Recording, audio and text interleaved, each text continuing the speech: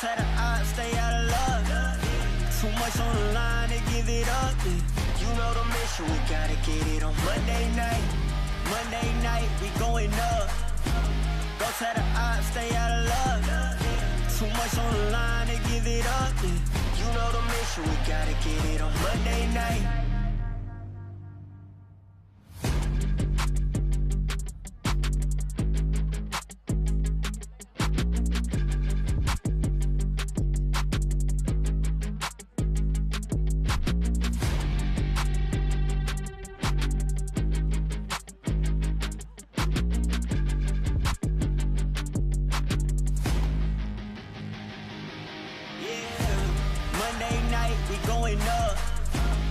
Had the odds, stay out of luck. Too much on the line to give it up. You know the mission, we gotta get it on Monday night. Monday night, we going up. Both had the odds, stay out of luck. Too much on the line to give it up. You know the mission, we gotta get it on Monday night.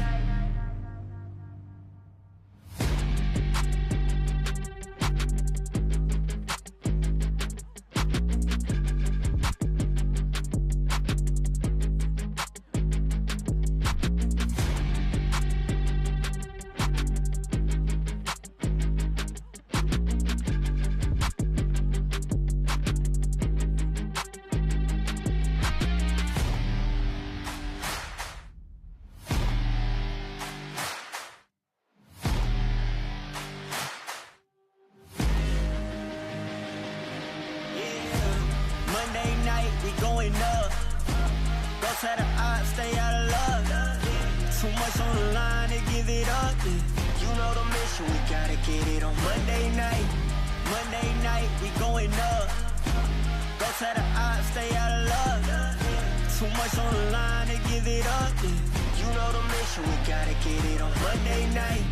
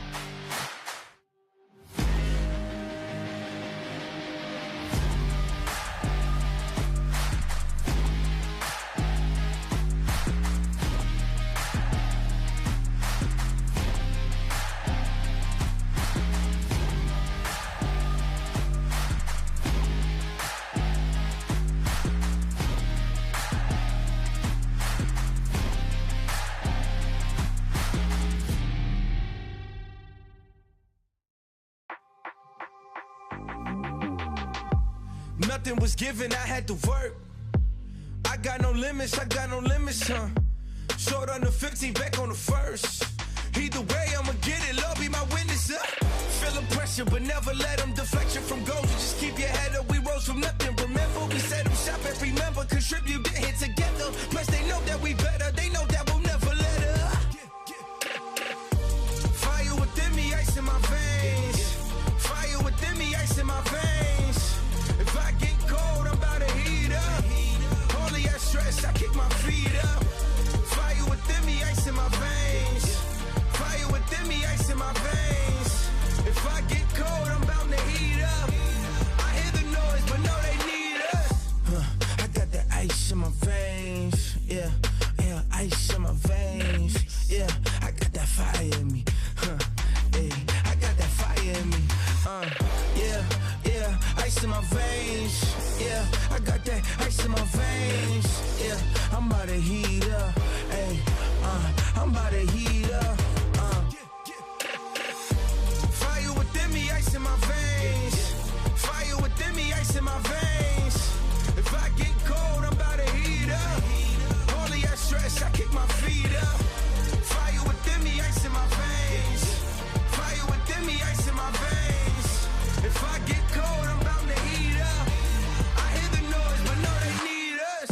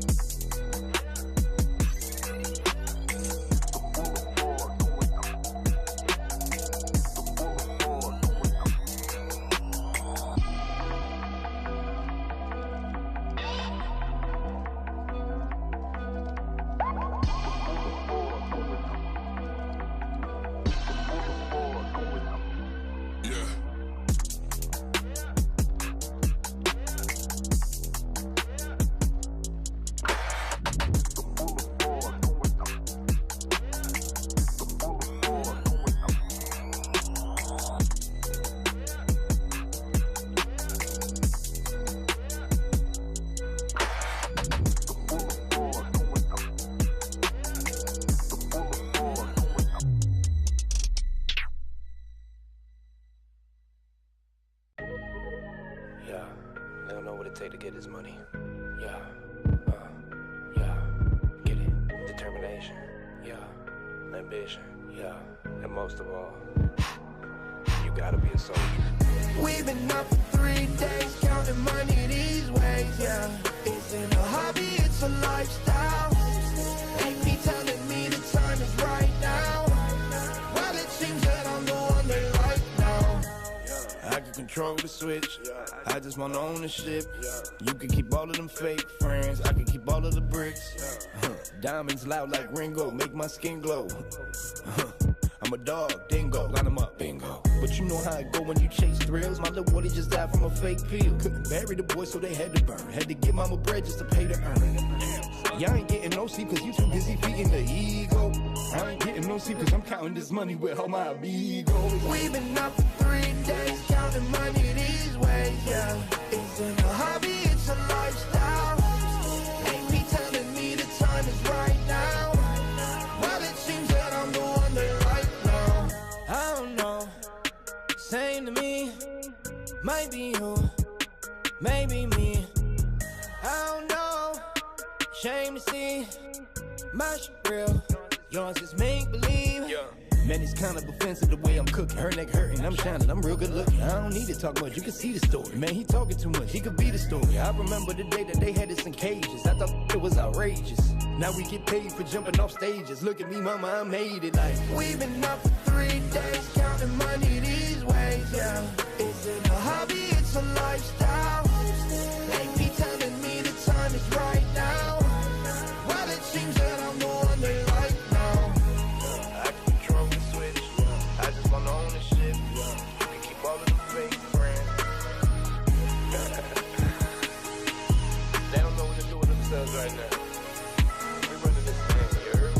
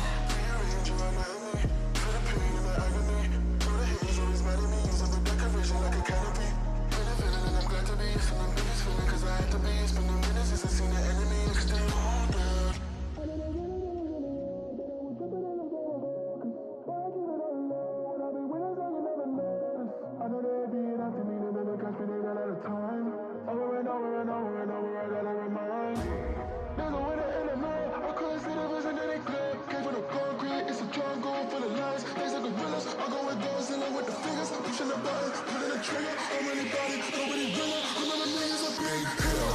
There's a winner in the mirror, I couldn't see the vision any clearer. Came from the concrete, it's a jungle for the lanes, snakes and gorillas. I'm going Godzilla with the fingers, pushing the button, pulling the trigger. I'm really about it, nobody winner. Remember me as a big hitter. There's a winner in the mirror, I couldn't see the vision any clearer. Came from the concrete, it's a jungle for the lanes, snakes and gorillas. I'm going Godzilla with the fingers, pushing the button, pulling the trigger. I'm really about it, nobody winner. Remember me as a big hitter.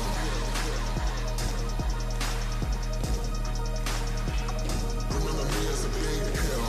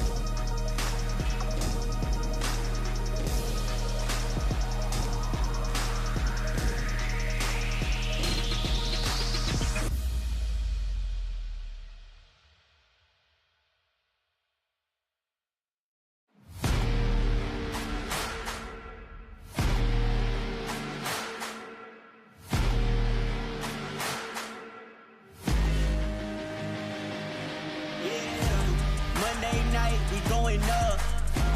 Don't try to odds, stay out of luck.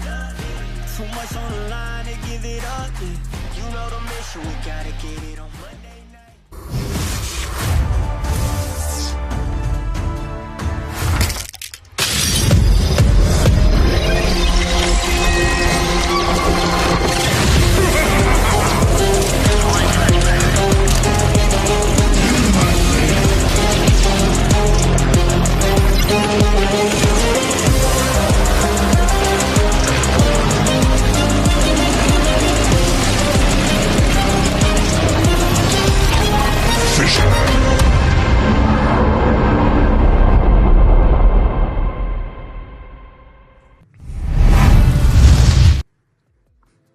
A very warm welcome everybody to FISSURE Universe Episode 4. You are watching the official English stream brought to you by FISSURE Studios. My name is Permasneeze and I'm joined by 343, and we are gonna have one final day of this crazy group stage. It's been 4 days. It's been a lot of Dota 2. It's been amazing games. It's been sweeps. It's been crushers. It's been storms. But here we are at the end of it. 6 more teams vying for 3 more slots to move forward to the playoffs. We're gonna have them all battle it out here for survival. First up on our docket, we have none other than Boom versus Falcons. We got the pleasure of seeing this Southeast Asia team move forward. Unfortunately, we had to wave goodbye to so many over the past few days. But yeah, this is going to be a bit of a heater.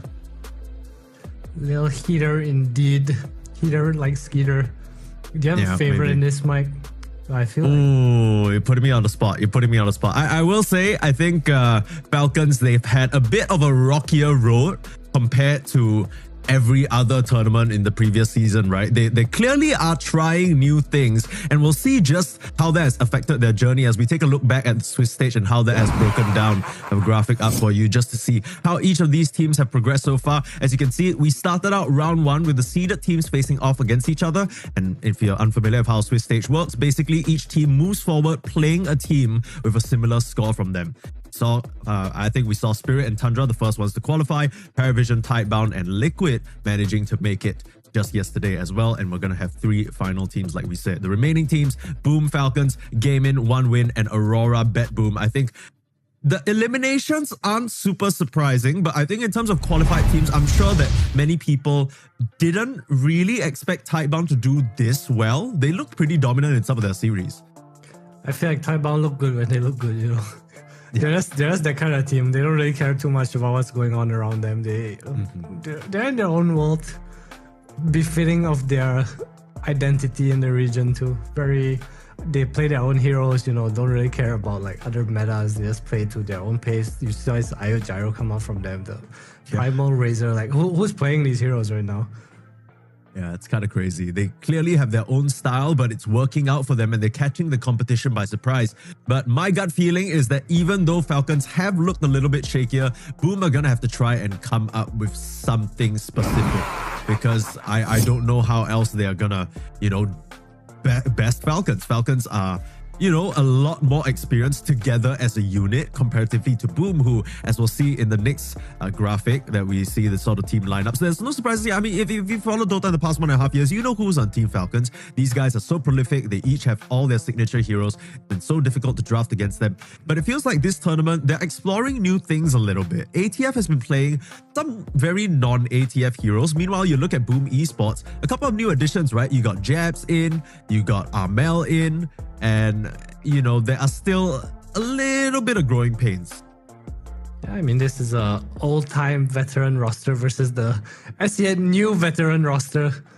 Armel and Jabs being new additions. Boom, they do look like they're on the up and up though, at least based on their series yesterday. I feel like they're adapting to the pace of these WU and EU teams. You know, they're just playing a little faster. You see in their draft too, the heroes like Jack Boys plays. Meanwhile, for Falcons, like you said, right, you see, so we had the pleasure of casting the Amar debut Darkseer. Yeah. Looks like he played it every day of his life anyway. Then we have Crit, you know, he busted out some clinks in one of the games. So maybe a little experimentation or ideas on the patch that they want to test out. But today, will we see any testing in their do or die game? Elimination or qualification? It's a little bit tough. Yesterday, Falcons suffered a 2-1 loss to Tidebound, and part of it was Amar again, you know, trying something a little bit new when you think about Amar, like ATF as a player, right? He basically tried to make this Abaddon work. It didn't necessarily look the most convincing, but to be fair to them as well, Tidebound were just playing amazing, right? So it wasn't necessarily like, oh, this ATF Abaddon, they should never pick it again, but more of, okay, it's clear that you're unfamiliar with that strategy. Meanwhile, Tidebound are running something that they are very comfortable with. We'll see whether both teams stick to their guns or whether they throw something, you know, a bit out of left field for this elimination series. How would you approach it? Would you just kind of rely back on what's most comfortable for you, or would you try and pull something out that your opponents are not expecting? I'm not sure. I feel like that's their whole goal this tournament so far, right? I might be wrong, but I feel like if you spend your past 10 games like trying stuff out and you go back to your norm on the 11th, is it really your norm anymore? Yeah, I guess so. I mean, you already spend most of the tournament trying things out. Might as well go down that way. It'll be a shame for Falcons not to make playoffs, though. That would be a big shocker for them. And we'll see the rest of our schedule today. Of course, we had a glimpse of it when we looked at the Swiss stage already, but these are the 6 teams remaining in terms of which ones will proceed. Gaimin Gladiators versus 1 win. It's honestly a little bit surprising to me that they've lasted this long. Not to disrespect them or anything, but just with the new additions, I didn't necessarily think they would gel together so quickly, but it's been amazing to see their journey. Gaimin Gladiators will prove to be a very difficult opponent, but of course our hot match is the last one of today. It's Aurora versus BetBoom, Pure versus Nightfall. That's some classic Eastern European shit, man. You excited for any of the matches, Mike, or are you on the SCA train right? I'm excited for this one. I'm excited for this one because I think that Boom, you know, when you think about veterans in Southeast Asia, the names on Boom should be sort of the closest you can get to greatness, in my humble opinion. I think that, Jabs on that off lane, he's so stable, so secure. This support duo as well, veterans of the scene. Zhao, even though all things considered, he's a bit of a newer face, maybe came up a bit in the past 5 years instead of having been here the whole time. He has proven that he's a strong, stable part of any core that he's just kind of supporting. And yeah, I'm curious to see how they stack up against the Falcons that's very clearly trying to find their identity. I think we saw in one of the media pieces that Malrine did, there was an interview with him, and he was basically saying like, okay, we had a very extended honeymoon as a team, 1.5 years where things didn't really have there weren't really many issues, right? And then it's only now that the cracks are starting to form. We see Skeeter starting to experiment, Amar starting to experiment. Whether they'll be able to really solidify will be a different matter altogether. But this coin toss is making me scratch my head a little bit. We're seeing a complete switch up from what we've seen throughout the entire group stage. Boom Esports get priority and they choose to go for second pick. This is something that Falcons like. So maybe it's a bit of a deny in terms of priority, but then Falcons pick Dyer. Yeah, there's a question mark to me. I think the reason behind the second pick is, like, as you said, one is Falcons does like I think their current star is playing around Malrine a bit more. They get like these super cool last picks on him we saw in the series we casted a few days ago. I think that being said, Boom is also doing something similar. They seem to choose pace, right? Like we saw this cool last pick earlier. They picked this DK, they swapped Jackie over, it's kind of a flex for them. So maybe it is the series of second pick. Yeah, maybe this particular series, that's where we'll see it come out. We have 3 games to explore the possibilities. For now, we're into game number 1 again. And this is the last day of the group stage for FISSURE Universe Ep.4. And, I think in any other given circumstance, any other tournament throughout the year, you see this matchup, you look at Boom, you look at Falcons, you're like, oh, okay, easy Falcon sweep, right? I don't even need to watch this. But I think that judging from the way both teams have performed over the past few days, it's going to be a lot tighter and a lot more difficult for Falcons than maybe 3 months ago, maybe even 1 month ago. Yeah, I agree. It's just the state of the teams right now. I think Falcons it's so rare that we see some of these top teams struggle with the patches, right? Like usually, even during big patches, you see these Gaimins, these Falcons, they're all still on top, But Falcon, this patch seemed to have not found their footing yet. I will say that as much as there are certain components of this patch that have been figured out at this point, like for example, people are very clearly valuing the Tormentor, people are playing for specific fast timings on their carries and their heroes. I will say that this particular patch, maybe because of its size and how much has changed, it's taking a lot of these top teams a lot longer than we are used to, at least, right? Like, it's surprising to see teams like Gaimin, Falcons, these guys struggle so much in terms of getting a grasp. Usually you would think, okay, these guys have been playing the game for such a long time. It's not like these changes are anything. I mean, they are radical, but it's not like they haven't sat through other radical changes before. So I think that's a bit of a confusing point for me. Is there any reason why you think these teams are struggling so much in particular? I feel like the main thing about Falcons is they weren't doing the best before the patch, and maybe they are trying to approach the game differently. I feel also a lot of these teams, they've been playing tournament after tournament, right? As the Shadow, like, there's no real time to like just kick back and pop it up, I guess so a lot of the meta is defined by maybe playing the previous tournament before it's coming in, and they're playing against different teams. Obviously, there are teams in FISSURE now that weren't in the previous what was it, PGL? PGL, and then, yeah, and then there's something new, and I feel like it's rock versus paper. Sometimes you get scissors versus rock. Sometimes it's just, hey, this looks really strong now. What do we do? Yeah, still getting surprised by some of these hero picks. We haven't made it to the stage of the meta where we're seeing the second layer of contested heroes come out yet, right? We're still very much at the first layer. Everything's within expectations. Boom Esports throwing out a respect ban to the Bristleback. That's something Amar will pilot any day of the week. That's going to leave the Tinker open. Stuff like the Night Stalker is still available. They choose to take out the Dark Seer instead. Nature's Prophet taken out of the pool for Falcons because they know how much Malrine likes it. They snap up the Tiny. So that has been, without a doubt, the premier carry of the patch. Okay, so with this Tinker coming out, I'm surprised Boom left it in. They did this yesterday, and even with the AA ban, they went for a Dragon Knight, right? We saw the Frost Dragon later on. So yeah. I wouldn't be too surprised to see if Falcon just remove Doom and DK here, because there's not much anti-heal left. Yeah, the Doom gets taken out, taken out. What else do you use to sort of deal with this Tinker? We saw the Silencer come out as well. The Brood Mother will be taken. That's interesting. It's Who on webs, right? Boom plays Brood? Jebs?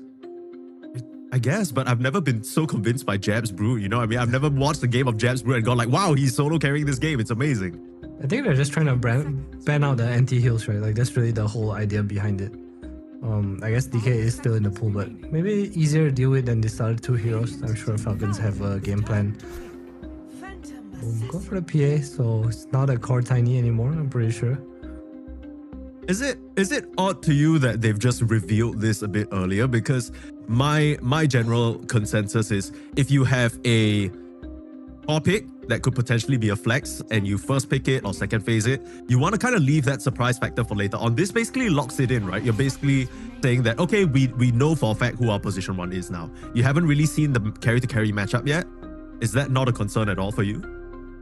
I'm not sure. We saw his first pick PA have like super high success yesterday, right? I think it just comes down to what kind of lanes you draft against it. I feel like there's not really many off lanes that go like, oh damn, I'm really good against PA +1, and the +1's always hidden as well, right? Sure. Did see this matchup yesterday. WS tried to bring the Mars out against a PA and it did not work out for him, not at all. WS used to, I mean, we're from Southeast Asia. We used to see WS just absolutely dunk on kids with his Mars. He was the one getting dunked on, unfortunately, that time round. And we'll see whether Amar can make a better go at it. I mean, if there's one player I trust on the Mars other than maybe Collapse, it's Amar, of course. It's in his name. Not a huge fan of this Mars Weaver. I still don't really believe in this Mars into PA, and I think the Weaver on top makes it so your lane is, I guess it's one of the strongest boss force when it comes to the laning phase, but I feel like it's not what Mars wants. I feel like Mars so what does Mars want then? You want like some nuke damage, right, against PA, not more right click, because obviously PA has blur and high armor if he wants to play that way. You build corrosion. He's pretty good at killing the storm bug as well. Maybe some like Dark Willow kind of hero. I mean, there's nothing really stopping the PA from just blink striking away, right? If you can't burst her within the duration of that initial spear. We'll see whether Amar can make it work though. Crit, of course. This Weaver has been up and down in terms of popularity. It's all thanks to that Hive Mind Facet and the EXP it can give you. People are really starting to see the value in just Max Swarm early on. So annoying to peel off, but there's a hero that's not going to be too bothered about it. Boom Esports draft themselves that likely Jabs Beastmaster. So right now, the only flex left in their draft is if they want to run Tims on this position for Tiny. We've seen it a few times. It hasn't been the most convincing, but overall last pick is in their favor. So they can decide once they see the mid matchup. Falcons though, they're going to have to lock in the rest of their heroes in response to what they see on the screen right now. Yeah, it's probably gonna... There is a world where Skirr plays this Weaver, I think. No, they go for the Alchemist, okay. So a lot of tempo on their draft, right? Like it's oh, you can't fight into us kind of heroes.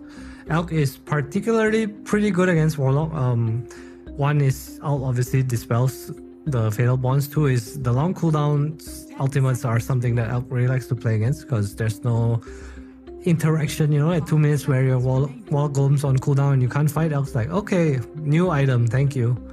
Sure, yeah. Anytime you use a golem, he's like, okay, this is 2 minutes of uninterrupted jungle time. Thank you very much.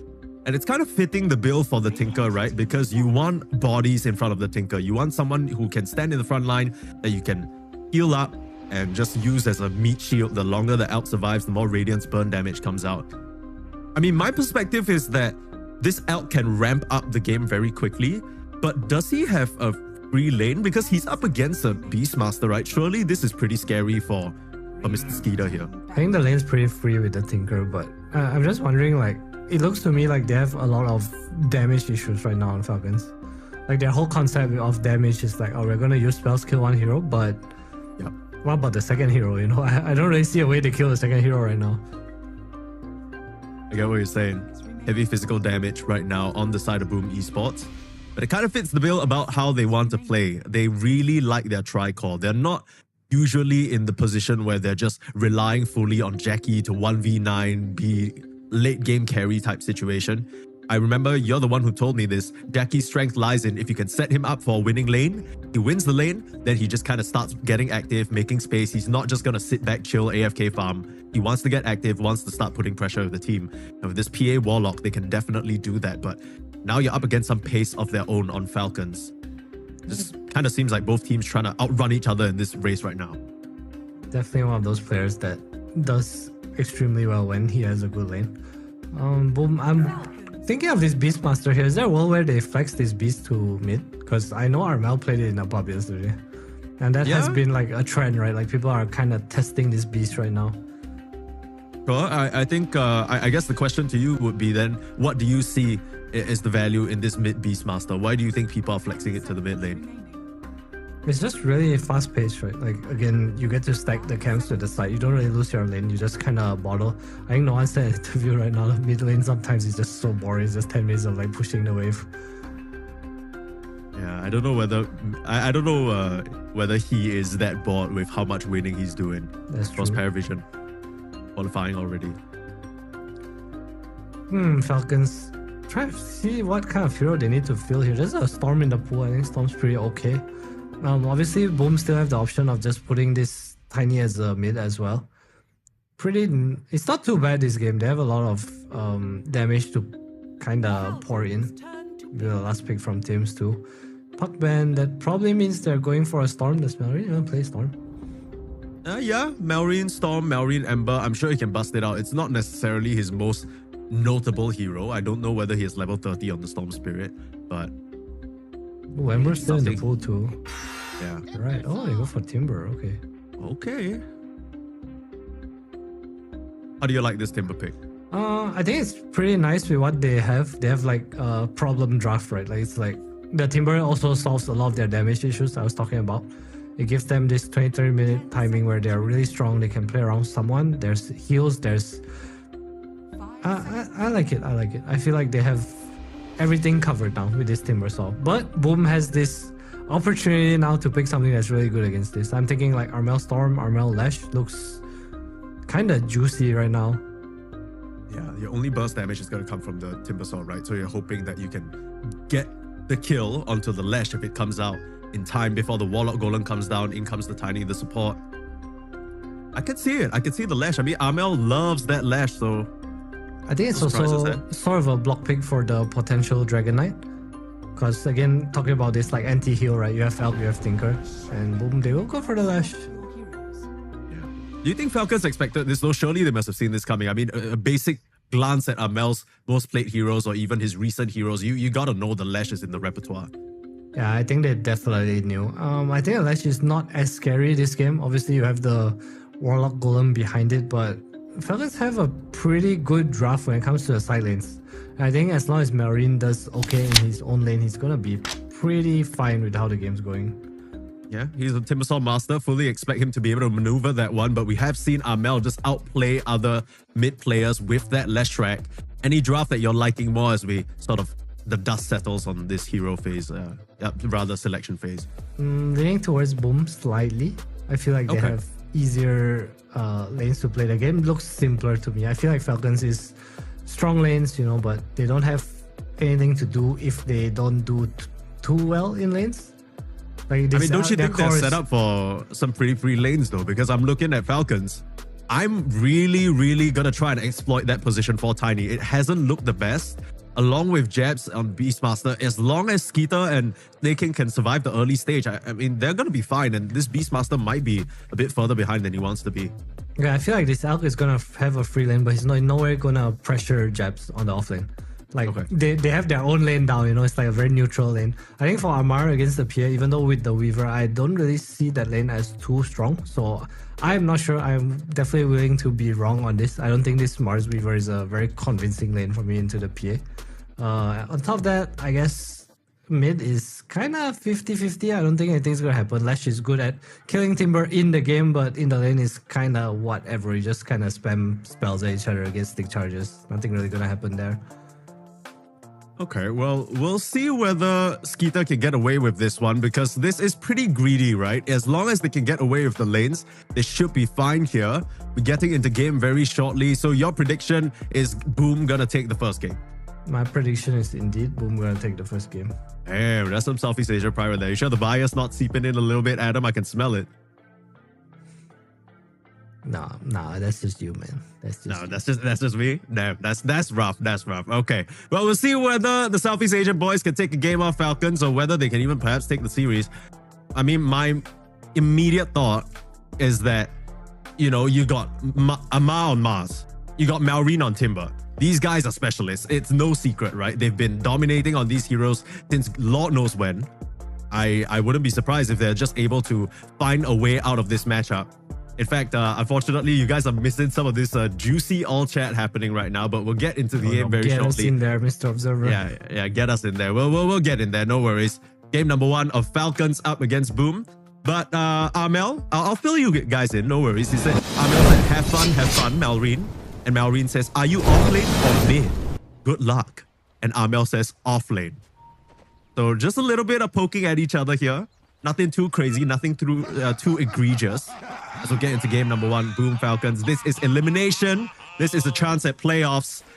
For Boom, of course, making it to the playoffs would be huge for them, especially with the 2 new members on their team. For Falcons, missing the playoffs, I think slight embarrassment is an understatement. It is what it is, man. You know, sometimes you just have one of those days, one of those tournaments. What matters is you focus on the positive and you focus on moving forward. Yeah. Adam 343 Dota, very, very famous for being a glass half full type of guy. So tell me, what is exactly the glass half full here for Falcons? Because you favor the Boom draft, right? So what about Falcons? What are their power levels? What are they playing for? I think on a more general level right now, Falcons is expanding their hero pool. Sure. I think that's a big W. I think number 2 is they are playing their comfort heroes. Elk Skitter, you know, this is I think he's one of the best players at this. They used to run this like Elk CM and abuse the gate so hard, right? Falcons. I think this Elk Tinker is pretty similar. It's just this push lane. Now, really, like you said, on his very notable hero, Timber saw Amar as well. So I think if anything, Falcon is not experimenting right now.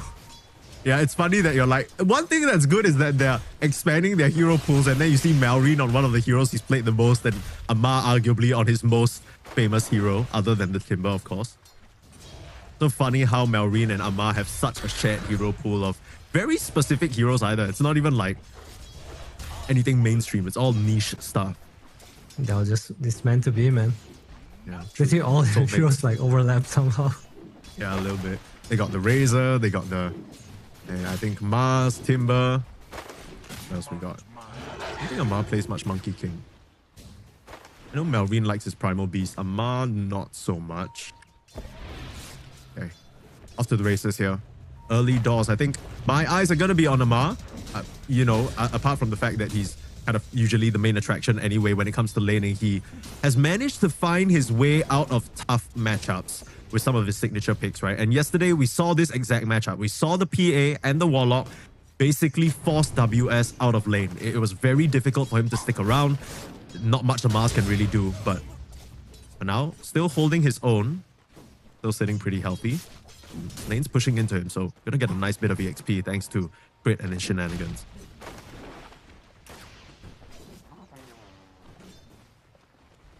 Nothing really going on that's too out of ordinary here. Jabs, again, this top lane. Probably won't see much action happening, but Tims is open to go to mid, right? I think we saw it yesterday from Boom to toss back. Just a little bit of harass damage. This is level 1. Tough part about the Beastmaster is as soon as the Tinker lays down the march, it's kind of difficult to fight into it. Yeah, sorry. Back to my point. I think Tims is pretty free to roam to mid lane, right? Because this Tinker is not going to threaten Jabs in any way. It's not like a kill lane. Neither Skitter is not really going to run you down either. You probably see a lot of stacking coming out, and I wonder how early we'll see Tims make a move here. It's just the good old pause 4. Stack left, right, you know, with the boar and Tiny. early ward already from Falcons in the river, the top side next to the Roche pit, to scout that potential move coming out from Tims already. So very aware about what Boom want to get done in the early game. I mean, we're looking at Jab's Beastmaster, so obviously he's going to build Aghanims here. He's also gone for the Beast mode. Isn't it a bit greedy? Because I'm looking at Boom's heroes. All three of their cores, realistically, they don't really want to fight early on, right? The closest thing you're going to get to that is maybe running with the lash around the map. And if they bring the numbers and get the timber in, it might be troublesome. Speaking of trouble, top lane, Snaking, getting run down. First blood is drawn. Jabs will slice him down. Very, very nice setup. I was so worried about this position for Tiny, but turns out it works out wonders against this Tinker. Comes back. He has a stun too on Tims. Yeah, just holding on to it.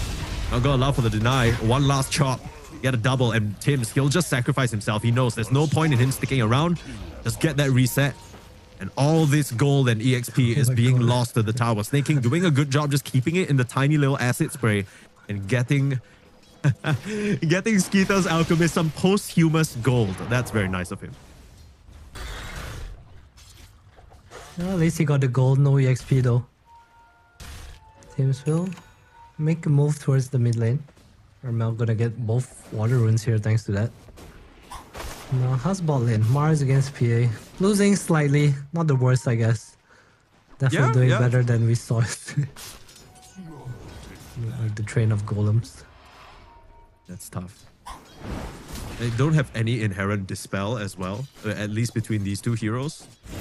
So they're just gonna be taking Fatal Bounce damage big time. Speaking of big damage, Mel arging down at Malrine. If you get the Timber isolated with that Misanthropy facet, it is very, very painful. He's not that tanky early on. Fortunately, the reactive armor doesn't help that much.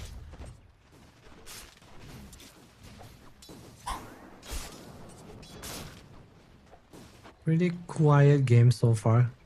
Nothing going out of the ordinary here. Out free farming pretty much. Bit low on the XP though since he lost the EXP from the wave but not the gold. That was back top lane. Again, another setup. Snaking, struggling to get in there, set up the defense matrix, maybe put down a march as well, but just that little shield will be enough. As you get more levels on Snaking and Skeeter, these kills are going to be a bit harder. I think the biggest surprise to me is that we haven't really seen Tims move over to the mid, but I guess Amel saying like, oh, I'm completely fine in here. Like, Malrine ain't getting shit. I'm gapping him by quite a significant margin. You don't need to come, just help Jabs out. Yep, neutralizing. We'll probably see more stacks from Snay as well. Oh my god. English. Moving on for the rune in the mid lane, Tims. I'm curious to see what the first move is going to be here from Falcons. So we don't really see people playing with the gate anymore, and I'm not sure if they can deal with this mid pressure. I wonder whether Malrine's going to look for a level 6 rotation, because that's kind of the weakness of this mid Timbersaw. You don't really have a lot of trees in the mid lane to play around, so you're just hoping to maybe find an avenue, start rotating perhaps, or be strong enough and unkillable enough that you're dragging attention to you. But now it's kind of working. Tims is now glancing towards that mid lane. Level 6 on Malrine now though.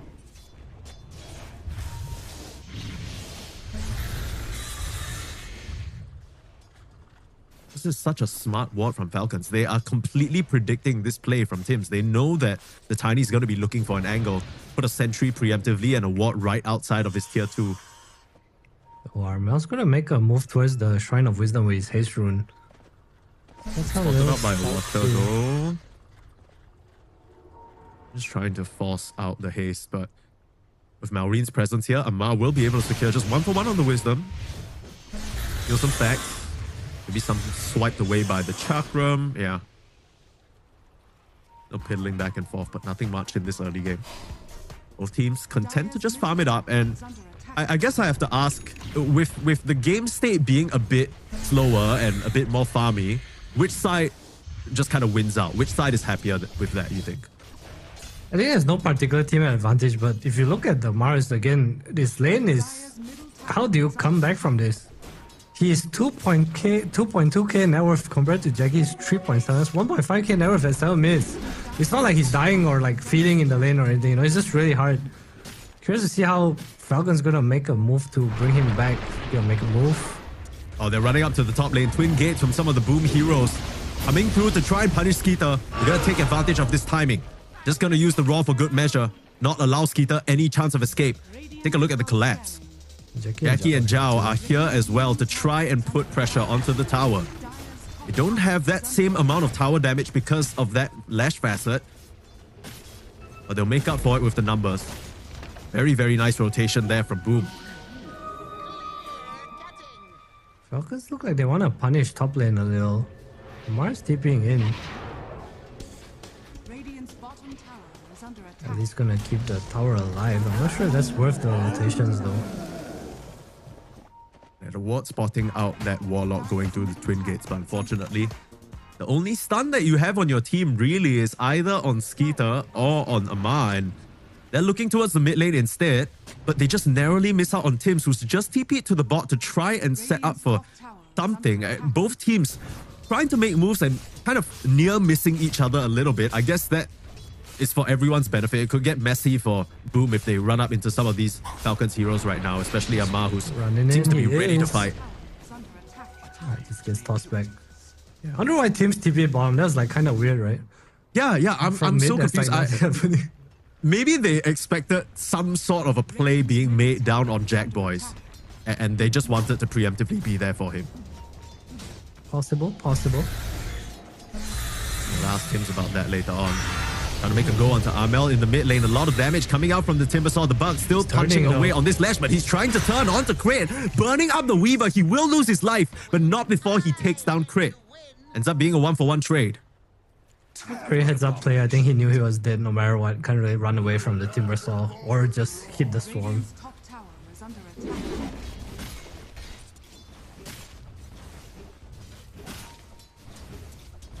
Game plan going very, very clearly in, I won't say Boom's favor, but they're getting everything they want, right? Like Jackie's having basically uncontested free farm, mid lane, Tim's in a little bit of trouble, throw some rocks at the Timber. Get away from me, please, please, please leave me alone.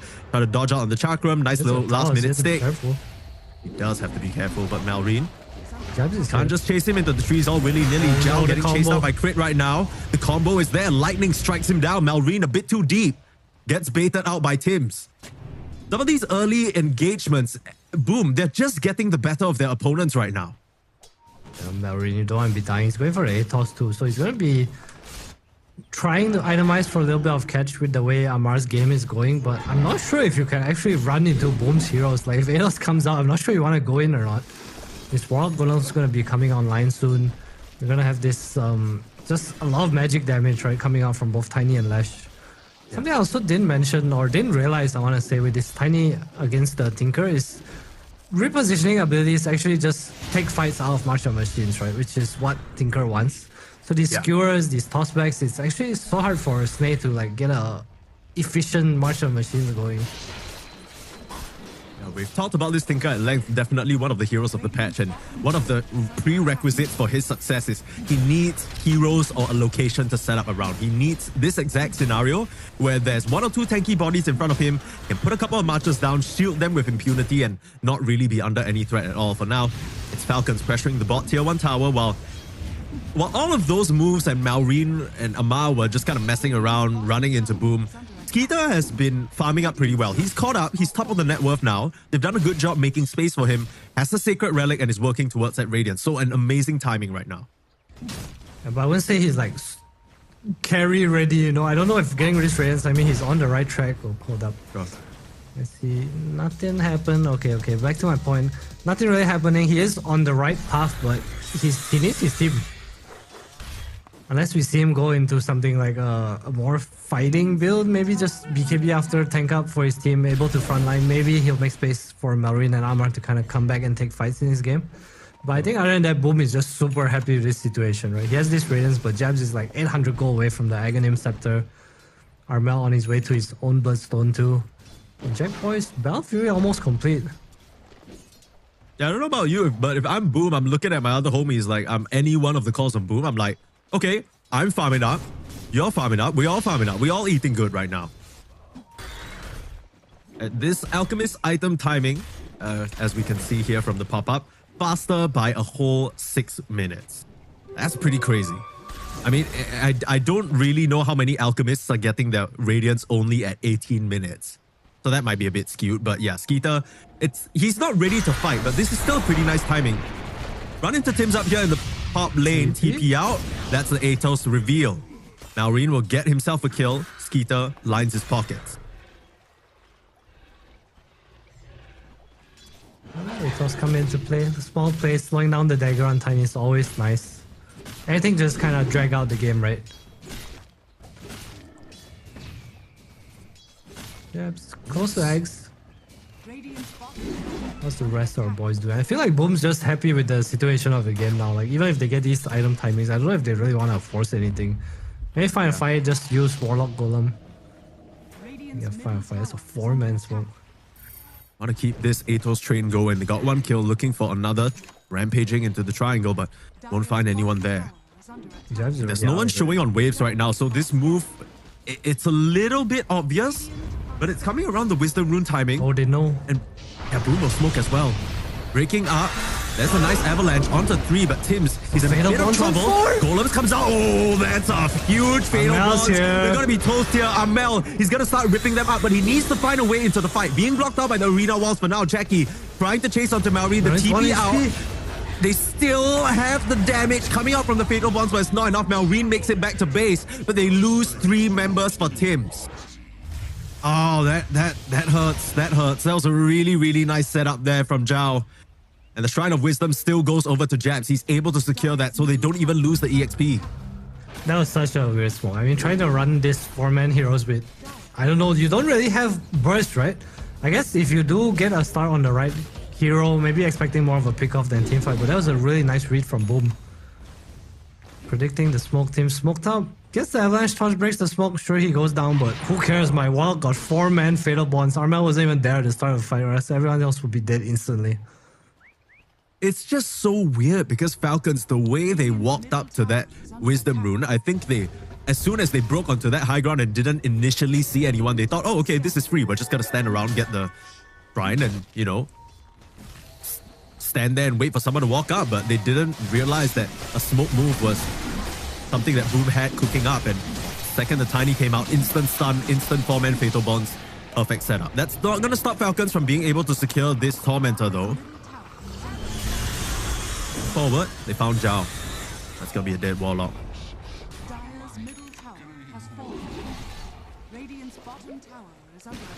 I guess they died at 14 minutes, so they can secure 15 minutes.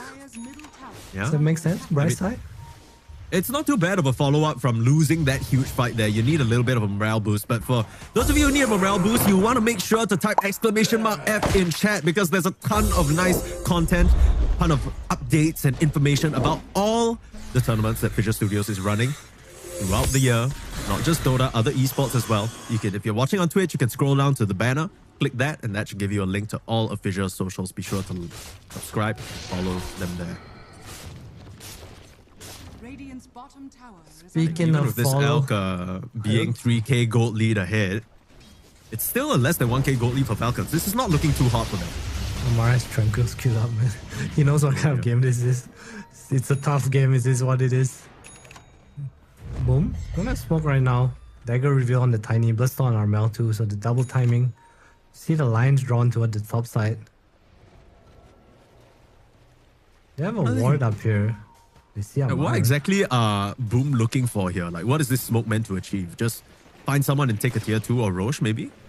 This is just about closing map. They have their timings, they're strong enough. They kind of understand that Falcons can't really fight into this golem. Here's the shield root. No blink dagger though. On cooldown. Jabs is showing on the mid wave, but still a bit too suspicious for Amar's liking. He'll start walking back into the safer part of his jungle. Nicely dodged. Boom ain't gonna stop though. That's your answer. That's what they wanted. The toss back. Into the setup. Dust into stun. Not in time though. Crit able to get the time that's off, and Tim's will go down. Amar with the setup onto the lash. Oh. They rock in the middle. Zhao, a little bit of panic, maybe miscommunication. That's one of the rare times where you see the blood sport facet come into play. Zhao was a bit afraid that his lash was being committed on, and I guess Amel in that moment didn't manage to communicate the fact that he was completely fine in time. They just kind of have a golem just standing around now. This Roche is taking quite a while. It's rather awkward here for the side of Boom. This is kind of weird right now, but the bright side is Marine has no mana. What they try to do, Jab still feeling really strong. I don't think Falcons can really contest this, and yep, there it goes. Maybe if it took a little bit longer, second round of bugs would have given Falcons the confidence to reinitiate, but without a Mars Arena, it's not gonna happen. I guess in the grand scheme of things, that golem zoned them out anyway. Because even though you kind of pop it and you didn't really get a kill or anything of Tim's in the mid lane again. Getting a bit too frisky with it. He thought he could just clear a creep wave. No. Peter, still a force to be reckoned with, and that's going to open up this mid lane tier 1 for them at least. This game's pretty back and forth. Falcons with a 2k, 3k gold lead, even though the Aegis just fell into the hands of Boom. That's all on Skeeter right now, right? Your hopes, your dreams, you're looking at your Alchemist, you're saying, Papa Skeeter, please carry us. Papa Skeeter indeed, and he's papaing 15k net worth. Pretty far ahead, almost 800 GPM. Once the AC comes out, I mean, I know I said that Elk can't really 1v5 his games, not that kind of hero, but he is still keeping it up there, right?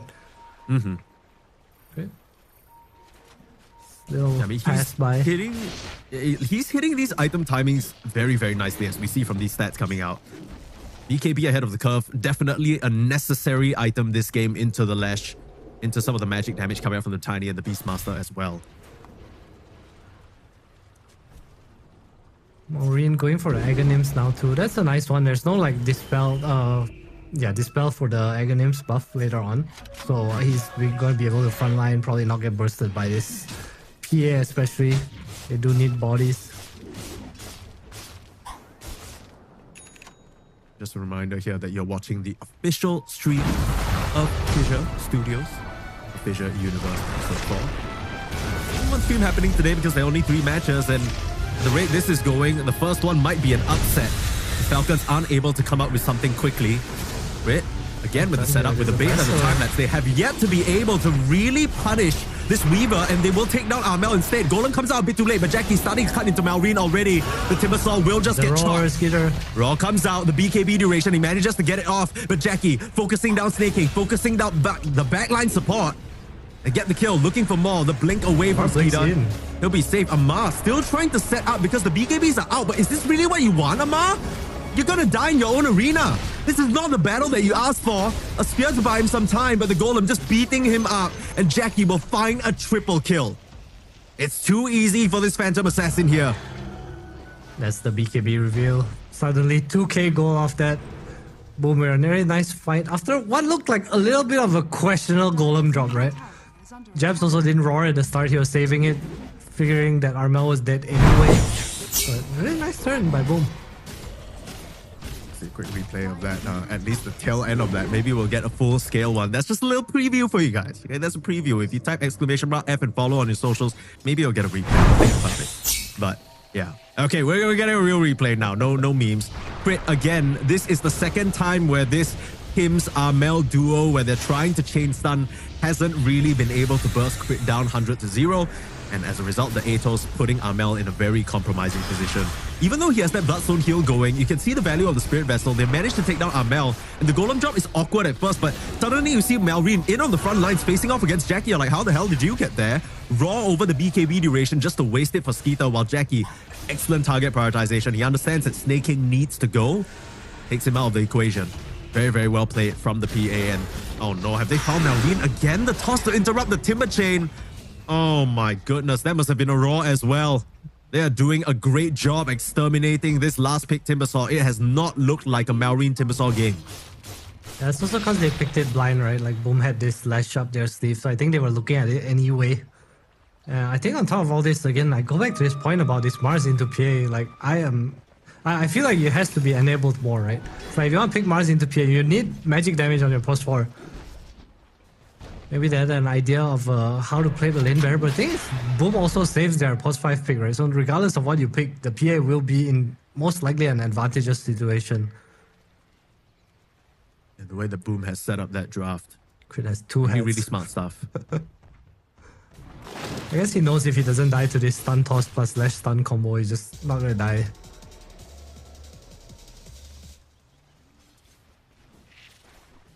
Game's back to a little chillin'.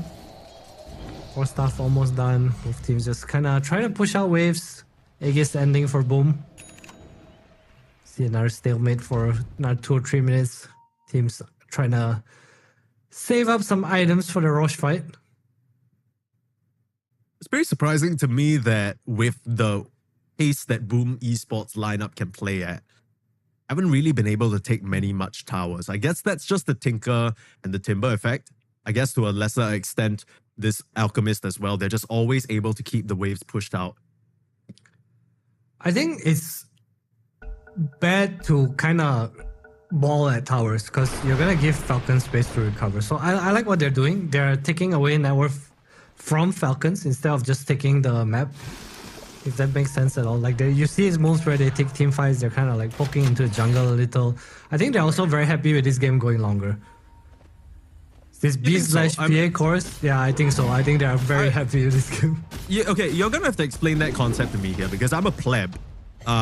Look, you're saying that the way that they're playing right now is denying the map from Falcons. But I'm looking at the map of Falcons. They still have access to the triangle. They still have access to the Outer Banks river area up top over here. They're not really being squashed. There's no vision planted from Boom in their jungle to punish or pick off or anything. In fact, Boom are mostly farming their own side of the map.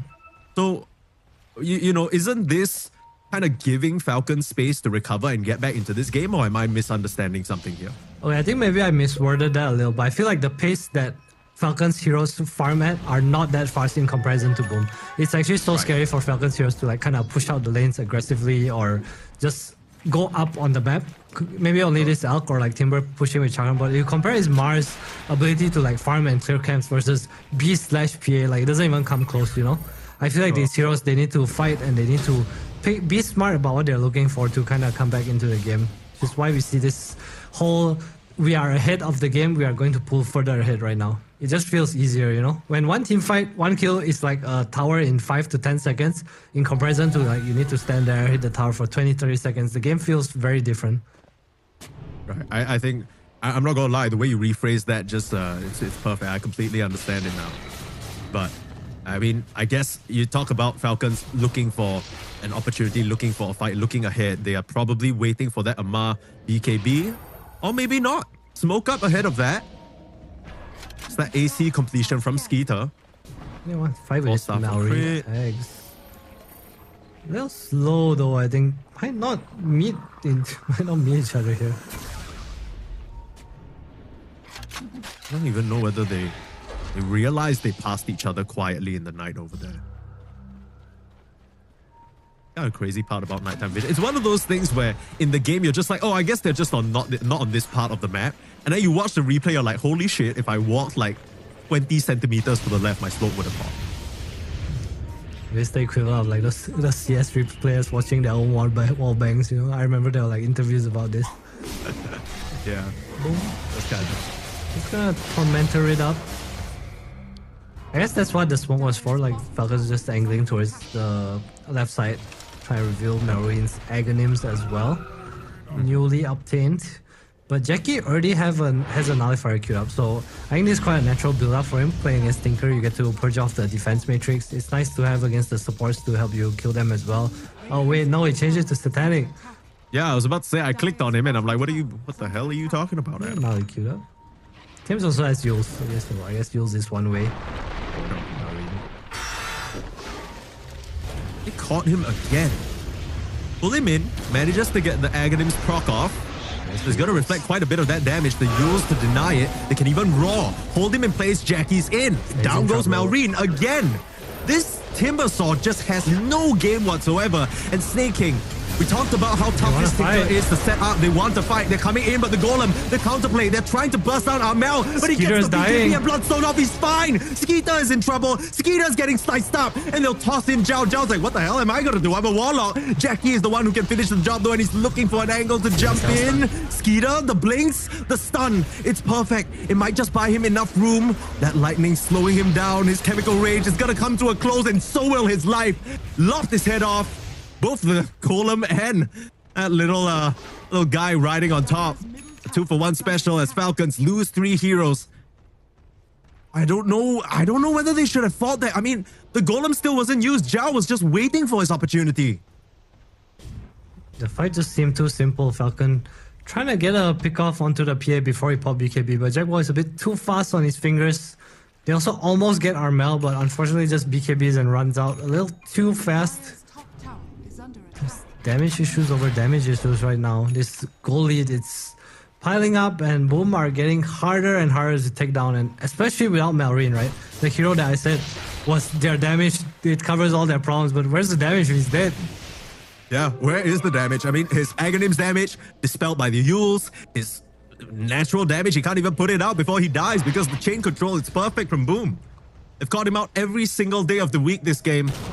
3, 4, and 4. This is not what you want to see from your mid laner, and they're not done. Crit. You weren't convinced by this position for Weaver. You said they needed something with a bit more of a punch, a bit more of a way to help them get control and some sort of a follow-up to this Mars. And I mean, it did have its merit because it built into the Spirit Vessel, right? It allowed for kills onto Armel a bit earlier on. What was that? BKB pop? Armel?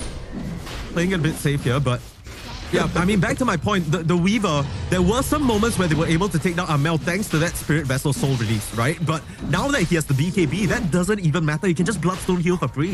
Look, Jackboy spot nullifier. Where are you at, haters?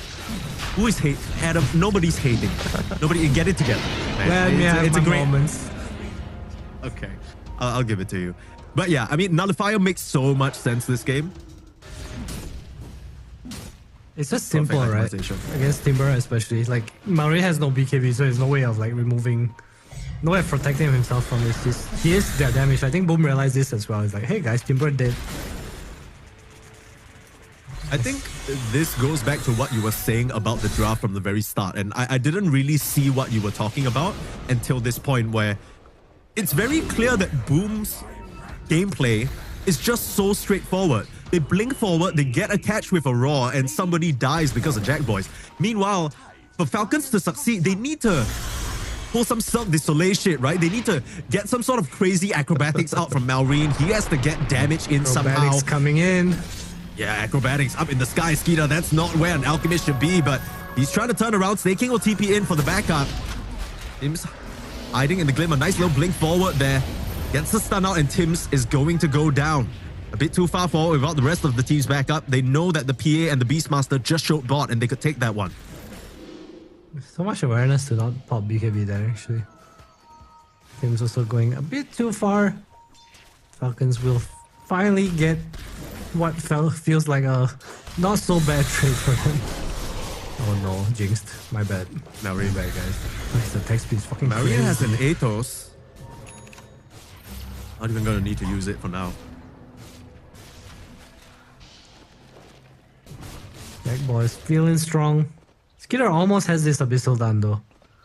That might give them a bit of the lockdown. It felt like he was lacking. He is able to keep on to targets a bit better with this.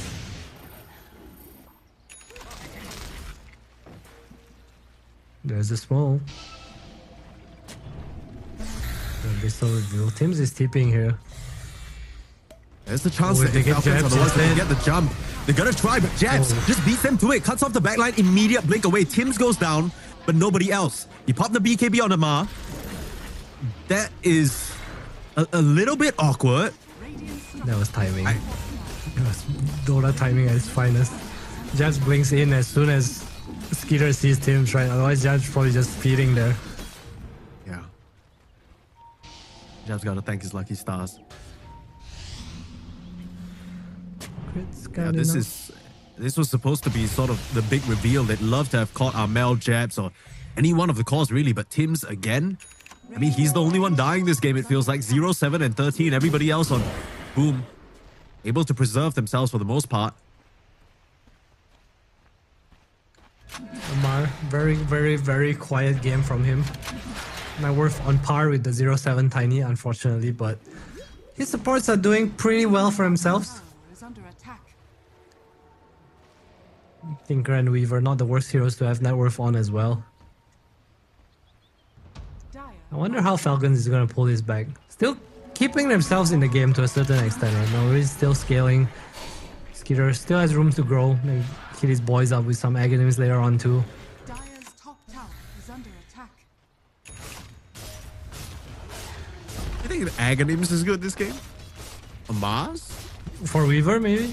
The safe? I think for that's Weaver, like the... I heard Mars, I was like, what the hell? I remember there was this whole period where Amar was going for it, right? That whole bulwark with the attacking soldiers, then he'd go Death So Satanic. It was hilarious. That was my first land cast. Oh, It was, that was like Gunting. KL. Yeah, it was Gunting. Oh, Gunting. That's where Amar first picked Mars every game. He just pressed soldiers with that boy. Yeah, boys. That's the... Up ahead here. We can see that the damage coming The out toss is back, very they get the significant. snake. They can get the connection, but the toss back, they found Snake. Tim's with a beautiful one. Fishing out the Tinker, and they're going to try and respond. Tim's with the Yule, saving himself. Rock's Meanwhile, coming Jabs on the soon. back line, slicing up the supporting cast. They just can't survive. Again, it's just Tim's going down, but they don't care. They don't care that they lose their Tiny if they're going to get your cause for it. BKB forced out by Skeeter. He's trying to truck it back to the safety of his team. my God. Oh, Jack boys. That blink strike right as the blink dagger came out for the Alchemist. Marine has a Gleipnir. Is that thing? I've not seen this before. The Gleipnir Alchemist. Sorry, Timbersaw. His fights At are this point, so he difficult. needs like everything to try and hold them in place, right? We saw the point I was trying to make before a full-on fight erupted is if they can get their spells off onto Jack Boy, he does drop very quickly. You're relying on a golem to save him. You're relying on Jabs to come in and counter-initiate. But they don't really have any endemic saves. So without this Aegis, now that it's expired, if you're able to get the connection, there is a world where you burst down Jack Boys and suddenly your fight gets so much easier. I can totally see that. But I think it's weird that Falcon did that while Aegis was still up. It was like, I think less than a minute left. Jack Boys also I get what you're saying. completes the Satanic on top of all that. There is a tossback, Glimmer, Golem. Jabs can obviously blink in the arena with Shiva's now raw Skeeter up because I feel like Skeeter's kind of the only damage, right? Just gotta get raw on him, which is why we see Crit going for the Lotus here, try to protect him up a bit. You see that fire trail? They're gonna jump into Amar. Oh, 3 members just collapse instantaneously. And we were talking about how Amar and Maureen were sort of these big hero specialists, these big superstars on their Mars, on their Timber, but this game, it just doesn't feel like it was the right pick. Hasn't worked out for them at all. Setting up in the bot lane, they want the Shrine. I'll close the map on Falcons. Jabs already smoked out. Falcons will know better though. Already out of there. Dire are scanning.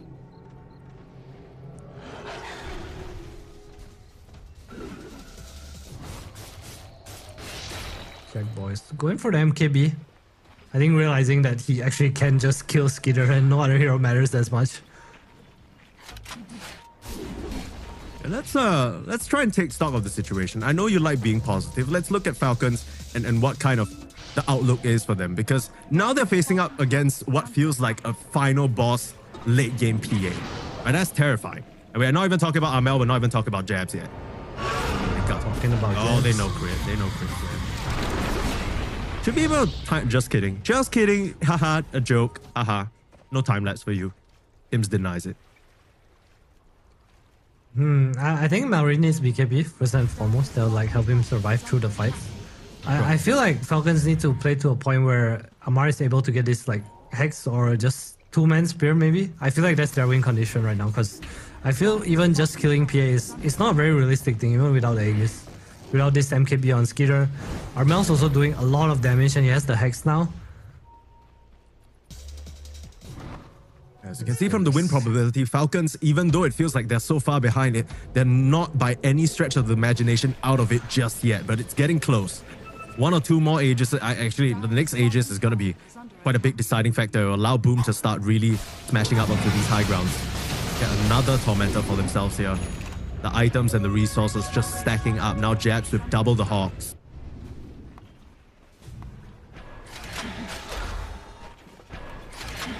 He has a dagger, so you know, Falcon's plans. Push waves, don't die, drag it out as much as we can. Maybe hopefully to a point where we can do more damage. Just need to find a way to get net worth on their cores. Pick up those greedy items. You can kind of see it reflected in Amar's quick buy as well. He's gone for the Aether Lens, just for that additional cast range so he can throw out the spear with relative safety. He's not even playing to be in the middle of the fight anymore. He just needs to sort of get his spells off, keep himself safe, push out waves like you said. Maybe slowly but surely get his way towards that Hex that will allow his team to, maybe for the first time this game, take initiative and catch one of the Boom members other than Tim's off guard. It's just been Tim's dying. 11 kills on the side of Falcons. 8 of them on the Tiny, man. Taking one for the team. Dire's middle tower is under attack. Boom, playing a bit safe now. They know that the Roche fight is all that's standing between them and possibly high ground against Falcons.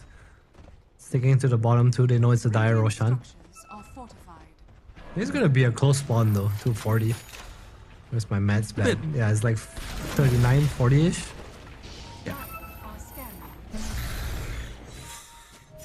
And just a quick recap for you folks just joining us. This is Elimination Day. 3 more series at FISSURE Universe Episode 4 group stage before we decide the last 3 qualified teams. And unfortunately, we might have to, we have to wave goodbye. Dodging each other out at the moment. They've got the catch. Again, it's onto Tims. It's just Tims. Could open up a little bit of a vantage point for them to try and fight. Roche is up now. They're looking. This is good timing.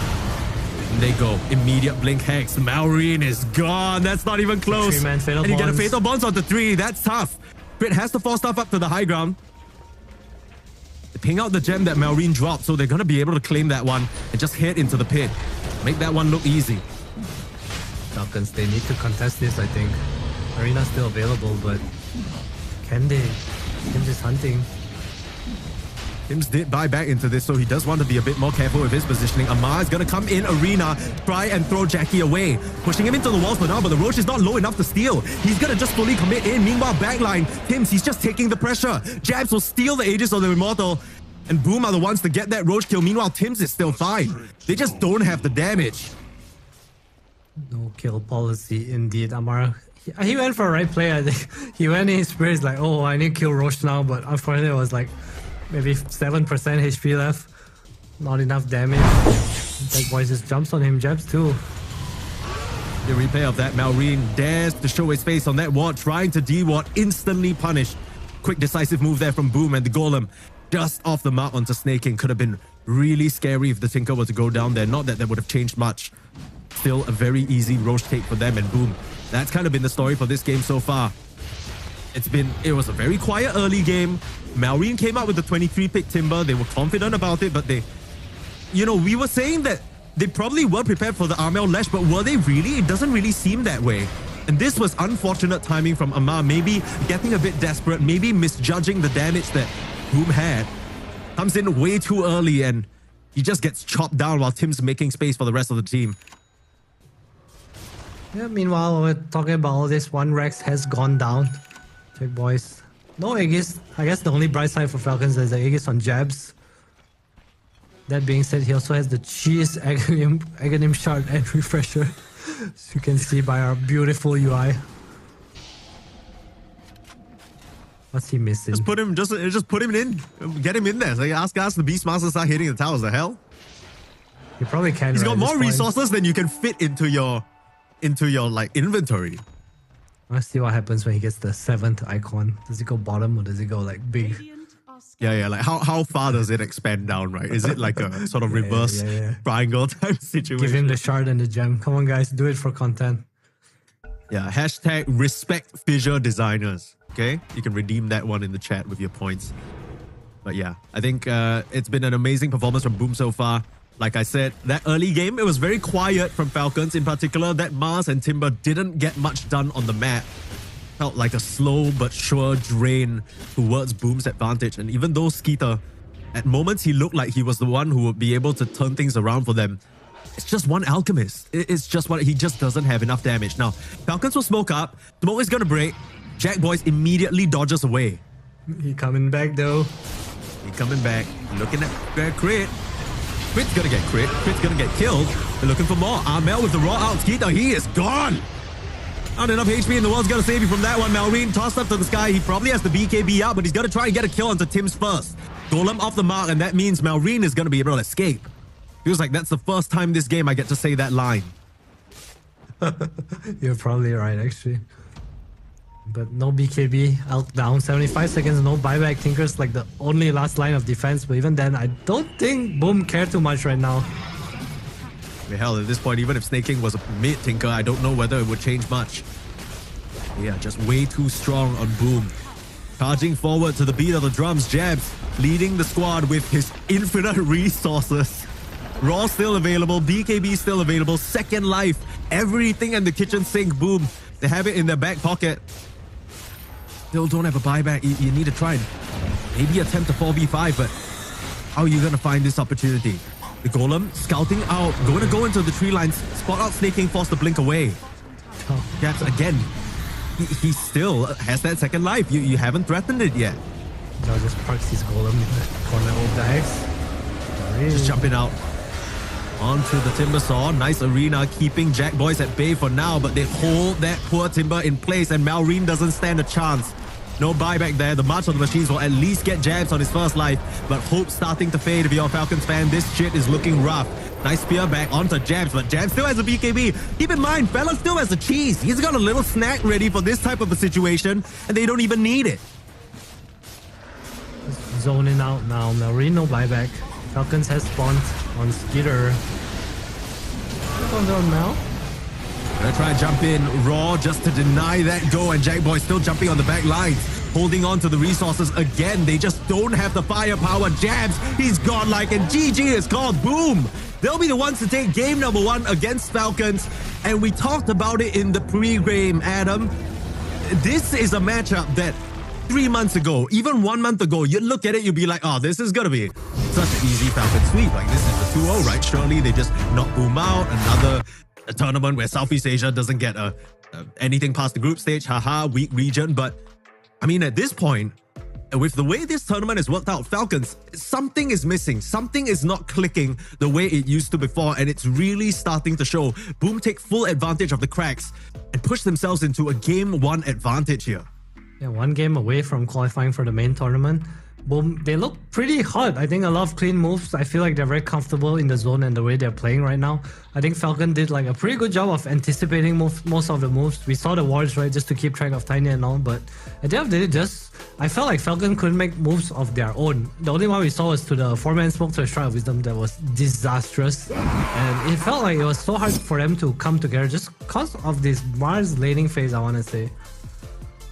You look at the damage done at the end of the day. Malrine still putting respectable numbers on the board, but if you watch the game, you'll know, just like us, that it just didn't have that same level of a click, of a connection in the typical way you'd expect from his Timbersaw mid. It just feels like this lineup of Team Falcons, at a certain point, they ran out of moves. They were relying so much on Amar to initiate for them, and his game. Again, we haven't been confident in these Mars into PA matchups. There's something that these offlaners believe there's merit to, but we just haven't seen it yet. We haven't seen it in practice. Boom, like you said, very clean moves, very few mistakes, and just playing patient. This is what we talked about yesterday as well, how this feels like a bit of a step forward for Southeast Asia teams, where previously they'd make all these mistakes, get impatient. It's the mid-game decision-making that always bites them. But this time around, they've tightened up, and we'll see whether Falcons can tighten up, whether Aoi can come up with something good for them in game number 2. If not, we might just have to say goodbye, but we'll be back after a short break for that action. Radiant are scanning.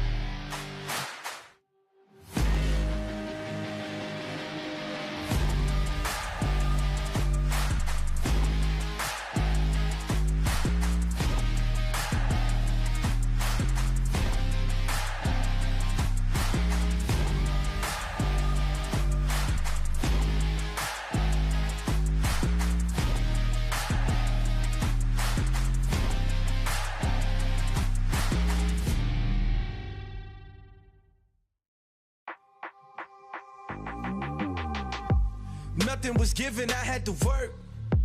I got no limits, huh? Short on the 15, back on the first. Either way, I'ma get it, Lord be my witness, Feeling pressure, but never let them deflection from goals. You just keep your head up, we rose from nothing. Remember, we set them shop and remember, contribute, get hit together. Plus, they know that we better, they know that we'll never let up. Fire within me, ice in my veins. Fire within me, ice in my veins. If I get cold, I'm about to heat up. Only I stress, I kick my feet up. Fire within me, ice in my veins. Fire within me, ice in my veins. If I get cold, I'm bound to heat up.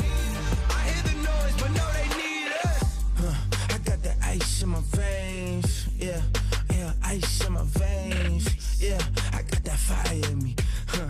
Hey, I got that fire in me. Yeah, ice in my veins. Yeah, I got that ice in my veins. Yeah, I'm about to heat up. Hey, I'm about to heat up. Fire within me, ice in my veins. Fire within me, ice in my veins.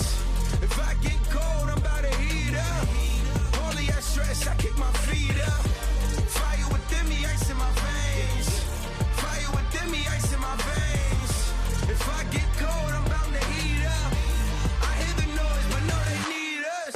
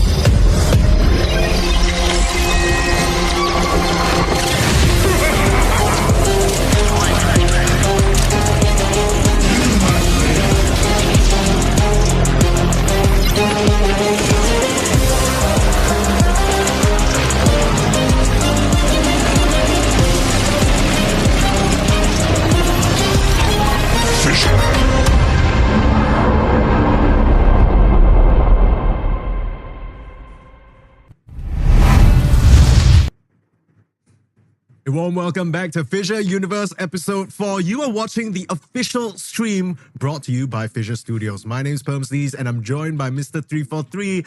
And something in the air is tingling. Things are maybe about to change here. Falcons 1 game away from elimination here in the group stage. Who would have thought it'd come to this? Not me. By the hands of Boom too, with their new edition of Jabs and Armel. Is this real life? 1 game, is it gonna happen? I don't know, but Falcon did not look too hot in that game, Mike. Not at all. They looked cold. They looked cold like a piece of dessert left out for the past 8 hours. It did not look good. It was not appetizing. I don't think Falcons fans eat good, but Southeast Asia fans were rising for sure. Now, I just did a quick check back, okay? Because Falcons clearly, I think everyone who's been following Pro Dota closely, you can look back to the recent tournaments. We can all agree that Falcons haven't been quite as dominant, but it's not like they're doing bad. FISSURE Playground, they were second. They went full 5 games against Tundra. Blast Slam, they were third, fourth. Dream League Season 25, they were 5th. DJ Wallachia, they were 3rd. Like, these are all amazing results following one another. But speaking of follow, you want to make sure to type !F in chat if you want to keep up with all the amazing Dota and events happening brought to you by FISSURE Studios. !F in chat, or you scroll down, click the banner, and you'll get a link to all of our social media on FISSURE. So be sure to subscribe to FISSURE socials, keep up there. But right now, Falcons, they're gonna need to pull something out if they want to keep up this result, because all of their past results have been playoff level. It's a given. This team always makes playoff. It's just a matter of whether they're top 3 or not. And now that might not even be part of the consideration. Yeah, that's so unreal to say, right? Falcons had such a honeymoon period, as Marilyn called it, for a year and a half. And now seeing them struggle feels so odd. It's just another game in this kind of thing, right? But this one, not true roster changes. I don't want to sound a broken record, but I don't know about this PA, this Mars into PA, man. I feel like I've seen it twice, and both times it's been like this. As Amar and WS, right? These players they're so good. Is it really a hero issue? Is it really a player issue? Is it a team issue? I'm not sure. I feel like the pick is just it's not hitting me in the right spot, you know? Yeah, I get. I mean, part of the reason why it wasn't a big factor. It's hard to really pinpoint, but we were a bit curious as we saw in the coin toss there. Now that Falcons are in this game number 2, they have priority and they pick second pick. So this is something that they favored quite a lot, and it's mostly because the Malrine Amar last pick jump scare effect, right? So they're going to get that comfort back to them now, and Boom are going to pick Radiant. But something to mention in case you guys missed game 1 in that phase of the draft, Boom Esports picked second pick to presumably deny it from Team Falcons. And then Falcons picked Dire, which just straight up seems to be the weaker side right now, at least from what we've seen teams prioritizing. So a bit curious. They're still going to be playing on Dire. Let's see what they can do with this second pick as we get ourselves into the draft. PA being removed, no surprise there. I don't think Skir's like a huge PA player as well, so I don't know, maybe it's just one of those metas where you have no good offlanes against PA and PA just becomes OP. We saw it first pick yesterday to like straight out of the draft first pick. He had like 13-0, some 11-minute Battle Fury. That was kind of insane too. 5 seconds remaining. Will we see Dazzle, Mike? Is today the day? Oh, sorry. Do you see that? The sneeze is coming. I feel a very disgusting pick coming up. It might be Dazzle. It might be Dazzle. My allergies are acting up. I'm allergic to real toxic shit. So who knows? Eba, Dazzle, Tiny right now. Yeah, all these disgusting little picks. I wonder if you pick Dazzle, do teams even get to practice Dazzle? You know, there's always this like one hero in the meta where it's just fully banned forever, and it's like this most important game. Like, fuck these guys. Let's leave this hero there because no one knows how to play it. Yeah, I call that the Naga Siren / Chen effect. I feel like those are the heroes in the recent patches that were basically banned out eternally, and then when they finally came back out, everyone's like, this game kind of sucks. Like, why did we rate it so highly? Like, what's the big deal? We'll see. I think Boom are trying to figure out which direction they want to bring their draft because the ban is going to dictate everything. Dazzle's in the pool, Night Stalker's in the pool. Oh, baby. Picked up. There we go. Okay. Do Falcons Tiny here? Or are they just going to go straight to the puck? Because I think puck's probably the most common answer we've seen against Dazzle so far. You can dodge Poison Touch in lane. You kind of just jump around fights as well. They both like these very extended fights. I don't know if it's a direct answer though. Are you worried at all that if you don't pick the puck here, it's going to get banned out for sure at a later phase? Because I feel like revealing your mid so early on is going to be scary, no? I guess so, but it's Rikimaru. The stealth assassin. What is this? I wonder who's gonna play what this. This is Falcons' approach to dealing with this Dazzle. I don't think this is the first time they've brought it out. They played it on Crit, and I think some of the previous games as well. Liquid, I believe, brought it out against Tundra on Nisha mid, and it looked pretty amazing. That was against a Puck, right? Yes, it was against. Yeah, I feel like the only time we see Ricky ever is either against Puck or against Invoker. I don't know how. Mid, right? Yeah, mid. I don't know how often it's picked into a Dazzle core. I actually don't know how this matchup is like. I can't imagine this melee against Dazzle is any good. But we also saw, I think Team Spirit yesterday, they played it against Abba, and it looked pretty nice because every time you Silver Edge hit the Abba in the mid late game and he has no BKB, he actually can't press out. There's like no way he gets out of the smoke.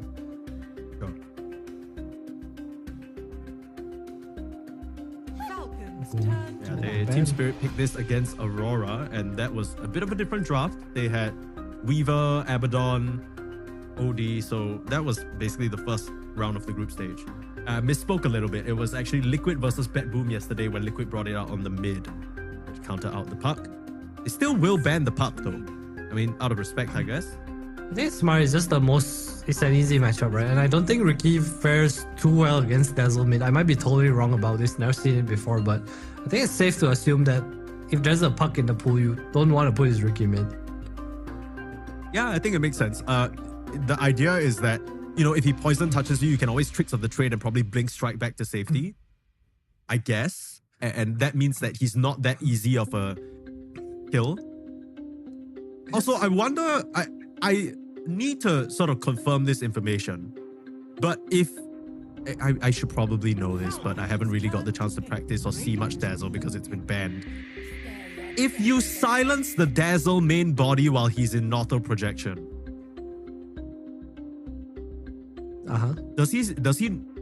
is he silenced? Like, is his projection actually like he can't cast spells?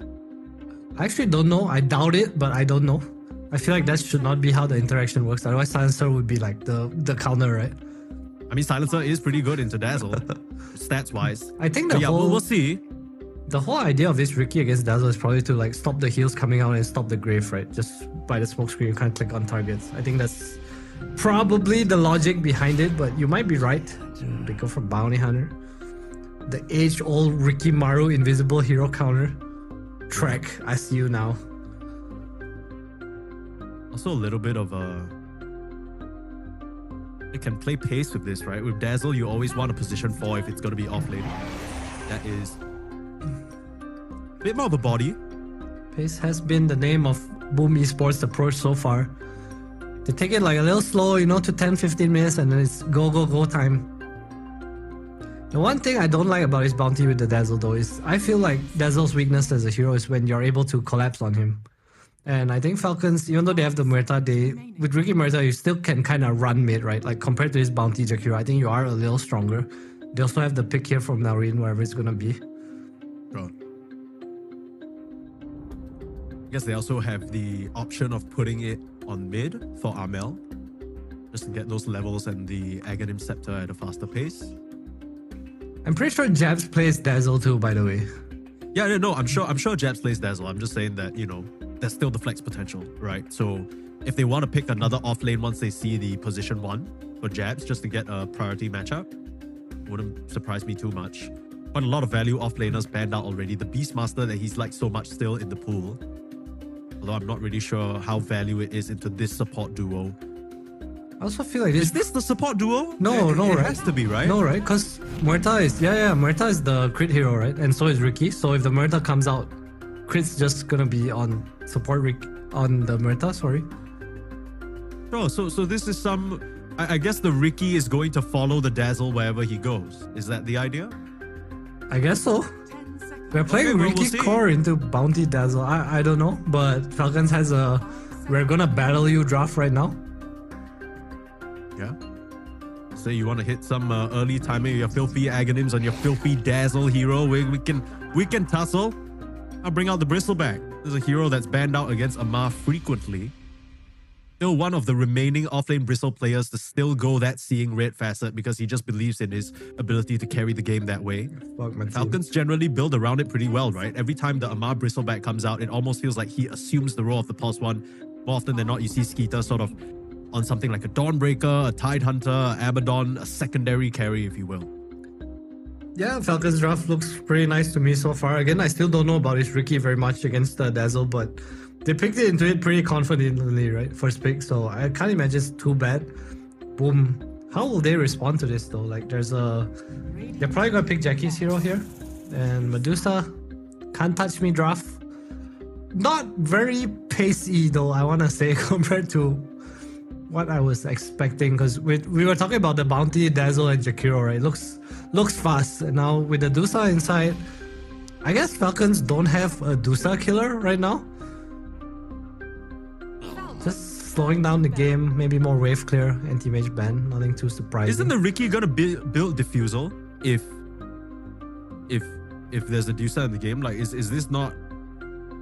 Am I tripping out or something? Because I feel like I'm looking at this Bristleback offlane, right? And unless any moment where the Jakiro is not there, you just press Gu on him and you start running at the Medusa. And like, what is he gonna do? I think... Is this really a good pick here? I think it's more of what they want to do. They want to play around the Dazzle, so Dusa is able to kind of sustain by himself. I think on top of that, yes, I agree. The Diffuser is definitely one of the best items against Dusa, right? But at the same time, how often does Rikimaru just kind of outright right-click you? You have Dazzle Dusa, you're gonna stand your ground. There's gonna be an Ice Path on top too, so no real threat or no real ability for this Riki to kind of just come out and like right-click you and burn your mana with the Diffuser, right? I think that's the logic behind this Dusa pick. I mean, I guess it really comes down to whether Boom can get into that ball that you were talking about, because if they can assume formation, play around the Dazzle, start barreling down lanes, then yeah, I can see your point about the Boom lineup being a bit difficult to fight into. But Falcons, I can't help but imagine this Riki, if it's really a call coming out from the mid lane, Skeeter Riki or something like that, maybe even the Skeeter Riki, right? He can get active really early on with that Diffusal and maybe catch heroes farming out alone on the map before they're ready. Like you said, this Medusa isn't really the most active hero. It's not one that Jackie can start moving around the map on. I don't know if I like this very much, Adam. Can't say I'm a huge fan either, but I think they are doing what they can. I mean, this is a more Falcons draft than the first game, I think. It looks to me like they have come for, especially with this Amar Bristleback coming out, right? There's a reason Boom banned it in the first game. Surprised to see it made it this far in the phase here, but obviously Boom with the carry matchup pick, they don't mind as much. One reason Dusa's nice here is because Bristol kind of feeds you stick charges, right? Which makes you pretty unkillable in lane. Bro. Tiny and Huskar being removed. So they assume it's an offlane Dazzle for Boom right now. Following the trend of their draft, Boom does like to kind of last pick Armel's hero more often than not. I also don't really see any special picks for Jabs here. Give me the Legion Commander. Let's go, Jabs. You need some sort of additional front line or some sort of catch, right? They go for the Slada. Okay. More minus armor. More ICU invisible hero. It's a nice hero against both the Riki and the Bristle, and it also might be a Minslada, right? I think it gives them the flex. The Dazzle or Star can either both go offlane or to the mid lane. 10 seconds remaining. I can't imagine this Riki. We can see how this draft compares to the previous draft as well. Basically, no heroes overlapping, just a couple of bands of what was picked previously and a whole fresh set of 10 heroes. Perhaps the Falcons still have that overall last pick, so it's up to them what they want to bring into this potential Slada/Dazzle mid lane /off lane situation. I can't imagine this Riki wants to go mid, right? Against Lara. It sounds pretty awful to play. They go for a Terrorblade, and it's one of Skeeter's heroes here. Nice against the Dusa, nice against the Bounty Slaughter, but against Dazzle obviously has the ability to kind of just poison touch and kill your illusions. But I think it is probably what was Falcon's best pick left in the pool. I like Boom Esports draft a bit more. I think this star pick is like I've seen this before, right? This 23 or 24 Slara in these games where he's good against two cores, it's so strong. I think it's so hard to beat this Ricky in this game where he is kind of the tempo, right? Like he has TB Bristle, he is the tempo for his team. He's gonna have this tough lane, he needs to go kill this Dusa top lane. I don't think that's gonna happen. Dazzle's his only real target, and Slara's a pretty hard kill as well. I'm calling the 2-0, man. That is a very, very bold statement, especially up against the organization Falcons.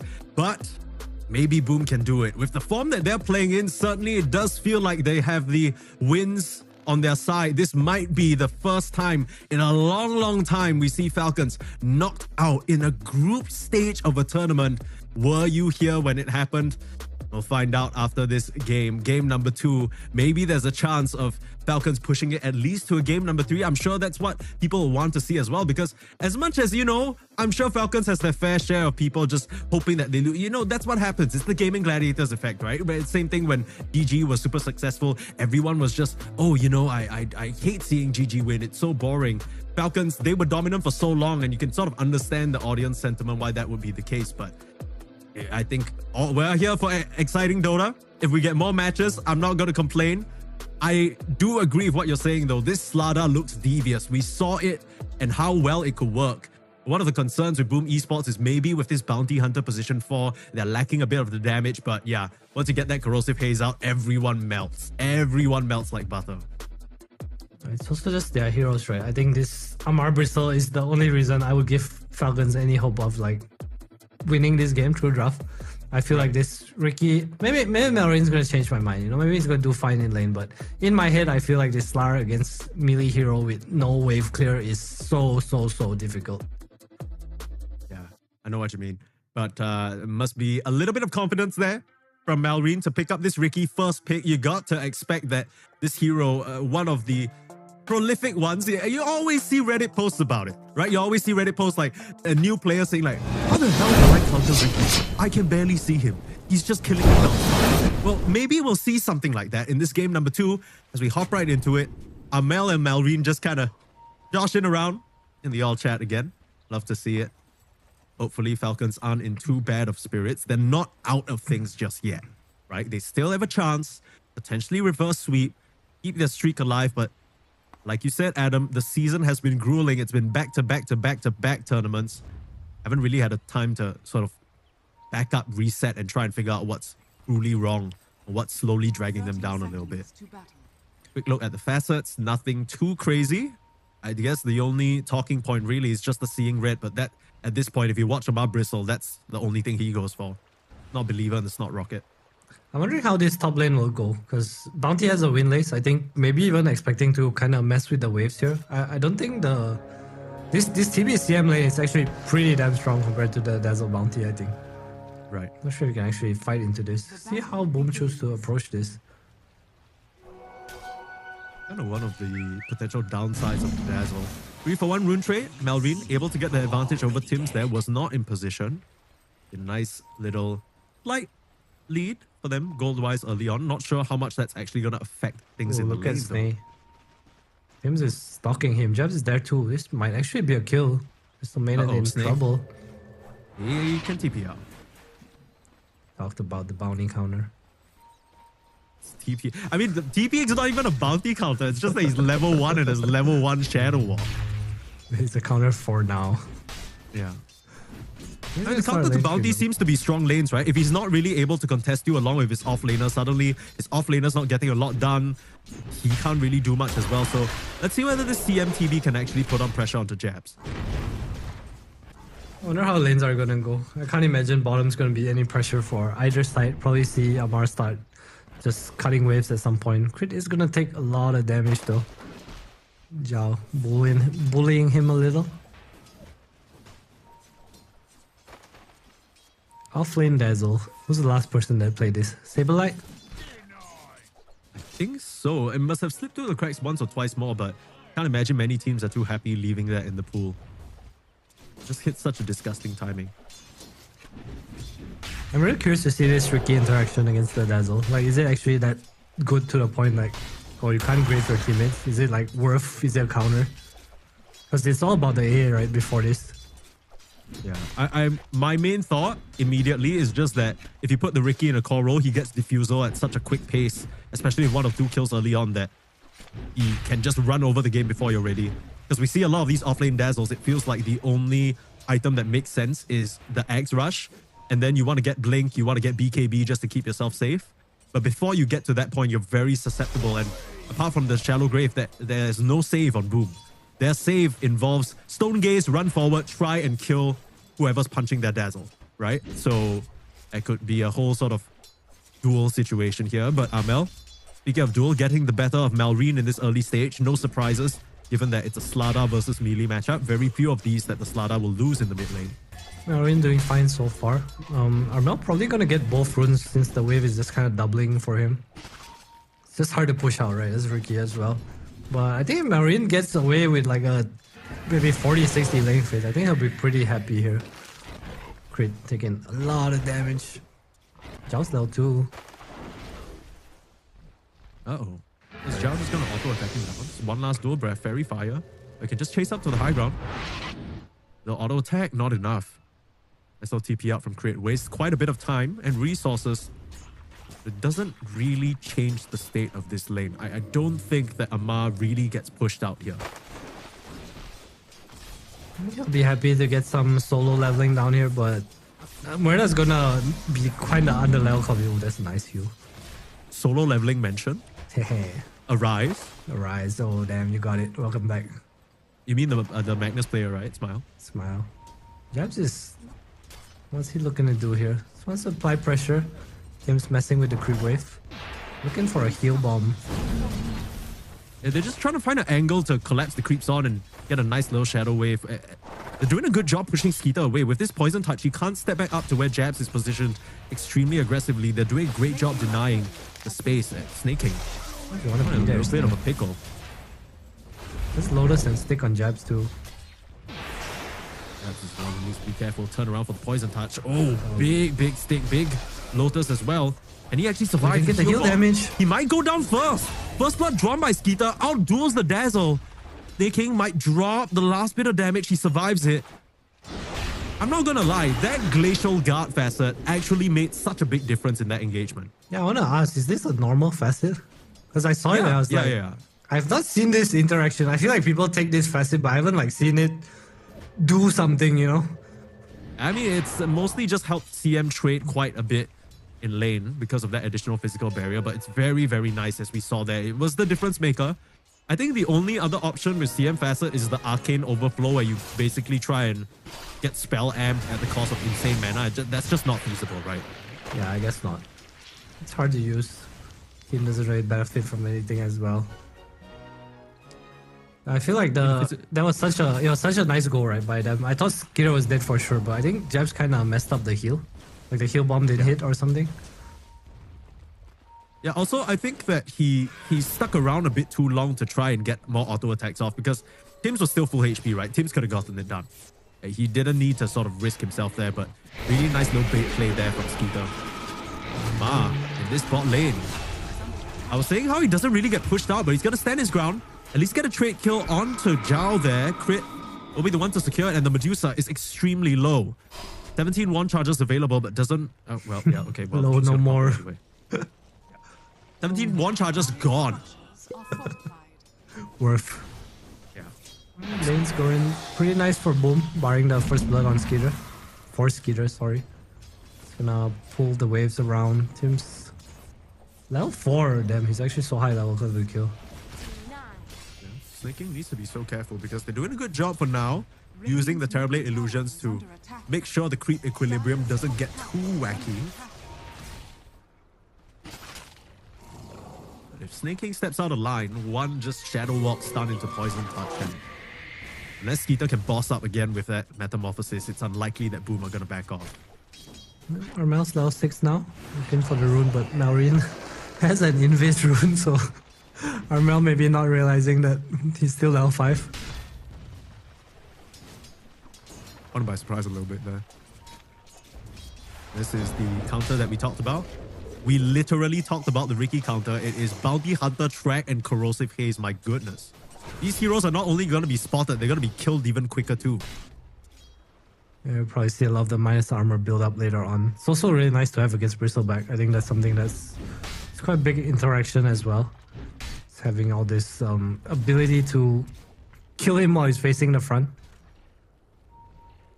Team's making a move here. Are scanning. Dire are scanning. Use that shot. It's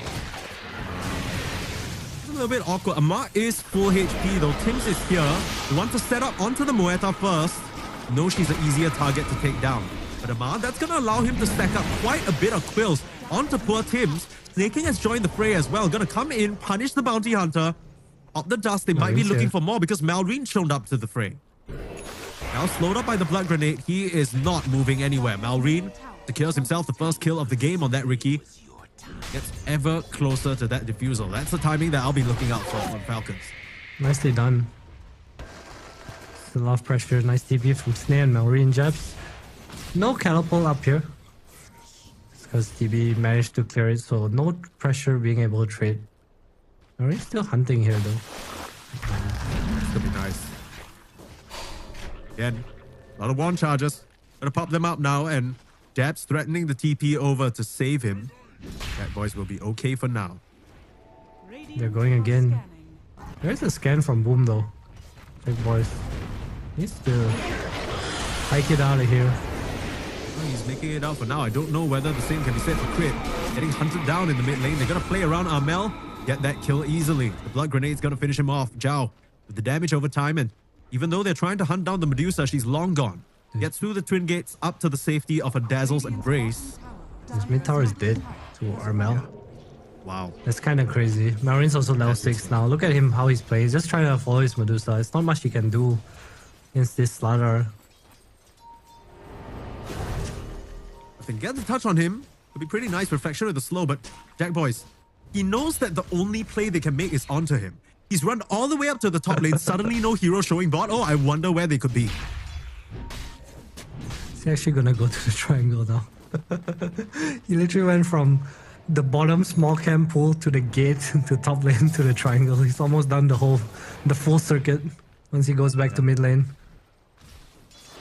If I'm not wrong, he actually applied for a tour with the travel company. That's why he's seeing the sights of the new Wandering Waters map. Ouch. This, oh, the physical damage.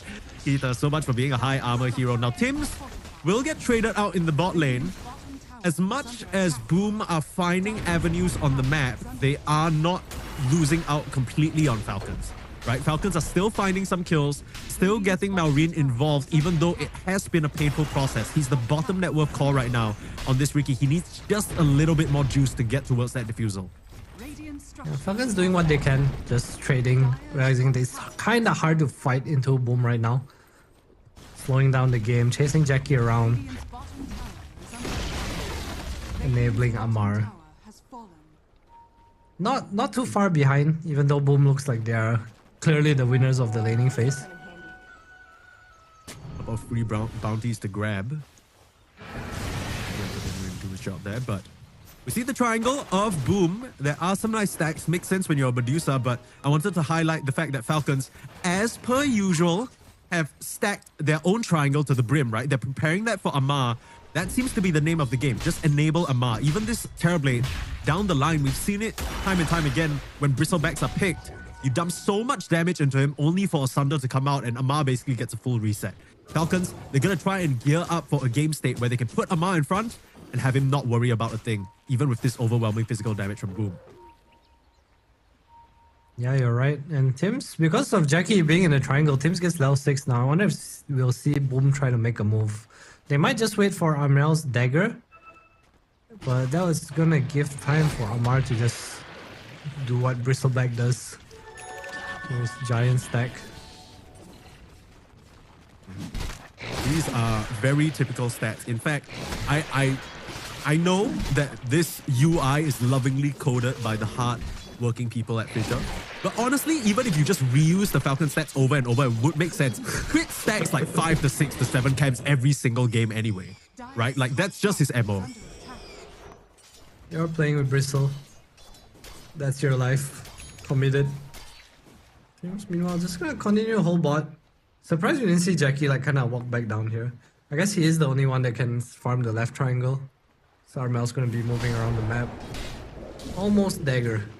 Almost. I love this NC cam, by the way. The purple boys. Yeah? The Prowlers? You're a fan? Yeah, I'm a fan. It's kind of disgusting of you to say. It's such and a- admit out loud. Hey. No, you need to understand, okay? I have a story behind this. Okay, so we were playing a scrim, okay? This was with Firo in Bears in 2017. It was me. 2017, what the it hell? 20? Half Yeah, of yeah, this Twitch chat's not even born yet. That's true. Was it 2017? I think it might have been end of 2016, like after TI. No, it was 2017. Okay, we were called Bears. It was Foref, me, Fada, Yapsor, and Firo. Okay. And Firo was playing SF, okay? And at this point in time, the mid lane, the ancient camp was beside the mid tower. Do you remember this at all? I remember Were you this. born yet? Okay. So what happens is he walks bottom to like kill a neutral camp, and then he clicks back to the mid lane. He's a full HP SF, okay? It's like maybe he's like level 6 or 7. He clicks back to the mid lane. For whatever reason, he's pathing, walks past the boys. Yeah. And he just dies Prowlers. full to 0. And until today, I will never forget. It was actually so funny because we were watching his player perspective in review. I'm totally going to ignore this kill. We're watching in replay review, it's like his player perspective is just on the mid lane, full HP, and then 3 seconds later, he's dead. It's kind of like what happened to Crit right here. Crit He lasted managed to longer survive than 3 Firo. seconds with the Pierce. Yeah, I think Crit lasted longer than Piro, probably.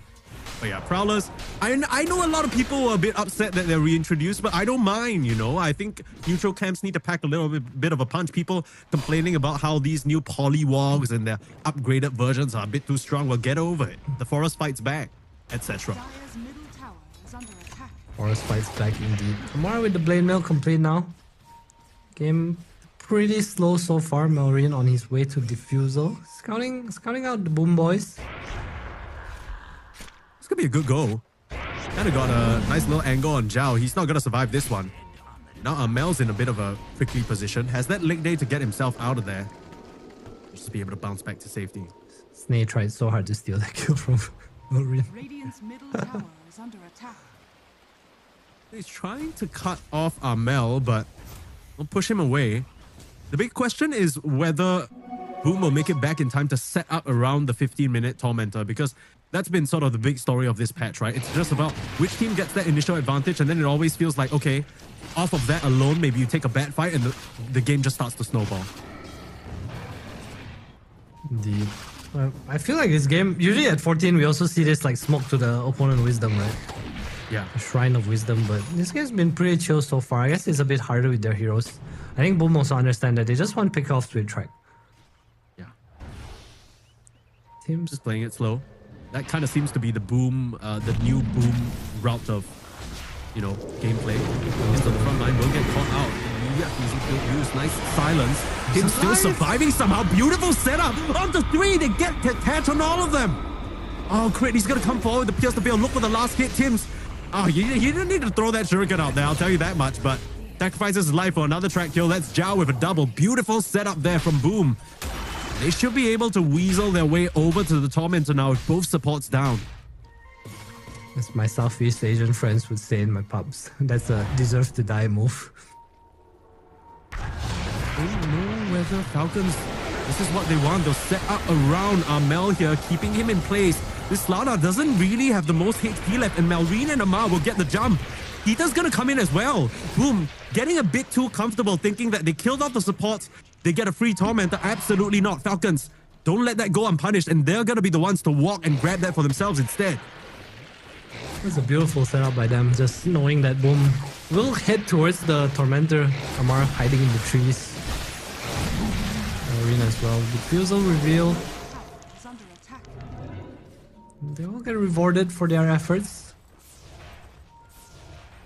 Jabs though. Been pretty quiet on this Dazzle. Farming Zagonims.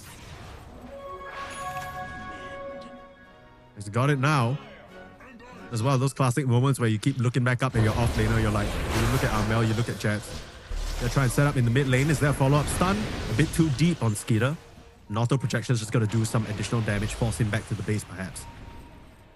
To open up an avenue for them to play in the opponent triangle. Dire's middle tower is under attack. Mel's actually going for a 4-staff. I guess it's just for the Ricky. He needs it, he feels. Yeah, out of the smoke screen. It's a bit too complicated to get out. Looking up into the triangle. Tim's going to break it again. Just the immediate track. No. Lag. Detection? I don't know. I hope not. That was a bit awkward. Yeah, they had no detection. Yeah, they literally were all just standing there like, oh, yeah, forgot about that. But you're not going to forget about a single thing coming out from Fissure Studios. If you be sure to follow them on their social media, be sure to type !F in chat. You get a link to all of it. Or if you're watching on Twitch, you can just scroll down, click the banner. You'll get guided there. Follow us, subscribe. All of Fissure social media. Do not miss a single bit of the action. You can say you were here when Falcons potentially got eliminated at a group stage. Now they will get a nice connection onto Amel. Get the kill before the rest of the side of Boom can come in. Arrive now and will at least punish Snake King for his transgressions. Looking for a little bit more. They will have the dust. Hiding into the tree line. Nicely done from Malrine. Able to create the distance before the track can come out. So he will slip away into the shadows. Meanwhile, Skidder doing his God-given duty of pressuring this tower while action is happening elsewhere. Falcons doing such a good job of just like finding these angles to pick off in the map. Talking about how like I didn't feel the Ricky pick as much, but Malrine has proved me wrong. I feel like he's done so much, even just with this like Aura of Corrosion. He had quite a poor laning stage. Our melt to his tower at 8 minutes, but it feels like this Ricky is having more impact than the Slardar right now. It's a bit weird, right? Because the setup for the Slardar, if he jumps in, it's so easy to burst him down. He kind of needs to be the one taking initiative. But speaking of taking initiative with Esports, this is something that I thought they would just do very, very quickly as soon as the Aghanims came up. Walk into the Roche. It's a very easy grab for them. I think this is going to be really nice for Armel if they give it to him. Kind of needs it to scale into the game. He has a shard now too, so opting to go for that slightly more scaling build instead of the self-protection.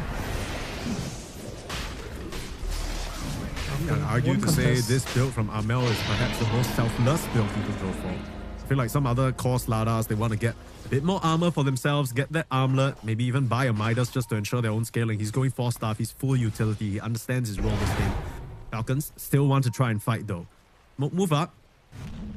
3 members charging towards the Wisdom Shrine area, or at least the top tier 1 tower. They're not going to find anyone though. The Lotus Orb on Amar too, so it's just strong timing for him. Removing the amplify damage is pretty nice. Maybe I can get a track back or a reverse amp onto the Slardar. Yeah, I wanted to point this out. This is a very interesting build from Amar, and when you look at the items, you're going to say, yeah, of course he's going to build that. That makes sense, but I feel like so often we see off-lane bristlebacks who kind of feel like they need to carry the game, just default into the Aghanims because it gives you so much scaling and damage. But he understands his role this game. He just needs to be able to stand in the front and survive. An attempted crush denied by a huge silence. The smoke screen not allowing Amel to go forward. Kims will be the casualty for that one. The reaction speed was so quick. Now the Northern projection will start to do some damage onto Crit, but they've retreated up to the safety of the high ground. Falcons are fine. Very nice little setup there from them. I wonder if giving Jackie the Aegis was a good idea here. So I feel like Slardar kind of needs it to function, but maybe Jackie's just too strong right now. Once he gets the Disperser, gonna have it in time for maybe 2 minutes left on the Aegis. See if Boom try to do anything with that, because I feel like they're kind of getting picked apart right now.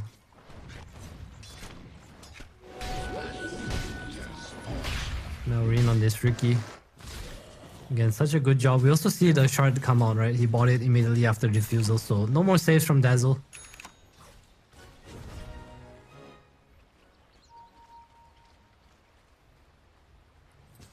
Boom kind of grouping up towards the top side a little now. Disperser almost complete. I will say that even though Boom have done a good job this game so far, this game feels a lot closer than the previous one, where the less than 1k gold lead, but I feel like the later the game goes, the easier things get for Falcons. You're gonna get to the point where Amar becomes such a raid boss that's difficult for you to deal with. You talk about how Jackie, you know, he is a Medusa, and he can reach that stage of being the, okay, you can't touch me.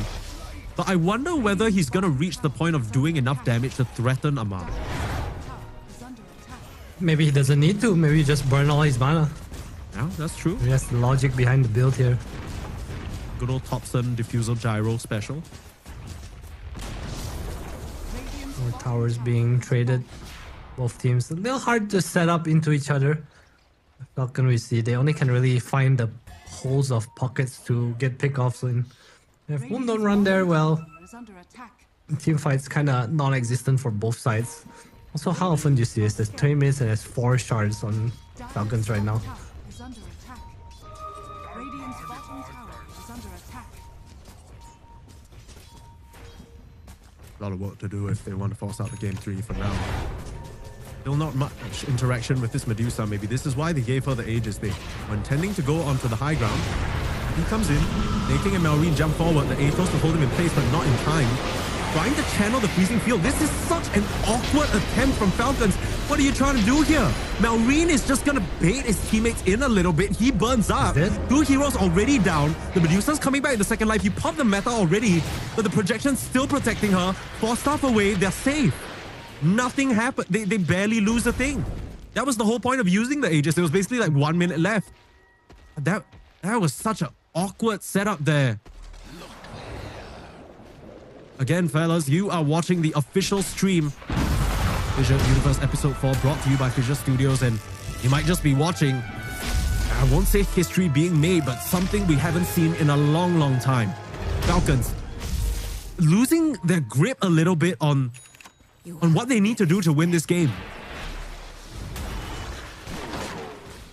I felt like the game was looking pretty good for them, but again, just kind of hard to start the fight, right? We see Boom's unit come into play now. 4 stuff for Jabs as well, and Armel. It's just gonna get a little bit harder here and there. Wait for the dead shot.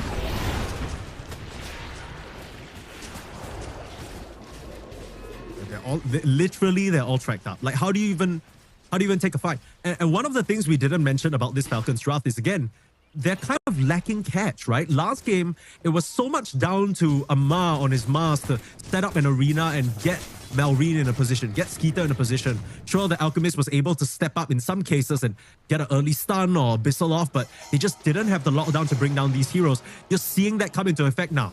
That might have been why the 4 staff was opted for by Armel.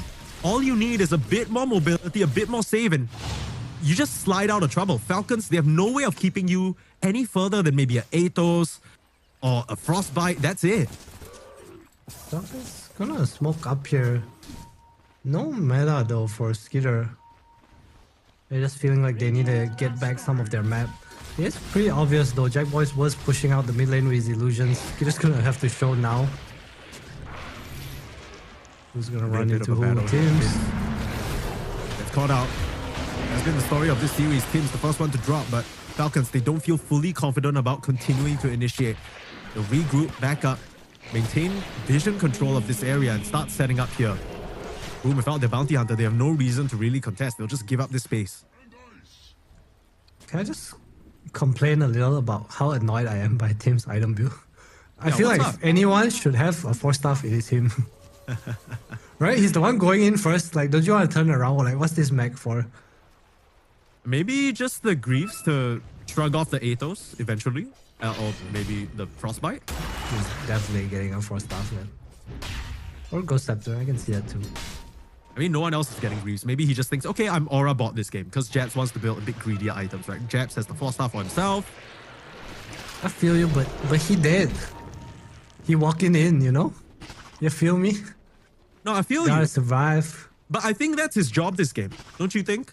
As Falcons will be able to position themselves around the Tormentor. Because one thing we haven't mentioned yet is Malrine picked up the shard already. And this is what we said from the start was the whole point of the Ricky pick, right? He pops the smoke screen down. And if it's on top of Tim's, if he doesn't have his own 4 staff, he can't get out. But that means it's even more important for heroes like Armel, heroes like Jabs to have their own 4 staff so they can save them. Because your teammates won't be able to do it. He opts for the Ghost Scepter instead of the 4 staff now. Boom looks like they want to make their counter smoke. Check Boys just have to show though. Has the Shadow Blade going to a Silver Edge, so their plan is probably to just try to burst down Amar. I'm not sure if they can do that though, because smoke screen obviously there's a miss chance. Yeah. So again, not really their timing yet, but we'll see what they can find with this. Amar might show in the mid lane here. Or is gonna show in the mid lane here. Ruh-roh. Rush out. Lotus available. He's just biding his time. still pretty healthy. Yeah, so remember how I said Bristle gets to the point where he might just be a bit too difficult to take down? I kind of think they might need a silver edge, and sure enough, Jackie is building it because a break is the only way they're gonna kill him. And even once they do that, he should have the SNY complete, which means that the status resist is gonna reduce the duration of the break. The window that they have to actually deal with Amar is closing pretty quickly. And as much as it looks like Boom are ahead right now, it's a slight 2k gold lead for Falcons. I kind of feel like this is one of those games where we might see Falcons do basically nothing as they have for the first 35-40 minutes, and then suddenly they pop out with their items and they're ready to go. They're in the Roche. It's so fast, my god. As if they have the slaughter. I think it's a big mistake by Boom giving up this Roche, but I'm not really sure if they can fight into it either. Crit also super close to their Aghanim. Something we didn't talk about, but the Fear is super nice this game. No one really has BKB. You're relying on your Medusa to kind of bring in the damage, pack the punch here, but quiet again from Skeeter so far. We haven't seen much flashy moves from this Terrorblade, but he has scaled up himself. Working towards the Skadi just to further help in the effort to reduce the healing coming out from this Jab's Dazzle. He basically has it, right? Yeah, more or less. Also no BKBs on any of the cores on Boom, so Skadi is super high value item right now. I don't think Boom starting to lose ground here in this game. It almost feels like they need to try and make a move, but who do they go on to? You reach the point of the game that Crit and Snaking aren't just throwing on lanes all willy-nilly trying to push them out anymore. They can play together with their team, remain relatively safe, and look at this Slada's farm. It has dropped off a cliff. I mean, sure, you can look at Malrine and say the same thing, right? All he has is an Axe Diffusal, but as long as he drops a smoke screen down, he's kind of doing his job. I guess you could say the same for Armel. If he gets a crush, gets some amp damages out, it's good enough, but so hard for Boom to take a fight or feel comfortable doing so. Falcon's definitely the stronger 5-man right now. But Boom does have good scaling. We see Jackboy's TP back. They might want to make a smoke out again. I think they just can't go on anyone except Amar. They need to get Crit, Marine, or Snake. I think those are like huge kills. Obviously not fighting into the Aegis is preferred as well. Mel trying to finish up his Aghanims. We're probably still in favor of Boom though, Mike. Even with the Aegis on Skitter. Wow. Yeah. Wonder why. Is that wrong? I mean, Dota loves the Medusa. They really, really love the Medusa, especially a Medusa that's this farmed, right? Top of the net worth. And no reason to believe that Jackie would lose out in these engagements, but you gotta keep in mind there's smoke screen, there's Amar on the front lines, putting out a lot of damage. I feel like not having MKB against smoke screen it just makes it very hard to play. There's a glyph for pretty much nothing. I mean, it's easy to say that, but Jackie also feels like he needs 2 or 3 more items, right? He just got the Disperser to deal with the Bristle, then he now has the Silver Edge to also deal with the Bristle, and now they're gonna try for initiation. Is still an Aegis and a Sunder available on Skeeter if need be. He can even Sunder his teammates, but not necessary. Will at least push the side of Falcons away from their tower, so holding them off for now. And this has been an absurdly slow game. Kind of similar scenes to game number 1, where in a stark contrast, Boom were able to sweep over the map. They were able to dictate and choose fights where they wanted. You would expect them to be able to do so with a Slada and Bounty. Just clear the map, track some boys, you know, crush them, get the kill. But the way Falcons have split in the past 5 to 10 minutes, not really given Boom much opportunities, and they're the ones taking the advantage in the game now. Yeah, Falcons just been splitting the map beautifully, right? Like, we did never see Malrine in a place where he's going to get picked off. It's really just Amar showing and TB illusions. So Boom, even though when they were strong, they couldn't really find anything. Tim's might has found Malrine. Jack Boys, he feels the smoke screen though. He's going for the MKB right now. I think this is it's the right choice. I think it's super important. Bit of an effort here from Falcons to push back the side of Boom. Taking control of this area. They have a nice sentry spotting out Malrine.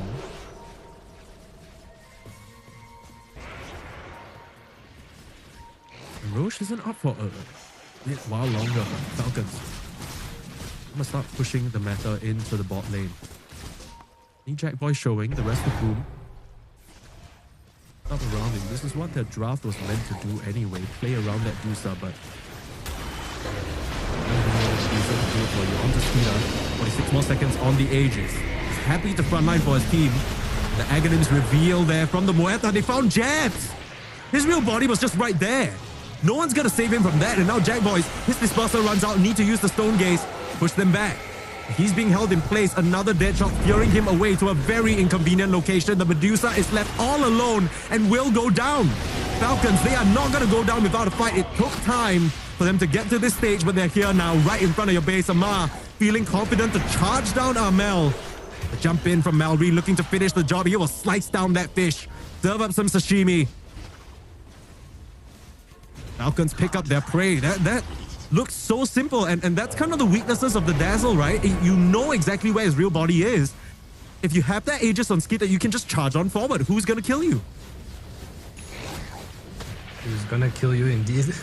I mean, it just feels like Boom has not hit their timing, right? Talk about his star providing damage, but it's not enough. This smoke screen against all his physical damage seems so good right now.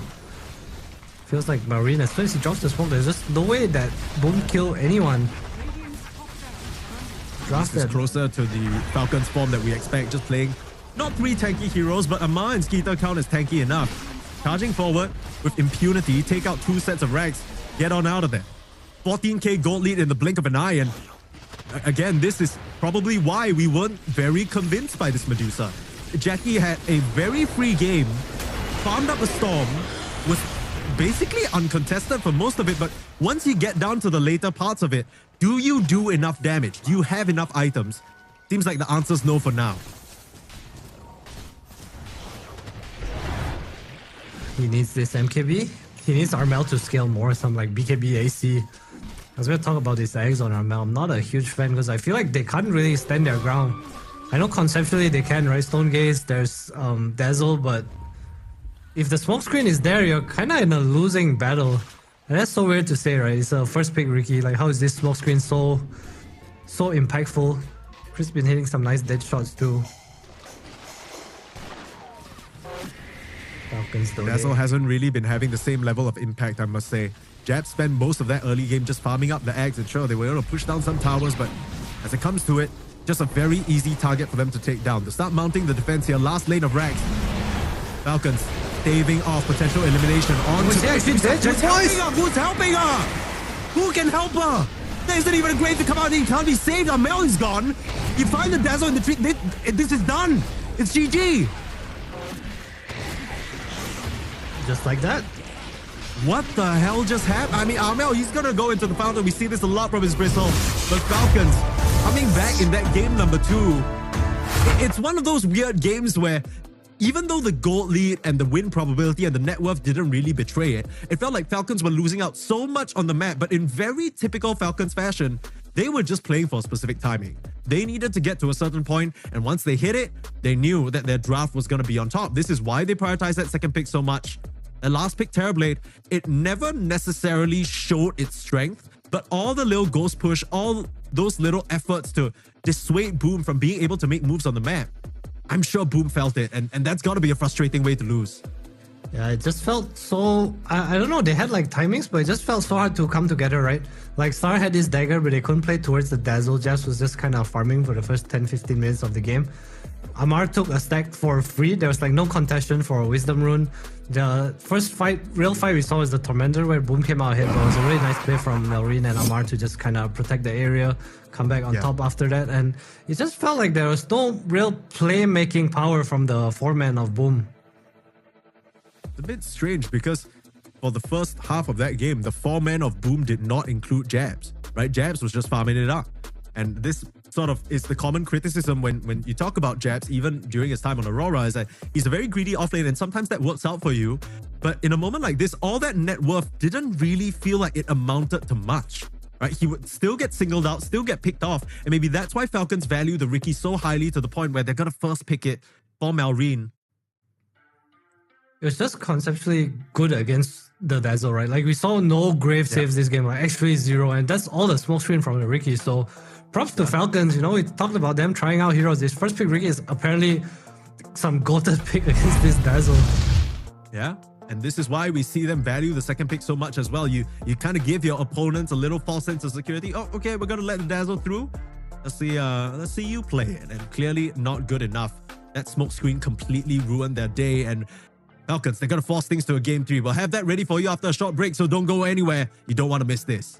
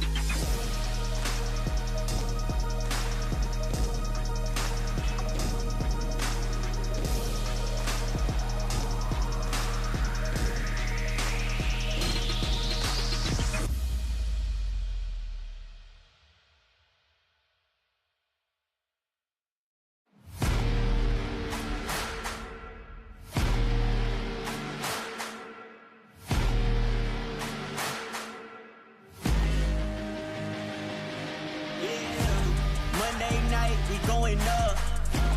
Don't try to stay out of luck. Too much on the line to give it up. You know the mission, we gotta get it on Monday night. Monday night, we going up. Don't try to stay out of luck. Too much on the line to give it up. You know the mission, we gotta get it on Monday night.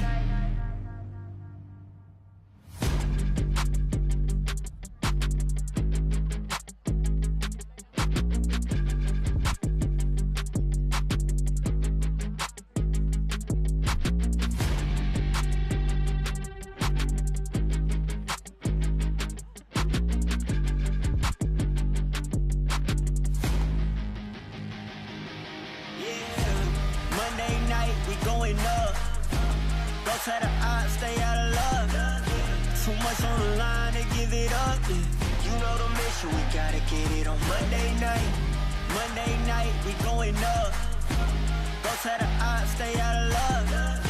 Too much on the line to give it up.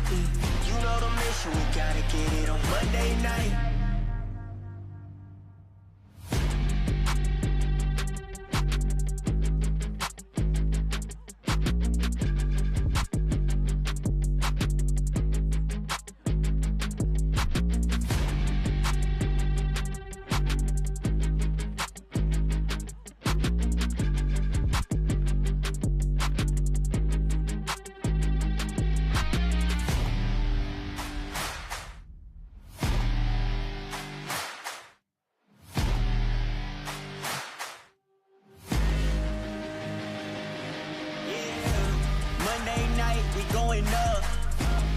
Try to stay out of luck. Too much on the line to give it up. You know the mission, we gotta get it on Monday night. Monday night, we going up. Don't try to stay out of luck. Too much on the line to give it up. You know the mission, we gotta get it on Monday night.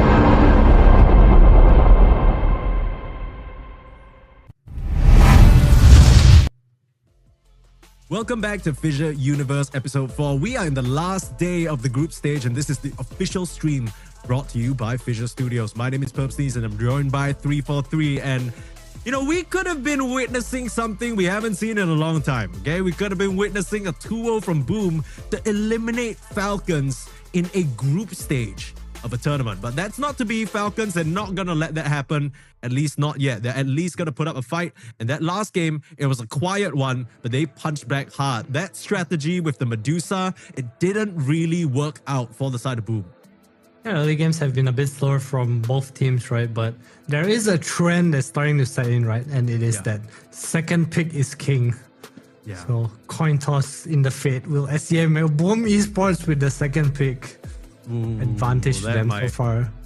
Yeah, that might decide things. So far, we've seen exactly why Team Falcons value the second pick so highly when they're able to get sort of a trump card, not even necessarily 24 pick, right? When you have that first pick and then you have such a strong counter pick immediately in the Ricky to answer the Dazzle, you know, for the untrained eye, everybody watching, you're like, oh no, Grave, this Dazzle sucks. He literally cannot Grave. That's what the Ricky shot does. So I think it's easy to get caught up in the mess and like, you know, oh, you know, why did they do that? But what can you do at that point? The Ricky's already picked. All you can try and do is itemize against it. We saw that's why so many of the heroes got their own 4-stars, got their own gold scepters, but all those items didn't really allow them to make any moves on the map. Here we are in this game 3 now, Boom Esports versus Falcons. This would be pretty historic for Boom if they were able to just kind of overthrow Falcons here, but you know, it might just be another situation, a classic SCA situation of intro boys happening for Boom. Yeah, I wonder what Falcons are going to do, because I assume Boom's going to remove this Bristle bag again. Right. I feel like Amar on the Bristle was annoying, right? It was like so hard for them to deal with. I guess it was also a lack of damage on top of the smoke screen, but I'd be pretty surprised if Boom let the hero through right now, based on just how they drafted and won in the first game. Yeah, I'd agree. Something's going to have to give. Something's going to be let through. I mean, Boom Esports, they have 4 bans here. Do you think they've lost confidence in the Dazzle? Because if you pick the Dazzle now, you need to ban that Ricky, right? I feel like just based on comfort, I think there's 2 things they can do. One is obviously you can lane the Dazzle into the Ricky. I think that's a pretty good way to deal with it. Because the Dazzle made you scale more as a core, right? Like you build Pike for yourself. Yeah. I think it's even possible to like not go the eggs so early on. I don't know how realistic that is. Obviously the eggs is one of the more broken items, but I feel like there was a way to play. Like they picked this Lara into a Ricky. He did own the Ricky, but I feel like Dazzle could have owned him anyway. Yeah, that's true. It could have gone either way. I completely agree with you. We didn't unfortunately get to see that matchup, but Boom Esports, like you predicted, Adam, take out the Bristle bag. It's too much of a problem in the hands of Amar. I wonder if Falcon's gonna just leave everything in the pool right now. Tinker available AA. Okay. So I like this a lot just because it feels like one of the ways you can defeat this AA is by taking him out in the lane. The Beastmaster, definitely a hero that can take advantage of his weak laning presence, and they eliminate it. I feel like Boom's just gonna go back for the tiny here. Bless you, Mike. Thank you, thank you. It's in the name. What can you do? Dazzle doesn't look as attractive. Tinker is definitely not a pick into this A as well. Other than Tiny, what else is in the pool? There's a Night Stalker. Okay, that's the hero we forgot about. So there we go. Changing it up, moving away from the Tony this time. Who plays Night Stalker for Boom? Does Tim's play Night Stalker? I guess at this point, every post 4 and offlane plays Night Stalker, right? Yeah, you have to. You have to. If you don't, then you're not on the team, I don't think. Alright, Falcons, see what they try to do about this. Night Stalker is nice against AA in lane. It's kind of easy to run him down. You're a high armor hero. You don't care about getting poked that much. So I think support to support matchup, you're pretty good.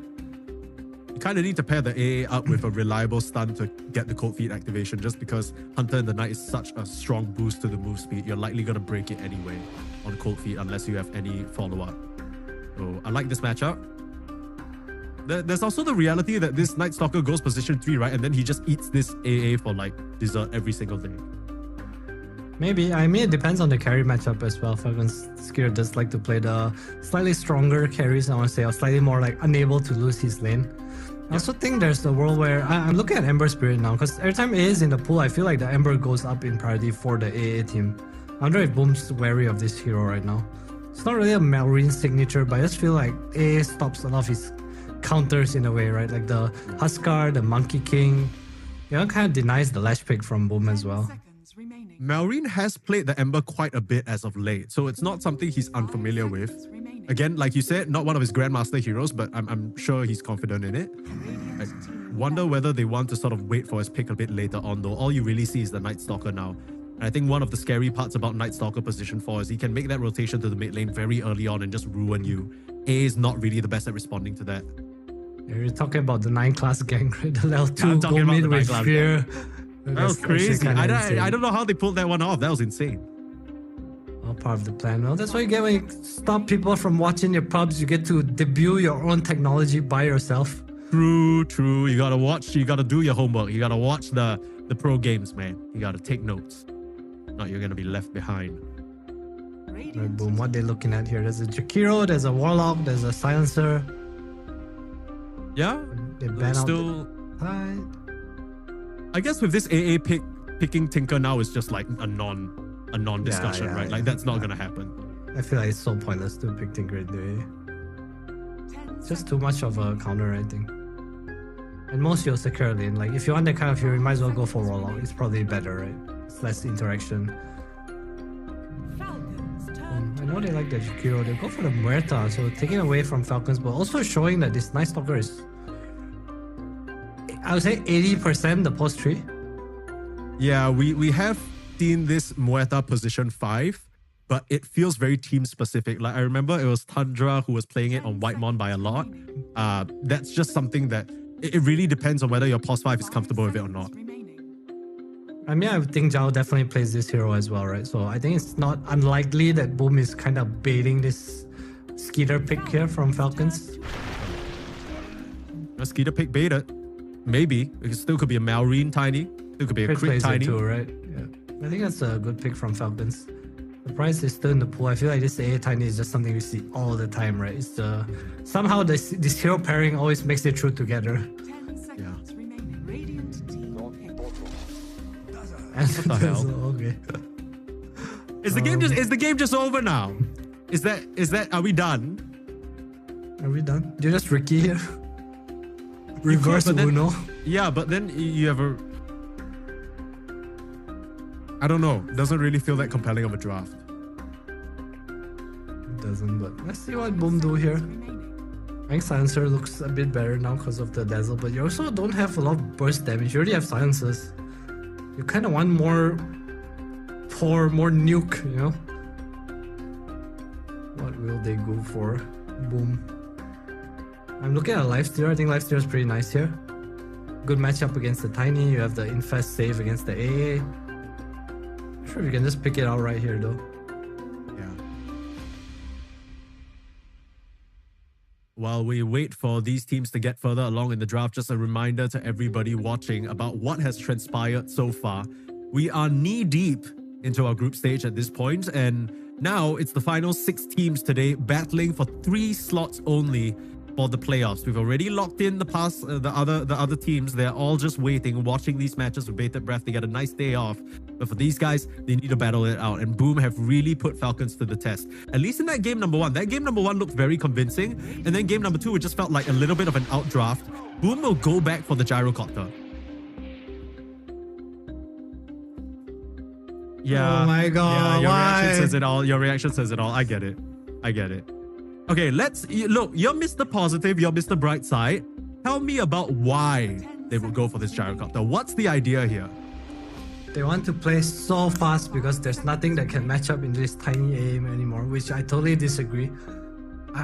I fucking hate this gyro pick. The gyro into A is like a gyro counter. Why the fuck would you pick gyro into A? Okay. Right, we gotta relax at it. Okay, the only S we're throwing out here is !F if you follow Fissure on socials. Okay, we did.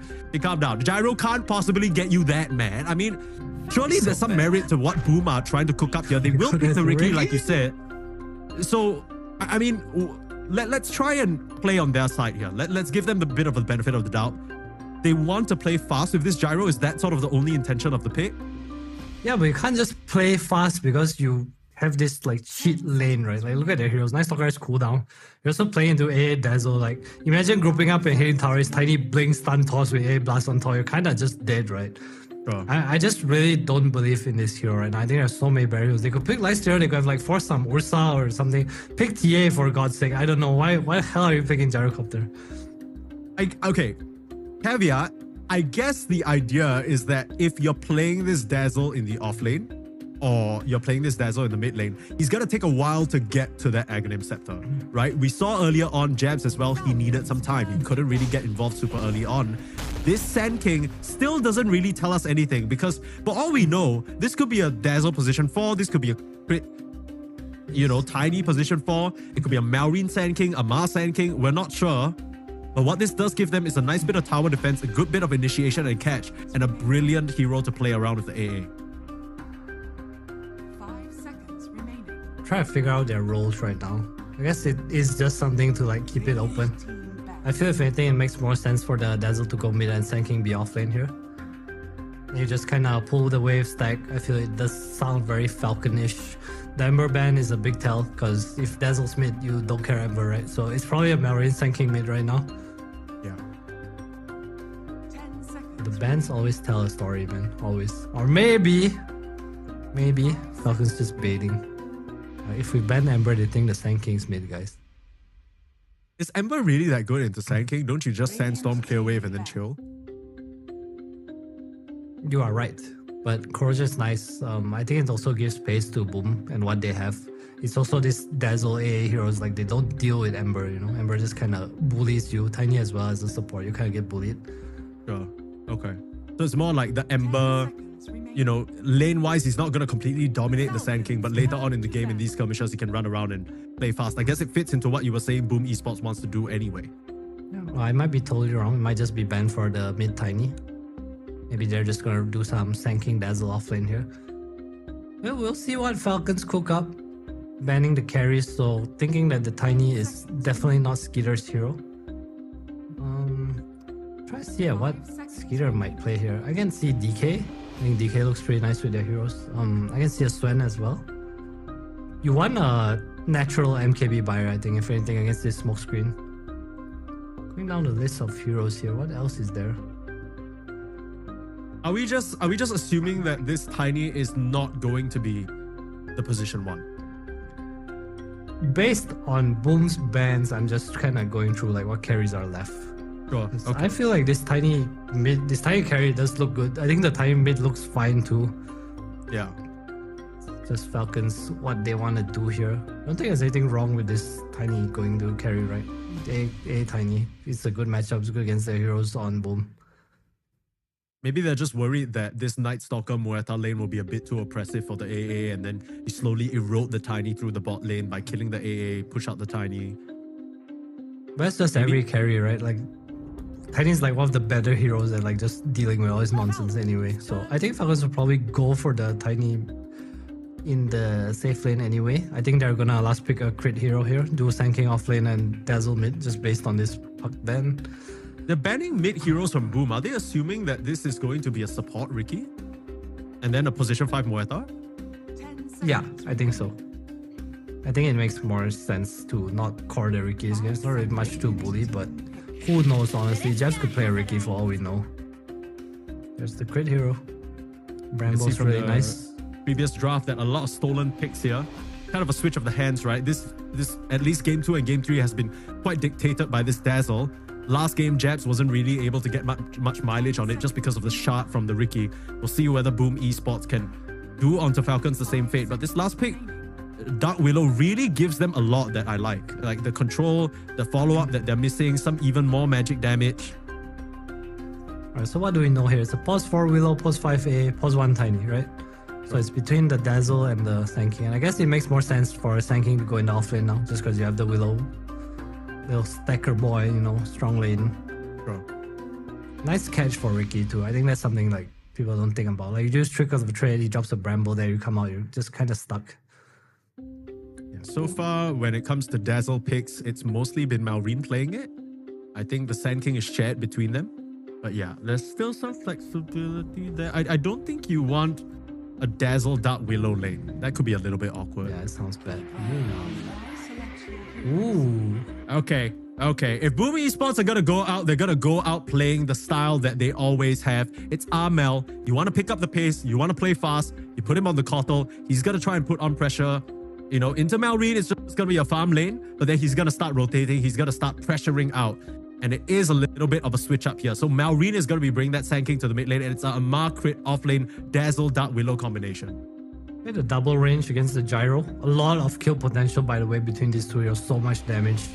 I am actually kind of worried for Boom right now. I feel like their heroes want to play fast, but at the same time, I don't see how they get an advantage from the laning phase to like kind of ramp things up. I also feel like it's so hard for Jabs to abuse Night Stalkers against. Like, sure, you see everyone, but like, what hero really abuses vision for Boom? You know, there's no like Storm or like anything like that that just goes in and like takes advantage of all this. I guess the closest thing you have to that is the Kotl, right? He's going to be able to position himself, line up his blast, and maybe use that Solar Bind a lot better. But there isn't really a lot of burst damage other than Armel, right? Like if Armel somehow doesn't get to a good start, doesn't start snowballing, Boom Esports can fall really far behind. But I guess this is what they've all in for. They've drafted for this. This was part of their plan. They're going to go for this. Are you liking their lineup, or are you favoring Falcons as we get into this game number 3 decider? It's not that I like Falcons lineup, but I really dislike Boom's heroes. So I'm gonna What go. about it? What is just not solid enough for you, or doesn't really answer what we see from Falcons? It's very chaotic, I feel. There's no like clear game plan. I still am not a fan of this gyro. I really don't believe in this gyro into A. I think it's so damn hard. I feel it can be 20k up and at some point you just eat a ice blast and it's just like, oh, you die and the game just kind of turns around. But I am rooting for Boom, maybe a little SCA bias, you know how it is That's here. fine. That's Biased fine. but honest, but you know, I don't believe in it. Yeah, we'll see. I mean, if there's a way they could eliminate Falcons in a group stage of a tournament on the back of an Armel Coddle, that would certainly be something to see. But Falcons, it feels like they found a little bit more of that confidence, a little bit more of what makes them such a terrifying team to deal with. They can look like they're behind for what feels like 20, 30 minutes in the game. They're just biding their time. They're so good at finding their opportunity to strike. And we'll see whether this game 3 pans out in their favor. Heading into the game here, the decider to see who stays on at FISSURE Universe Episode 4 and who, unfortunately, we have to say goodbye to and not see any longer as we move into the playoffs. Game number 3, Boom Esports versus Falcons. My heart is with Boom, but my brain... You see the AA, you see the Tiny, you see the Dazzle on one side, you're like, this is the previous game Falcons are about to have in this series. The lifelong human problem, heart versus brain. I'll hop into it, folks, so you don't need to see me in anymore. You don't need to see me sniffling away. You don't need to see his forehead countering Night Stalker ultimate. Just throwing a little bit of shade there.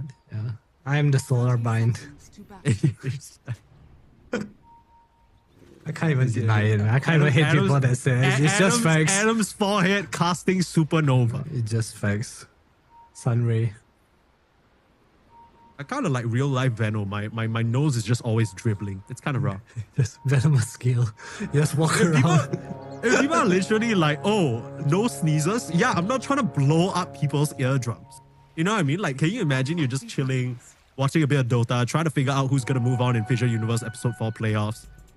And then suddenly you just hear a giant achoo. Of course, I'm not doing that at full volume because everyone will be mad. Okay, so let me talk about this middle lane a little bit. I don't know how it actually is supposed to go, but I feel like Sun King's one of the heroes that it doesn't really get out-farmed by this Coddle, you know? Like Coddle, you want to push in the wave and then you kind of just blast the big camps right by yourself. But Marion, if the wave pushes into him, he can just bring it to his own camp and farm it as well. Sun King, one of the better heroes at just clearing through. And as you can see there, through it is being cleared. Top lane, nothing too interesting, but A definitely has to be careful up here. I think level 2, one blink strike, he probably will just outright die. Yeah. Saw this Ricky position 4 work out for some of these other teams, namely Team Spirit. See whether Tims can put it to good work. Gonna be a bit harder to get up towards those items. Maybe we'll see him forgo the diffusal entirely and play a bit more for utility. He just needs shard this game, I think. That's like his main purpose, right? It's like get shard. How's bot lane gonna go? Falcons, very rare, right, that we see this double range lane for them. Yeah. Playing priority on shutting down Jackie on this gyro. I think they also understand that the safe lane for Boom is like a super core part of their game. I mean, why? Maybe talk to me a bit about this, because I understand it's like a fundamental concept in Dota, the range plus melee situation. You want good balance. But what's so bad about this double range offlane? I'm looking at Dazzle, I'm looking at Willow. These guys, like you said, have a ton of kill threat. Like, why aren't they running this more? I don't think it's bad in any way. It's just nicer to have a body, you know? Like, it's easy to play that way. I mean, obviously in this lane, Crit can kind of body. And Dazzle has heal, right? So it kind of negates a lot of that. I also feel like conceptually, as one damage dealer, you need a hero that kind of goes in for you, and that usually is a melee hero, right? Yeah, I guess so, Amar. No one to go in for him for now. Now, doing a lot of damage. Come out with the bait on the Shadow Wave. Zhao still has to try and look, but will draw first blood on him. The Muerta drops first, but those flat cannon just shots. I think it must have been the last one from Jackie, able to find that poor little Dazzle in the tree line, trying to juke away. Good try there from Amar, but still ends up going down. Another series of Dazzle, another missed Shadow Wave causing first blood. But this time, Chris the one that gets it first, so not a big deal. Still early doors here, but we're already seeing the pressure that the tiny AA can put out. Tim's basically losing almost all his HP. We'll have a nice Lotus to pep himself back up as Jabs still seems to be the iron wall in this lane that they can't run through for now. Maybe they'll have an opportunity closer to daytime, the 5 minutes. I'm not running through him, but he's only 6 CS. Skill kind of poor too. I guess it's like all the wave shenanigans. No one's really getting a lot of farm up here. Mid lane is expected the farm fest between both Sand King and Coddle. While we have a bit of time here, I do want to talk about the whole Tormentor debacle, right? Because people are picking Radiant. You know, there's probably something to do with timings and the Roche spawn location. But I think one of the other reasons is that on Radiant at the 15-minute mark, if you're able to preserve your tier 1 tower, you have a very nice place to set up on all that grab. Zhao, if he gets set up, will just go down in the bot lane. That was so Also much poison damage touch. actually. Yeah, it's a lot of damage. But before I Like what you answer said. your question, Yeah. actually no, let me answer your question first. What was your question, Mike? Okay, so I was about to say that we saw some teams in the initial stages of this tournament when they lost out in terms of priority and their opponents would pick Radiant, they get dire and they reverse that advantage by picking the Night Stalker, because with Night Rain, it basically swaps the Tormentor spawn location, right? So suddenly you're the one with the advantageous Tormentor spawn location. It comes up in daytime, sure, but then it's in a position where your Night Stalker can set up on. But this time around, Boom are the ones who kind of have to snap it. Is this a bit of like mind games going on? Because how are they going to force this tier 1 top? I don't see how they actually get that tower. No one really hits the objectives well. Right, my honest opinion is that when teams pick Night Stalker, they're not picking it for his Tormentor in particular. Okay. I think it's just something that's part of the game. Although I do think it has impact like strategically, because I feel like in this patch right now, like your winning lane is usually the safe lane. Right? You see the offlaners, they are in a more suffer recovery, probably go back to the jungle at some point kind of mode. And if you're able to play through your winning lane until 15 minutes, usually your tier 1 will be there, which is a pretty advantageous thing to have in this Tormentor fight. But it's also late enough in the game that you might not actually care too much, right? Like, even if you win your safe lane at 15 minutes, I think you won't necessarily still be down there. Bro, yeah. It's Marine, dude. We knew this was going to happen, right? All these shenanigans with pulling the wave, farming the enemy jungle. I think this is really smart too, because he's using his downtime where he knows the wave is going to be blasted anyway. He comes into this jungle area that Amel probably wants to head back to. Scouts out that there are no stacks. And if there are stacks, he's just going to clear them, right? He's going to take that away. So a lot of the economical gain that this Kotal wants to have kind of denied early on. Level 6 immediate TP, but they have no way of stopping this escape. Okay, Crit cancels the TP for himself. Nah, he got this shot. Oh, I must have missed that. That's my bad. Yeah, okay. It was a quick one. Just a little hip shot situation. Okay. Typical Coddle. Level 6 earn TP somewhere, some hero dies. Such is life. Incredible, except his death. Lucky that's not the Dazzle. Oh, Marine's TPing. I want to defend. I mean, realistically, he can just sandstorm in front of here, right? And they can't really push him away. He has the best anti-Coddle rune too. The illusion. True. He's able to remove What is Solar Bind Solar Bind? and earn, yeah. Can't dodge my forehead though. Okay, relax. We're not even looking at it anymore. I'm pretty sure people forgot about it. Why do you have to remind them? No harm like self-harm. That's true. So, Keep in mind, just for legal purposes, that's not 343 advocating for anything. that's right, guys. 7 minutes here. Wisdom Shrines.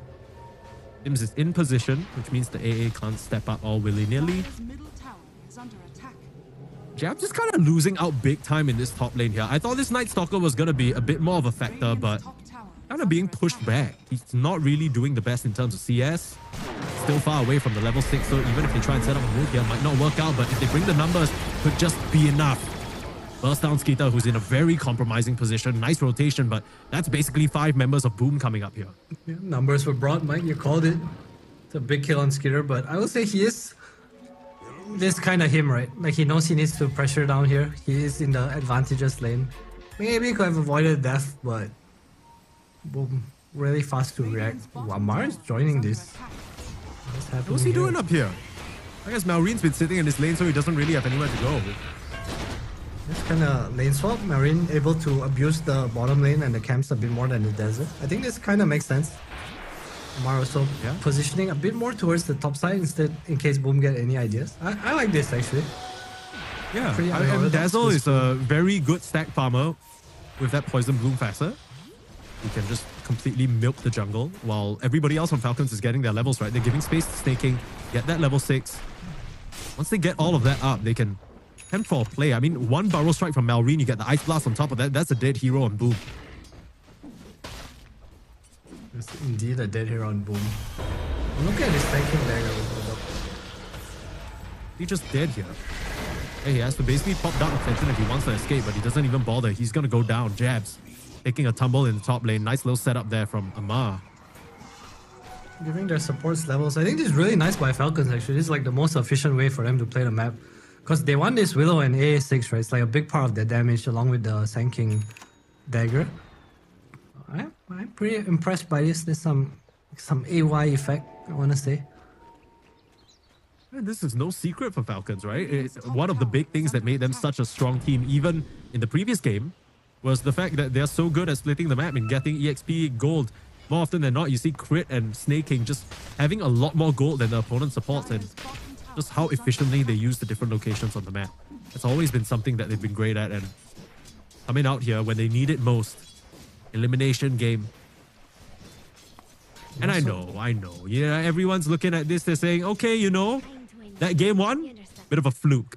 Bit of an intro boy situation. But if Boom can even tap into any semblance of that, I think we're gonna have ourselves an even match. It's just that game number 2 seems to have disjointed them a little bit. I know, at least for both of us, I don't know how the audience is feeling about it, but we're not entirely convinced by this gyro. I wasn't convinced by the Medusa. Now with this pick, it's feeling a bit awkward. They need to play fast, but maybe it's more of a 15-25 minute timing they're looking towards. Yeah, I'm sorry, but we need a level check right now because Jack is level 6. Yeah. Close to 7, right? He has like 2 points in Rocket Barrage because of the lane too. So farming is, even though it's top of the net worth, it is kind of slowed down from what we would normally see come out from Gyro.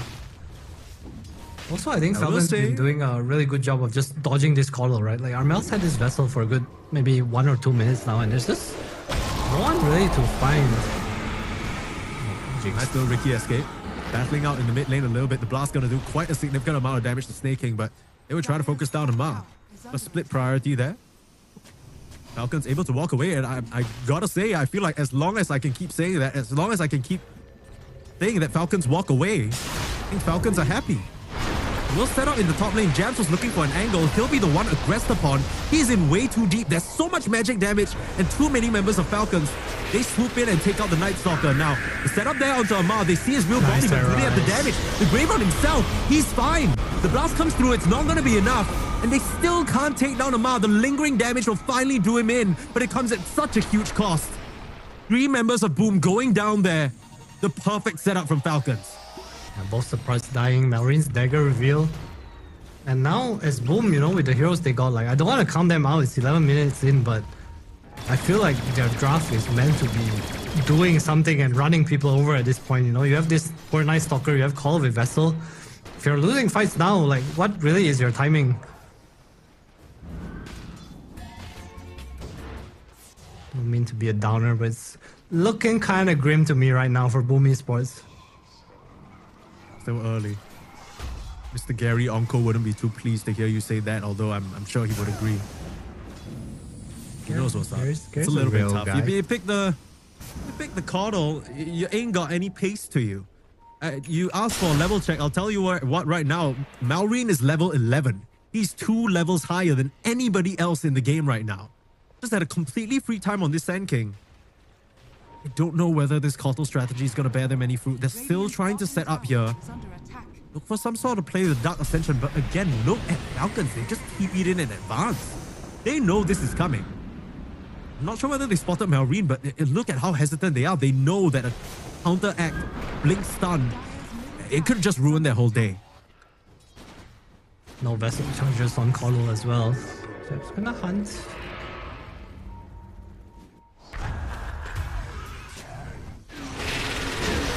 gets caught here. Try reverse the pressure onto Crit down here in the bot lane, but they can't even get there.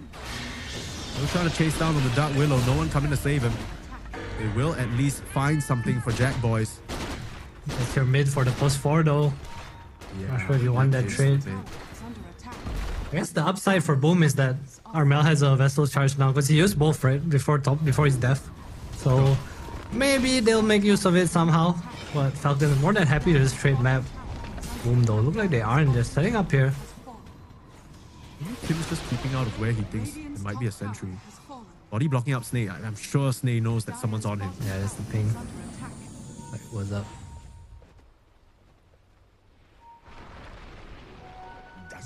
Awkward game for Boom right now. Both teams still looking at each other now, really? Island's up. Need a way to keep him in the silence though. Ice Blast covering him for now. He still doesn't manage to get the Brown Strike off. Snake King with a hits up TP. Deadshot was used this time. Wanted to go for a cute play to kind of kill someone at the shrine maybe, but Boom just kind of just ready for it. So not knowing that Tims was just scouting them out the whole time. A bit of life for Boom. It's a lot of EXP as well. He's very high level on that Clan King. Nice little dose of EXP for all these Boom heroes. I guess the one saving grace is the fact that Jack Boys, he is farming up a Storm on this Gyro. That's kind of what you expect. He's not gone for the Axe Rush just yet. Went for the early Crystallis so that he could apply some physical damage as well. Knows that the team needs all the help it can get. Smoke up. Amar has the eggs. Dire's middle tower is under attack. Gonna try and look for a follow-up here. Start getting ready for the Augmenter. Of course, you need to make sure you're Jack Boys! Stay an eye on this action. Jack Boys, he was not prepared. He was farming away where his team wasn't. They all just went through the Twin Gate. Definitely should have Sticking followed around, them I through. don't know why. I mean, now this is gonna... Surely bad things are to follow, but you can only follow us for good things if you press !F and get on all of Fissure's social media. If you're watching on Twitch, scroll down, get the banner. Give you a nice little link. Not the Yeah, hero that was you a wanna nice little lose. pick off Falcons. They are so happy about that one. Zhao will get a little free. Oh no, he just. Wait, what? Didn't he just ping the Radiant Shrine of Wisdom? Oh, no one took their shrine. Okay. Little mistakes there. Falcon will get the Tormentor. That's a nice shard to get. All their shards are nice, honestly. Yeah. A blast with the stun. Just a little bit more control, a little bit more catch for the very fast heroes of Boom. Is under attack. We've been talking about how Boom are equipped with fast heroes, equipped with a pace lineup. The pace is barely putting one foot in front of the other. They've not been able to do much this game. The 4K gold lead for Falcons. And we've seen this story before. How many times have we watched Falcons in this exact position where the game is relatively low kill, they're doing a great job controlling different sides of the map, their opponents just feel like they can't get anything done. Now Amel will find a nice angle onto Snake King. Ice Blast connects. There isn't really anyone on Falcons who can follow up. He'll at least get a D-Ward before he goes down here on Snake King. That's something. But what can Boom really convert this pressure into? The rest of Falcons have already piled into the bot lane. Not much else to be found. So that's going to be Dark Ascension coming to an end just for a position 5 kill, basically. Yeah, and Color out, right? So unless they can get more here. Speaking of get more, Amar. He has a shield rune though. Not really looking very feasible. Right, Boom not really able to transition this into anything. And now it's daytime. Like real daytime. Gonna go on jabs. And up there. Can you toss it? Can you? Can't. He's gonna stun though. Sims is there with the block, but it's way too much damage. Okay, well, easy. I mean, every single time we see these kills, Falcons make it look easy. Walk up with Skeeter, easy avalanche, slow with the poison touch, and now suddenly this tier 1 tower is just forfeit. Tower has fallen.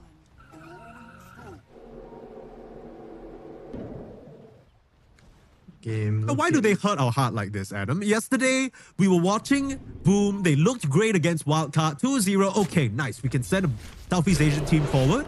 And then we get to Talon. They pick Mars off lane. Not sure what that was about. Same thing that lost Falcons that game number 1. And then they pick Phoenix off lane and they try the gyro both times. This gyro hero, it's just not pulling its weight in this patch. I mean, it does still remain to be seen. Maybe they can prove me wrong, but for now, they're just losing hero after hero on the map, and there's not a move they can make. You want to play pace with this gyro, but he's not really able to join many of the fights. Setup is there. Amel will go down again. Dow can only do so much. This Dow might is just die. Falcons' best formation, right? The 1-3-1. Always see in all the games that they succeed. The sweeping of Marine, Snay, and crit. Eventually, Snay's gonna be into some lane farming, and then they change it up. Just their formula, and it's looking good this game. Dire's middle tower is under attack. Boom Dire's definitely middle tested tower them in is that under game number 1, but Falcons might be fatigue setting in over the many tournaments happening in the past few months, but more games equals more data for Mr. Awi 2000.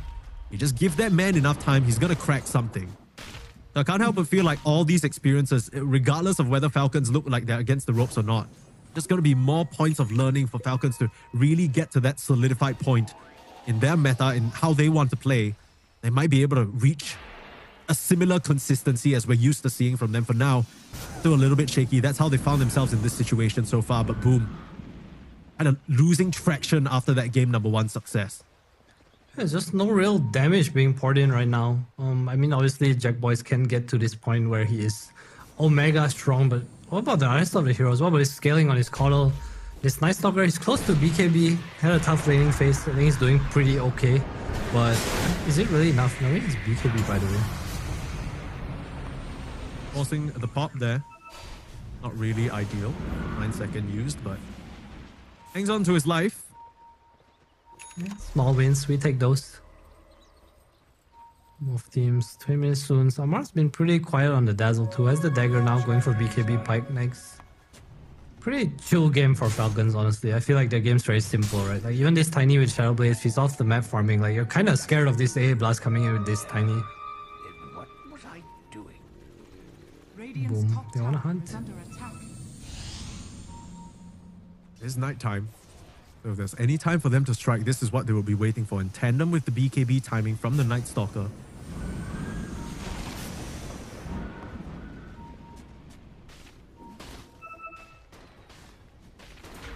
That's so hard. Who do they look for? Nice Blast. blast. Trying to help Crit scout out the Ancients a little. Both teams kind of have Roche in mind right now, I think. Especially Jabs with his BKB timing. Falcon also very aware of this though. Not really leaving the area, but also not putting too many heroes here.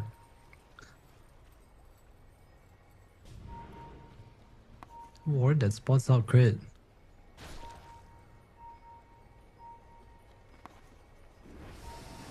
I mean, look, we've just been looking at these heroes for the past 5-10 minutes. Apart from 1 or 2 nice pickoffs from Falcons across the map, it's just nothing is being done right now. There isn't anything they can find.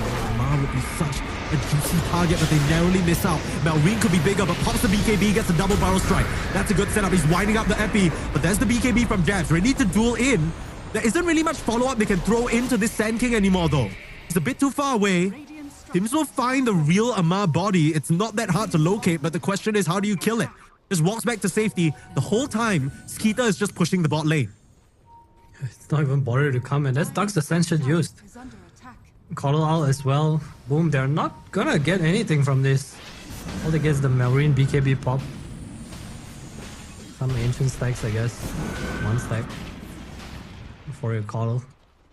In this game, yeah, AK goal lead for Falcons, 64%. Skeeter's so close to his BKB too. Where's the damage gonna come from? The avenues for Southeast Asia to continue on in this tournament starting to close out here. Falcons get closer and closer to their ideal formation. BKB next on Amar.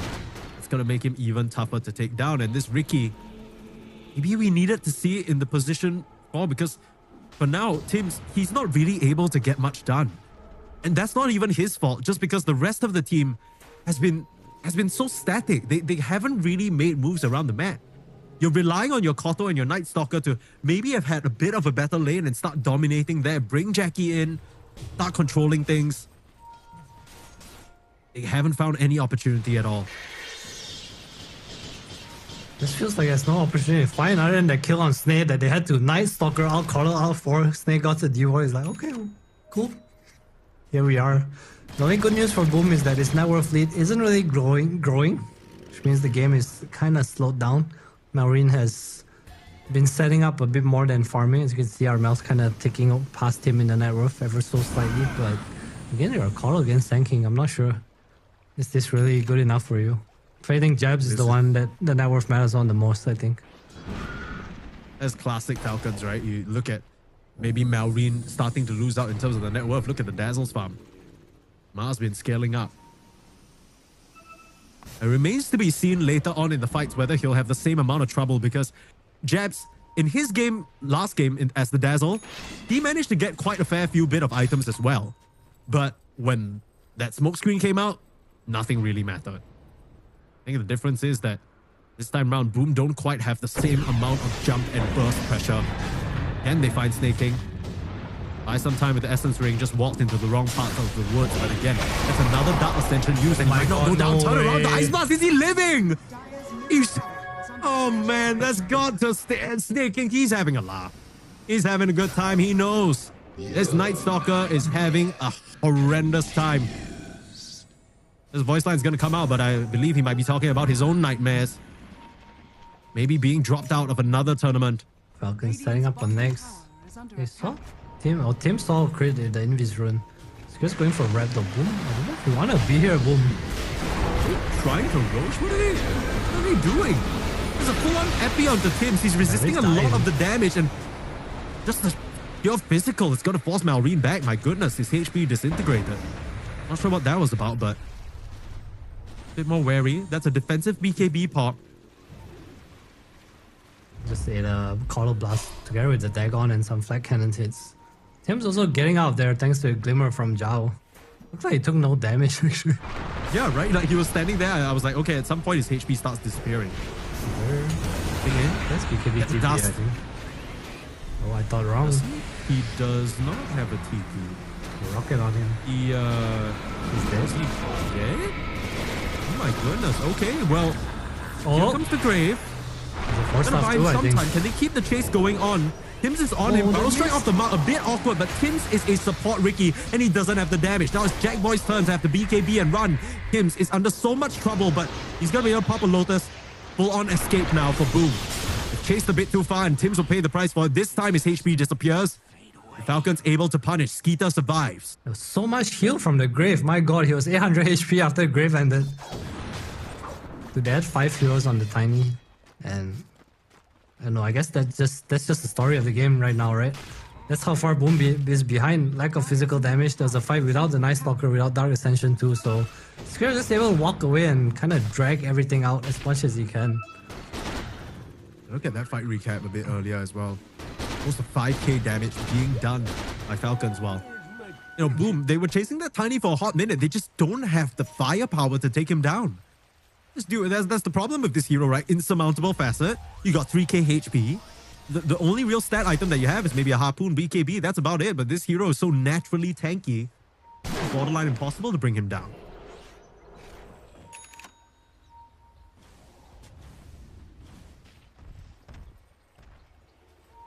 Radiant are scanning. Yeah, I'm trying to figure out what Boom can do right now. Scouting things out. Okay. Not popping out this time like that. Womp womp.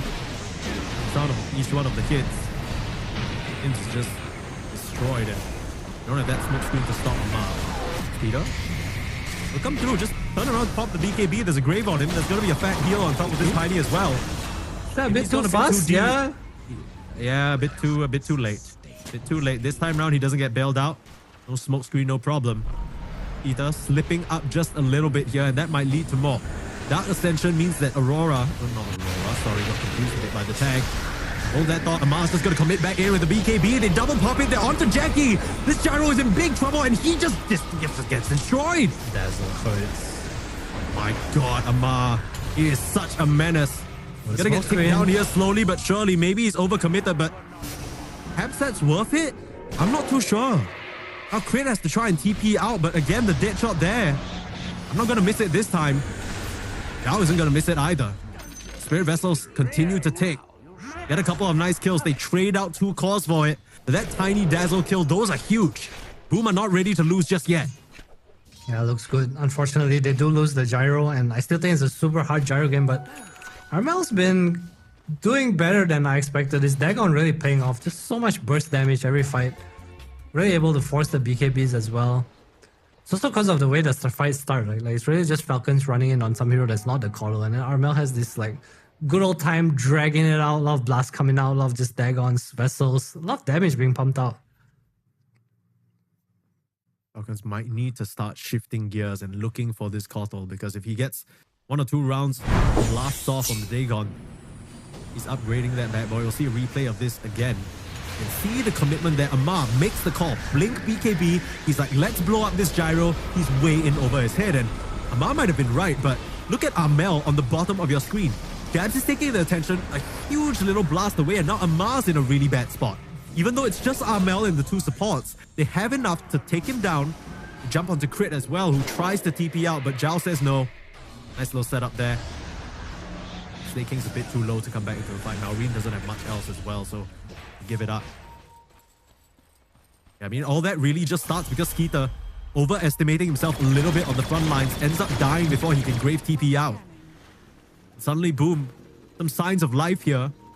Falcons, they are still at an 8k gold advantage, and it still feels like they're the ones in control this game, but if you don't deal with Armel in these fights and he's able to drag it out, like you said, there's an opportunity. Dark Ascension coming out, not sure what that exactly was looking for. Falcons already retreating all the way up to their tier 2 in the bot lane. I don't know, what is this out? Chaps? It's like he literally went into smoke and then he popped out.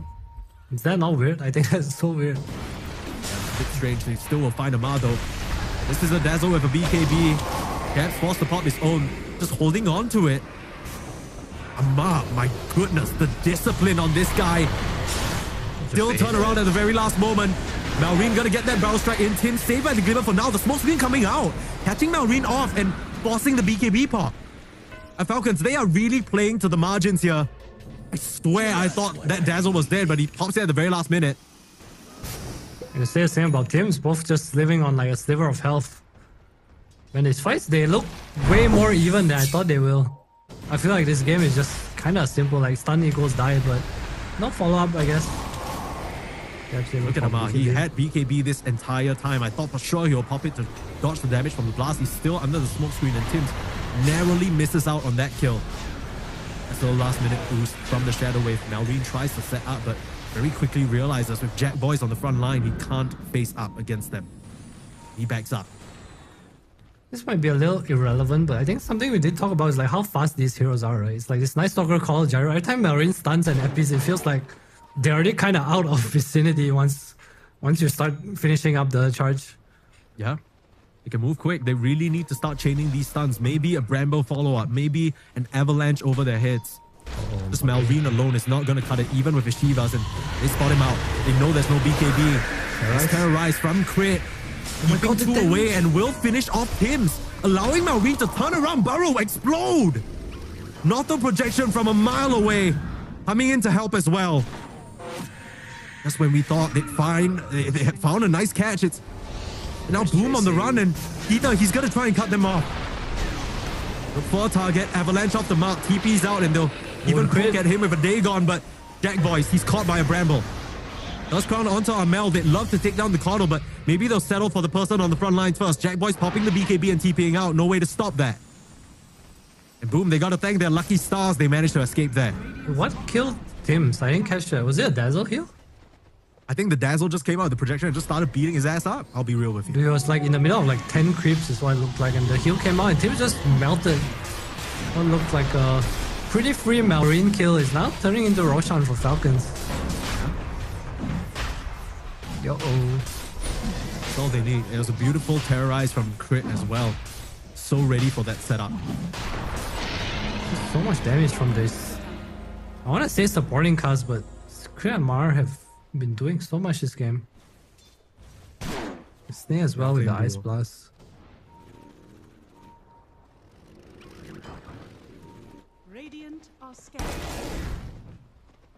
Now, we did talk about how, Boom, very active decision to give over Tiny, Dazzle, as well as AA in the draft. And so far, we've yet to really see the answer. The Ricky Shard, you just have yet to really find a mark. The only time you've killed him is when he blinked in with BKB. I don't reckon he'll be doing much of that anymore. Probably learned his lesson. Probably. Tormentor for Probably. the Sand King. Cool little shard. Some more more epi pulses in damage. there. Boom. Just hanging on. There's like 11k lead, but his fights, based on net worth and heroes, I feel like these fights should be so much easier for Falcons, but Boom just doing a really good job of playing things by the edge. I think Tim's especially being super annoying with these smokes.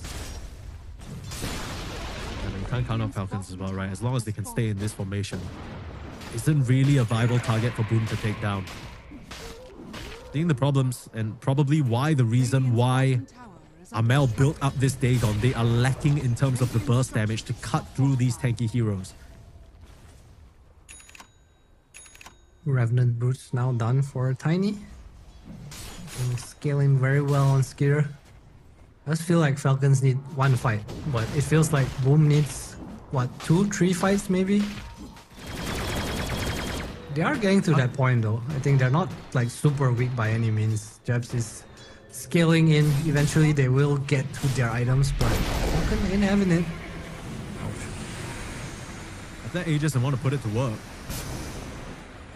40 more seconds until it's daytime, real daytime that is. Of course, Dark Ascension still has to be considered, but still, that will give you much more of an advantage moving out on the map in safety. With Boom here, they don't just make a move towards the shrine, right? Pull in Skeeter. He just dies on the first line.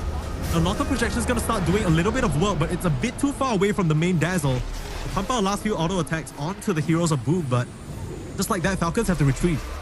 Farming damage.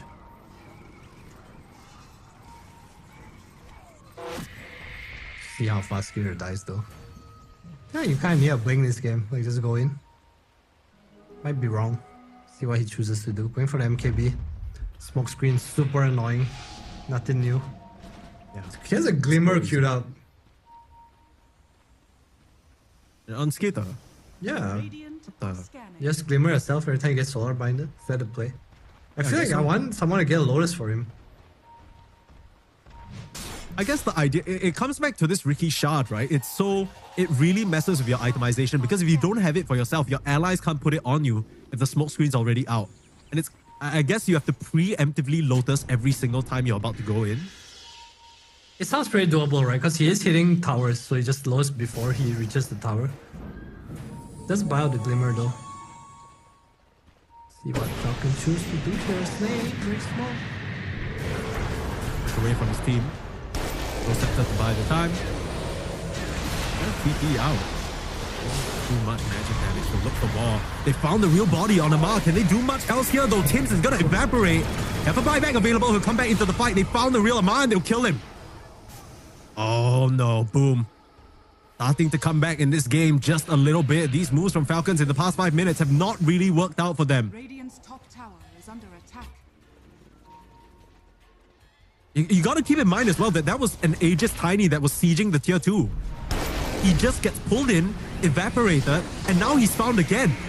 He's going to glimmer himself to give himself a little bit of resistance, maybe not wanting to pop that BKB just yet. Radiant's top tower. Relying on him though. You're going to keep chasing here, Boom. Gotta be so careful about the Malrine setup. Her the epicenter pops out. Not doing any damage on the Zhao. He has that Gale Guard to keep himself safe. Malrine, that Muerta's invulnerable. Glimmer OP. Both of them living because of the glimmer. That's a full epicenter, I think. Yeah, literally. He just fully channeled the epi onto Zhao and Zhao just kind of walked it off with the Gale Guard. I guess he just didn't have mana for the Sand King and for the Burrow Strike and the Sandstorm, so bit lack of damage, but it feels like Boom is really just in this game right now. The fights for Falcon again seem so hard. The Night Stalker coming into play now. So every ult he pops, it's just their ability to kite the fights, take the fights. quick item check here. And the gyro has scaled up immensely at this point. Jack Boys, level 21. Still a little bit hard to face off against Peter, but what else? Any other things to look at here? I mean, just a reminder, in case you're forgetting what you're looking at, you're watching the official stream of FISSURE Universe Ep.4 brought to you by FISSURE Studios. Win probability still in the favor of Falcons despite some of those mishaps in the past few minutes. Jack Boy's still going back for a satanic. Okay, I like this because I think they're getting to the point in the game where it's not as straightforward to like land Ice Blast on Gyro anymore. We see a lot of fights where Snake's kind of dying in the fights and Jack Boy's still alive. I think Boom's been doing a really good job of just not letting the pickoffs happen. Yeah. I mean, in an ideal world for Falcons, they want to initiate with either Skeeter or Malrine, get an Ice Blast on top, and then Northel Projection can just chase them all away. But the way that Boom have been playing, I guess it's a bit weird to say, but these preemptive Dark Ascension pops have been helping them out a lot, right? It allows them to spot out Snake King, allows them to see the setup coming from a mile away. And look at the hero damage coming out from Amel. Just when we were talking about how much work Amar is doing, it's Amar versus Amel this game. That's where the conversation started. That's how you should end it. I think it's also the fact that I think Jeff just understands that his team needs to see things to play. Like if they get initiated on course, they actually just lose. I think whether it's Coddle, Gyro, or Night Stalker, if they get started on with one stun by any of the cores, they just kind of can't fight from there because the A blast plus the damage coming in from anyone is just way too much to fight into. Skeeter, Silver Edge complete now. Still doing really well. Armel, what's Armel going for? I feel like he's been playing so well this game. Yeah, that Octarine core now. That's his next item. Even more spells being pumped out. Smoke out in broad daylight. Trying to catch Falcons off guard. They know that this area around their base is being guarded loosely. That's how Falcons like to play. They jump onto the tower. That's a huge catch. Amel, he needs to get out of here. Forced off away. Crit still trying to connect. Ice Blast landing onto the gyro. This is troublesome. But where is the rest of Falcons? They aren't able to connect at the moment. The projection coming in, beating into Jack Boys. He's hiding away, popping the BKB, facing off into Skeeter. Skeeter's a bit too far forward now. The kill, it's not going to be enough. Amel, he's helping out and Skeeter goes down. The Tiny's out of the picture and Amel now. He popped the BKB a bit earlier. He's getting the heals. He's away, but the epicenter still finishes him off. Malrine, he's still pretty deep. The Grave's going to save him. Amar is standing tall. And you don't have a buyback available. No, you do. But he doesn't want to pop it just yet. Up to the high ground. Timps goes down in the BKB. Amar, he's going to try and TP out, but he gets cancelled on the last moment. Oh my god. That fight was so close. It was so close. And it was a dream start for Falcons. It was Boom who were the ones looking for an avenue, but Amel gets caught first. It still doesn't stop him from doing so much damage, but he's not the main character anymore. It's Jack Boys. He's doing so much work as this gyro. Man, it's also just no follow-up, right? Like, Skeeter got the initiation, sure, but after a stun toss, there was no Sanking stun coming in, there's no Ice Blast. It was crit with the Terrorize, but even then, Armel, like, walked away from that. Jackie, and maybe you're getting a bit too ambitious here. Ice Blast with Malrine initiation, that's always going to be painful. And Jack, fucking god. Jackie, what are you doing? No respect, right? That's just... No respect indeed. And suddenly... I mean, I guess the game's still pretty even, but that's a buyback on jabs, so Dragon Wade and Live Fire. Big kill for Marine, close to his Aghanims now too. 25 as well, not to forget. Yikes. What talent did he go for? Sandstorm Blind. On the epicenter pulses. I guess it makes sense with his build. He's optimizing to do damage here. Yeah. I mean, this game is slowly becoming... Not slowly. It's just a situation where now if your BKB charges are already used and you've yet to win the fight on Boom, it's going to be very tricky to defeat Falcons. If you're not eliminating Malrine, he's going to pump out so much magic damage in these fights.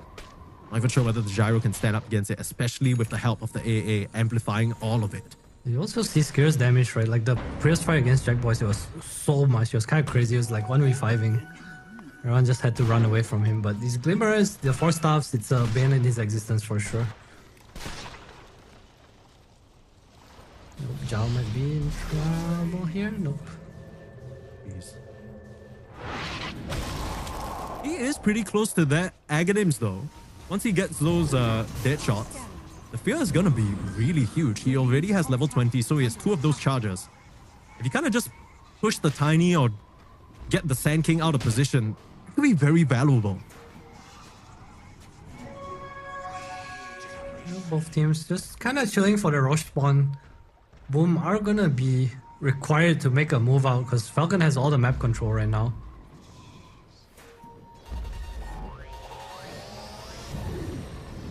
Radiant's top tower is under attack. And both teams, they know how important this area is. Aegis means a lot. The burst from Falcons, not able to deal with 2 lives on the gyro. Meanwhile, I think Falcons need the Aegis to end the game. High ground, super hard against this Coddle, Muerta, Ricky, smokescreen. Yeah. I mean, even with the Aegis, it could prove to be quite difficult here. Radiant's top tower Roche is under up attack. now. Falcons, they'll have the priority in terms of position. Crit spotting it out, so they just head over to the pit, and it seems like Boom, they're not confident to just run up into the dark map and try and contest. Definitely easy, but Falcons will get this for free. Dazzle almost 25 as well for Skitter, so a lot more spikes coming in. Right, for a wraparound play, they're not gonna gamble with their chances on the high ground. They're gonna try and get the jump instead. Put Falcons in an awkward position. Amar gets spotted out first. That could be a good Skitter's in a good spot though. He's in troublesome. Who's in a good spot? Skitter is getting some pressure on the back line, pushing Tim's back. Both teams have to back up for now. Well, that looked like Amar was dead for sure, but manages to pop the BKB, escape back out to safety. Dark Ascension was used, and looks like Malrine was able to catch onto Zhao. He's down the front lines. You gotta keep in mind, he still has that second life, so you gotta be wary. You don't want to overcommit and get caught. Crit. They have the Yule set up. Gets Hex forward, but here comes the stun. Here comes the setup. They're looking at Jack Boys. He still has the BKB holding on to it for now. Oh, he didn't Satanic. Satanic didn't BKB just yet. Will turn and fight. Take the first life of Skeeter. Watch out for this gyro. Crit still being so annoying on the front lines, trying to initiate. But they managed to fish Jackie out of there. And most importantly, he did not need to use the BKB. I don't know if you can stop this though. I guess the smoke screen is a bane of your existence when it comes to sieging high ground, but Skitter does so much damage. There's a sandstorm covering him. Arise available. Trying to find an angle, team's like, nope, I learned my lesson. Gonna have to go behind the tower to try to get this one. Mary? He just blinks in. He knows that he's so well protected by his squad right now. Still 9 more seconds without the Muerta. Can you really commit for this Rex? This is a bit of a precarious position. They have Grave TP. Amar hitting into it. They have Grave BKB TP if he really wants to do this. See what Looks like he Falcons does. choose to do. A lot of damage though. Oh, you know? Moves away, that was good. Malrine's in, oh my god! Malrine with a setup! Gets them caught out! Oh, they thought, oh, this Tidy's gonna go away. Malrine is in! And Malrine's ready to end the game. Oh, he's ready to go on to the playoffs. Just catching them completely by... Even I didn't see that one coming. That was fucking Right here on the front line. Able to blink out, and I mean, this is gonna be a Rex at minimum. They can look towards a second if they heal up. What a play from Malrine. Buyback available on the gyro, but the full epi optimizing for his damage, like you said, and just completely catches the gyro off guard. There was Epi and Ice Blast, that's all. That's what he died to. There was literally no other damage source coming in. Jack Boys, he was so close to living though. The Glimmer almost saving him, but that's 50 seconds without your gyro right now. Falcons, they smell victory. Smell the playoffs here. Smell a nice little turnaround for themselves in the group stage. Ice Blast on top, bossing the BKB, Dark Ascension from Night Stalker. They're trying to kill the main Dazzle, but he just comes back to the main body. Glimmer. Someone falls down to the low ground. Okay. Okay. He has the Hurricane Pike himself. I thought he was toast there. Skitter looks like he doesn't want to respect this Dark Ascension too much. Murta's still down. So He has the confident. Great backing him up. He's feeling very ready to put an end to this. At least gets the Rex. Gets out. This One Glimmer and a half is lanes left. so clutch. I feel like this Glimmer on Skitter is such a big purchase this game. So smart too. Oh, Malrine. Are you seeing what I'm seeing? There's the refresher in the backpack. He's smoked up now. Oh dear. Falcons. That boys. That boys. You gotta They're be careful. the They're epi. winding up the epi. They're looking at him. In comes the barrel. Where's the save? He's getting melted. The gyro gets brought down to earth and the immediate refresh. The barrel strike forward. Malreen's ready to close this one out. Triple kill. And good game is called. Boom. They had such a convincing game, number one, but Falcons will not be denied from the playoffs. My goodness. What a turnaround. What a reverse sweep. And they end that game 36k gold ahead. That was crazy stuff. I mean, we thought at the start of the draft that it was gonna be tough. You give over the AA, the Dazzle, and the Tiny, but Boom really made them work for it. Boom put up such a fight despite being at a deficit for so long. I feel like they took every fight so well, and then Falcons like, okay, now we just need to land stuns and Ice Blast on Gyro. And when it came to sieging Hiram, because of this Glimmer on Skirr, because of Amar is behind him, constantly healing him, we have great protection. They just had so much opportunity and time to set up what they wanted. See that mid fight where the Epicenter came in, Ice Blast on top, Gyro just dies. Jackie, same thing, top lane. Epi, Ice Blast, that's all it took. Like literally no one else was doing anything, and we see the power of this A into Gyro. Before we move on from this stats page, I just want to point out the fact that Malreen is missing on the Sand King because they just never saw him coming. Look at the damage that he did, 47,000. That's great. 47,000 alone. I mean, all of that amped up by the AA and the Ice Vortex. Amar as well, having such a standout game on the Dazzle, showing him, okay, look, Japs, this is how it's done. Okay, you want to play the Dazzle off lane, you need to play it like this. Team Falcons, it was shaky in some moments throughout this series, but I think it's fair to say at the end of it, after all these 3 games, it's clear that Falcons are the better team, and they're the ones who are going to move forward to your Fissure Universe episode 4 playoffs. What a performance from them, especially in this game number 3. That's got to be a little bit of a boost of confidence, of feeling like, okay, we're kind of back. We kind of know what we need to do. We found our optimal formation. There were so many moments where Falcons were scouring the map and playing in that style that we've known them to execute so well. Unfortunately, I think that's the last SCA team we'll see as well. Boom. So close to making it through a tournament, upset against Falcons, but will fall short, unfortunately. Close game though, props to them. Yeah, I gotta give them their flowers, of course, and wave them goodbye. It's cruel that they make us dismiss all of them, but they will not be able to continue things on. So they'll just try their best at the next upcoming tournaments. I believe that's Dream League. But for us, and for now, that is going to wrap up this first elimination series. We still have 4 teams coming up fighting for their chance. Coming up next, it's going to be Gaimin up against One Win Team. And it won't be us casting. It'll be the lovely Harry, Freak, and Lizard taking you through that action. So be sure to stick around for that. I think that is just going to happen very, very soon. So you don't want to miss it. Man, most maybe a 5 to 10 minute break. But for myself and Adam, we'll be bidding you goodbye. See you guys tomorrow.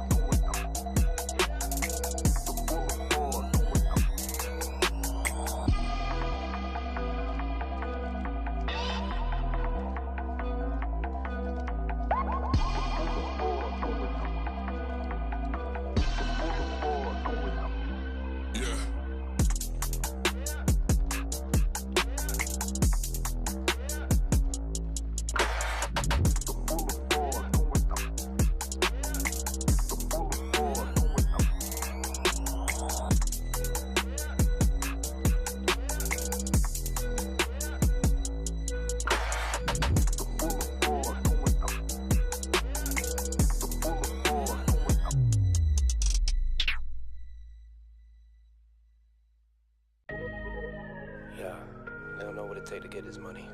Yeah, yeah, get it. Determination, yeah. Ambition, yeah. And most of all, you gotta be a soldier.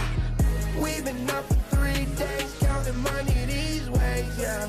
Isn't a hobby, it's a lifestyle. Ain't me telling me the time is right now. Well, it seems that I'm the one they like now. I can control the switch, I just want ownership. You can keep all of them fake friends, I can keep all of the bricks. Diamonds loud like Ringo, make my skin glow.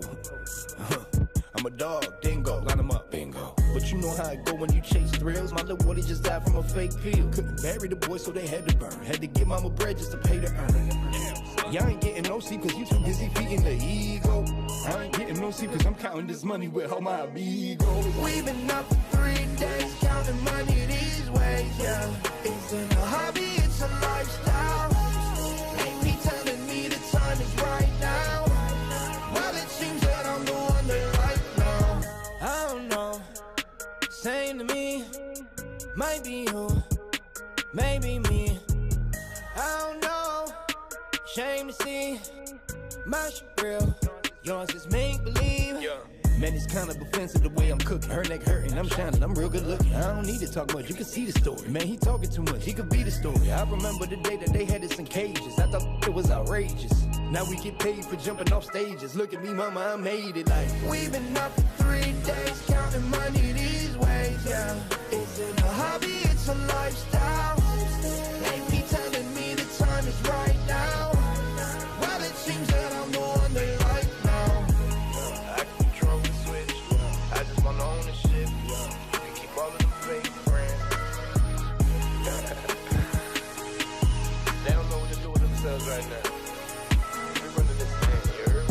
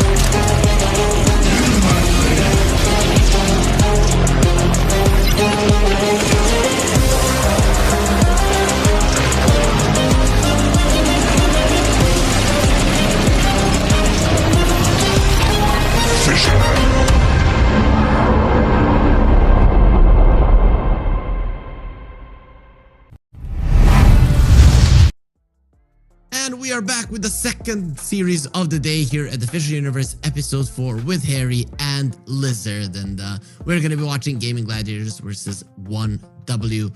Lizard, I hear there's some nice weather happening where you're at. Hopefully, once we are done, you can go out and enjoy it. Yeah, definitely. A lot of rain, a lot of snow around me as I'm living next to the mountains, so maybe I'll be able to enjoy it. We'll see, depending on how fast this series ends. But first and foremost, I want to enjoy the series that's ahead of us and maybe play some Dota instead afterwards. I'm not sure. We've got some really nice teams that might inspire us to press that search button after the games have concluded. Sometimes when a series ends, you just want to play the game. Sometimes you just witness 2 supports dying to a tormentor and you don't want to play Dota after. afraid of it. But let's remind ourselves who's playing for these two teams. I mean, not a lot of these people do need introductions, but introduction will probably put them on our screens fairly soon. One thing I think we didn't cast 1W at all throughout this tournament, and they do have two players that are standing in, or however you want to say it. It says that Cloud and Fishman are benched, and then Triple S and H2O are standing in. So far, they looked all right in some of their matchups, and some other they did not. And I'm afraid to say, well, I'm not afraid to say, I'm afraid for them maybe coming into this matchup, because versus Gaimin Gladiator, I feel like they're definitely not the favorites here. They have some pretty solid stack of players, of course, on the side of OneWin, but it's going to be an uphill battle.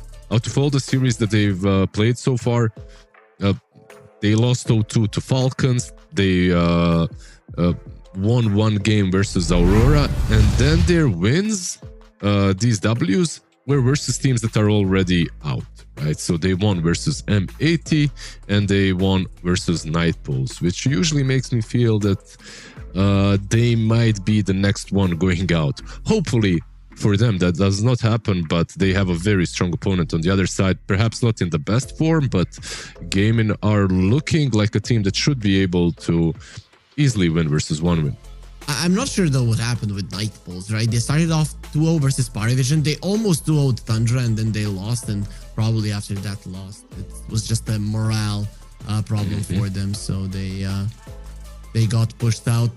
What about the sides? Hoping that we can see those. So 1W on Radiant and Gaimin Gladiators. They did choose first pick. They did win the coin toss here, Lizard, and we are now back to something that has been the standard for a long time. We have seen in the past few days that second pick has been starting to pick up a bit more in some things. Yeah, OneWin, they kind of prefer, I would say, second pick, it seems like. Out of all the series, the only one they had first pick was versus Team Falcons, and that's it. Every other series, they went for second pick, and their openings are very similar, either with a Tiny or an AA. We'll see what they do here. Gaimin, of course, they ban out the Tiny immediately. They don't want to be playing against that.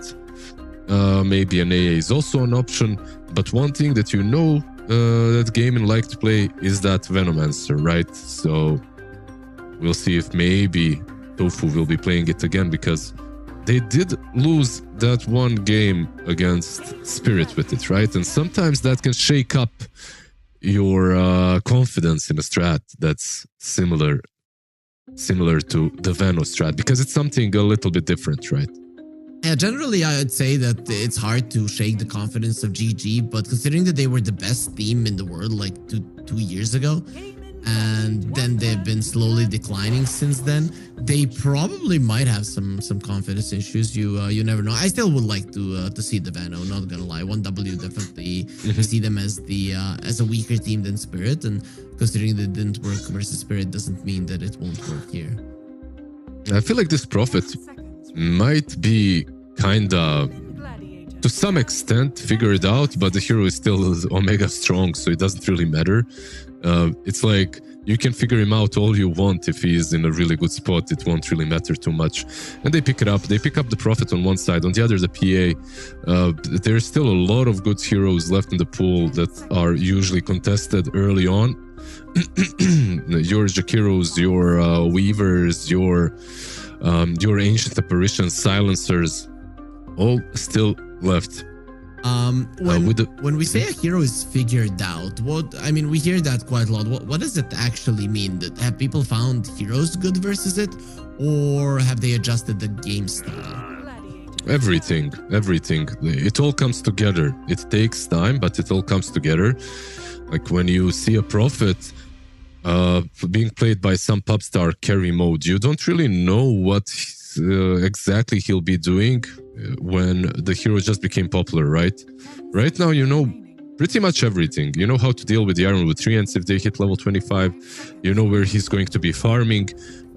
You know, you have it in your bones that he will TP to your safe lane to maybe pressure it or get an extra kill early on if he's played mid. But most importantly, of course, you find all the right solutions to him as a carry. For me, the best ones are Bounty plus Storm. I feel like PA is not really that bad as well. She can jump him too, but Bounty plus Storm or Weaver plus Storm, for me at least, are the best response that I have seen. Like, you always have vision on him because of these position 4s, and also you can always jump him. Storm is a solution to a lot of meta heroes at the moment, such as Dazzle and Prophet, and these supports like Jakiro and AA hate playing into him. We're seeing more and more Dazzle being let through and sometimes even ignored. I think one of the main reasons people don't want to pick it is the Storm that you mentioned, but also a Riki. People with the Riki have just countered the hero so much that people are dissuaded to even pick it up. Yeah, absolutely. Like, we did see one not that great of a Riki game today already, right? But overall, one game will not dissuade you from picking it if you're comfortable in the hero, and especially if you didn't play it. So yeah, we'll see how it goes here. Did you watch the Slardar mid with PA game, by the way? Today. No one played, yeah. No one played yesterday, just before they qualified. Yes, I did. Yeah. The Slardar versus the fuck in the mid lane, right? Yeah. So, kind of a cool hero to be picked up with PA, because I still feel that PA is literally one of the best carries at the moment. Mag, PA, Prophet, right? I love it. If you buff her up, she's even stronger, so maybe an option. I love it, and it would be great to pick 16, 17, and then you're gonna leave the Slardar as a flex. Tidehunter is kind of a counter to that, right? Because he doesn't really care much about your corrosive haze. He can build into a lot of armor items. Generally, the blubber does help him quite a lot, and I like him here for sure, because Golem does not overtake the fight versus a Tidehunter. Yeah, for sure. It's a hero that won't suffer against PA and Warlock whatsoever, and it opens up your position 4 hero pool quite a bit. Veno, absolutely. Like, this is a game where you can easily Veno, because you can leave the Tide comfortably on that lane. But Weaver is also very solid, you know, like just a lot of minus armor between the Gush, between the Scarabs, little beetles that are on top of you. So also a nice pick. I have to say one thing from Gaimin that looked off to me in all their series where they lost. They didn't have a 4 that can actually enter the fight, give vision, create some sort of a chaos. Like, if you think about their recent games, it's like some Muerta plus Jakiro, Muerta plus Silencer, or Coddle plus something. And then you have these 2 supports that are kind of playing the same game. Weaver completely changes that. Gives you info, goes behind, plays the enemy side of the map. They definitely looked better when they had that kind of a 4. So now with 1W getting this bounty hunter, I think they've opened up a game for some mobile hero on GG. I mean, you know what comes to mind the most? Quinn Pango, right? Because I don't see any of these heroes really annoying him in any way. Sure. Quinn, Pango, Ember, Storm, these are all these are all solid heroes for him. I wouldn't mind all of those heroes that we just talked about. I wouldn't mind them on 1 win as well. You know, like both of these teams. Like, look at the stuns on Gaimin. They don't exist. It's a Ravage, and it's maybe an Atos that Weaver will be buying, plus a Shard on Tide. So it kind of goes both ways. In the end, I expect 2 very mobile mid laners to be picked up by both of these teams. Considering the current state of the meta, maybe Ember would be more in tune than and a Pango, and then a lot of those, then you can ban out the Storm, and I think with the other ones you deal well with in the lane that you do not really have to ban them. They go for it. Yep, probably the most comfortable one. Looking at the game right now, gotta ban out maybe some Monkey, of course, instantly gets banned. What else is Huskar? I think Monkey Huskar need to go now. But you do have a last pick support on Gaimin, so if you leave the Huskar in, you can maybe go for AA. If they leave the AA, I think you just look at this, these two right now, and if they do not ban out the AA, you do not have to ban out the Huskar. Though I'm not sure if GG really want an AA. It's not too bad here. They don't. Yeah, it's not too bad. But they don't have the ultimate last pick. That's maybe a problem, right? Like they'll have to pick next. So if they don't ban out the Huskar, I think they might have to pick the AA. I'm not sure, of course. Maybe they're not as afraid of the Huskar as other teams are afraid of that Huskar when Gaimin can pick it. This Malady, I'm thinking, does he play something that's going to be able to rotate so that you annoy the Huskar enough? Yeah, I think they ban it. Yeah, I think you better ban it now. It's a safer choice. I mean, now when the A being banned out, Huskar probably is the next one to go from Gaimin. We'll see. What do you get as a 5 for GG? Like Elder Titan, Ogre? Like, is that the... If you want to go the conventional route and protect the Prophet, sure. But there's also like a Silencer in the pool that you can go for. I mean, another decent hero, really. Like in almost any game, it feels like he's strong. And the Huskar gets banned out. So the conventional way is the thing that they go for.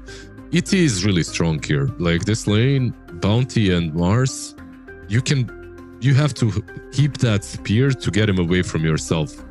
Once he gets those spirits up, and that already means that you cannot use your spells as freely to harass the Prophet and stuff. So, are we getting a smarter now, though?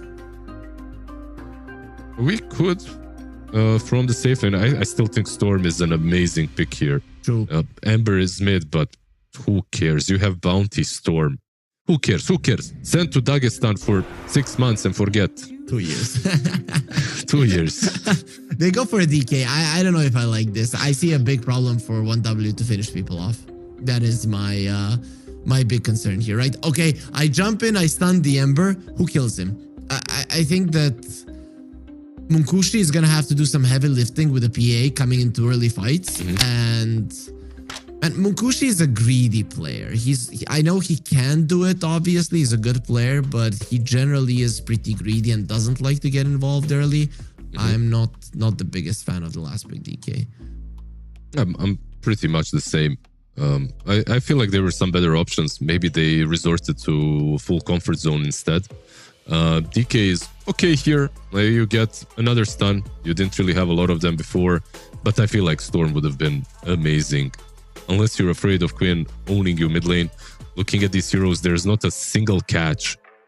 There's like chains, and that's it.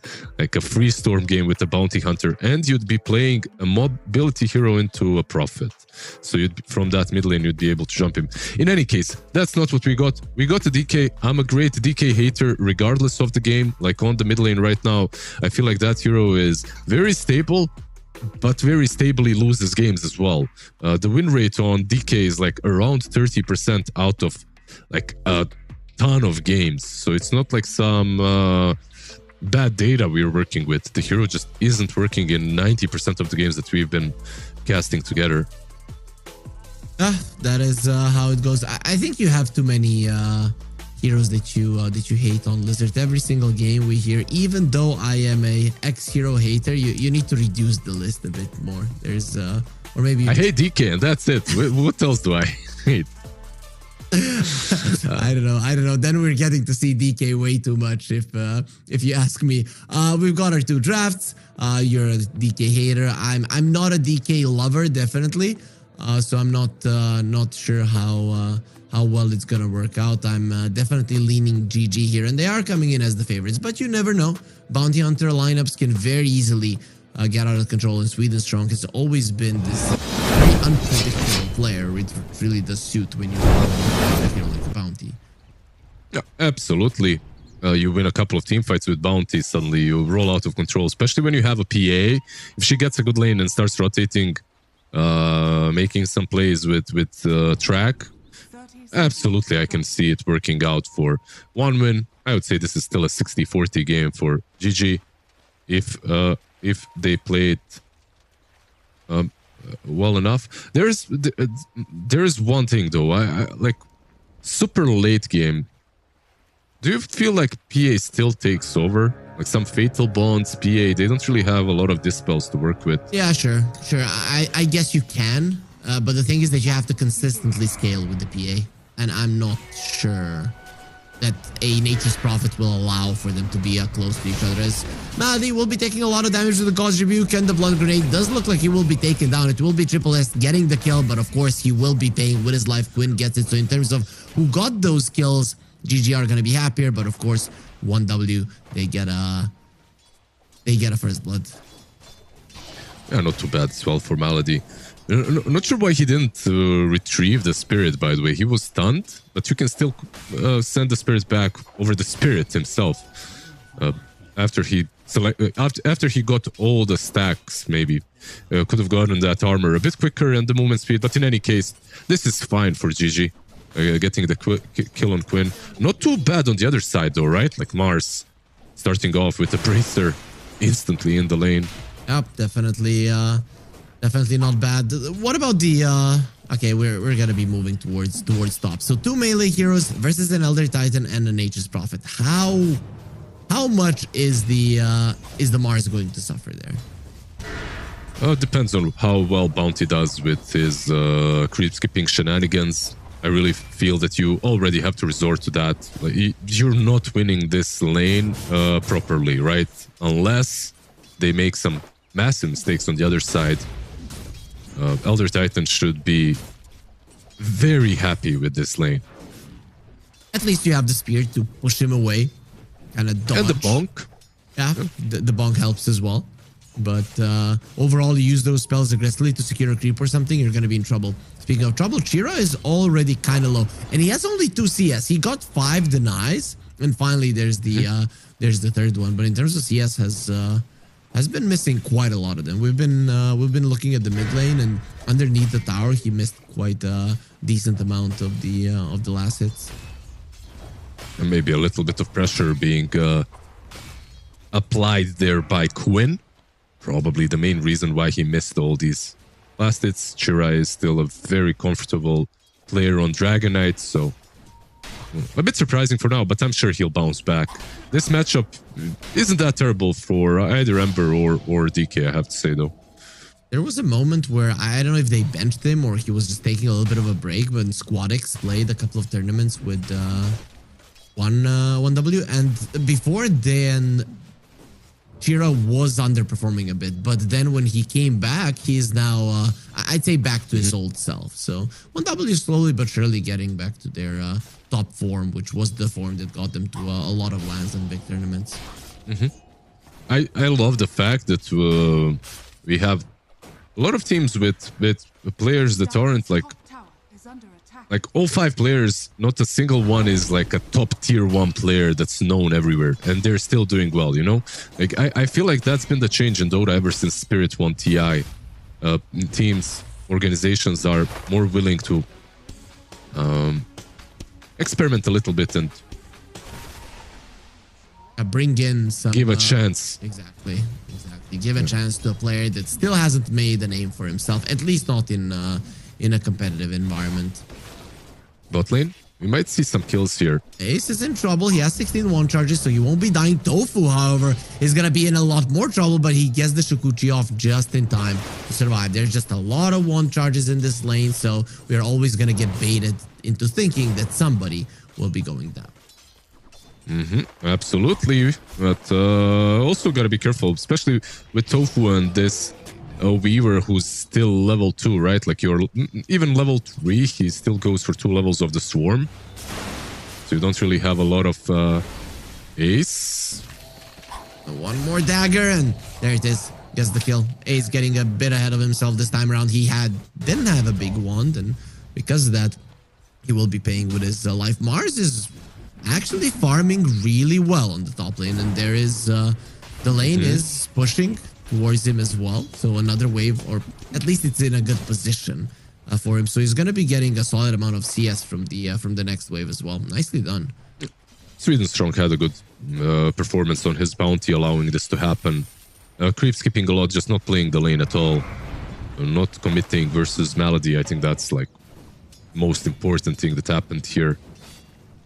You got a point in Bulwark as well, just to not be annoyed by Watson that much. Speaking of being annoyed by Watson, they're going for him, trying to body block with the Ironwood Treants, and they won't be able to get in front of Triple S to stop his escape. So for now, he'll be fine. Yeah, they've been trying the body blocks a lot, but haven't been successful just yet. Tira. Two bracers, the well-known dum-dum build on the Dragonite, but so Ember can't really pressure him any longer. Still, Quinn did better in terms of net worth. He's ahead of the Dragonite. Of course, he did get a kill early on, so that probably is making a bit of a difference. Absolutely. It's basically that 200 gold that's giving him a slight advantage in the net worth. But nothing crazy so far. I feel like still Dragonite in this game does not feel tanky. No matter what you build, I feel like you have to get some AC eventually. There will be a stun onto the Ember Spirit. They want him dead, doesn't have level 6, and because that will die. Echo Stomp a little bit too late. They're looking towards Shirak. He missed with the Swarm, so Tofu might die himself as well with the Fatal Bonds. They're not going to be connecting onto Tofu. Lucky for him, because that would have been quite dangerous. Yeah, he wanted to catch both, but he wasn't really behind Chira, so... That's a really good kill, by the way, from one win. Especially because Ember was not 6 yet, and now suddenly DK has 500 more net worth. Like crazy with that one single rotation by Sweden Strong. And it really does change a lot. The Echo Stomp will slow them down, but still, the Siege Creep will be doing a decent amount of damage to the tower. Even the Ember now is taking... big beating, and with the heals, with the Shadow Word, you can even tank a couple of tower shots. They might even take this down the way this is going. Okay, gotta go back. Dragon Form is out, but this tower is almost dead. It's in deny range. Not something that you expected. A lot of the games that we saw the Dragonite, he would have to rotate to other lanes to push. The mid lane would always be off limits, and with this kind of a early start, good chance that that tower will fall, but you have gone too far with the Swarm going in. Ulti from the Nature's Prophet didn't really connect strong on Chira, but just enough to get the kill. Watson TPing in just in case. Yeah, TP's in to secure that kill. Doesn't get it in the end, but still a good TP from Watson, and maybe they can pressure the mid tower instead a little bit. And this Orb of Corrosion is just way too busted. I feel like every single hero is buying it at this point. I played last night a Darkseer, and I built it, and it still felt good. You know, like no matter what you're playing, it's the item of the meta at the moment, for sure. Yeah, everybody's getting it. It would just be a waste not to have the item. Really does make a huge difference when taking heroes down early on. And Dragonite, I mean, only 10 armor is not what he used to be in terms of early game armor. Absolutely, and he's playing into an ET, into the Swarm as well, into Orb of Corrosion Ember. Like we talked about earlier, he's really not that tanky this game. Oh. He still lost the tower on Quinn, which is a big deal. Ember Spirit likes to be the one to take the tower, to play aggressively close to the enemy tier 2 and bait a lot of rotations. Now that's just going to be off limits. The Dragonite is rotating top. Oh, there's an arena. Spear, Echo Stomp to slow them down. He's going to be going for a little bit of a sleep. Watson TPing out, and from afar, the Breathe Fire does help him. Sweden Strong also helping a bit with the damage. Melody will do his best to escape. Track isn't up just yet, but that is a big fight won in the reveal of the Warlock already being level 6. Absolutely, these fights are going very well for one win. Dragonite will probably take down top tier 1 tower as well, right? There's a Weaver and ET around, but I'm not sure if they can even contest this. They have the Golem to tank the tower. That does look kind of dead. Without the glyph, you can't do anything about it. The Wrath of Nature was available, but no Ravage. Ace can skill it up, decides not to do it. 2 of your tier 1s dead. Malady dead as well. 1 W. Doing amazing. Yeah, doing extremely well. Luckily for Gaimin, they have the Hive Mind on Weaver, so at least he's finding a lot of experience. But besides that, nothing is great. Sweden Strong is almost level 6, 5.5 on this mid lane. Annoying Quinn, but might die here though. Is looking to, yeah, it looks kind of dead. You would have another Sleight of Fist as well in just a second if need be, but under these circumstances, Quinn just gets a kill. Sweden Strong making a mistake. Yeah, one thing is certain, playing Bounty into any sort of a spirit is not that amazing. You can, of course, buy an Orchid if you want to, but as a spirit like Embers, Storms, you can always carry a Dust and catch him. So, you always have an upper hand because of your high mobility.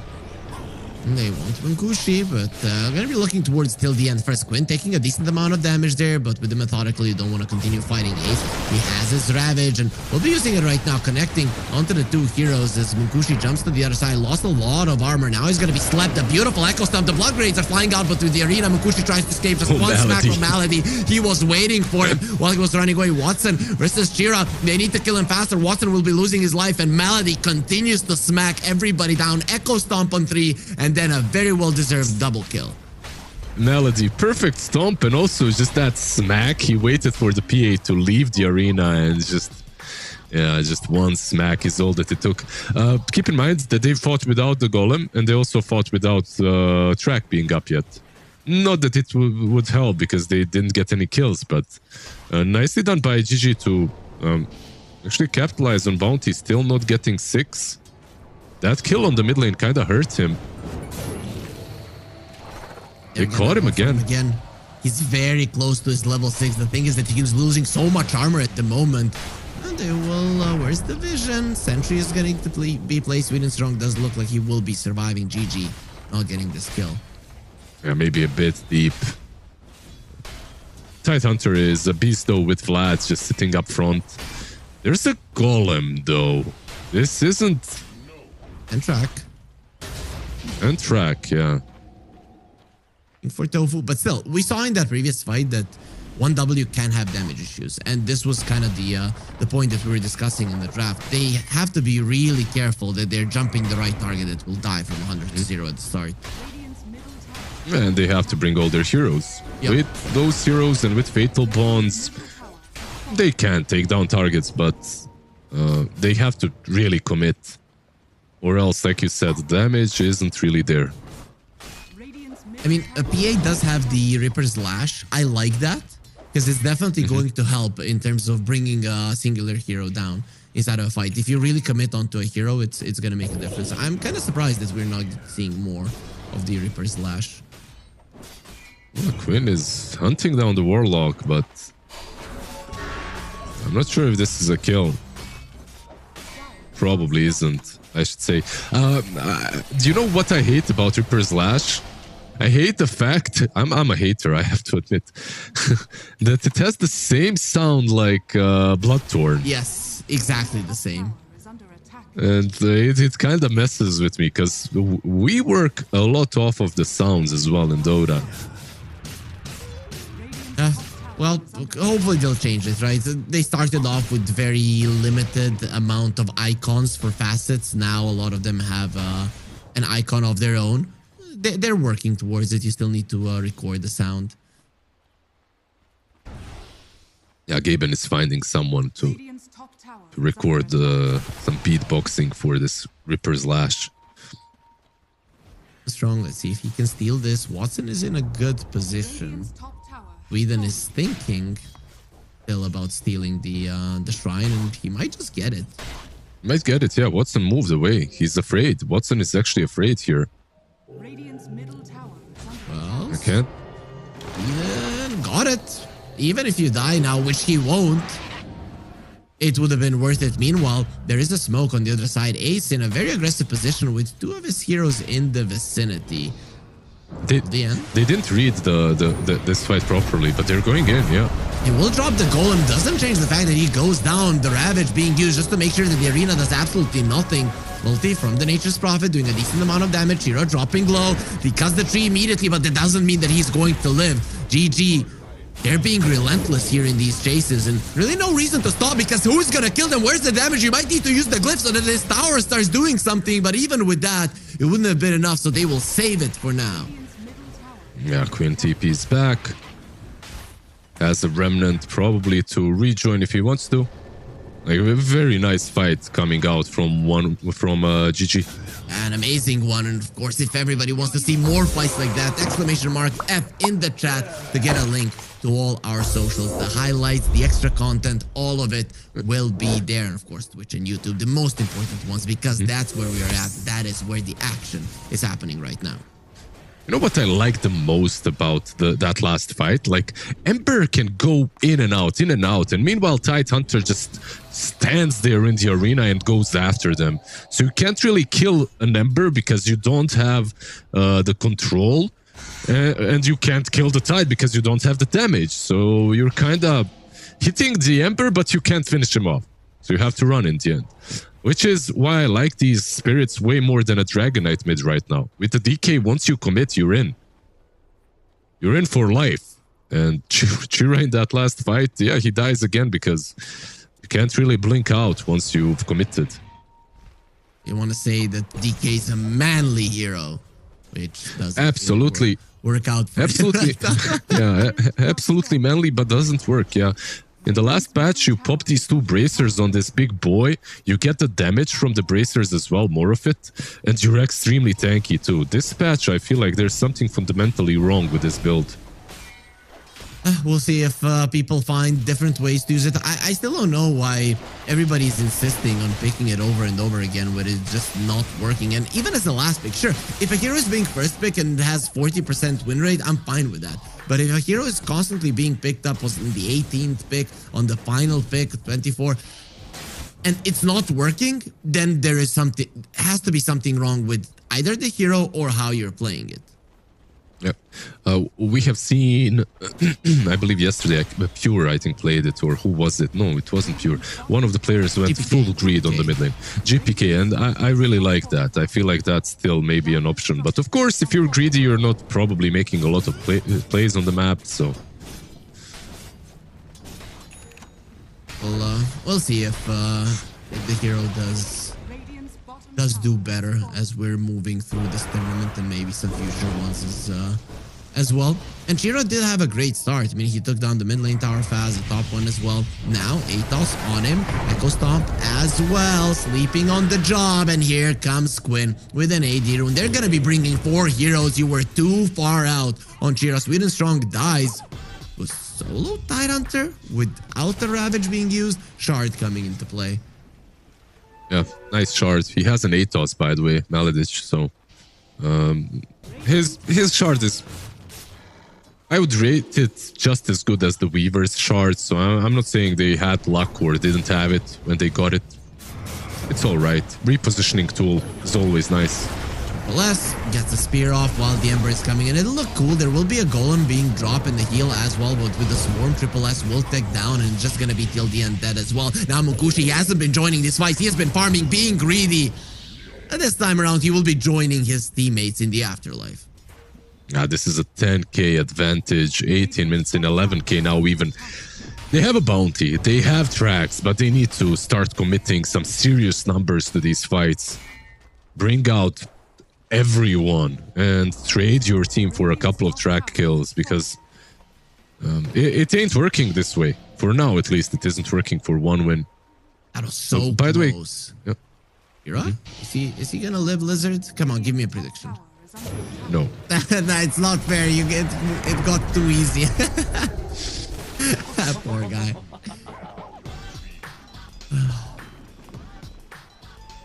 You're awesome at predicting. I have to say. Thank you. Thank you. It's these years of Dota that finally brought me to this position. I'm glad I have somebody as experienced. Overall, though, at the moment, 1W, lacking damage, lacking items. They do have a PA that is somewhat farmed. I mean, looking forward 10 minutes from now, if the game continues, can the PA do it? She can, if they win a lot of fights. Meanwhile, if this lead continues going the way it's going, I don't think she can. They have a lot of different ways of dealing with her, and I feel like it's not on the PA, it's on some crazy teamfight execution from one win that they can win this game. Some good arena with good fatal bonds, with good golem, and with the BKB Munkushi jumping in. It's one of those for all that where I'd buy a shard on the Mars, right? Can that help maybe? It wouldn't be terrible, yeah, but he's also going for a BKB first. Another kill for Quinn. An easy kill for Quinn also, guys. Just to remind you, this is the FISSURE Universe Episode 4. So we had 3 before this one. There's gonna be even more episodes. I hope that FISSURE continues delivering with these tournaments, and especially with these awesome animations that they're bringing to the table. I love I love all of the comic booky stuff. It was like that in the previous episodes as well. Are you a comic guy, Lizard? I know that back in your day, our days, that it was the only way we would have fun. Well, it wasn't really the only way to have fun. We could do some other things too, but yeah, I do like some comic books. I like them the most. That hold that thought, because Sweden's strong. I'm sure he liked some comic books as well. It's not really working out right now. Munkushi on top. And he has a Yules to stop the TP. Ember is coming. We all know that is a very mobile hero. Munkushi will turn around, try to kill the Weaver, because that's his only way to survive. And at this point, he has no more ways to survive at all. They're getting too many of these pickoffs. The Weaver as a hero is just so mobile, and it's giving all the info necessary. On one side, you find the PA. On the other, you get the Sweden strong bounty hunter. You still have the Aegis for a long time to work with, so this should be an easy push coming up from GG. I'm not sure what they are waiting for with 16k advantage. Maybe another pickoff down bottom. Maybe that would be the... They're waiting to break their spirit. Triple S, he did deal with an anchor, so he's not gonna be set in water there for a long time, but he will be dead, unfortunately.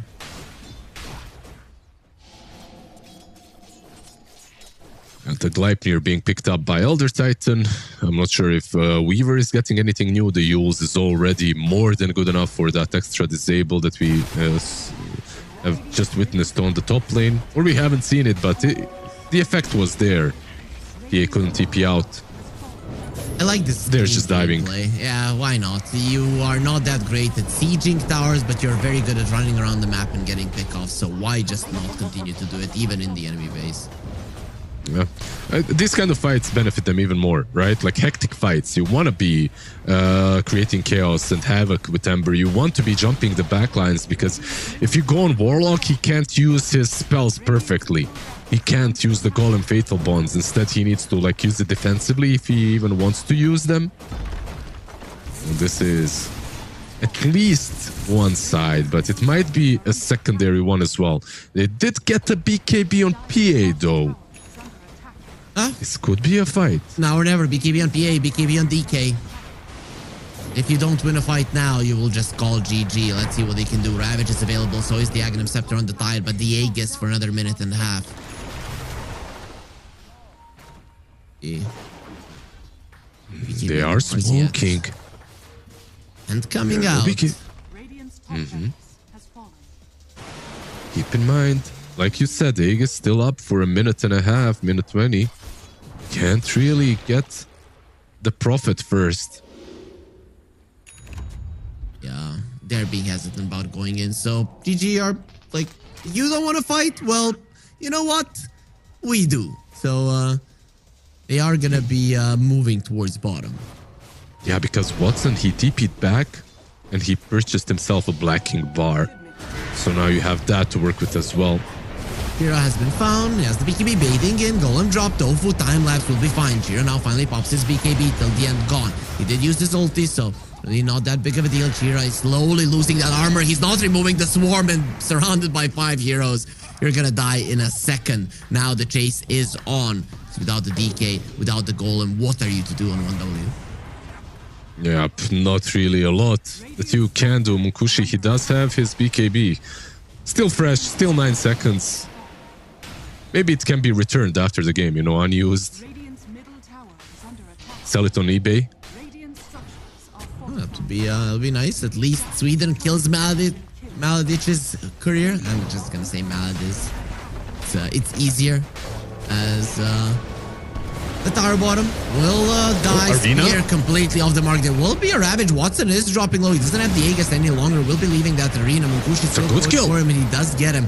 No buyback on Watson to join in on the fight. And 1W, they do have a lot of buybacks, but what they don't have is their BKBs any longer. Gush going through, and of course, that anchor smash to finish off the PA. Now Ace is just running forward. They don't have damage for Inchira going onto the other guys, but he knows that Ace is just untouchable. This big sea monster has come from depths to take your base and to finish you all off with minus armor. Chira will be in a lot of trouble if Quinn goes for him, but he's going to be dealing with the supports first. Now it is a 3 versus 4 scenario, even though it started with a kill on Watson. Oh man, if only they were able to set this kind of a fight a bit earlier. Unfortunately, for 1 win, they weren't. They call GG. 25 minutes in, 27k advantage. But you could see the power of this draft. Like, I wasn't willing to rule them out for the longest time because this arena Golem Fatal Bonds hurts. Like, there's a lot of AoE damage. And if your PA can get a BKB on time, she might even be able to clean your team up, but Gaimin played too fast. They won too many different little engagements, killing Bounty on one side, PA on the other, catching the Warlock, forcing a Golem, forcing an arena defensively. And when you're being ripped apart like this, you can't really... You can't even get to that stage of the game where you are able to pop all your spells together. Yeah, this is why I wasn't a fan of their draft. Not because it's a bad draft, it's because how Munkushi likes to play Dota. Without him early on, you had no damage. You tried to fight, kind of baited yourself in. When they lost the first fight, they lost everything in the game, and then just tower fell after tower, Roche fell, and you started giving away way too many heroes. I'd like 1W to have a lineup that has at least one of those heavy magic damage dealers, you know, Puck, Queen of Pains, so maybe something from the offlane.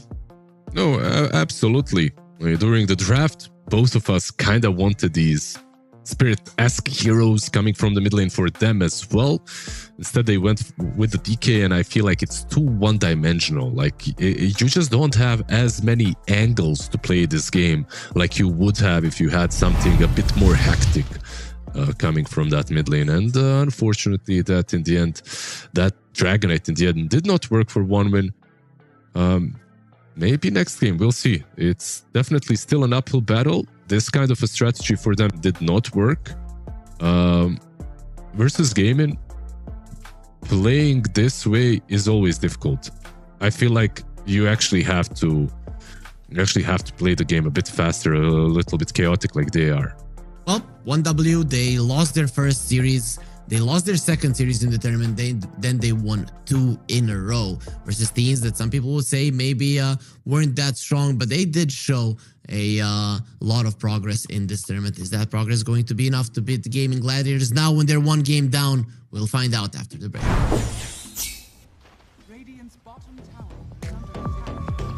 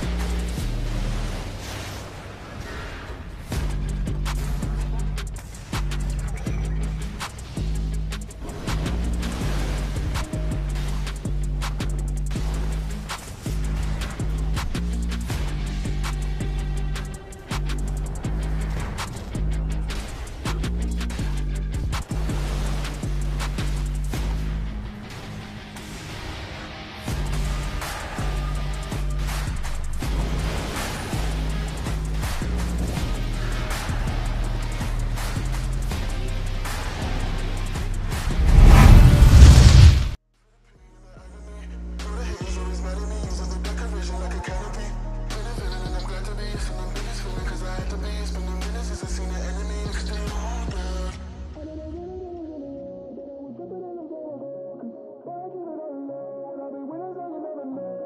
I know they be it after me, they never catch me, they ran out of time. Over and over and over and over, I gotta remind.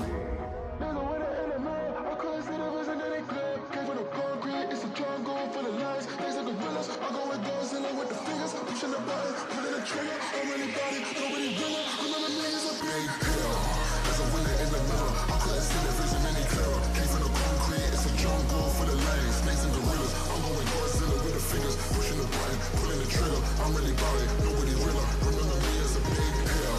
There's a winner in the middle, I couldn't see the vision any clearer. Came from the concrete, it's a jungle full of lions. Snakes and gorillas, I'm going Godzilla with the fingers, pushing the button, pulling the trigger. I'm really about it, nobody realer. Remember me as a big hill.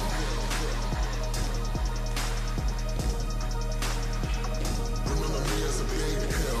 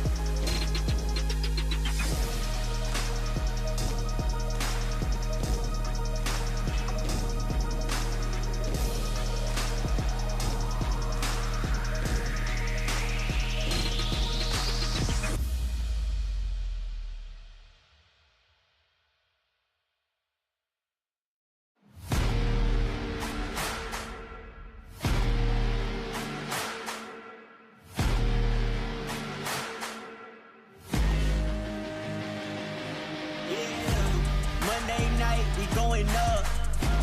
Go tell the odds, stay out of luck. Too much on the line to give it up. You know the mission, we gotta get it on Monday night. Monday night, we going up. Go tell the odds, stay out of luck. Too much on the line to give it up. You know the mission, we gotta get it on Monday night.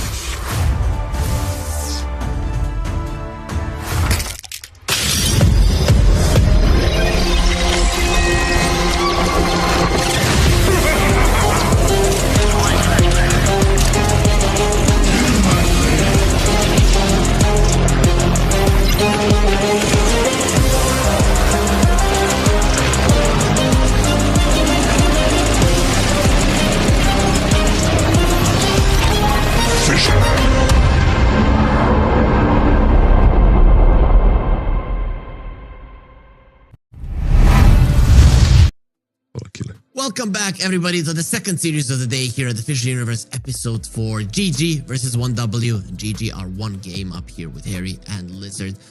Very solid performance from GG. 1W, well, they came in as the underdogs. We saw why, but Lizard, did you see anything from their gameplay that with slight adjustments could be enough to beat GG? I feel like they'll make a lot of adjustments going into game number 2. They have to. The game number 1 was just... The gameplay was just not sufficient, and that's not something that you'll win versus Gaimin Gladiators with. So I expect a lot of different approaches from the mid lane, from the position 4 and 5. They had some nice rotations on Quinn early on, and then it all kind of stopped, and they got baited into fights that they weren't ready to take. I think that's something that really messed with them the most. Like, they got baited into that bot fight, and from having like some sort of an advantage in a stable game into a disaster. Because remember, they took tier 1 mid, they took tier 1 top.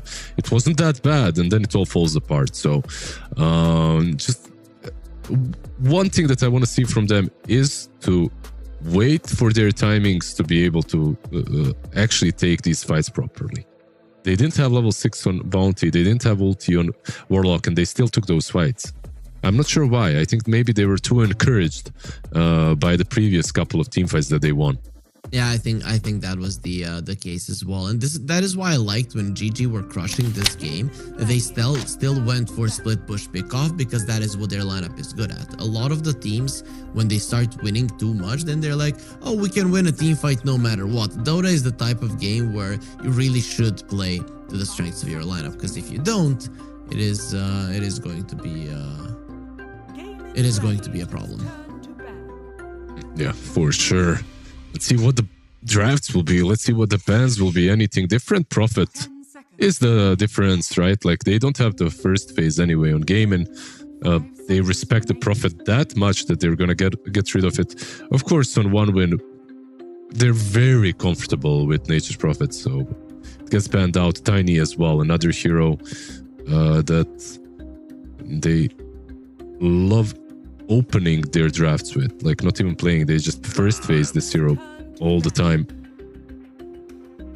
So we see the Tusk being removed. That's interesting, right? Sure, we do see a Tusk here and there, but is it really that good for 1W to so that you need to ban it in the first phase? They played the Tusk Darks here, and I feel like that's maybe one of the reasons why it's banned out. They did win with it. I'm not sure if Tusk as a standalone hero without the Darks here at the moment warrants a first ban, but maybe they have a plan or with what they wanted to let go through and what they wanted to pick. And they got the Tinker for that, right? Like, you ban out the Tusk, they take Magnus, you take Tinker. So that's the trade-off. I'm not sure if... I don't know, Tinker is dumb. This hero is so damn dumb. Like, when we're watching him, you can always see the impact, but when you're playing the game, that's when you really feel just how very impactful this guy is. Yeah, you like, think you're gonna kill somebody, then suddenly you don't. Then the bots stop, and then you still think you're gonna kill somebody. He lasers you, and you don't. It's very annoying. Laser, defensive matrix, that's his skill set. But besides the skill set, this hero just always has farm. Like, he shows up to a fight with as much farm as your mid laner, and you're like, wait, you're supposed to be a position 5. What's going on here? It's like basically like a Veno that they've been playing previously, but a Veno that also helps out in the laning stage a lot. He's not stuck in the jungle. Tinker is the classic. Did you just assume my position type of hero? No. I'm gonna be stronger than that. But overall, I don't know if you noticed it, when the Tinker got picked, Tofu got very surprised about something. I don't know if he didn't think that they're gonna pick the Tinker. He was talking in his mic at the moment, or if somebody from the team gave him a fact or something about something, how it works, and then he got very much surprised about it. Maybe someone ringed at his door as well. You never know. Maybe he got one of those messages that he's the 1 millionth user of something and he won a prize. I won a couple of prizes recently. I don't know how about you. I wish. This Tinker, man, like I don't think anyone is surprised anymore with his skill set though, and what he does. The only surprise is when you get the Tinker. I think that's the biggest surprise. Oh, Tinker was still left in the pool. Nice. Let's go. Wait, they didn't ban it? We do get to see a Monkey King. That is a flex pick, usually now between mid lane and the safe lane. Have you seen any position 4s recently? I don't recall that I have. No. None. Mid or safe lane, and mostly mid even. Out of these next picks, I'd like to see some dots versus the monkey. I always like seeing dots versus him. I think Silencer is amazing here as well. We get a different dot type hero. We get the Jakiro. It's still pretty good. Jakiro as well, one of those basically position 5s that almost have no weaknesses. His catch isn't amazing. It takes a lot to wind up that ice pad, but besides that, just an all-rounder. And now you have Magnus plus Jakiro in the safe lane. A killer of a lane versus anything that comes there. Are we now expecting a Sweden hero to come out? Like, he could go that Weaver again. It's solid because it doesn't care much about the defense matrix. Yeah, they went for Bounty last game, maybe Weaver this time around. Both are fine. What else is left in the pool that is great on a 4? There's Muerta as well, that hasn't really been contested. They might be preparing for an Ember Spirit or for a Storm. That is quite nice. We know that Chira is pretty proficient in both of those heroes. He is, but it could be Quinn Monkey, right? And then you're putting yourself in maybe an awkward place. You have Coddle plus some of these heroes, but Monkey King still going to own you in the mid lane. Like, he'll do very well. So, we'll see. It can also just be the safe lane Monkey for Gaimin. Not sure how they like to run it more. I'd say it's more of a Quinn hero, right?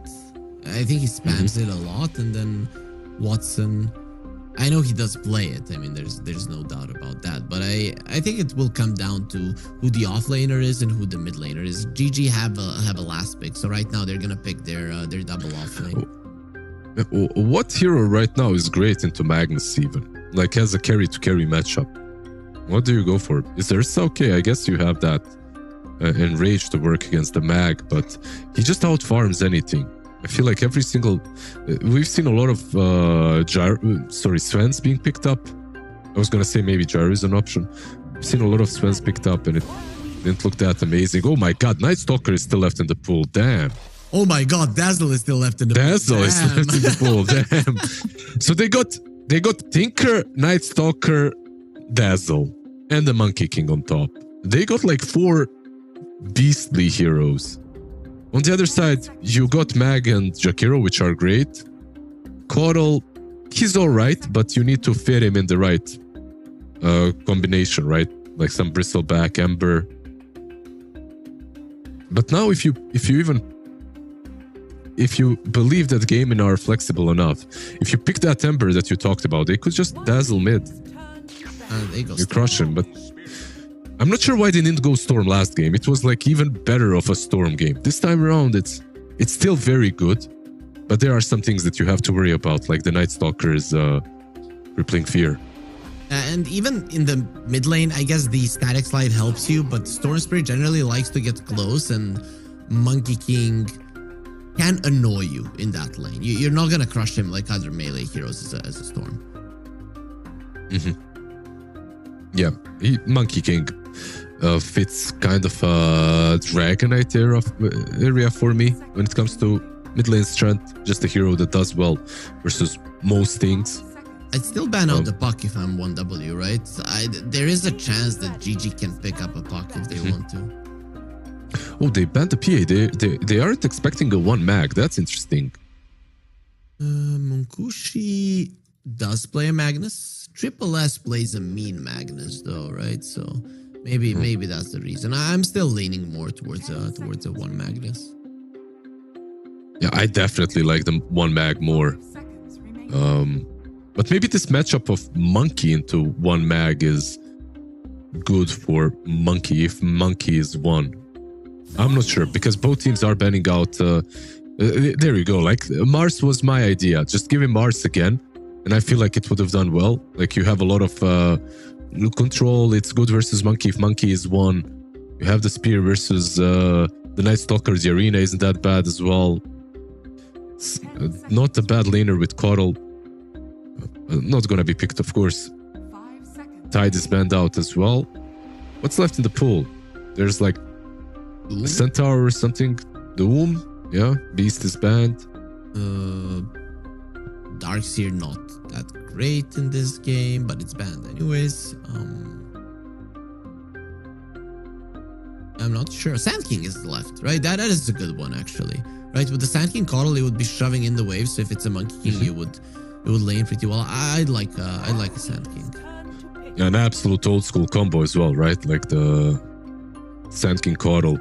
Like Coddle Sand King, probably one of the first combinations on the offlane that have been spammed, like Coddle plus something. Definitely a decent option. And you'd be able to reach the backlines with something else. Noise. And so now the question is, I still think they're gonna put the Monkey King in the mid lane. So now the question is kind of what Watson wants to play. By the way, the AM ban as well, right? Yeah. Gave it kind of away. Anti-Mage versus Sand King and Storm would have been a perfect pick here. Not gonna be able to go for that. Let's see. There's... What are the Watson-esque heroes here that are still available? His TB, of course, first banned, wouldn't even be a good game. PA banned out. He plays some Clinks, some PA.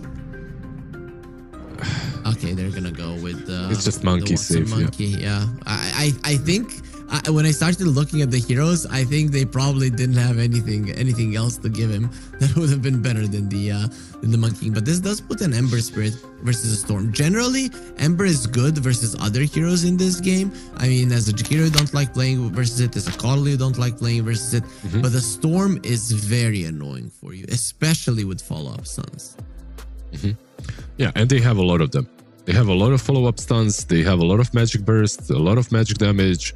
I like this draft from OneWin way better than in game number 1.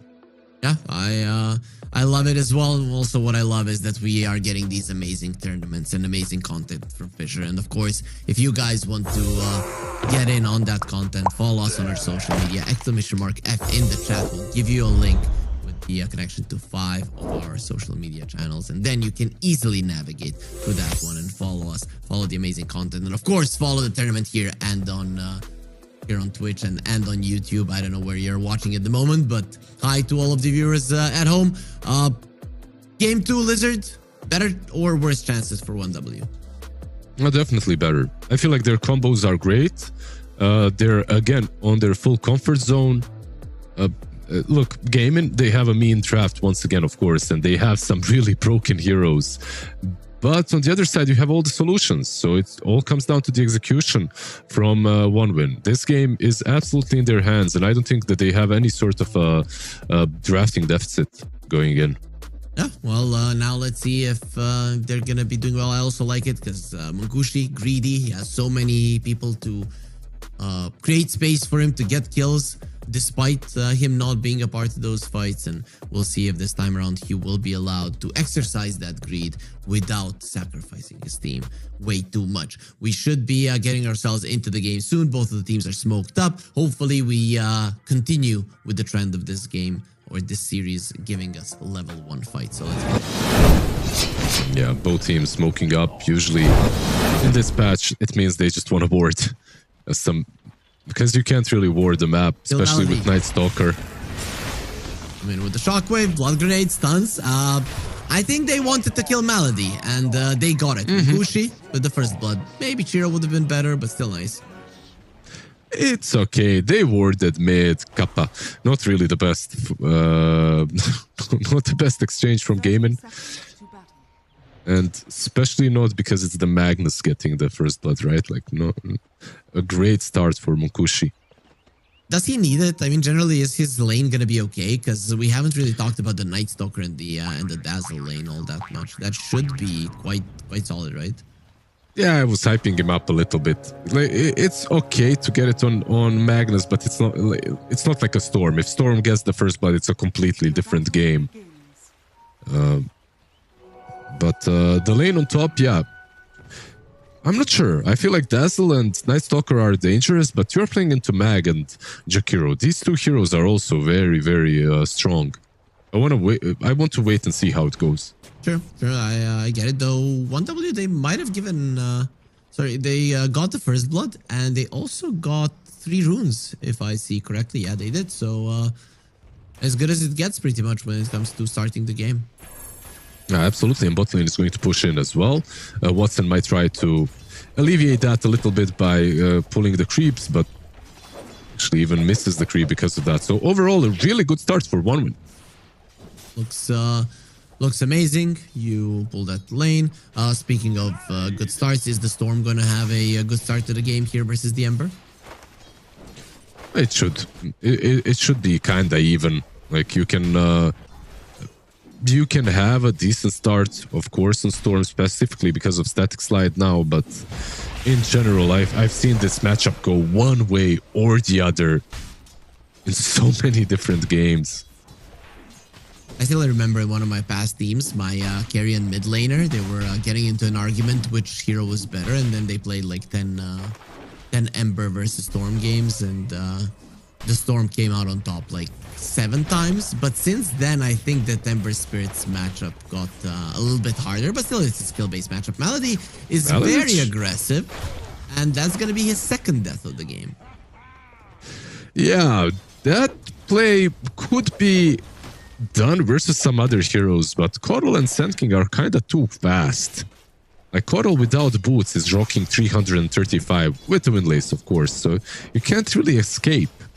Oh, he committed there, and that was it. Speaking about commitment, Quinn is running forwards towards that Storm, but of course, diving at tier 1, you're not crazy to commit that much. As top lane, Magnus farming well, Dazzle farming well. I guess it's 2 strong lanes with a lot of kill potential on one on the other side, so we're gonna be seeing everybody being slightly more careful than usual. Yeah, if you want to win this lane, you probably want to do it before minute 5, right? The moment you get level 3 on both Ace and Tofu. So far, the lane that's probably doing the worst in comparison to how it started is bot lane. Like, Triple S has 5 CS. I'm not sure where all the last hits went, but his lane control was there. Like, the creeps were under the tower. I guess Laser really did a number on him. Let's get smacked there with the bundle strike, loses a ton of his HP, and that bottom lane is starting to be a problem for 1W. That's way too low in terms of CS on the Sand King. Monkey King really coming in handy.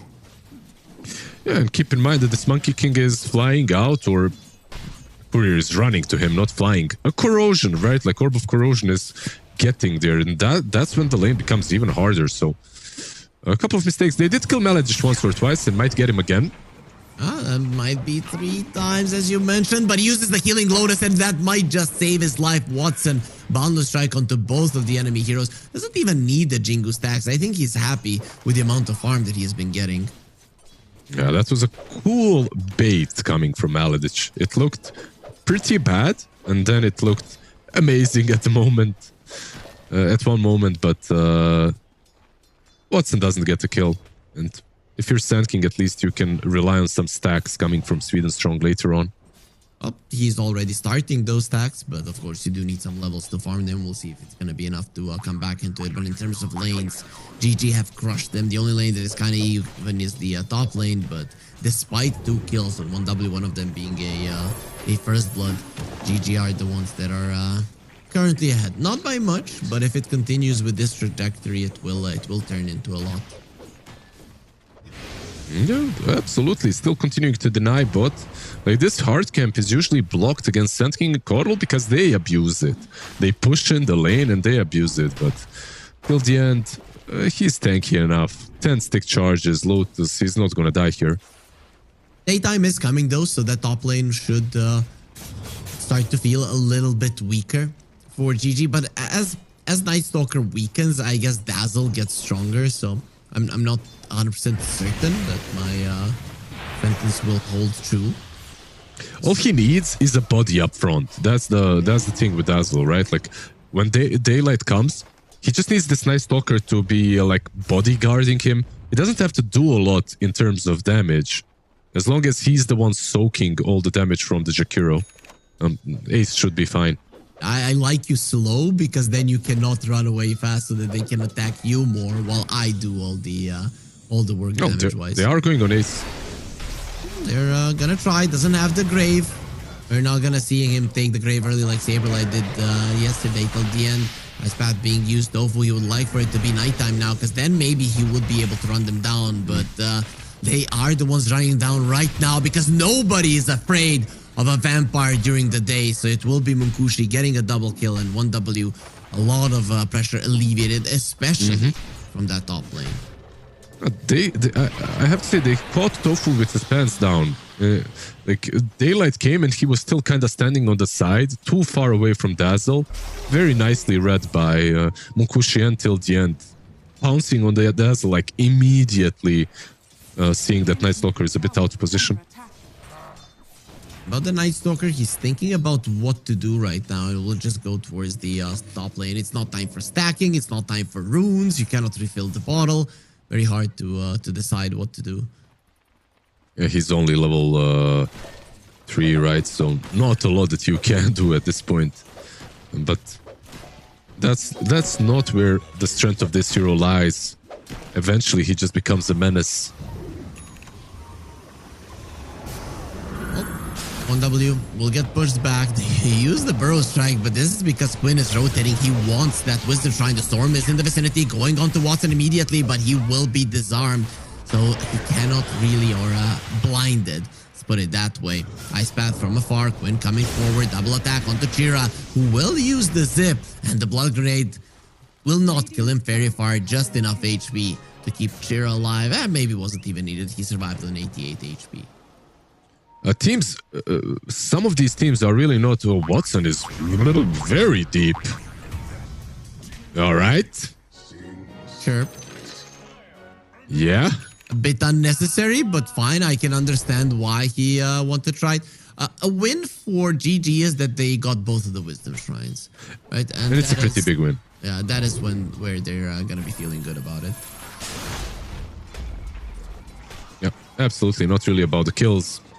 It's all about these Wisdom Shrines. You get them early enough. You starve out the enemy supports of experience.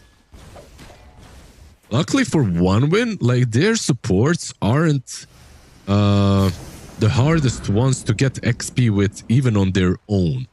Like, a Jakiro can do it easily in the jungle, so can Coddle. There's a lot of stacks as well that Sweden Strong can leech some XP from.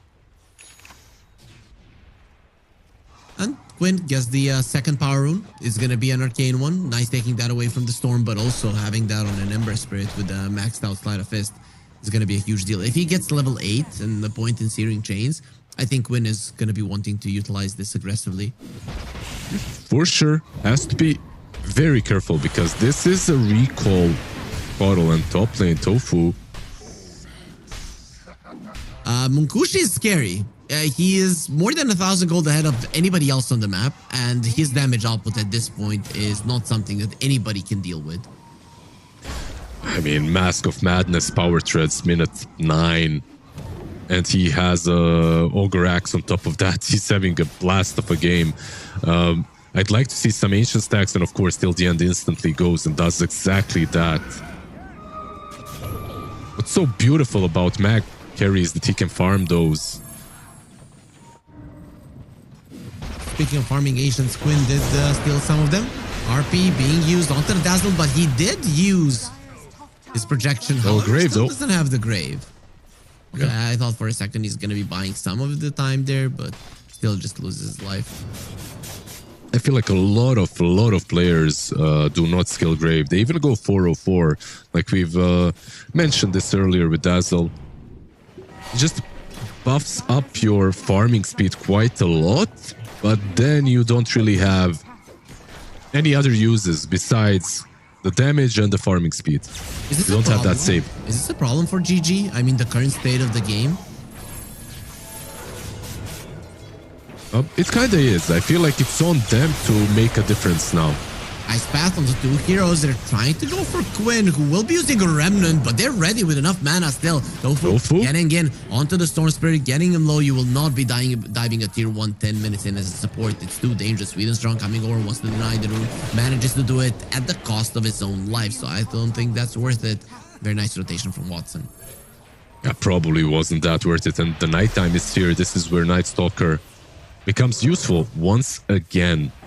He is level 6 and a bit late to contest these stacks, unfortunately, for Gaimin. They recovered quite nicely on the other side because of them. But the tower, that is something that they want to take down. Glyph was used on both sides. They really want to utilize the siege creep to make sure that the mid lane tower falls. It will be opening up the Embers game quite a lot. Meanwhile, Triple S threatening Watson on the bottom, not wanting to go for a kill just yet. Embers and Night Stalkers as well. And this Dazzle, if he doesn't go back, he just might die again. Oh, they are going to be bringing another hero with the recall. He just recalled himself to Storm to give him mana again. Yeah. Okay, extra mana. But they are afraid to go on Ace. Still dangerous, and they just move themselves away. I mean, with the way that the game is going for their Magnus, maybe there isn't really a reason to risk it. Yeah, probably for the best. He has a grave skill now as well. There are some stacks in the jungle that Monkushi is taking, the ancient stacks. He almost has a full Echo Saber completed. This is just a perfect game for him so far. So at the moment, the Sand King is farming his Blink Dagger, and Triple S is getting very close to it. That is something that you need to think about if you're GG. That is an item that really starts changing the game. Storm Spirit caught, Sleight of Fist chains, and they do get him. Chira, unfortunately, will be found very deep and taken out. Or, I mean, GG were very deep, and still impressive how they were able to get that kill. Yeah, he's going for Orchid, by the way, on Storm. This is a interesting build as well. Like, right now, even in games where Orchid is like the most perfect item, I see Storm skipping it. I still see the good old Witchblade build. So let's see what he'll be able to do with it. There's definitely a lot of reasons why he's buying it, right? Like the Dazzle, the Ember, the Tinker. Yeah. Not only heroes-wise, but I think that GG want to play separately in this game, right? And Storm, if he's able to threaten a hero on his own, that's a cool thing to have. And he's generally having a decent game on the Storm.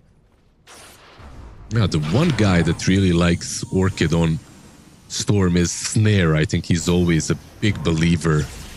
Our good old colleague. I see him in the chat spamming.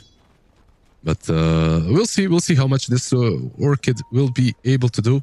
I'm on the other side of the fence. I'm not the biggest fan, but it might work. Chains on the Storm. There's the Blink Dagger reveal. They can get a follow-up stun, and then Ice Path late till the end, making a mistake. I think he didn't know what level of Burrow Strike was available, and he just felt that he could wait a bit. Maybe. And the Ice Path as well has such a long wind-up to use. And it's like you have this double stun from the Ice Pad, but another thing that you have to know is like versus an Ember like heroes, you can't wait for that for Ice Pad to kind of stop working, so you double stun him. You kind of have to use it in the middle of the first Ice Pad, or he just remnants out. Because he gets that, even, he's like in the ice pad, but the stun is off. So he can move away. Watson has been found, needs to get into the trees, and it will be cancelled there, trying to wind up his ulti. No Wukong's command will be happening here. And the stun from Triple S, the damage from it didn't even land. Chira got the kill beforehand. Yeah, suddenly there's 4 heroes here. Sweden Strong is making them work. Like, he is literally playing an RTS game, just bringing in the heroes, moving them where he wants them to be. Tinker stops his TP. He's gonna wait for the smoke of GG to come over, but the tower has fallen, so Watson will not be able to join the fight. All projection being used. They do find Triple S. If they can bring him down, it's gonna be huge, but he is being protected, staying inside. RP? Oh, the RP being used. Munkushi is doing so much damage. GG, they underestimated the strength of the Magnus. Gonna try to kill him, and it will not be successful. The Ember Spirit does not do enough. The second that tower fell was the second that GG could not have taken that fight. Absolutely, that RP was massive. And the damage dealt by, well, by Magnus, it was substantial, but it wasn't much higher than everyone else. On the other side, it feels like only Dazzle was really doing any work. Dazzle 4k damage, meanwhile Ember 1k, so they controlled them very nicely. Also, the break of smoke from Triple S was nice. Like, he moved in position to break the smoke and also did not die. GG, they needed all 5 of their heroes. They didn't have them, and that's another great fight for 1W. Just look at the difference between Magnus and the heroes on GG. He's 4,000 gold ahead of every single one of the cores on GG. And I don't see that changing anytime soon, really. He's just a faster farmer than any of them. For sure. I'm just waiting for people to start picking Mag more. I think this hero is ridiculously strong, and he is, don't get me wrong, he's picked a lot already. Almost always when he's available. But I see a lot of team experimenting with the position 4 Magnus, offlane Magnus and stuff. No, just put him on 1 and do exactly this. Mask of Madness, Harpoon. You farm too damn fast. It really is too strong. They also got the shard now on the Jakiro from the Tormentor. That's gonna be a pretty nice one to have. I guess Coddles probably would have been a bit better for the current game, but this is still fine. Yeah, Jakiro loves buying the shard as well, but he doesn't have the maxed out Liquid Fire or Liquid Frost, so not incredible this time around. So how are what is GG gonna do, right? Obviously it's daytime, so during nighttime you want to go a bit more aggressive, but is there a certain type of item that you're waiting for, game style that you want to go for to be able to slowly crawl your way back into this game? Maybe some BKBs are needed. Monkey buying himself one. On the other side, Ember Spirit is not. Dazzle probably will not be as well. When it comes to playstyle, the map isn't theirs to be played everywhere, right? Like in some other games, because you are playing versus Coddle Storm. If you're not together, you're probably getting picked off. So maybe there's a way for them to abuse that fact and create some traps. Well, Tinker is being trapped here. He does decide not to TP in. Smart decision. Would have been the last thing he would have done with the current life. Storm going in, silence onto Tofu, and this Night Stalker won't really be living too long. He is quite tanky, not tanky enough. Oh, Ember. And have the Burrow Strike. Decide not to go for him. They just purge off the Flame Guard. Now looking towards the Dazzle. Grave is available, but he needs to get it off. And there it is. With a lot of projection, will be able to do it. They do get the RP, but really doesn't do all that much. And look at the heals onto Ace Melody, keeping him alive during that grave, and he gets out of the stuns. What a mistake from 1W. I thought GG, their way back into this game was through split pushing, through pickoffs, but they get themselves a perfect team fight. And now they are going to be getting more. Ember, the best hero at catching the Coddle, and Ace gets himself a triple. That grave at a perfect time, and all of the heals coming out just before it ends. Turns the fight around and demolishes 1W. Absolute wipe, right? Like Dazzle with the Aghanims. This hero is hard to play against because I think it's Storm's job to use the Orchid on him, not on the Night Stalker. I feel like you need to jump the Dazzle and kill him off first. If you don't, If you use the RP after he used Nodal Projection, it doesn't matter. Like, he's still gonna grave himself. Like, look at this right here. Like, so much control and so much damage. Epi into him. Everything basically into the Dazzle. But he already has the projection out, so he doesn't really care. He's still spamming all his spells. He's still doing work. Oh boy, that has to feel bad, right? You had all that lead. You probably felt like you were on top of the world, that you can get away with anything. And then you just make a blunder like this one and lose a fight heavily. During daytime, mind you. Yeah, and with a pick-off to start it all off with. Killing off the Night Stalker. Killing off the Night Stalker is actually what killed them in the end. Yeah, it really was. That was a fight that you remember if you're 1W. Also, one thing to remember is to follow all of our social media. !F in the chat is gonna be making that move to click follow on all of the platforms quite easy for all of you lovely people watching this tournament. As GG are going for a smoke to solidify their current dominance on the map. Lights out. Yeah, smoke up. Let's see who they can find. One thing that they do not have is a thick Night Stalker, so no blink on him or anything like that. They need to initiate with an Ember or the Monkey. Or maybe they can. There's the Boundless. Crippling Fear and Tofu did find him. Didn't even need to use the Tumbler's Toy to get closer to the Storm. Nice pick off. Yeah, nice Boundless Strike and nice Crippling Fear from Tofu, and that was basically it. Storm Spirit had no game. He will have a BKB, I believe. It was flying maybe out to him. Or it's in the Courier. Ah, that's what it is. Yeah, if he has a BKB there, he probably lives. Unfortunate. It's a bummer. You don't really have any hard lockdown, so this BKB will be making a difference, but he's not going to have it for now for a minute after he's back up, and GG will have an Aegis. So it's it'll be a huge difference. Who's going to get it? I guess Quinn is positioning himself to be the one to pick it up.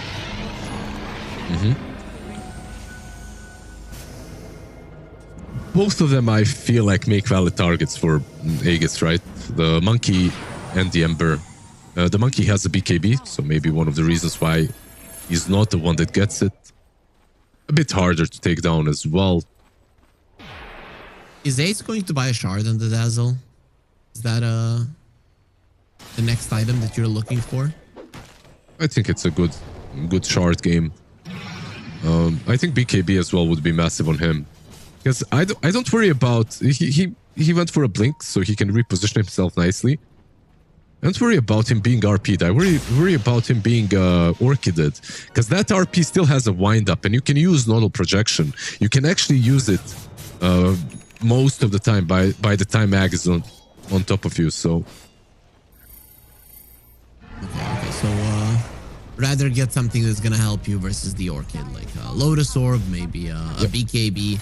Let's see what Ace decides. So far, they haven't been jumping him though, so maybe he doesn't need any of those items that are defensive. Magnus is still super far ahead of everybody else, but that's why everybody else on 1W started falling behind this in this game. It's really only the Magnus keeping them afloat. Tanking dropping quite behind in this game. I don't know what happened there, but Triple S has started struggling. Well, he never truly had the best game to begin with, right? Like with the stacks, he did come back in, but he's got the blink Yules at least. Not terrible. What else does he need? Like maybe a Shivas or something. His repositioning tools are already there. He's going for a BKB as well, which will come in handy. I guess you need to be tanky enough to survive to move out of the Sweden Strong. And they're gonna dive him out of projection. Quinn in his face, and Sweden Strong will be no more. That smoke from 1W will do nothing for them, and now the game is dead even after a 6-7k goal lead that 1W were sporting just a couple of minutes ago. It is now in favor of GG, the gold in this game. Yeah, just 1k, but a comfortable 1k with an Aegis, and comeback 1k always feels better than just having a lead. Yeah, because you're always going to have the experience advantage then, right? And it is a 3 levels experience advantage. Not that high, but still a solid amount. Tofu? A center. Dazzle got the blink out. They're going to get the stun, lining up everything they need to kill him. Will be able to do it. Didn't have the auto projection. No chance. Did they get more? Grave. Might have fist into the back lines, but they're going for Tofu. Nice silence, boundless strike. They do stop it. So he doesn't get the BKB off. RP just to secure the kill. Maybe not even needed for Munkushi. They're still thinking about going forward for more. Now it is going to be Quinn. That is caught. He's very low on mana, but he is quite tanky because of the defense matrix and the flame guards. You better let it go.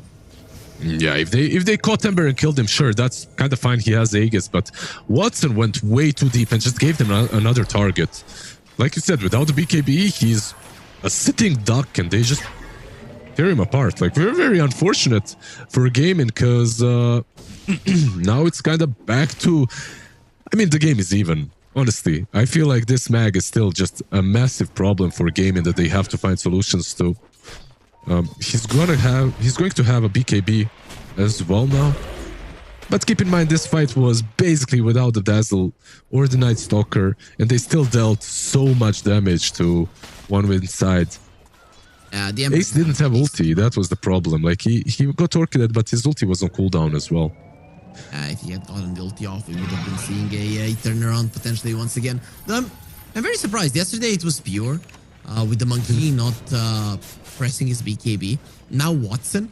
Because Monkey King is one of those heroes that doesn't need a huge BKB charge. Tofu being annoyed here by the Magnus, not gonna be it's a Black King bar, it's not a Monkey King bar, so... Yeah, that's true.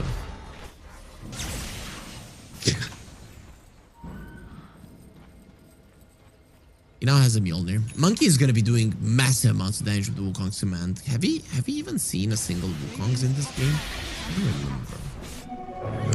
I also am not sure. I don't think I can recall a single big Wukong's.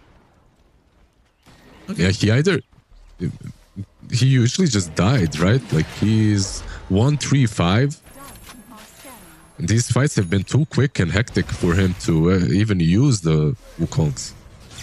Speaking of BKBs now, there is one on the Sand King, so that's quite huge. And Dazzle is making. So Ace wants to have the BKB, and once you do have the BKB on Ace, it really does change the dynamic of this game, because 1W are gonna have to be a lot more tactful. It's not gonna be, we found the Dazzle, kill him. No.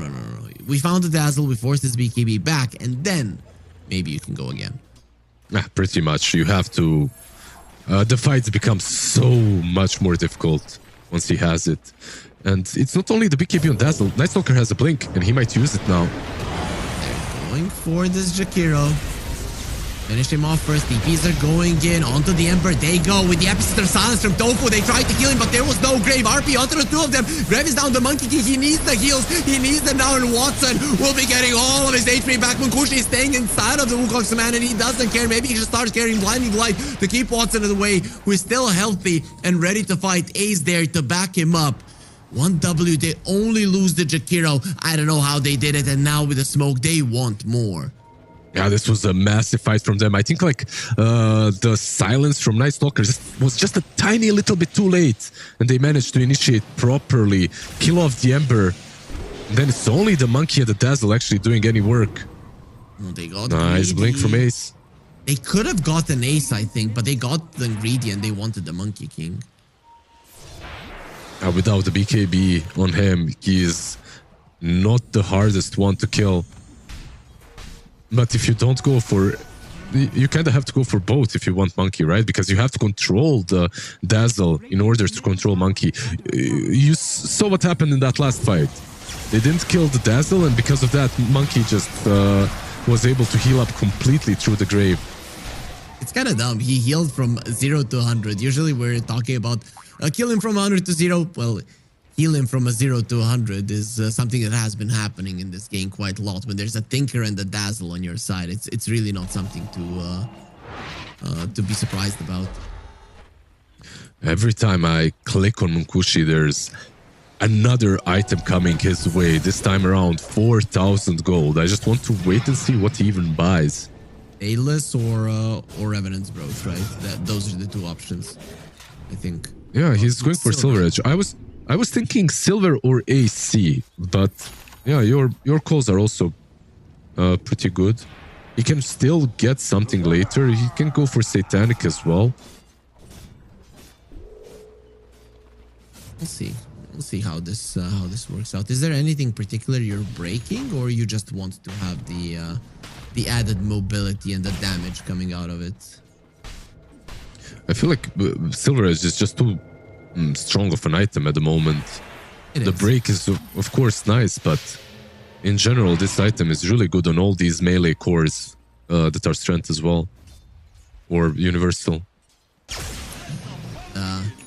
This time that we have right now, !F in the chat to follow us on our socials. But just before, this fight might show you why you don't want to be missing any of the action. Be missing each other.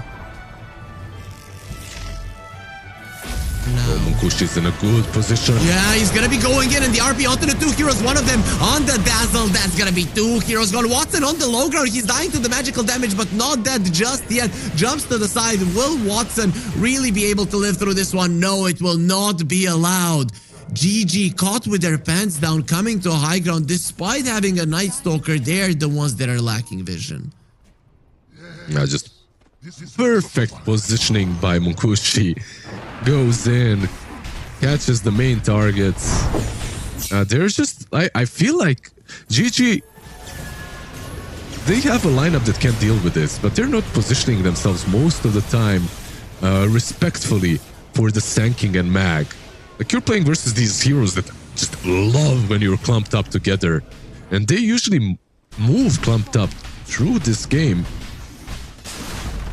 On laner Axe, sometimes people go for the second tier 3 just to force out a glyph. This time around, too close to the Monkey King coming back, and you know that he does have his Kong's command.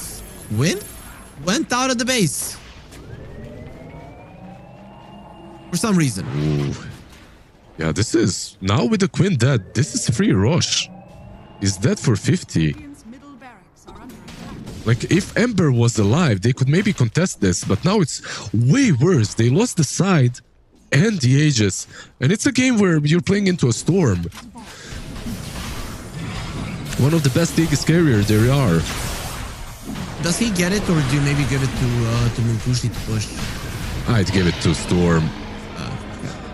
I feel like you can just go in then and create havoc, create space for this Magnus to go in.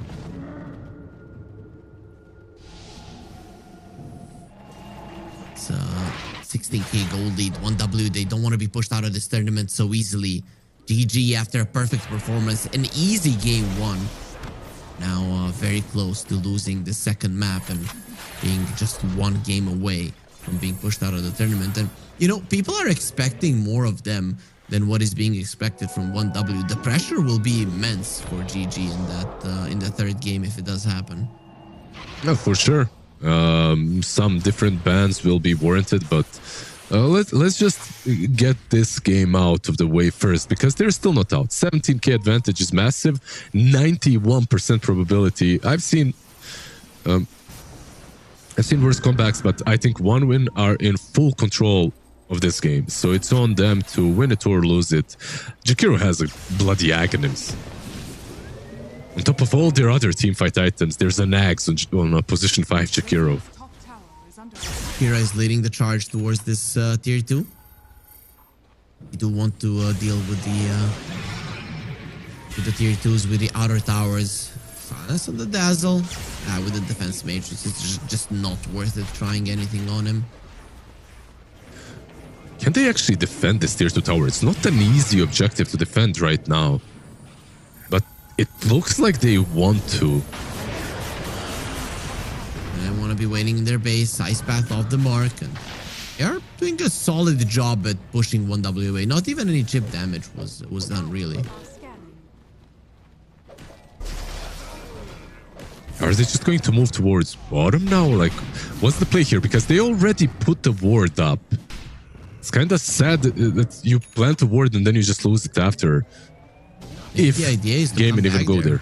Maybe the idea is to come back there. You go towards the bottom lane, game, and start moving into the triangle, and then you just catch them. That could be a play. Yep. Magnus is on a ward, and Storm and Coddle are pushing the bottom lane. I guess Coddle can go towards the team and pull the Storm with him. Yeah. Really quickly, he has the shards as well, so... But they allowed the top lane to get pushed out. I think this is the biggest mistake coming out from 1W. They allowed Quinn to just get so far, so deep into the top lane. So this move of theirs really won't be giving any fruit. GG right now are just buying themselves time, right? Bo3 is in kind of an aggressive position. Keep in mind, 3 heroes are on top. He saw them with the ward. Might be jumping them here. Saw them for a second. Well, at least kill Sweden if you can. 4 staff, great healing Lotus. Not the easiest of targets. Protected by the Gale Guard as well. Yeah, he's just so damn fast. 4 staff, of course, on top of having 470 movement speed. This was maybe a kill for Gaimin if they had a smoke, but they ran right through the creeps and through the wards, so they couldn't really get anyone. Win. Has to pop the PK. He doesn't have a TP. He does have a remnant bag, but they're the remnant waiting for him. Munkushi. Easy RP. He knew. He knew that he was gonna come back at some point and was just there waiting for that moment to come. A massive kill, and now they're seeping into the triangle. Now they can actually maybe force down this tier 2 finally. 50 seconds without the Ember. They did buy a lot of time. I have to say that. They're now 90k behind. They didn't get any net worth out of it, but at least the Aegis will be gone in 50 seconds. Magnus is level 25. He still hasn't decided what to pick up, but the difference between the Magnus and everybody else in this game, damage-wise, gold-wise, experience-wise, is just massive. I mean, he's got the nullifier now on top of everything else. He's 11k above of... 10k above of Ember. And Ember is the highest net worth hero on Radiant. Now Monkey, but they're the same. I'm thinking with the Monkey King, you want to buy a Dezo in this game. I don't know if you buy an SNY that you're going to have, even in a perfect fight, good enough damage. Looking towards the Magnus, that is a hero with more than 500 damage, and Tofu is not going to be too happy being hit by him. Let's get Grades running forward, expecting the heals to come through. Watson going to be forcing out the BKB on Triple S, and they still don't want him. They have isolated the Sand King while this is happening. Storm is pushing on the top lane. Not the fastest pusher, though. It's not like the Magnus is hitting your tier 3. I feel like this is one of those moves that is very unnecessary for one win to split their forces when they're so far ahead. Like 20k ahead and they lose their offlane. Perhaps not really necessary, but okay. Mag has no BKB now, so this is maybe another option, another opportunity for GG to strike. Going for it. Want Kira, who's being recalled, or maybe the Coddle is coming. Nope. Being recalled. You're looking towards the Ember. Nice read there on the situation just to get away before Mukushi catches you. I think during the RP he kills you. Like there's no way you survive. Yeah, he kills any hero at this point. Whoever he RPs is probably dead, unless you're graved, of course. Apart from the Dazzle, I guess, because he can move that with the projector. Nice scan being used. They know exactly from which side GG are going to be striking, and 1W, they're still respecting them, even with the 20k gold lead and solid positioning. I guess missing their Sand King is dissuading them from a fight.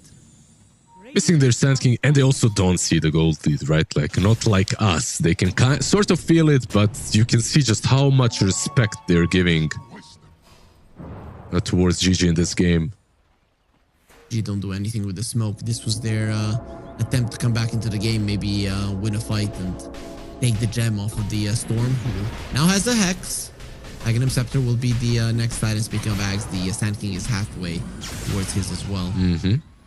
Ags for Sand King, Ags for Coddle, those are the next Aghanim Scepters for 1 win. On the other side, not really a lot. They just don't have the gold. They have some BKBs on Tinker as well, which is nice, but...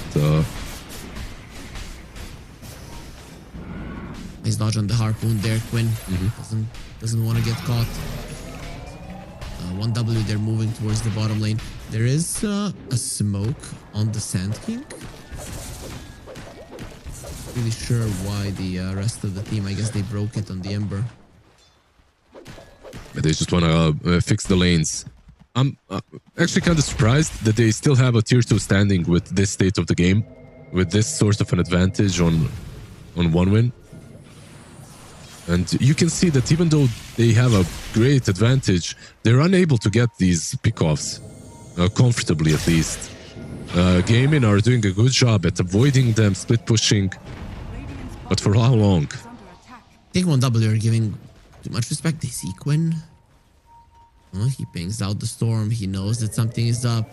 Doesn't know if it's the storm or the ward. Munkushi, they think about going in, finding the Dazzle. Boundless strike onto the Storm Spirit. Where is the RP? Dazzle gets the BKB off. He's gonna be fine. The RP being used. Auto projection is there. So the grave will be coming out. This is the type of fight that GG would want to get. Onto Munkushi, they go.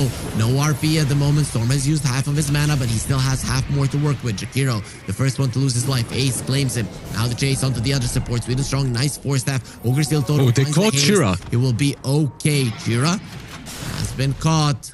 Let's see what they can do about it. Triple S. He's protecting him, and now the mana is coming to the storm. He has more than half to work with. They're going to be looking towards Triple S, who's been left alone with a crippling fear, a couple of stuns, heals as well. Tofu will survive. Triple S will not be so lucky. Will have a blink in a second, and will not be allowed to use it with a slow from the Night Stalker. That is going to be the second casualty of the fight. Dude, that's crazy. Like, this fight is absolutely insane from GG. The fact that with this sort of a deficit in items and gold levels, they're able to set up a good fight. Wukong's command was massive, covering pretty much the whole fight. Tinker TPing onto the Mischieved Monkey King as the enemy team is going in. Like, perfectly reading, they're coming, we need to start using our spells. And even before the RP is used, they already have everything set up. Like the null projection, the Wukong's command is there, they heal up, they grave the Dazzle. Extremely well played from GG. And I feel like this, I'm not sure who do you RP. Like, how exactly do you approach these fights if you're 1-win? It shouldn't be this hard on paper, but it is. I think you hold it. I think the idea in this game for 1W is to hold it, to jump in with the storm, force out something, jump out. Jump in with the Sand King, force something, jump out. You go like that, right? Yep. And then you commit once GG don't have their spells, once they don't have their BKBs, once they maybe go out of position so you get the multi-man stun. But I think committing onto one target is a mistake. Yep, I agree. So many of these mag position ones, they just use harpoon into skewer, right? Like, you get one hero out of position, you kill him off. That's it. You don't even have to RP. Perhaps. Or the other option is to get some massive RPs, but that one is always much, much harder to accomplish. Especially without the BKB, without the blink, right? You're playing Carry Magnus, you don't have a blink dagger. It's not realistic to assume that you're going to be getting a 3+ man RP.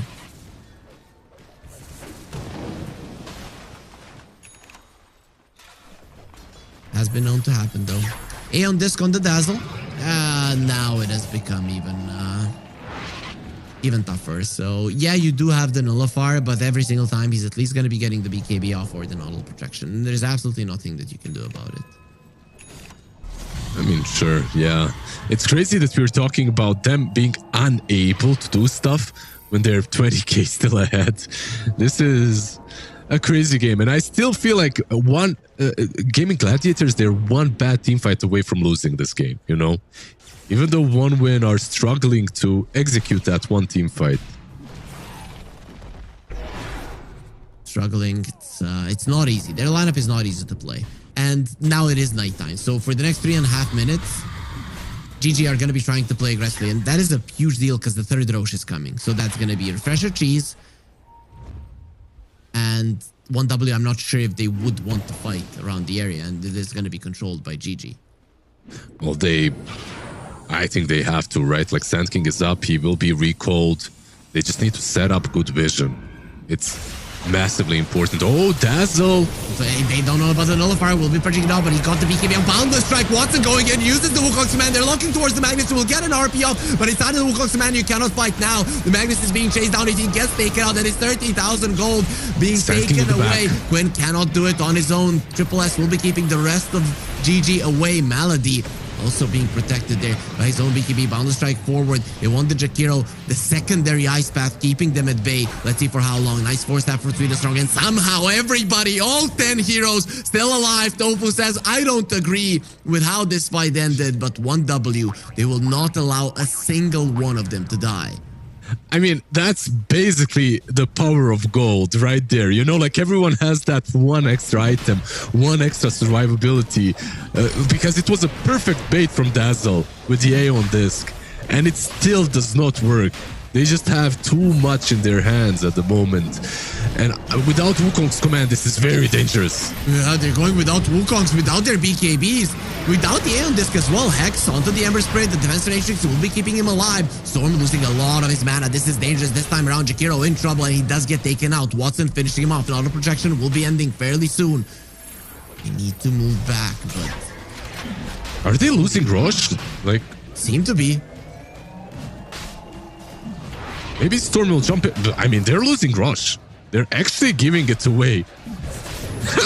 Gaimin, dude, these guys, I mean, there's a reason they were winning so many tournaments not so long ago. Really, really well set up fight in the river and then in the rush pit. And you don't necessarily see that very often with only one hero dying. It's literally just the Jakiro, right, that died. Everyone else survives. But now, if you are 1W, you're dealing with a double Wukong command, a double BKB on the Monkey King, a cheese on the Ember. Maybe that's going to be given to the Dazzle. We'll see. But either way, things are starting to look up for GG. And I don't think that I agree with the Dota plus projection any longer. It has been made apparent that in these fights, GG are stronger. Yeah, I still can't believe my eyes. I'm seeing it, but I'm not believing it. You know, it's like... absolutely insanely well played from GG in these last couple of fights.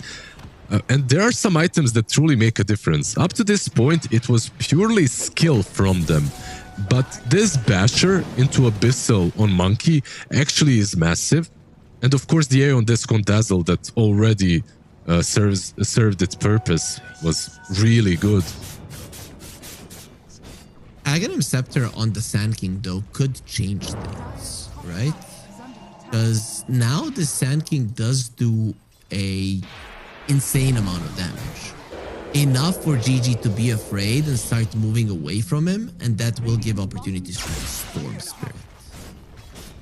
It's going to be interesting to see how they fight. He does, yeah. What's he gonna go for? The Daedalus or Brooch afterwards? I'm not sure on Sand King. We'll see. But overall, yeah, this is an insane game. Magnus is sitting on 32k net worth, by the way, still 7k ahead of anyone else. Could literally buy another item if he wanted to. Of course, he's going to save for the buyback. Buyback is for cowards. Buy your Reverend's Brooch and kill people. Let's go.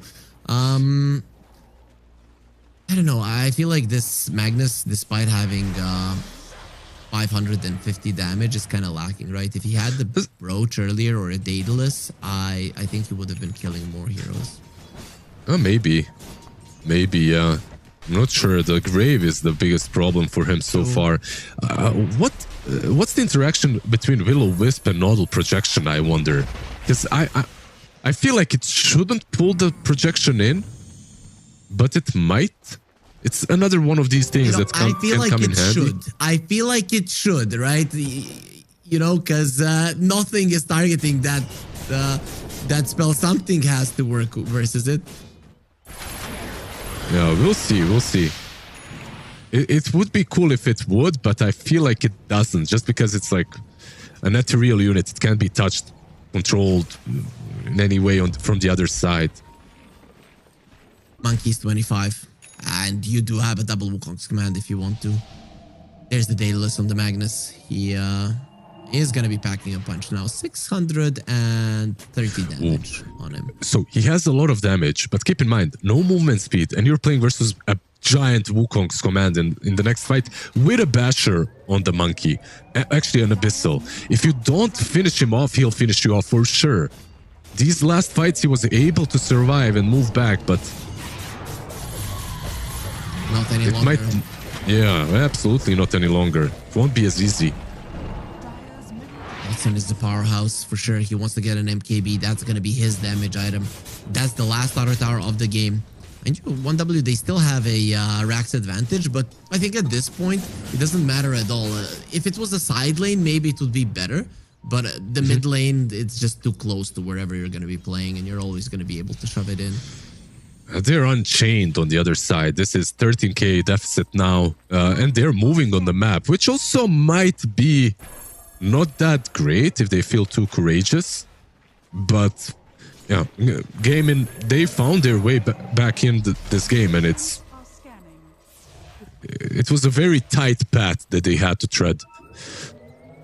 It used to be, I thought about 1W, they can isolate heroes in a fight, they can separate it, but the Wukong's command now is going to be so huge that no matter how much you separate, you're always going to be close to the Wukong's command. If you're they're hunting Shira top. Yeah. They want him. They have Abyssal and the shard on Monkey. He's ready for it. Oh, he's on. Oh, he jumps over. The Abyssal, he needs a bash. He needs one more bash. He's not going to be able to get it.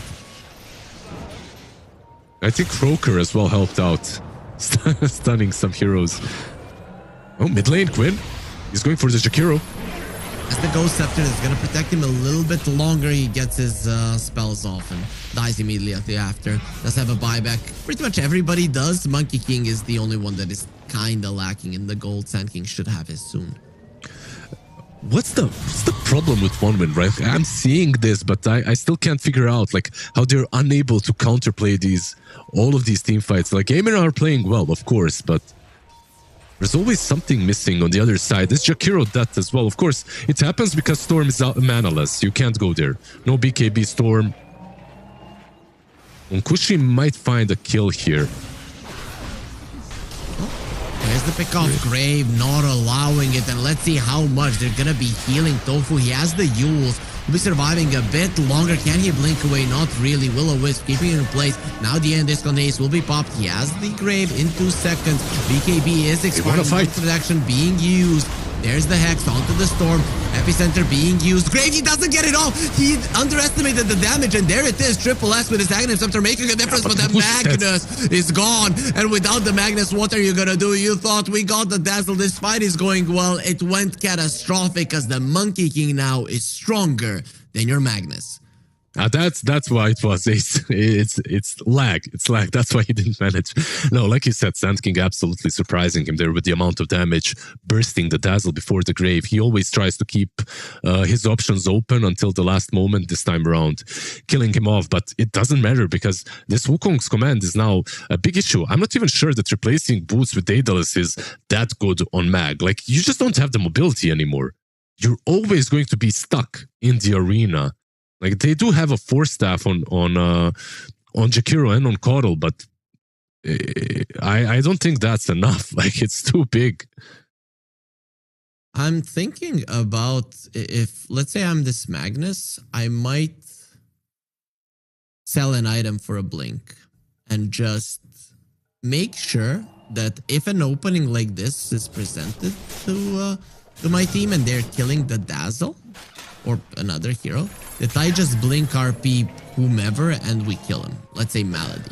Blink RP Malady. It's an option, yeah. I go for multiple targets. But I feel like killing the Night Stalker there and moving back was maybe a better option. They got a bit greedy, went for Dazzle and got punished for it. There was a chance to just get the Night Stalker because every time these guys go on Tofu and then they continue fighting, they have a bad fight. But I can get it, right? You probably feel frustrated if you're 1W. You've been winning this game forever. And then at some point, you just couldn't win a fight any longer. And every single opportunity that you get, you're trying to Yep. maximize it. You know what? Like, I wonder what their state of mind was when they had 20k advantage. I can bet that they didn't feel like they had as much of an advantage. You know, like they were just playing the game very disciplined, very passively as well. They probably knew that they were ahead, but I think that ever since the Dazzle got the BKB, that they never felt that they were stronger. Right? You remember that bottom attempt onto the Dazzle? After that, they probably just gave up on the idea to just go for a straight up fight. Yeah, all the Aeon Disc baits as well, right? Definitely hurting them. See, what do you do now if you're 1W? Well, Roche will be the next objective, right, for both of these teams. Aghanim's being finally queued up by Storm. I feel like that's a massive, massive new ability to have. It's like a secondary RP, right? Exactly. They're going to have more and more tools on 1W. But I think the main problem still persists. It has to be your communication and your targeting inside of a team fight that wins it for you. Not a single item, I think, here is going to be changing the game. No, I mean, they have all the items. What else do you want to give them? Exactly. It's like the Ags on Storm and they're almost fully slotted out. I'm not sure what more you can ask for. You can ask for a fight, mid. RP onto the two of them, lower far. There's gonna be the grave that does live. Quinn not protected. He has the BKB, so he's gonna be protecting himself. Tofu gonna be eating the cheese given to him by Quinn. Watson though is all alone. He needs help in the first range. He's on him. He's fine. They just cannot kill him. Maybe the Sand King can finish him off, but it's not going to be enough without the epicenter. He's just not strong. Buyback from the Sand King. That might be the cue for GG to get out. They don't have a Wukong's command. Yeah, they're moving straight back. Is there a smoke or something? There isn't. And Mag can't really be that fast to catch anyone. It has to be the Storm or the Sand King. But at this point, you committed the buyback. If GG does not, they're in a really good spot. And Roche, it's kind of late, isn't it? Oh, actually, it will respawn very soon. Who knows? If it gets respawned right now, you get it. Yeah. That buyback is going to be worth it. It's respawning in like 10 seconds or so, so probably will force the buyback from Tinker. We'll see. I don't think Gaimin give this one away. Oh, they are coming over. Quinn is level 26 and he has an Octarine core, so in terms of spamming, this Ember is godly.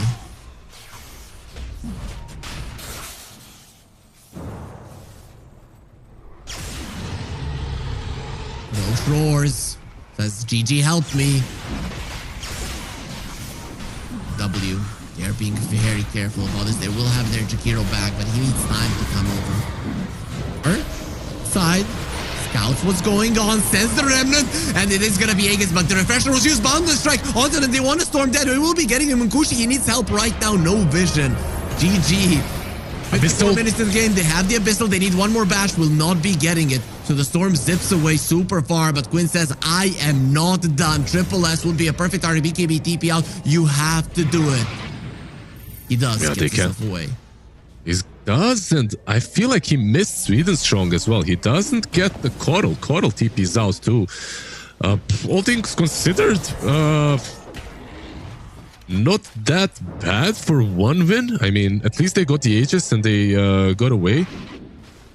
Who took the cheese was taken by Quinn. Radiant. Quinn used both. Quinn, right? And used both. And Refresher. Yeah. I don't know if the banner, who got the banner, I don't know. So not the best fight for one win, not the worst. If Aegis got stolen, that Storm is most certainly dead immediately. Speaking of, by the way, some extra spells, extra items, there is a Refresher now on Magnus as well, and he's going for a Swift Blink. I'm not sure what's he gonna replace, even maybe Manta. At this point, Manta, or maybe use BKB, then replace it. In any case, like you said, these guys on one win, they need to find a better way of taking these team fights. It's not about the items. Yeah, but maybe this is the right play, Munkushi, and maybe he just gets rid of a damage dealing item or something along those lines, because you understand that with the Magnus, you're not doing damage anyways, and it is the Storm and the Sand King that are doing damage, so you try to be controlled. That would be quite smart, not gonna lie, especially because he has the 25 talent for the increased RP duration. Now we are 4 minutes away from getting tier 5s as well. Mid lane, Kushi, he didn't even know. I don't think Watson knew. Oh, he had no detection there. Yeah, Tofu was too far away with his gem. They're running forward. Still no blink on the Magnus, and they will be finding Chira. BKB forced out. Gonna have it for quite some time till the end. Glimmer plus the Ghost Scepter. I'm not gonna have either of them Will-O-Wisp being used, and let's see if they kill it or they continue the chase. Boundless Strike going forward onto Cuddle with the Abyssal Blade, but they do have the Wind Waker to keep him alive. Nicely done by the Sand King. Oh, who has the Wind Waker? Or did they just use it aggressively? Munkushi used Skewer away in the opposite direction and TP'd to the fountain. TP'd to the fountain like he had no desire to take that fight, but even though it was under his own tier 3. That was actually a Yules from the Night Stalker. Nobody has a Wind Waker on 1W. I'm still surprised they used it on Cuddle. Either way, he died, so it's nice. Big items coming out. Refresher on the Sand King. For me, this might be the biggest one. We have seen Epicenter completely demolish fights and then heals come through. How many more items? No, I think this is the biggest one. It's right? just this one. Just this one. Just this dude. One. Yeah, this one. You'll see. You'll see. It's great. Don't get me wrong, but if you ask me, I'd rather have less items but a 20k advantage than all these items and a 2k advantage. True. It's very much true.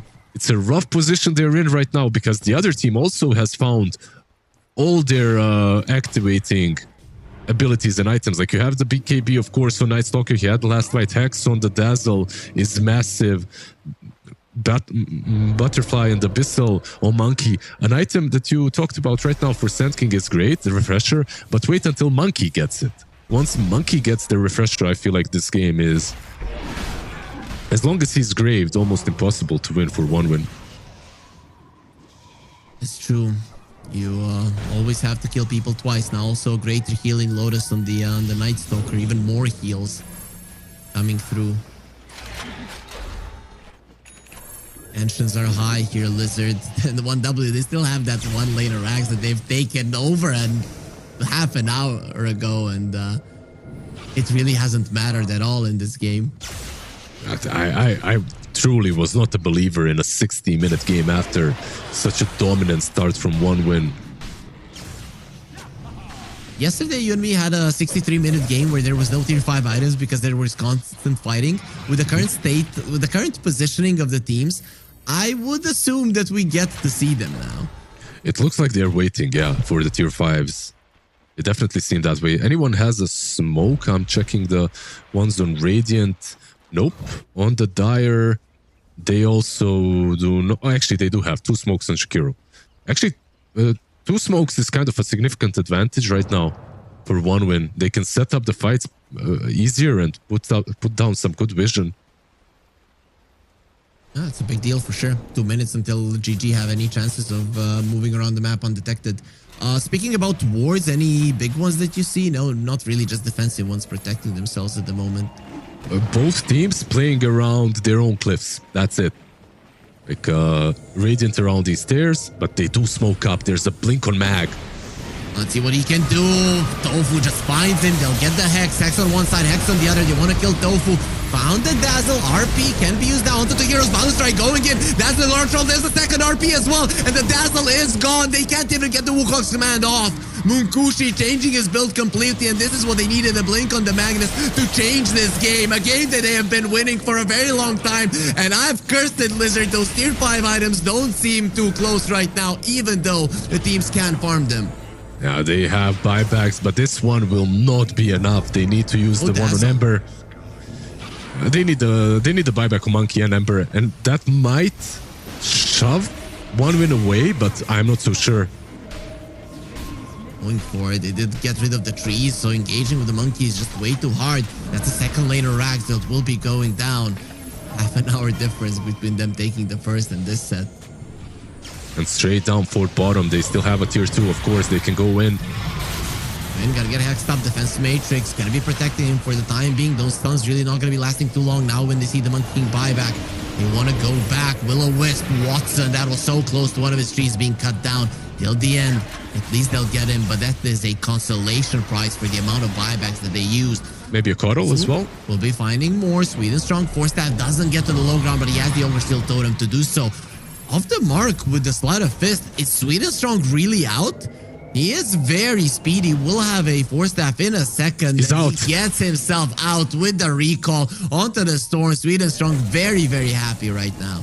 He had 550 movement speed there. They had to buy back and defend that. No tier 2 on bot lane, of course. That would be Mega's probably game.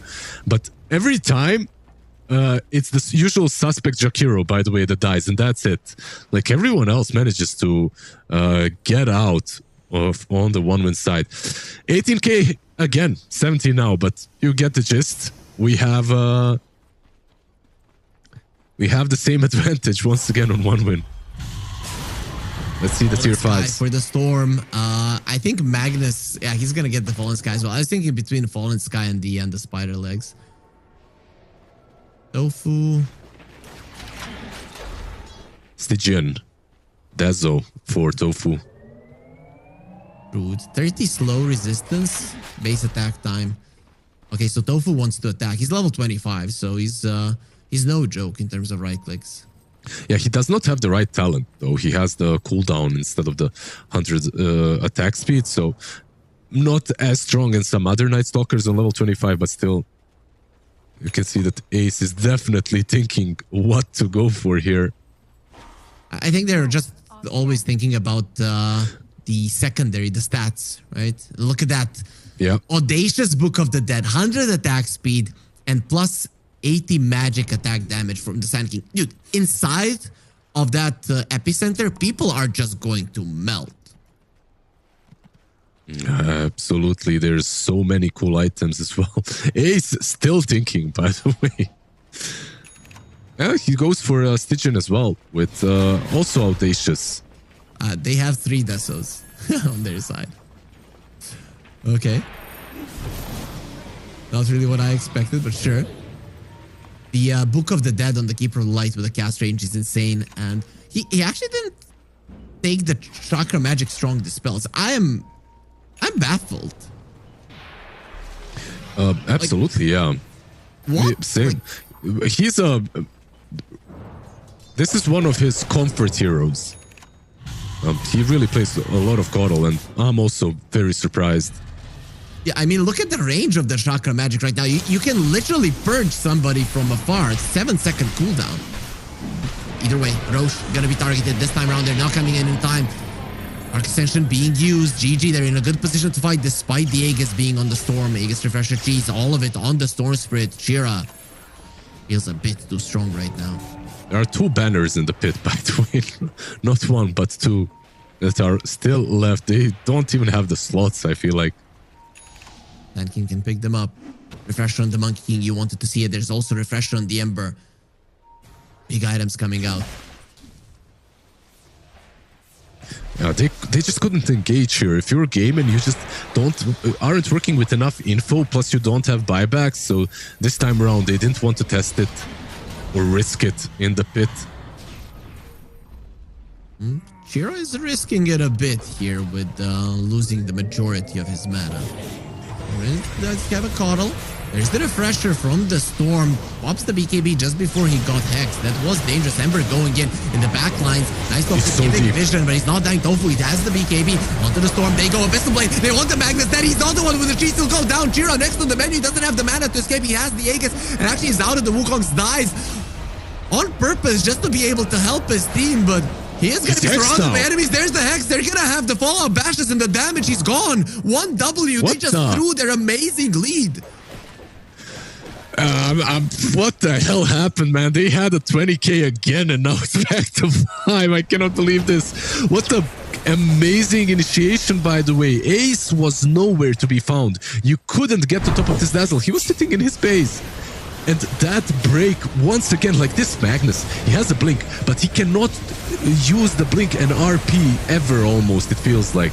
They always catch him before that happens. Like this fight as well, it was one win that we're going in, right?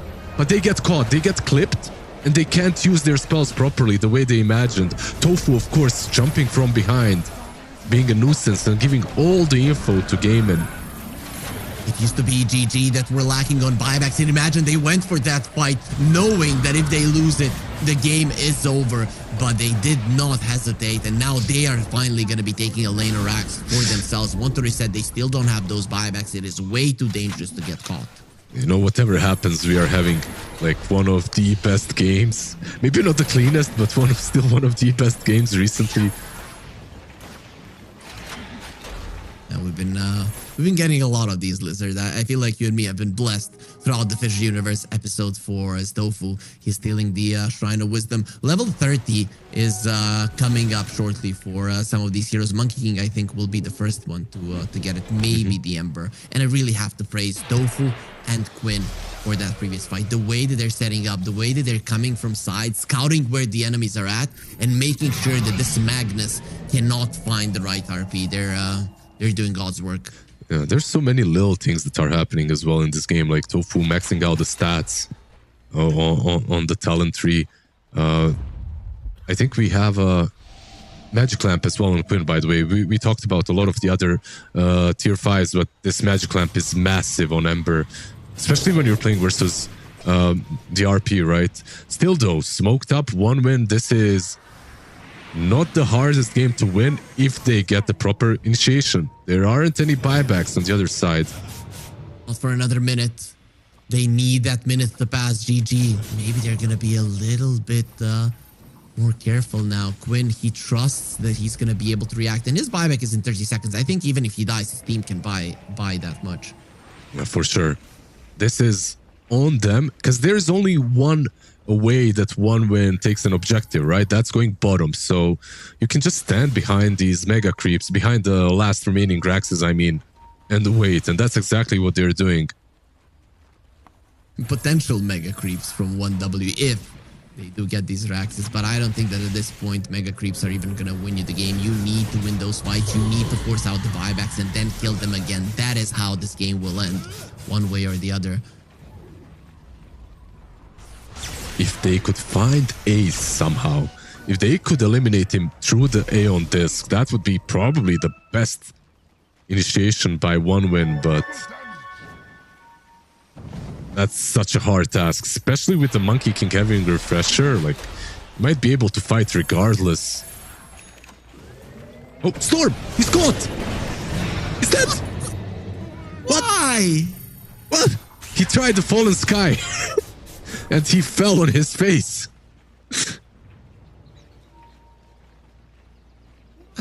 Why? He tried to zip in, Fallen Sky the tower, and probably zip out. Yeah. But immediately Boundless Strike into the face, into an Abyssal, and he's dead. Because with the Fallen Sky, it's just easy to guess when you're gonna land, and it's gonna be easy to get on top of you. Yeah, there is like an animation and everything. It's not that fast. It's not like a blink. I mean, it happens. What can you do? Well, now it's for sure that they will have buybacks on both sides, right? Like buyback status, no Coddle, no Jakiro. So 2 supports on 1 win will not have them for 4 minutes.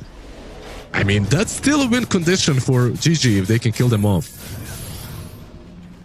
Malady is getting his Aghanim Scepter delivered. I mean, nothing too huge, but it's just amazing how many big items are coming out. I mean, we have 6 slotted supports. I mean, a lot of the supports are 6 slotted in this game. Oh, look at Watson.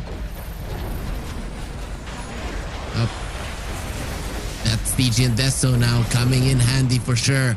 Rax is going to get taken out. Now it is going to be equalized. 1W they worked so hard for. Something they don't really have an advantage over any longer. This is the highest advantage I believe I've seen on Gaimin's side. 14k. I don't think they've ever been higher, right? in this game. And they utilize this Storm's Death to perfection. They just go in, take a side, move out. Level 30s, by the way. Where are we at? We have one on Monkey. One on Ember. One on Ember. Magnus is like a couple of creeps away. He needs 200 experience, 205. Yeah, both the Dazzle and Night Stalker aren't that far away, by the way, as well. 28 on those two. Of course, not really close as well. 28 is still kind of far away from 30. A lot of experience it's needed. How much experience you need? Yeah, the only way you're getting it is through a fight, really. So, I mean, Magnus is just killing creeps and he can't get it. He needs 80 experience, by the way. 77, but he's surrounded by his teammates. Storm Spirit, quite a lot more. I don't think that this level 30 of the Magnus changes anything. He hasn't been getting too many right clicks off in a fight anyways, and he kind of modified his build to be more of an initiator than the damage dealer. Yeah, he did, but the only time they really had a good fight was right here where Watson is on the stairs, right? Because Gaimin there clumped up. And when you think about it, 2 or 3 fights that were good for one win were always here. Like in this game. Every crucial fight they won here. So they need to find a way to set up a fight somewhere where Gaimin can't be spread out too thinly. Because if they are spread out, it's hard to use all these big AoE spells like your Sand King ulti and the RP. Look at the, did you see the Night Stalker having 3 greater healing lotuses? That's like 18 flowers, right? This handsome lad is waiting for the right lady for a long time. I mean, considering that he has collected that many. Yeah, for the block as well, right? Like, it is savory if you manage to get it. And he's getting the overwhelming blink soon on the Night Stalker. 7k damage. Look at this roller coaster, man. Pretty fun one. If GG lose the fight, though, it is gonna be a free fall. Love those. Aghanim Scepter now on the Monkey King as well. That's nice for pushing. Hook is coming. W. Solid position here. They got pinged out. I think they saw the recall there. Well, already with the repair bots, right? Like setting it up. Come on, go on us. Oh, it's such a hard position to be in if you're GG.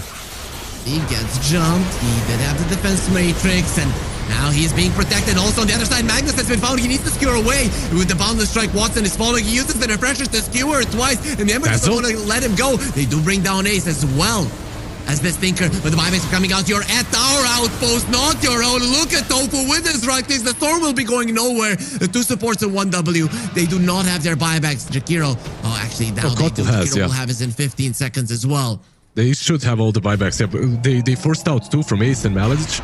This is Rush, by the way, so the buyback from Coddle maybe wasn't as necessary. He probably was going to buy back anyway. Have to use them. I think 1W should have bought back and tried to fight this Roche, because this does not look good, I guess, right? Because you're still gonna have to click those buybacks now when they come to your base. They will, for sure they will. They give the Aegis, of course, to Dazzle, who just bought back. By the way, that looked kind of genius from one win. Like, they moved all the way around and thread the needle and found the right position to fight in, but they still couldn't initiate properly. Like, they initiate on a Tinker when Dazzle has already used Nodal Projection.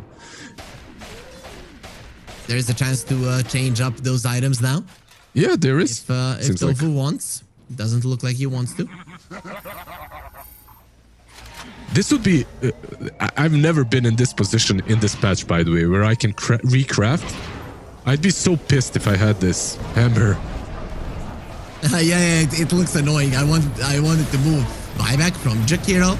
First strike, Triple S will be fine. There's the Storm going in into the back lines. He has his level 30. He's just going to be leaving those remnants. A little bit of extra vision for 1W. Yeah, they got Mega Creeps, but like you said earlier, Mega Creeps in this game, they're good because the lanes are being pushed in, but these heroes are already more than well equipped to deal with the Megas. Do you think like strategically wise, can 1W maybe swap items on some of their cores, go for a different kind of an approach to make these fights easier? Is there a way to do it, or was the swap from a Magnus to a Blink Refresher hero the only play they could make in that regard? What's the other play? Maybe if you get like some more hexes or something to control the. They need to find a way to control the dazzle properly. Do they have a? They don't have a nullifier on anyone, right? Like they do, of course, on Magnus. He had it forever. It was like his 4th item. He's on his 9th item now. That's just a different iteration with the Lincoln Sphere as well. Oh, that hex is scary though.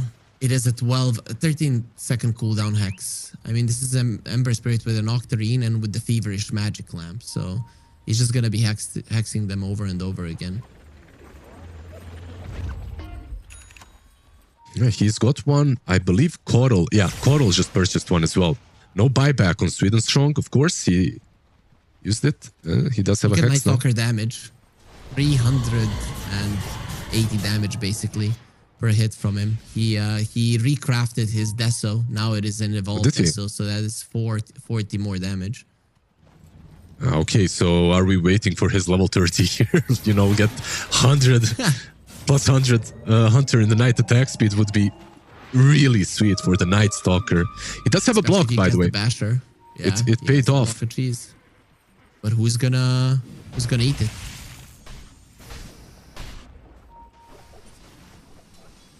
I'm not sure. Let's see. Maybe he just leaves it on himself. Eats it mid fight, right? You just don't want the. Oh, look at Quinn. Shield going in as his BKB refresher is available, leaving the remnant back. Storm in the backline is going to be pulling 2 of the heroes in. The Dazzle doesn't care. There's going to be a refresher, and this has been popped. So far, they did kill the Monkey King. RP is good. Gonna be used on Tofu. He doesnn't protect himself. He does have the Aegis. Ember is gonna need to do some heavy lifting or maybe some fast running. That is what you need to do. The Storm still has mana to play with because he does have a Coddle on his side. GG. They went too far without Watson. And I'm not even sure how he died. Quinn gonna get hexed up. He does have one more remnant pretty far back with Chira not really having enough mana to go. Oh, the Fallen Sky. The Strong just in time to give him mana, but it wasn't fast enough. You know what? Whoever has around 20k advantage in this game seems to be losing. That's the trick. Never get that advantage. What an insane fight. And this fight means that you have 3 minutes without Dazzle to, well, 90 seconds, minute and a half without Dazzle to work with if you're 1-win. He does not have buyback. That was a bit too deep. Wukong's commands though, right? Yeah, I think Watson just made a mistake getting caught. Absolutely, he died way too soon in that whole fight, and Mukushi was able to just roll past everyone, skewer into the Dazzle and Tofu and RP, both of them. If Watson just plants his big-ass Wukong command, they can't fight through that. It's a different fight, but now you don't have your refreshers. Every single hero on 1W has used it. Storm, the Magnus, and the Sand King, so you need to be careful how you're going about this. Maybe they just want to equalize the Megas to alleviate this pressure that is constantly coming towards them. Oh? The Hex onto the Ember, Nullifier as well. He doesn't have the Dazzle, but he has the Magic Lamp. And it's something that will always help you.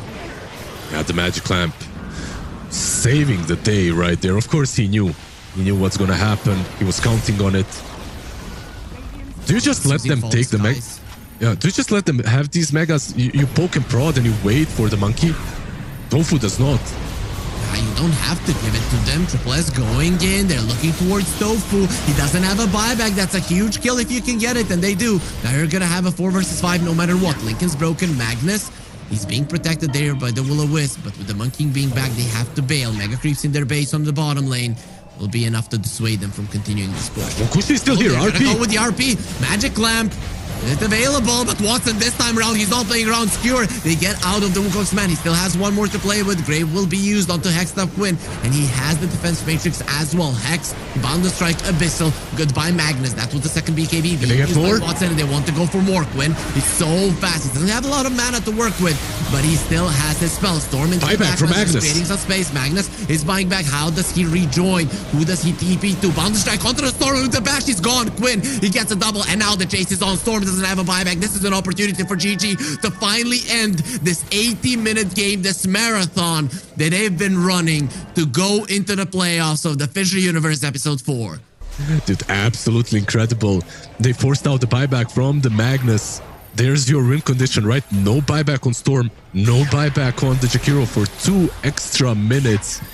Such a huge opening for GG, and they don't even lose the Megas, by the way. Well, now they are trying. Look at that. Book of the Dead down bottom. Well, 50%. A backdoor as well kicking in. If King will be changing anything in terms of his item. Does he have to? I feel like this is exactly what he needs. Yeah, 100 attack speed on top of the pistol and butterfly. He just hits so damn hard. 4 versus 3. You still don't have all of your heroes. Maybe you wait those 20 seconds. Glyph is available on 1W. All you have to do is just plant the Wukong's command around the throne and not get pulled into the fountain, right? Like, that's the only way I see them winning on 1 win. Sand King bought a Deso though, right? And he has a refresher. I wouldn't be surprised if Triple S destroys this fight. He's charging up the epicenter. Gonna be using a manages. Lincoln's gets popped. They're using the Wukong's man on Watson. Look at how he's dying because he's focusing on the objectives. Glyph now is going to use maybe a little bit too early. Watson, he did get graved up, but he needs the kills. Also does have buybacks. If you want to rejoin Triple S now, will be buying back. He doesn't have a second. He's traveling back in. Already used it. They're focusing on the throne. Tofo is here popping the BKBs. They want it down, and they do get it. They don't care about no heroes. They care about victory, and their road to playoff is done for both GG and 1 win. The thing is that 1 win, they did not make it, and GG will be playing in the following days as well. Dude, what a banger of a game. Like, after game number 1, I absolutely did not expect this whole series to go 80 minutes, yet alone game number 2.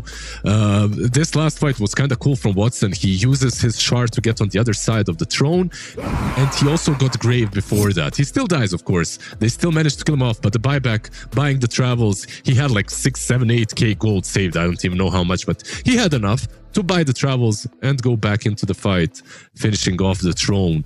1 win. When they go over this replay, I'm sure that they'll be feeling a little bit bad about all the opportunities that they had to close this one out and win it. They had such a 20k advantage, like later on, minute 70, whatever. Everyone is full slotted, right? But 20k advantage when they had it for the first time, which was very early on in the game, is massive. And they just couldn't find the right angles to initiate and win this game. Brave plus Monkey, old school combo, always was, always will be, it seems like. It's still a good way to go out of the tournament with a bang, right? They really did put up a fight, and I liked how they adjusted, especially the Magnus build in that game, because things were not looking good and it didn't look like they could do much. But with that being said, we will have to say goodbye to them, and GG, they will be playing tomorrow here at the FISSURE Universe Episode 4 as well. We still have 1 more series left, everybody. We're going to be switching up the casters. Our lovely colleagues, Ricky and Squix, are going to be taking over for you, and hopefully all of you enjoy the final series of the day.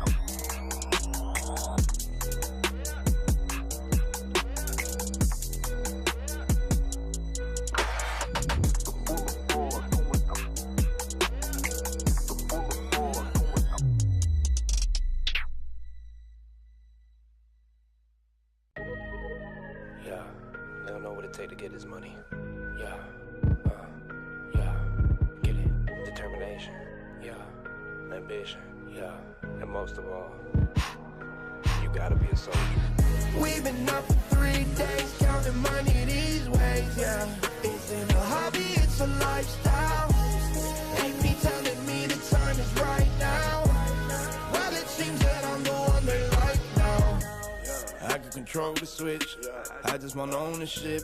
You can keep all of them fake friends, I can keep all of the bricks. Diamonds loud like Ringo, make my skin glow. I'm a dog, dingo, line them up, bingo. But you know how it go when you chase thrills. My little boy just died from a fake pill. Couldn't bury the boy, so they had to burn. Had to give mama bread just to pay the earn. Y'all ain't getting no sleep cause you too busy feeding the ego. I ain't getting no sleep cause I'm counting this money with all my amigos. We've been up for 3 days, counting money these ways, yeah. Isn't a hobby, it's a lifestyle. Ain't me telling me the time is right now. Well, it seems that I'm the one they like now. I don't know, same to me. Might be you, maybe me. I don't know, shame to see. My shit real, yours is make believe. Man, it's kind of offensive the way I'm cooking. Her neck hurting, I'm shining, I'm real good looking. I don't need to talk much, you can see the story. Man, he talking too much, he could be the story. I remember the day that they had us in cages. I thought it was outrageous. Now we get paid for jumping off stages. Look at me, mama, I made it like. We've been up for 3 days, counting money these ways, yeah. Isn't a hobby, it's a lifestyle. Ain't me telling me the time is right now. Well, it seems that I'm the one they like now. I can control the switch, I just want ownership. You can keep all of them fake friends. They don't know what to do with themselves right now. We're running this thing, you heard?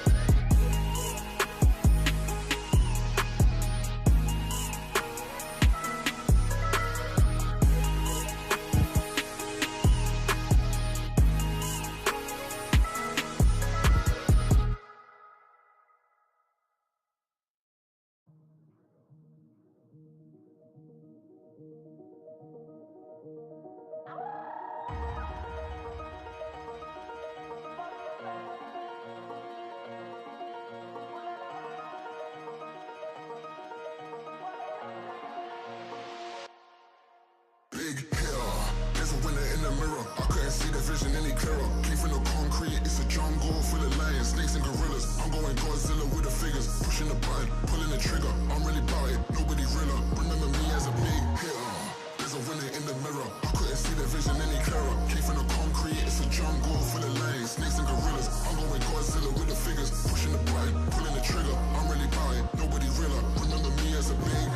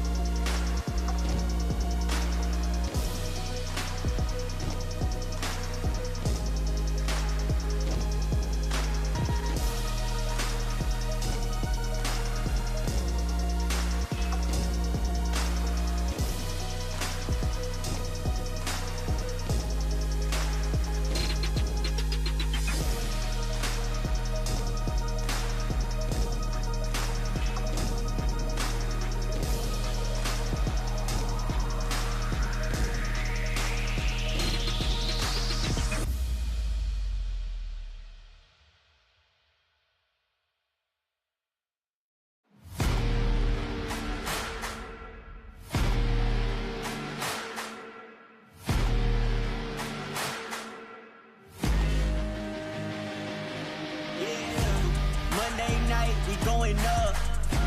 Don't try to odds, stay out of luck. Too much on the line to give it up. You know the mission, we gotta get it on Monday night. Monday night, we going up. Don't try to odds, stay out of luck. Too much on the line to give it up. You know the mission, we gotta get it on Monday night.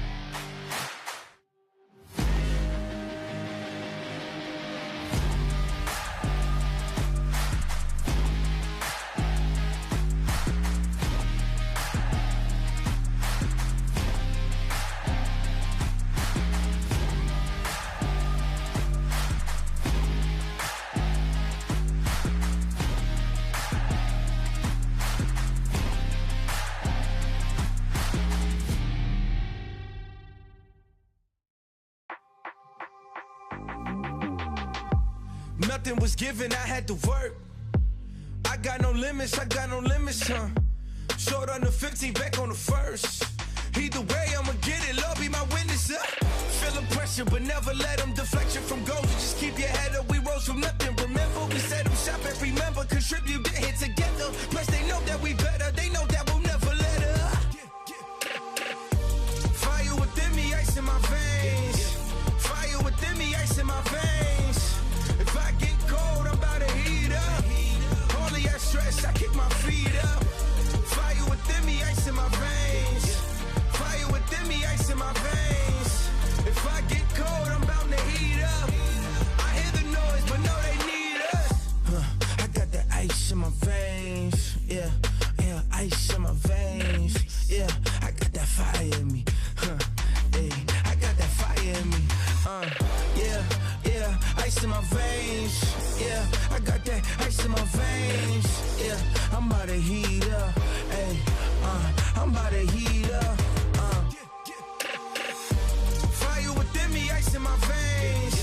Fire within me, ice in my veins. If I get cold, I'm about to heat up. All of that stress, I kick my feet up. Fire within me, ice in my veins. Fire within me, ice in my veins. If I get cold, I'm bound to heat up. I hear the noise, but no, they need us.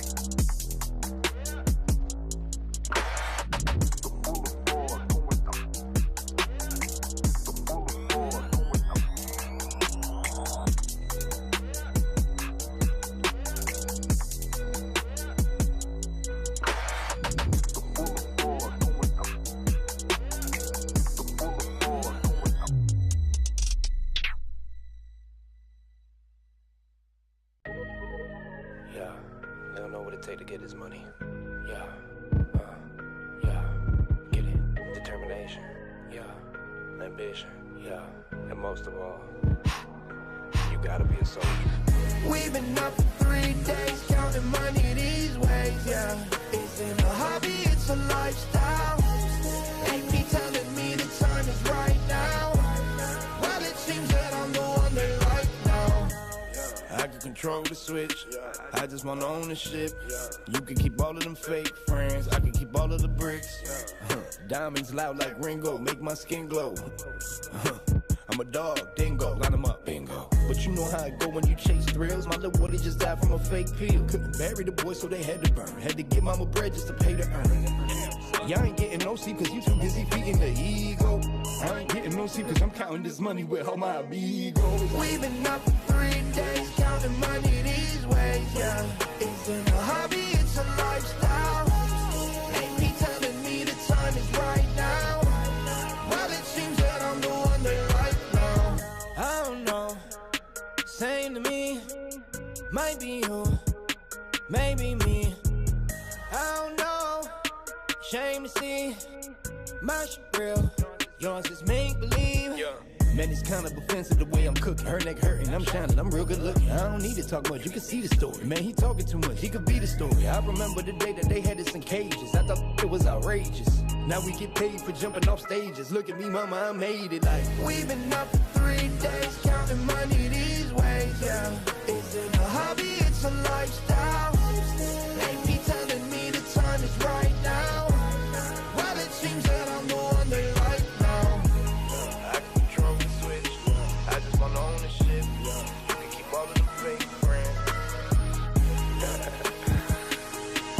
They don't know what to do with themselves right now. We're running this thing, you heard me?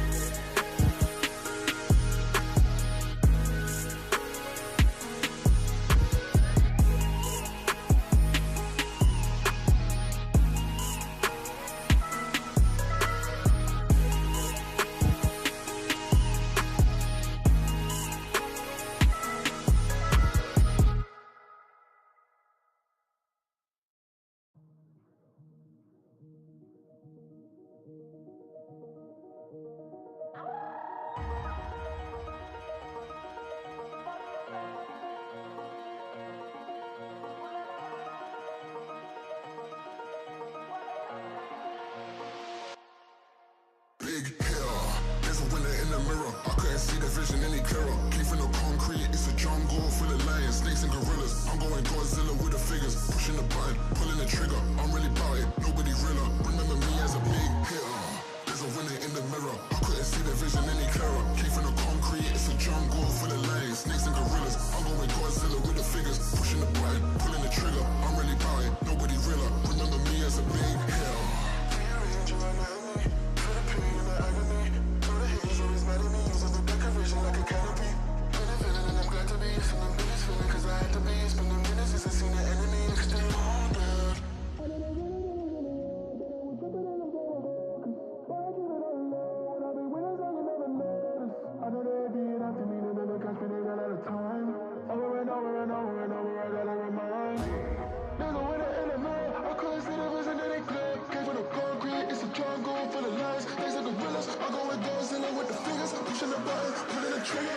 anybody, nobody realer. Remember me as a big hitter. There's a winner in the mirror. I couldn't see the vision any clearer. Came from the concrete, it's a jungle full of lanes, snakes and gorillas. I'm going Godzilla with the fingers, pushing the button, pulling the trigger. I'm really about it, nobody realer. Remember me as a big hitter. There's a winner in the mirror. I couldn't see the vision any clearer. Came from the concrete, it's a jungle full of lanes, snakes and gorillas. I'm going Godzilla with the fingers, pushing the button, pulling the trigger. I'm really about it, nobody realer. Remember me as a big hitter.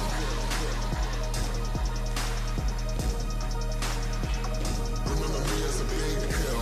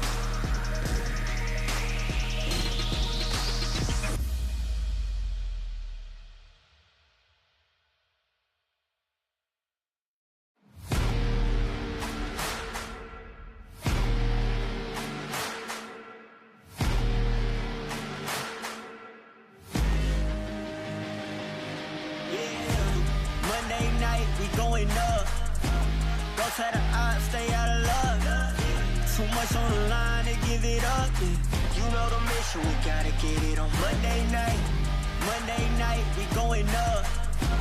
Go tell the odds, stay out of luck. Too much on the line to give it up.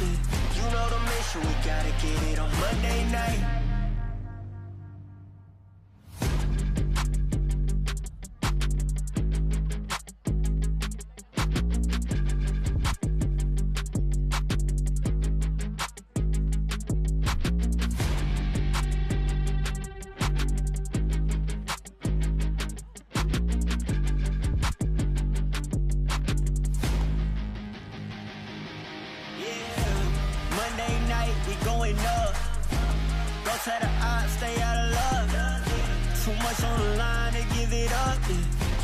mission, we gotta get it on Monday night. Monday night, we going up. Go tell the odds, stay out of luck. Too much on the line to give it up.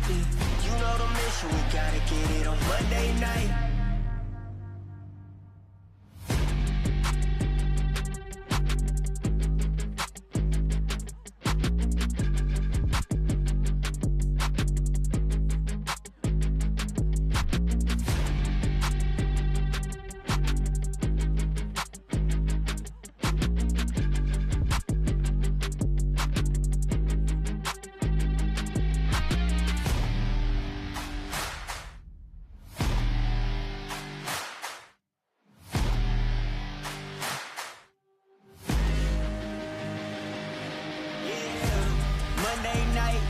going up. Don't try to stay out of love.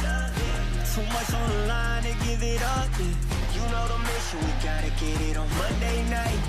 Monday night, we going up. Don't try to stay out of love. Too much on the line to give it up. You know the mission, we gotta get it on Monday night.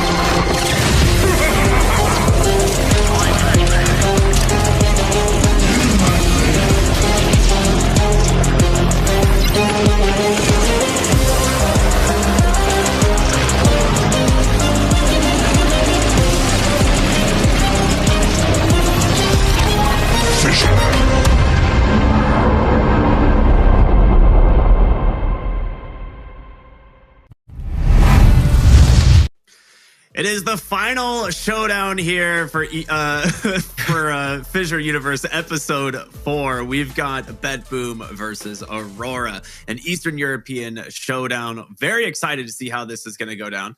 My name is Cryptic here with Z Quicksonics. We were talking about some stuff before we get started, but now we get to talk about this matchup, which is going to be very exciting. Yeah, like you said, CIS powerhouses. First tournament, Aurora with this new roster is getting to play the entire way through with the full roster. The BetBoom, Pure, GBK, Save, Miero, Karomi, they are looking like a really good team. Had a rough start at the beginning of this Swiss stage, but since then have started to return to form. And it'll be pretty fun. I really want to see their coddle strategy. I think they made a really good show of that earlier. Yeah, it was pretty sick to watch. And we actually covered an Aurora game earlier in this tournament, but unfortunately Nightfall was, I believe, under the weather at the time. So he's back. I'm really excited to see how that's going to play out with the full roster. But of course, Toronto, Tokyo, Miro, Panto, Nightfall, and Dacha. This team is really good on paper. And I think a lot of people are wanting to see them to find success, but the irony that they're going up against BetBoom here of all teams for the last spot in the playoffs is pretty incredible. What can you do? Sometimes that's just how it works out. So both teams definitely going to be familiar with each other, definitely going to want that final spot. And I'm sure everyone, including us, hoping for a very fun, very close series. I hope so, man. I feel like both these teams have been pretty creative. I do think that for the most part, BetBoom has made the best case for, like you said. Now, whether or not they're going to be given the Keeper of the Light, we'll see. And whether or not they get a pairing for it, that makes a lot of sense because it was really the Storm Spirit that we saw where it looked verifiably broken. Like it actually was absurdly strong in their hands. Now, whether or not they can make something look just as good, like with the Ember Spear that we've seen previously, we'll find out. But as we take a look at the coin toss here for this, it's going to be Aurora that win it. They're going to take first pick in BetBoom, of course. Radiant, the El Clasico that we've seen in this tournament. I want to say like 90% of games have been first pick Dire, second pick Radiant. Yeah, seems like it. It's just so many good heroes at the front. I do think some of it seems to be slowly being figured out. Like we're seeing more responses to Dazzle. Abaddon is still a very popular first ban, but his win rate's honestly not that good. So I think teams are slowly getting more ideas for how to counter some of these top picks, which I don't think this tournament, maybe we'll see a huge shift, but as more time goes, that's where maybe you move towards that second pick, because now it's not the end of the world when you have to give away the Dazzle, the Nature's Prophet, all these really busted heroes. You kind of have to have a trade-off right now, and that's why you want the first pick, because then you get the better part of the trade-off typically. But yeah, we'll see. We'll see if that continues for the rest of the tournament. Yeah. It is about time that we get ready to jump into the draft, and they're going to make quick work of the first phase bans. I feel like at this point, there is kind of like a set 5 or 6 heroes that are going to make it banned almost every time.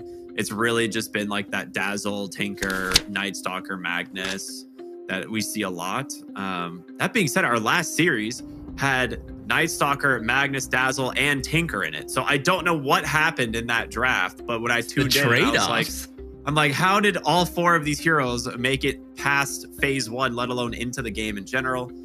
We're going to see the first pick Magnus overall here for Aurora as they ban out the Tiny.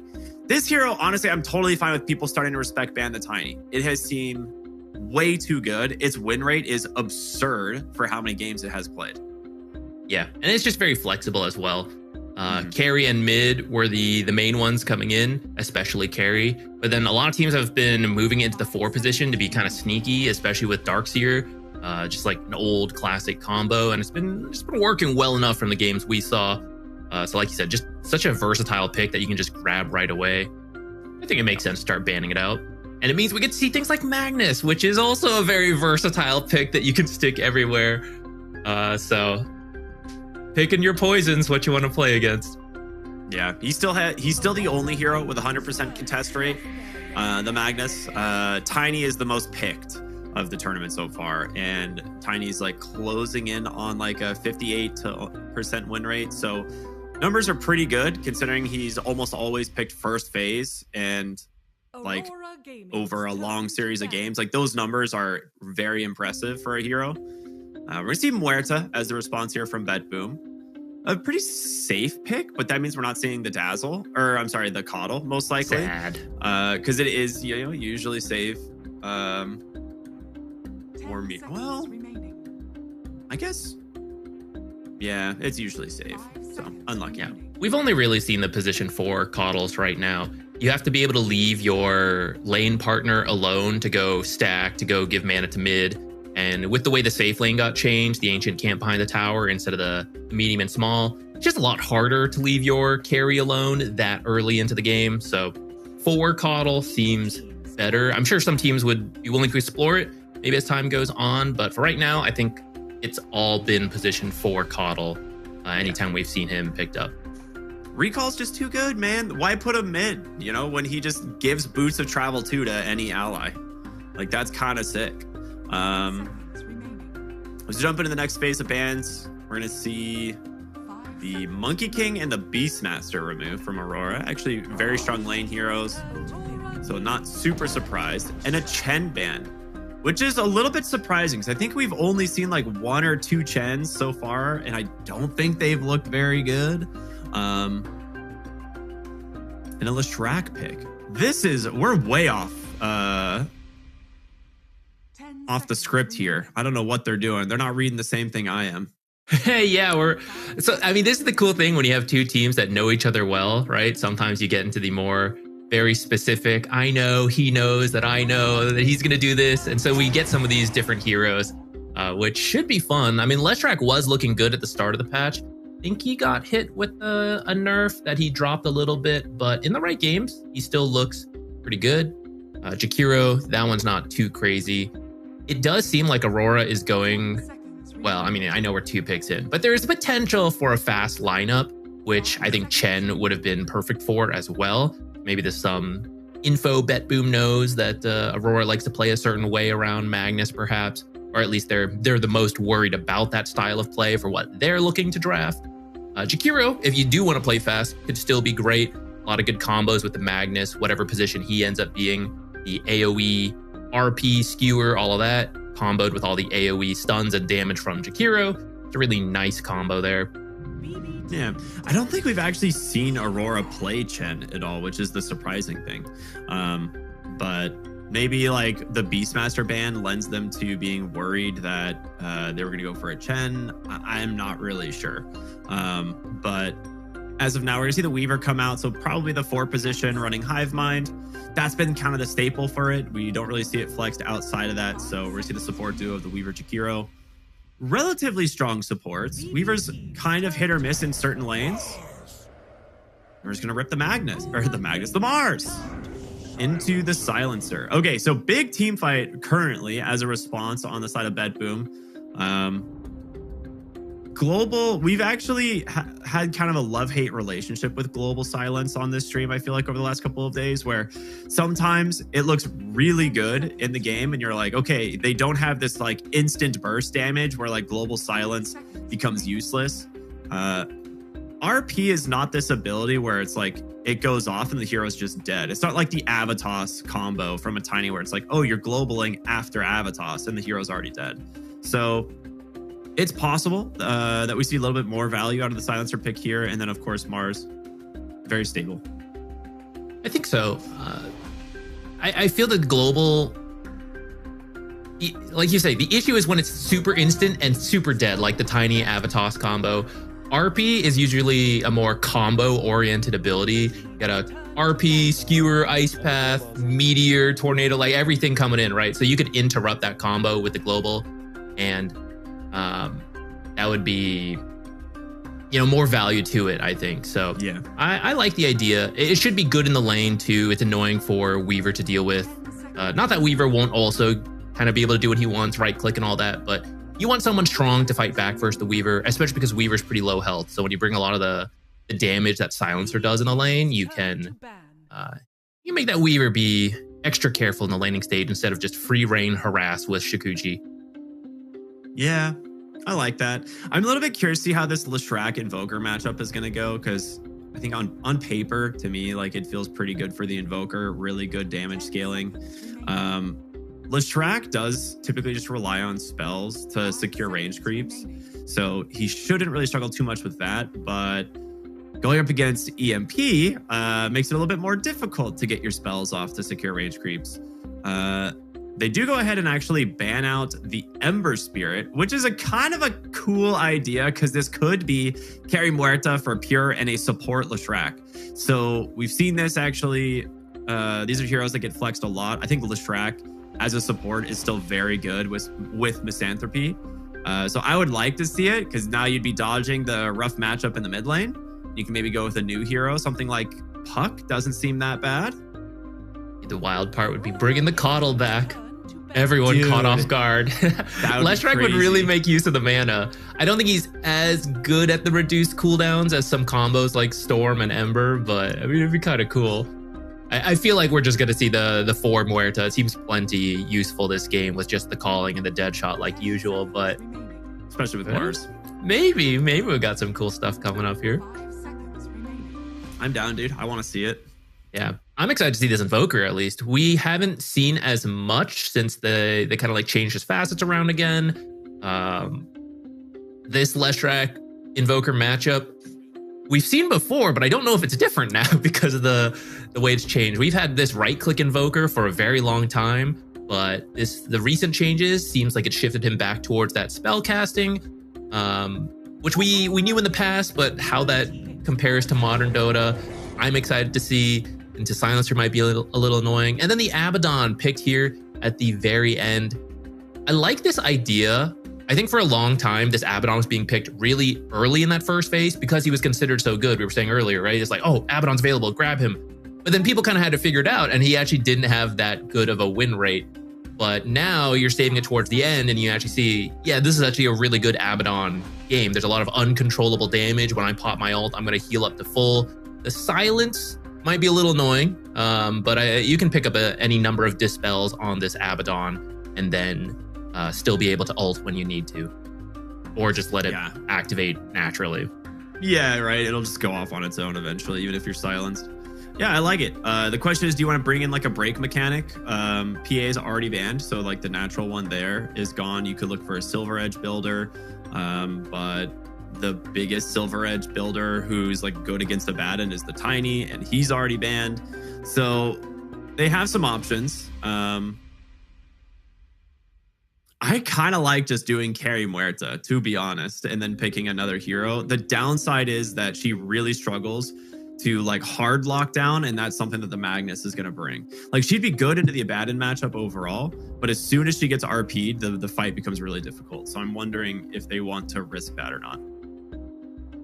I also feel Muerta carry is a little slower than some other options. I feel like, oh yeah, I mean, we haven't seen the Leshrac lately, but usually he's a pretty tempo hero. And I feel like Silencer Mars can also come online fast. The Muerta support is very strong early. So I like the idea of a carry that comes online a bit sooner. Yeah, kind of like the Slark. His modern builds are, you know, a lot of smaller, medium items. So the flow of power is really easy. He doesn't care if Abaddon's living forever because he's stealing 1 million stacks. Like, yes, please live longer so I can get even more Essence Shift stacks from you. And then you've got the Dispel for when you see the RP combo coming in, you might remove it from yourself. Or if you pick up the Death Shroud, you might actually save your teammates who all get RP'd. I'm such a Slark hater. I feel like this, when I talked about a love-hate relationship with Global Silence, like this is the ultimate love-hate relationship because I actually really enjoy playing Slark, but I feel like it is a hero where you have to absolutely obliterate your lane to have any sort of game impact, because you can have 40,000 net worth on Slark and do absolutely nothing in a team fight. So I am not really sure what's going to happen against the Abaddon Magnus. I think that's a little bit scary, but if he's able to actually dodge the RPs with like Dark Pact or save people in RPs with, say, the Depth Shroud, I think it gives them like the potential to really turn fights, and that's where I do like it.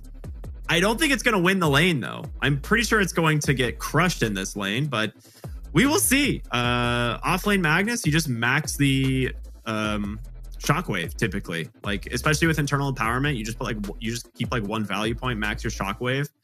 Slark does not do super well against that type of spell spam. You have a Silencer who punishes that type of spell spam, so yeah, if you bring enough regen, you get through that. Eventually, you pick up, right? Your team starts making space, just doing things while you catch up, do a couple items, and then it'll come down to just, like you said, a very skill-based, high-potential pick here with the dodges on Dark Pack. You got to react fast. You're very well known for his mechanical skill, so I want to believe he can do it. But you're right. Sometimes if you just fall behind on Slark, you can be as skilled as you want in the world, but it falls so flat because this hero needs to survive to start to pick up the Essence Shift stacks, and then he gets scary. And if you can't survive that initial burst, depending how the game goes, then it can be sad, especially when Spellcasting Evoker's back, right? You might just get burst by some Cataclysm combo or something. Yeah, I'm excited, man. This should be a good game. For those of you who are just tuning in, it is Aurora versus BetBoom. And it's just this massive showdown of Eastern Europe, former teammates all going head to head for the final spot here at Universe Episode 4 playoffs. As we take a look at the facets here, nothing too surprising. All mid invokers are going to be going the Exhort facet, Hive Mind Icebreaker, and Empowerment. Reverberating Misanthropy Elite. Yeah, everything exactly what I was expecting facet wise. I don't think I've really seen anyone take the alternative facet for Slark. Getting the immediate Essence Shift stacks on Pounce like helps you build stacks even faster. So I like it. Yeah, we used to see the other facet for Leshrac, but I think with part of the nerfs, everyone's going Misanthropy now. So that might be different than what people are used to. allows some very aggressive plays under the tower, because previously you used to dive and it would go on the tower, but now it just stays on the heroes and creep. So if you clear out that creep wave, be very careful about being dove by a Leshrac mid. All right. It's going to be 3 runes for BetBoom here as they actually get a nice trade on the top side. Did I hear a squeak? You can't cheat that. I am very curious to see how this Slark's going to do in lane. I feel like the mid lane should be pretty straightforward for the Invoker. It might struggle like the first couple of levels, but once you have multiple points for EMP, I don't think he's going to struggle all that much.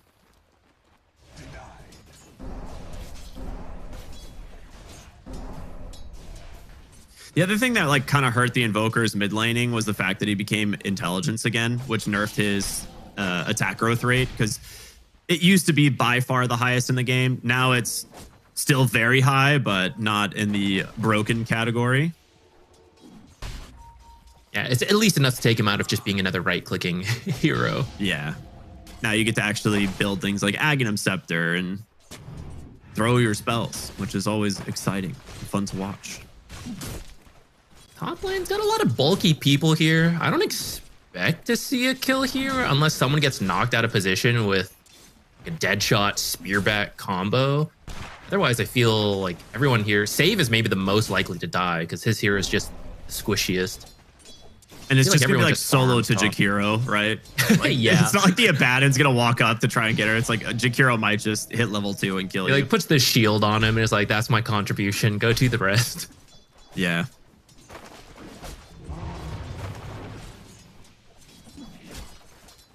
So far, mid lane, we might be seeing that first blood. GPK, kind of exactly what I talked about. Shoves in the lane and then just runs down the Invoker with 2 points in Diabolic's Edict. And Invoker, unfortunately, only level 2, so you can't even try to, you know, tornado and run away or anything like that. Yeah, very, very good kill from GPK.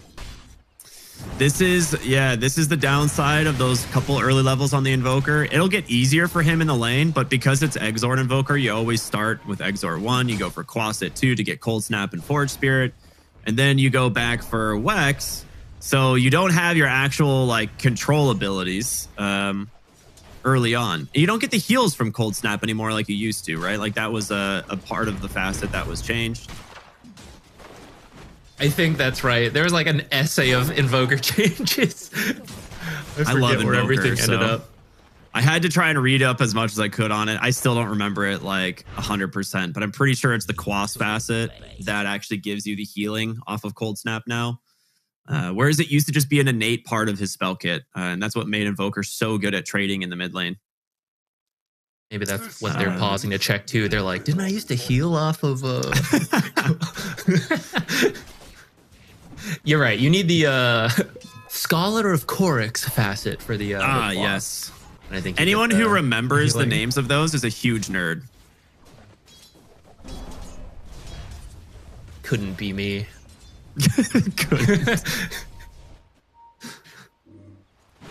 Well, mid going a lot better for GBK than I expected. Like I think you should win the early game, but getting a solo kill and now a hefty CS lead is maybe even better than expected. Which is great for BetBoom. Leshrac, certainly a tempo setter mid. So the better of a start you have, the higher your levels are. Scarier you are for Aurora. Oh, he's going to do it again. Immediate ice wall, but he gets the split earth, and Kiyotaka's dead. Yeah, you cannot, like the second his Forge Spirit died, he went for the dive.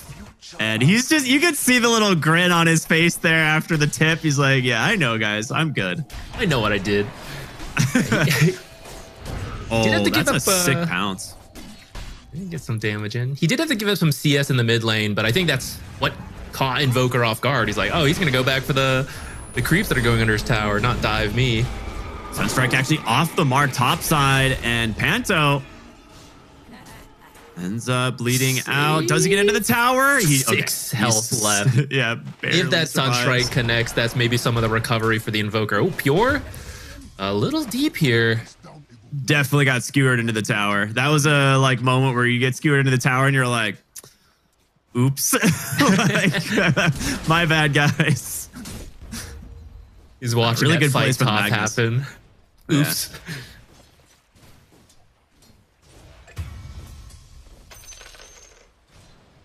Ooh, nice Sunstrike. Okay, there we go. He's on the board. And some recovery for Invoker. Very necessary because he's actually already 1,000 behind the Leshrac. It's pretty rough. Invoker's early farming speed is not very good. In all the different iterations of his build, it's never been excellent farm speed. So if you fall far behind right away, you just don't feel Invoker's impact for ages. Yeah, having to build a Midas as like your first item in most games on this hero from behind feels, real rough. I do have to wonder if Invoker is too much of a one-trick pony right now where he can only be played as this Exort Invoker, which is a little bit sad, right? I don't think we've seen either of the other facets get picked, but you'd have to imagine that if you're really worried about the lane, like maybe you sacrifice the Exort Invoker and you look for, the Wex, but the Wex Invoker is kind of a little weak right now.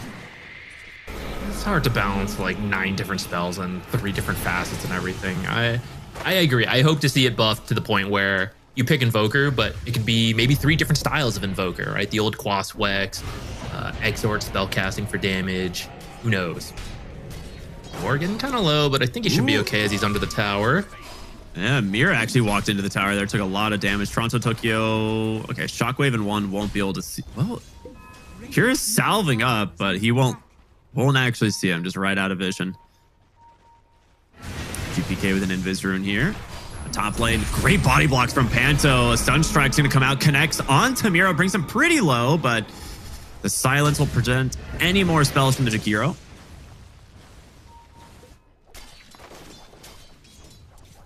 Miro's gonna walk home. I think Sunstrike is up in 5 seconds. Kiyotaka, maybe a scan and Sunstrike attempt here.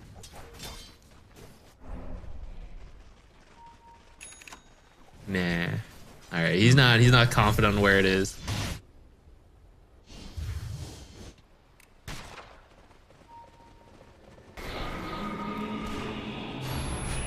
All right, here we go. The play for the Shrine. That Sunstrike's going to give it to Panto. Can Kiyotaka make it in time? He does, so he's going to force the TP. Oh, no. All right, a 1-for-1 trade. Pure bottom side just dies. Where is he TPing to? That seemed like a long TP. I'm not sure. Maybe also watching that Shrine fight, deciding if he should come in, but unfortunately, looks like another skewer back while that's happening.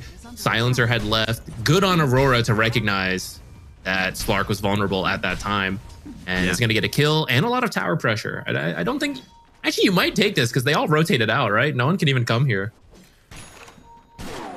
Voker, good positioning there with the Forge Spirit to see them. He does have a ward that saw this rotation already, but they're putting a lot of pressure on the mid lane here. You don't have Edict to actually deal damage to the tower, but that's a big Sunstrike combo on the GPK. They got him. Kill goes to Panto. And a shield rune picked up for Miro. Toronto Tokyo finished up the bottom tower in the meantime. I feel like the Sunstrike, I wasn't sure about this Invoker impact, but a lot of Sunstrikes have been connecting. And Pure, the block on the pounce. Yeah, that's so well done by Mira. Tips to Toronto Tokyo. That's their 3rd kill onto Slark. And you were saying in the draft, this hero can be a little sink or swim. 3 deaths is maybe suggesting sinking. I'd say more on the drowning side. I think he started sinking a while ago. He's a fish. He can't drown, but you can sink. All right. He's going to be back in Dark Reef here pretty soon. A lore burn. For all you lore nerds out there, you're welcome. Mid lane Mira still has the tail end of the shield rune, just trying to dive Katomi here. He is level 6. Does he have a Sakuchi? No, he's forced a time lapse. Just 1 second away. Very good attempt with that new urn to try and get that kill. For how the lane started, this Midas timing's not the worst. Oh, Wow, he died real fast. Xanthropy does so much damage. So like 1100 pure damage now at level 7? Oh, I couldn't possibly do math. Those aren't even numbers. Oh, I don't, I'm not doing the math. I remember it being roughly around there.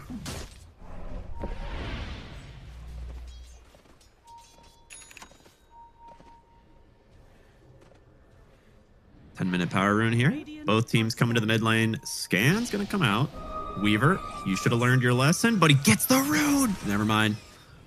Fast clicking from Mira. That's a big one to steal away from Leshrac.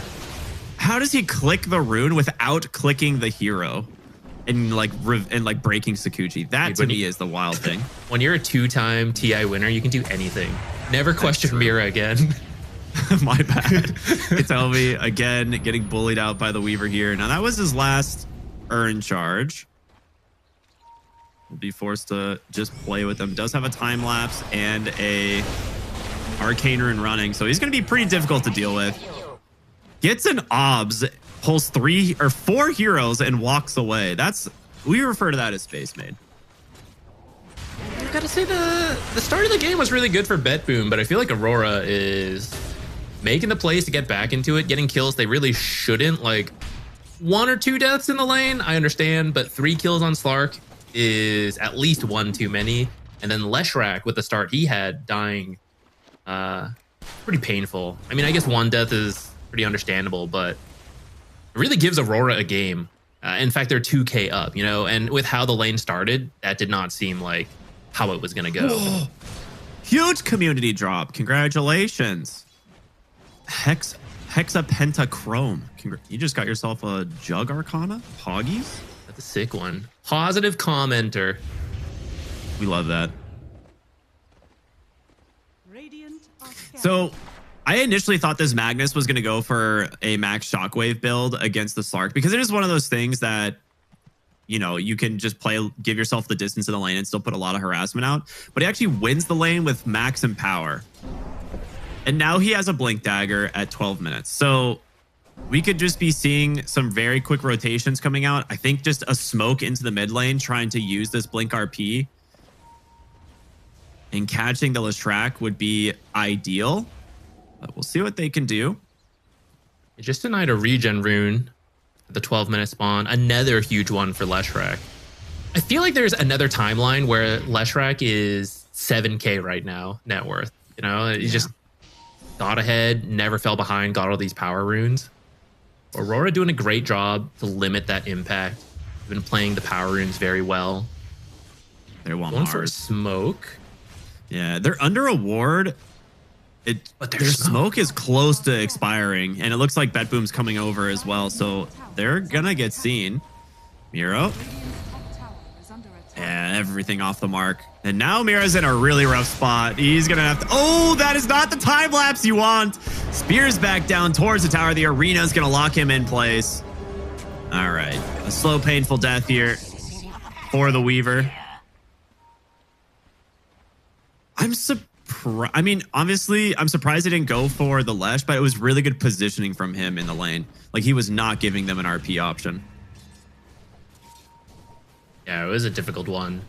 I'm surprised they're not getting Toronto Tokyo a little bit more involved because he has the blink so early and he has the RP. I thought they would bring him in. I'm not sure what item he wants before he gets involved, or if someone else had an item. Like usually you let the Nightfall Abaddon get to his Radiance. Save, taking a lot of damage. Gets the Dispel from Pierce the Veil. That'll be enough to keep him alive. So he's out. They're still looking for Miro here as Nightfall's making his rotation on over. It's the 14-minute Wisdom Shrine that they are fighting for. And now the TP's coming in from the side of BetBoom with GPK here. There's, I don't think any way they want to go for this. Split Earth connects. The burst, it's almost there, but gets the time lapse off at the last second. We'll secure the Wisdom Shrine. I have a big commitment to bring every hero here. Certainly hoping to get a kill on that Weaver. I don't know if I actually said this. I was thinking it, but now I can't remember if I actually said it. The Invoker Sunstrike kills ended up making a pretty big difference because his Midas was really not delayed. Yeah, it was Like, sure, you could have a better one, but considering he got killed twice, and then I think it was around 9.5 minutes, it's not too bad. Yeah, he's got an Atos on the way, so we take those.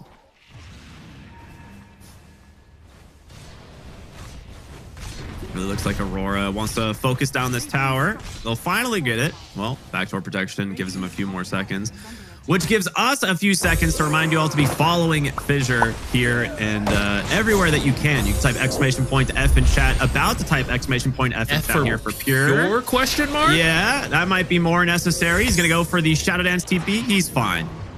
We got him. I'm surprised they went for the skewer away from the Sunstrike, if I'm quite honest. That should have been a kill. Some miscommunication there. Yeah, that was definitely a moment where he had like pressed skewer as the Sunstrike was casted. So I literally, little bit of I got confused about whose team was on who, and I was like, oh, the Sunstrike missed the Magnus, and I was like, no, wait, they're on the same team. Why did that just happen? Yeah, that's pretty unfortunate. To also double check. That's unfortunate. They do get the Tormentor off of forcing Pure out of there, so not a total loss, but and a huge gotten the kill as well.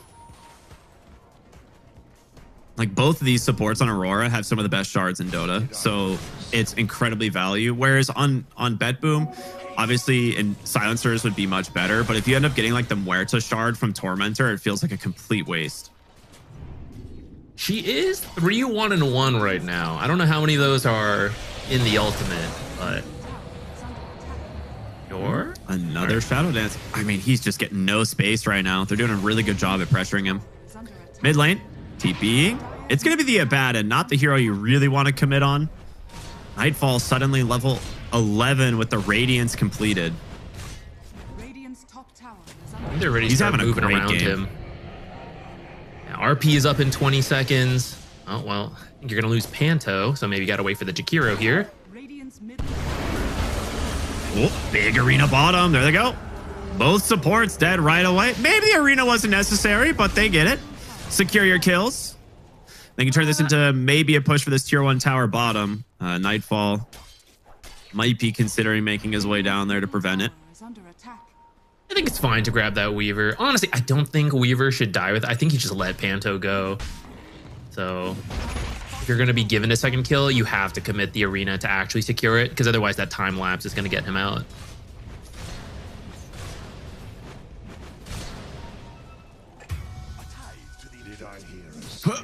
Is that a Sunstrike? Where? Oh no, he just walked into Invoker. Unlucky. Mid lane, Atos out from saves, gonna be able to lock down this Jakiro for the moment. The macro pyre doing some work, but in comes the rest. BetBoom, and they will absolutely cancel that TP. No response there. I mean, you have a 5k lead on Aurora, but BetBoom making some good moves. They get the mid tower in response, and the Orchid is done on Pure. So he's looking to try and just fight with his team, it seems. I think both teams have the tools they need to start getting active here. It's just a little harder for BetBoom since they're 5k behind, but you have your Blink Arena in 15 seconds. You got this Orchid on Slark.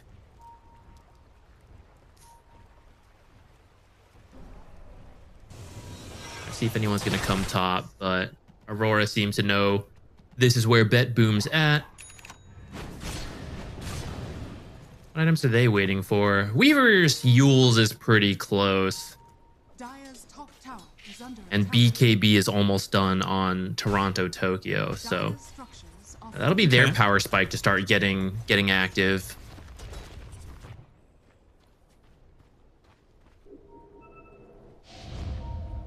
Another push for this top tower, but we're going to see the smoke in response here from Aurora. There is some good vision set up from Save here behind the tower. Smoke coming in, though. You only see the Invoker. Yeah. He's looking for this silencer. Oh, this hurts. Urn is out. Bugs are on him. And with the rest of the heroes coming soon, the Sunstrike right on the money this time. Man, I feel like if there was a stat for most average deaths by a hero, it has to be Silencer in this event. And it's not like a player thing. It's just the hero constantly dies, and then he just plays to buy back for an RP. Oh, line here. Oh, the Orchid. I'm surprised they don't like BKB RP that, but you don't really know where the Shadow Dance is going. So really well done there from the Slark to dodge that one out.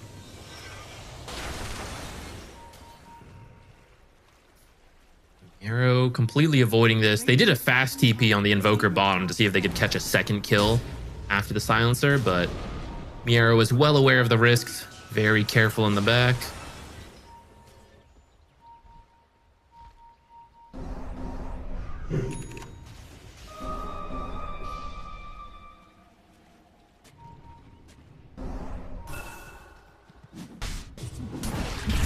Mid lane, Blink Spear, the Arena comes in as well. Ice Path to try and do it again to save him, but they got it. Very good chain stuns coming out from the side of BetBoom, giving him no options for the BKB. And with that being dead, this could open a Roshan for BetBoom if they really wanted, but looks like they're just going to look for the mid lane. It's a little slow. Slark is really bad at it unless you've stolen a bunch of stacks, and he didn't really do anything in that kill, so he's got no stacks whatsoever. So it might just be a little risky, especially into the Invoker spell combo. I think a bit of a safer option to just keep farming up for now until you get more kills than just a Magnus. Head back out onto the map, fix your lanes. It is giving time, though, to Invoker. Speaking of the spell combos, he is very close to an Aghanims. And at that point, the RP Cataclysm. Whoop. Oh, barely just taps him. Now, this being said, save. That Yules is done on the Weavers. They'll end up grabbing both of the supports here for this one. Deafening Blast from Kiyotaka to secure the kill. Yeah, I can't get over how funny the Peepo wide meatballs are. I laugh so, like, internally I laugh so hard every time I see it. Just wait till the Gleipnir is out, dude. Yeah. I think he was thinking about Gleipnir, but then he started getting a lot of kills. He's like, wait, I can go straight Ags. Yeah, I think that's usually how it goes. I think it's almost always the Midas Ags and then maybe like a BKB into Gleipnir, like just to have the upgrade for it. But the Ags is just so good. Jump in. They managed to grab themselves a really nice kill. There's the Cataclysm to follow it up. Oh boy, they are getting some really big kills here on Aurora, staggering these death timers. And they will use this as an opportunity to go for Roshan. Abaddon is much better at it than Slark. Don't think you can really even stop it. You don't have your Leshrac for 30 seconds, so you just got to start pushing out the other lanes as quickly as you can. Just know that you're about to have to defend for 5 minutes. Dude, it's been such a quiet game for Nightfall. He is 0-0 and 3. And those 3 assists might have been like running by a hero with Radiance or something, you know? Like, I don't even remember him showing up to a real fight, which is fine. Like, the Abaddon scales very well. You mentioned it earlier, like they don't have good ways of preventing his ult at all. Like, you can silence him, but it's still going to go off. Yeah, I mean, there's a power spike to the Abaddon where around the time when he feels the strongest. If this game goes really late, Slark will feel like a much better carry. So it's very important for Aurora to make use of this first Aegis. They've built up an 8K lead. It's been a very good game for them so far. But if you do make a major mistake, throw a big team fight, you're going to give room for Slark to get back into this and become the true carry of this game. Yeah. For now, though, he's at 1 stack, so he's got a long way to go. Outside. No RP. Into the tier. Oh, okay. Very close there. Now, the Beatles out from Mira aren't going to get them any more real information. I'm not sure if he was just scared of the Nightfall coming in, and so he pounced, but either way, really good dodge on the Slark there. Does not get caught from the Magnus. They're ready to go. They've got everything available. They want to find a big fight on Aurora. Another smoke up, looking for the Leshrac. Oh, he's waiting for him to go for this regen. Oh, instead, no, just going to settle for save. There's your Meatball Meteors. Just going to get burned from the Radiance here as well. I don't think you're making it out of this one, buddy. Yeah, one more auto attack there will do it. Mira on the hunt for another target. Yeah, she does find them. There's the team the close Yules. enough. That's a global though. Really nice setup, but he got the Sakuchi off in time. The arena whiffs. No one's inside. Slark now tries to just double pounce to safety, but here comes the rest of Aurora. Nice spear. Will be able to put Toronto Tokyo out of position, but now they're just going to settle, quote unquote, settle for GPK on the Lestrak. He is all alone. The 5 heroes of Aurora will surround him. That was a really fast silence from Pure. Otherwise, you lose 2, maybe 3 heroes there. So you kind of minimize your losses, but that is still a very good fight for Aurora, getting the kill onto Leshrac, take this tier 2, and it's a decent creep wave. I mean, maybe you go chip tier 3 a little bit. Radiant's bottom tower has fallen. Okay, they want to play it safe. They want to wait for the RP again. Ooh, ends up knocking him the wrong way there. Okay, hold up. That's your Aegis. They can TP in to try and prevent a second death. Jakir by. Nice path out, but yeah, speared right into a tree. They've got Pounce, multiple silences. Your Invoker will just die twice. That is a very costly death. That seems really greedy. Like, you get the kill Super bottom, forced. you take the bottom tier 2. Like, the natural response is BetBoom to go push out top and mid, you know? So for Invoker to go by himself, maybe it works, but there's a very high chance that they're grouped up like they were and they actually just kill you twice. That was your Aegis. So yeah. You traded for the Tormentor, right? That's the exchange. You're like, we get Tormentor, but you get our Invoker twice. And yeah. like, I don't feel like that's a super great trade. So we'll see. I feel like that's a move that works in pubs. Yeah, right. Just want to quickly remind you all that you're watching the official broadcast here of FISSURE Universe Episode 4. We're happy to welcome you guys to this event and hope you guys enjoyed it. It's been a lot of fun so far. We got so much more Dota still to happen. So make sure to stay tuned as we jump into the playoffs tomorrow. With one of these teams. Yeah, one of these teams it's actually wild one of these teams is about to be eliminated. I gotta keep forgetting that. It's a tough field of competition right now. Yeah. Professional Dota in general right now, I think, is at one of the best states it's ever been in terms of like equal skill. The amount of top teams. Yeah, the amount of top teams. That's the better way to put it. Yeah. Like there's like 8 teams that could win any tournament, right? Like that. We don't really see that. Usually it's like, 2 to 3, but there's a huge field of teams that are competing for like first place every single time. Oh, I hear a horn toss off the mark. He's just going fishing. Even without the Aegis, they are still strong enough to do this. Yeah, he's got to put Nightfall up front. That is going to be a really nice spear, though. That will pop the ult here from the Abaddon. A second Pounce comes in. We'll lock him down. There's the arena, though. Gets the blink out. Big grab, though, from GPK on the backside. Gets right on top of him, but he's able to survive for now. They're able to take down the Weaver. RP is available. Toronto Tokyo struggling to get his hands on anything kind of now, but a big Cataclysm meatball. Goodbye, Slark. They managed to take down the Muerta as well, but they get the Invoker skewered all the way through the tree line somehow. Big EMP is going to burn the mana out from the rest side of BetBoom. BKB now out from Muros. He's trying to get away. He'll be able to survive, but Katomi, maybe not so lucky. GPK jumps in aggressively, but the creep wave's there to absorb a lot of that. And the cold snap will find Katomi. 4 dead on BetBoom. What a fight from both teams. It's so important that they killed a Slark on that combo because that was shaping up to be the type of fight that Slarks love, where you start picking up a couple stacks, things are getting messy, and you just snowball the fight. But right before he hits that tipping point, he gets killed by the RP Cataclysm combo. I think we're gonna... Oh, wait. Dude, we're gonna watch a replay, but they weren't done with the action yet. Here we go. Here we go.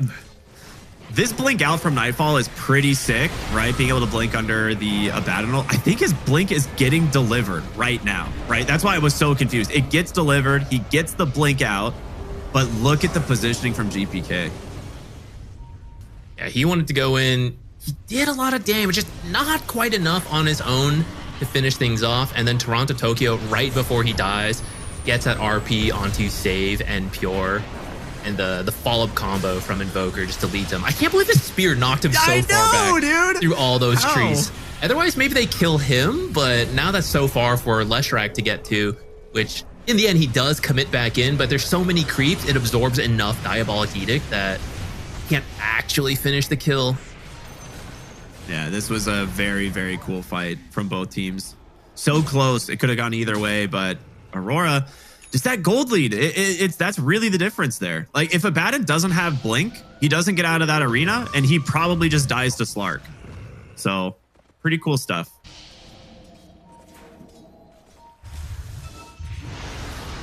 Bottom lane, another setup here potentially from Mira, but they don't really know where the rest of BetBoom are, so they're a little bit afraid.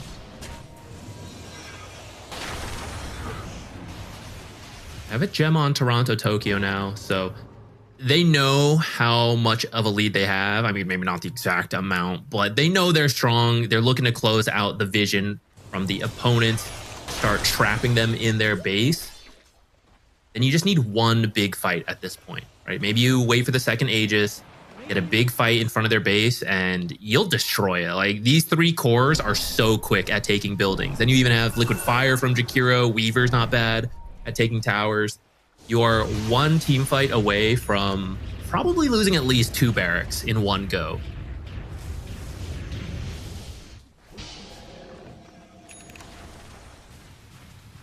I'm trying to take a look at some of the itemization we're grabbing for. It looks like a Hurricane Pike for the Weaver. Kind of an interesting one. We don't see it all that often, but it is, for those of you who don't know, one of the only tools that can actually get you out of pounce. The way Hurricane Pike is coded is it's technically not a 4-staff in terms of the movement. It's if you use it on an enemy, it will still push you in the opposite direction and break the pounce. So that's why we're seeing the Hurricane Pike there. It's very good in that situation. So he has Yule's Hurricane Pike as ways of surviving in fights, getting himself a reliable time lapse. Yeah, it's cool stuff. Yeah, he also got the second shard from Tormentor, I believe. So his farming speed went way up, and that's when you can become the 4th core for your team.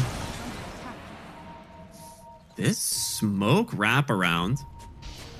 Nightfall's just jumping in, trying to find these heroes. There's going to be the arena. Both supports stuck inside. There's going to be a Yule's Global Silence now coming in. Can he get the time lapse off? He won't be able to. This amplify damage is doing work, but here it comes once again. The Cataclysm just deletes the backline. 3 heroes dead on BetBoom, but now it's GPK versus Kiyotaka. With the BKB still up, he's going to survive, but Miro not as lucky.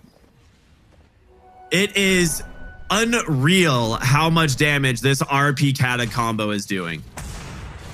It's a classic for a reason. It's so tough to move in these fights when once you get RP'd and the slows are on top of you, at least 2 of the Invoker spells are connecting, if not all of them. Look at that damage dealt in that team fight.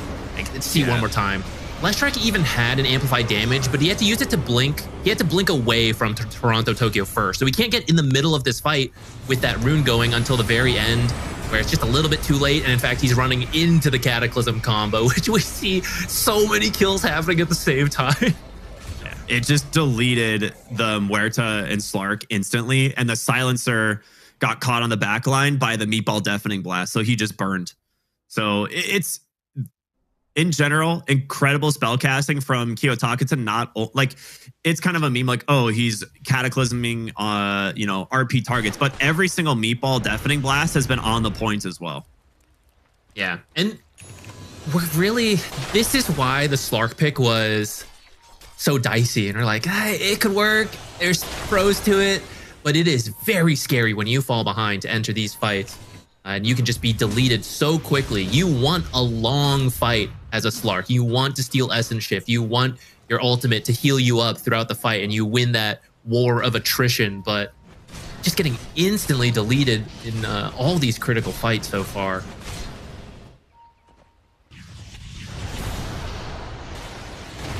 Tornado will catch. There's going to be another big meet the ball. Jeez. All right. Muerta just dies to the combo. GPK in on the backside will get caught from the RP, but he is doing a lot of damage. And they stay on top of the Invoker. He pops the Refresher. He's got himself another BKB. There's going to be another Deafening Blast, another set of Cataclysms, and GPK goes down. And guess what? Delivered right back to the team is going to be the Slark. Toronto Tokyo is on the money. A GG comes out, and Aurora, some of the cleanest team fighting we've seen so far, taking game number 1. Yeah, that was a rough start in the lanes, especially in the mid, but quickly recovered, which I think is very impressive, right? You know, like you're struggling, we got to go back, help the Invoker. They managed to find a kill on the Leshrac. Toronto Tokyo finding solo kills over there. Okay, well, he got the first 2 kills with help from Mira. But after that, some solo kills on that Slark, and then just constant plays from them. I thought they would go a little faster, but they clearly recognized the Blink BKB or the the Magnus RP plus the Ags from Invoker. That is their winning ticket, so don't push it too fast. Just wait for that, and the team fights will be really easy. They were spot on the money. I don't think they lost a single team fight as soon as they had those items. And it's so weird too. You see Invoker or you see a hero like Silencer, you're like, all right, there's no way they're gonna be able to cleanly get these combos off every fight, but they just wait until the global is usually over. And then it's like they just survive the global, right? One way or another. And then it's the RP into Cataclysm. And yeah, it's incredibly well done from Aurora. Kiyotaka's damage dealt this game is bonkers. 33,000. Yeah, compared to every other hero. Like Leshrac is the closest at 10,000 behind him. It's a team effort from Aurora. I mean, this is every single person pulling their weight. It was a very clean game from them. Yeah, this was a fun game 1 to start this off. A fun game for Aurora fans. That might have been a little tough for BetBoom, and you kind of see the 5k damage from Slark, showing the difficult nature of that game for them to get going, even after the strong start in the beginning. So I think you got to revisit that. The draft itself, I think, is kind of okay. Like Slark, we saw the world where it didn't work. I do think it's possible it could have played out, but you need a better start than that. And when your mid is doing that well, you have to play around it better to make space for the Slark. I'm such a hater for Slark, man. I don't think you can pick this hero and hate justified. Like it's the hero has a 0% win rate in the tournament right now. It's on a very low sample of games. It's like 2 or 3 games, but these are like games where it's like you pick Slark only because you think it's a good Slark game and it's still losing, right? Like no one's like first picking Slark and being like, oops, ended up being not a good Slark game. So I just don't think it's the hero to round out the draft. So it's a little bit unfortunate that, you know, they maybe, you know, wanted to try something new on the Slark this game, but we'll see what they end up doing in game 2. I still think BetBoom was doing really well early on, but the difference in what the carry contributes to the game here is just, I don't want to say night and day because of Nightfall, but there was really no other option there. So we're just going to let that one go. But yeah, this is just game 1 in this elimination series, everyone. So we're going to go to a break and we'll be back with BetBoom here versus Aurora on the FISSURE Universe Episode 4. Stay tuned. We'll see you in just a bit.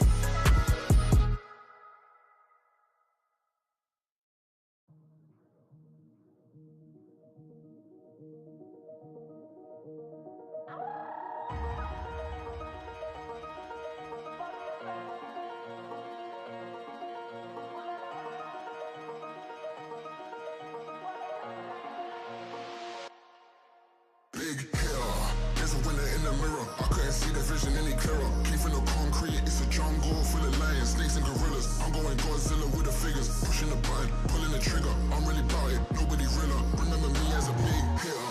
There's a winner in the mirror. I couldn't see the vision any clearer. Came from the concrete, it's a jungle full of lions, snakes and gorillas. I'm going Godzilla with the figures, pushing the button, pulling the trigger. I'm really about it, nobody realer. Remember me as a big hitter.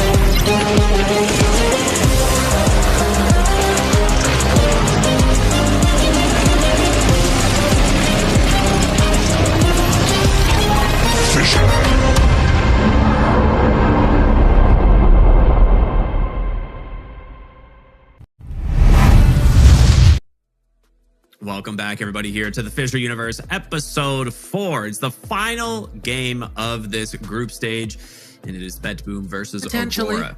Potentially. Or yeah, final series, not final game. Dang, did I leak the script already, dude? We're so early. Yeah, final series of the day. It's been fun. Game 1, obviously, super exciting. Ends up going the way of Aurora, but we'll see what BetBoom can do here as we get ready for game number 2. Don't miss any of the games, guys, either today or for the rest of this tournament. So make sure you're following. Press F in chat, exclamation F, or banners if you don't like typing. I understand. You can follow all of the socials, YouTube, Twitch. Don't miss any of the games, which have been very fun. I didn't expect to see Invoker. I think he's been picked once this tournament so far, but Aurora ripping him out. Do that. Yeah, I feel like it Literally has been once, yeah. once. I think it's been one of the fun things about this tournament is that we have slowly been seeing some new things make their way into the meta. I know we're still banning like Dazzles and Tinkers and all that. There's still a lot of very popular heroes, but like the Coddle strategy kind of came out this tournament. You get to see some heroes like Invoker, which honestly looked like pretty solid. I know he had a lot of setup and it was a pretty good game for it, but that's the cool thing about it, right?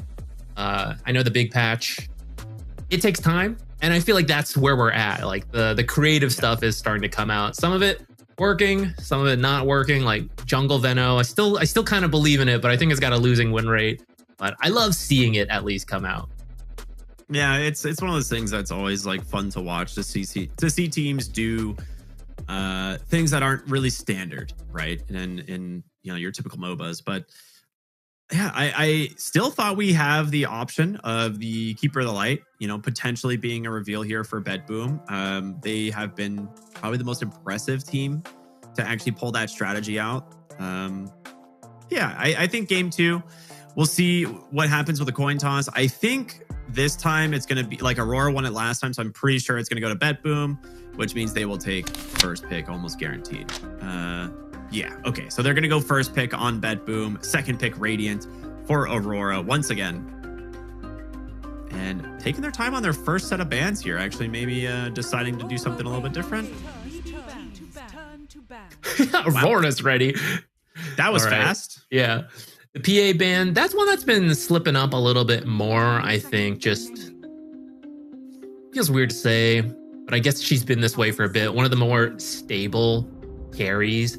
Not that you're planning to crush your lane and crush the early game, but you are good enough and you are one of the best scaling carries that are viable right now It just feels safe to pick her, especially because she has winning matchups versus several of the other popular heroes, such as Nature's Prophet, which maybe is going to slip through here for BetBoom if they want to grab it.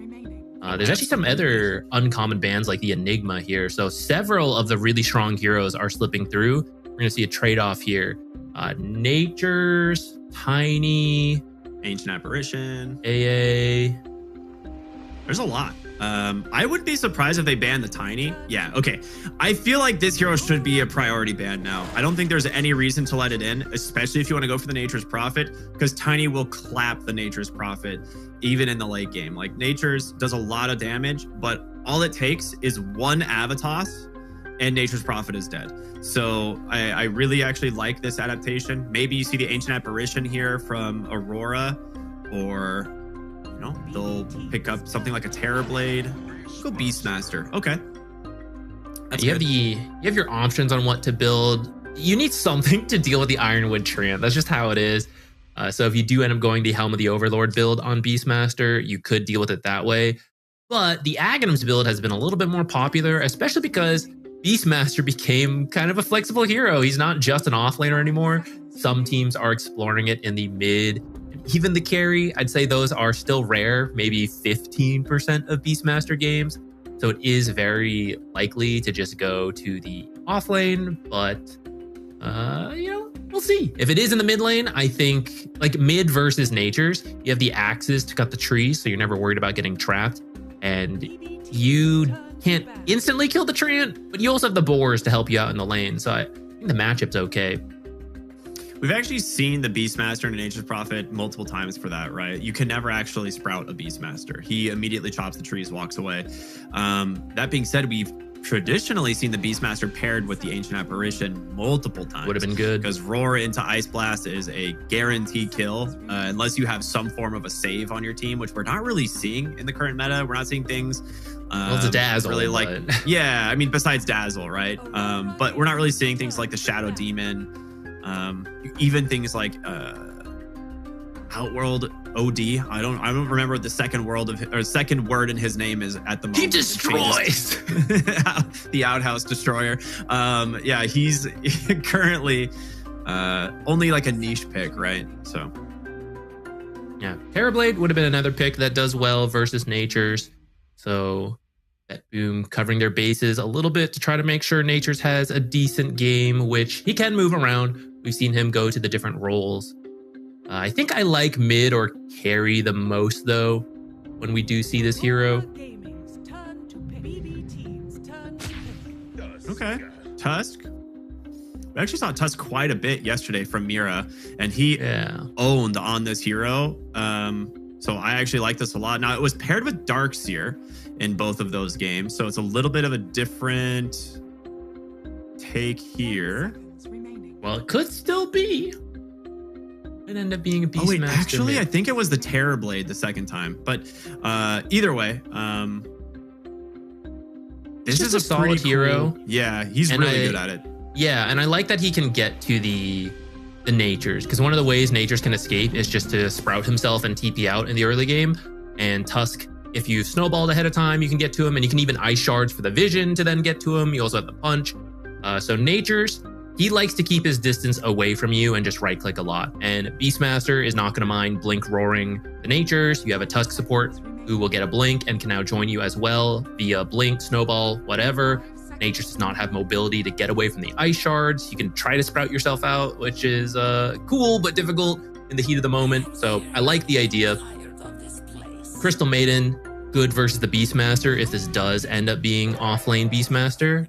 Ooh, nice, and a Ringmaster. We have not gotten to see this hero too much, but I do think he's very cool. His ultimate is really impactful through a lot of team fights, and then the laning stage is pretty decent, but it is a lot of skill shots, so you got to land those, which can be a little tricky. His daggers are a lot of damage. I think that's one of the things that keeps him kind of in the meta, is the fact that late game, a lot of these like really bulky strength heroes end up taking a ton of damage from his daggers. And if you don't have a hero that can dispel them, predominantly things like the Abaddon, which if I'm Aurora, I actually don't mind. I don't think it's a bad idea to look for the Abaddon carry here. As a result, you're not really under threat from the Ringmaster, which is nice. Pairs well with the Tusk. You talked could about honestly wanting still put it off lane and put Beastmaster mid or Beastmaster carry. So they have a lot of flex options for it if they want to. Yeah, you talked about wanting a save, and that's what Escape Act can do for you. You can save whoever gets roared. They can still be targeted to some degree by like AoE things, but at least they're gonna have a bunch of magic resistance, and you can waste some of the stun time. Can't like get right click down. The global gonna try to prevent that when you go in for the initiation. Just global prevent some of that save coming out. But we did see it's not a foolproof plan. You can fall behind on the silencer and feel kind of low impact, but it does look pretty good versus both these supports. It should be very difficult to get a freezing field off and to have timely saves with the Escape Act. Dude, I want them to pick Darkseer so bad. I do feel like maybe Beastmaster could struggle in the mid lane if they do that, because there is something like Monkey King that they could do at the moment if they really wanted. But God, it would be sick. Darkseer Tusk once again into heroes like Crystal Maiden, Nature's Prophet.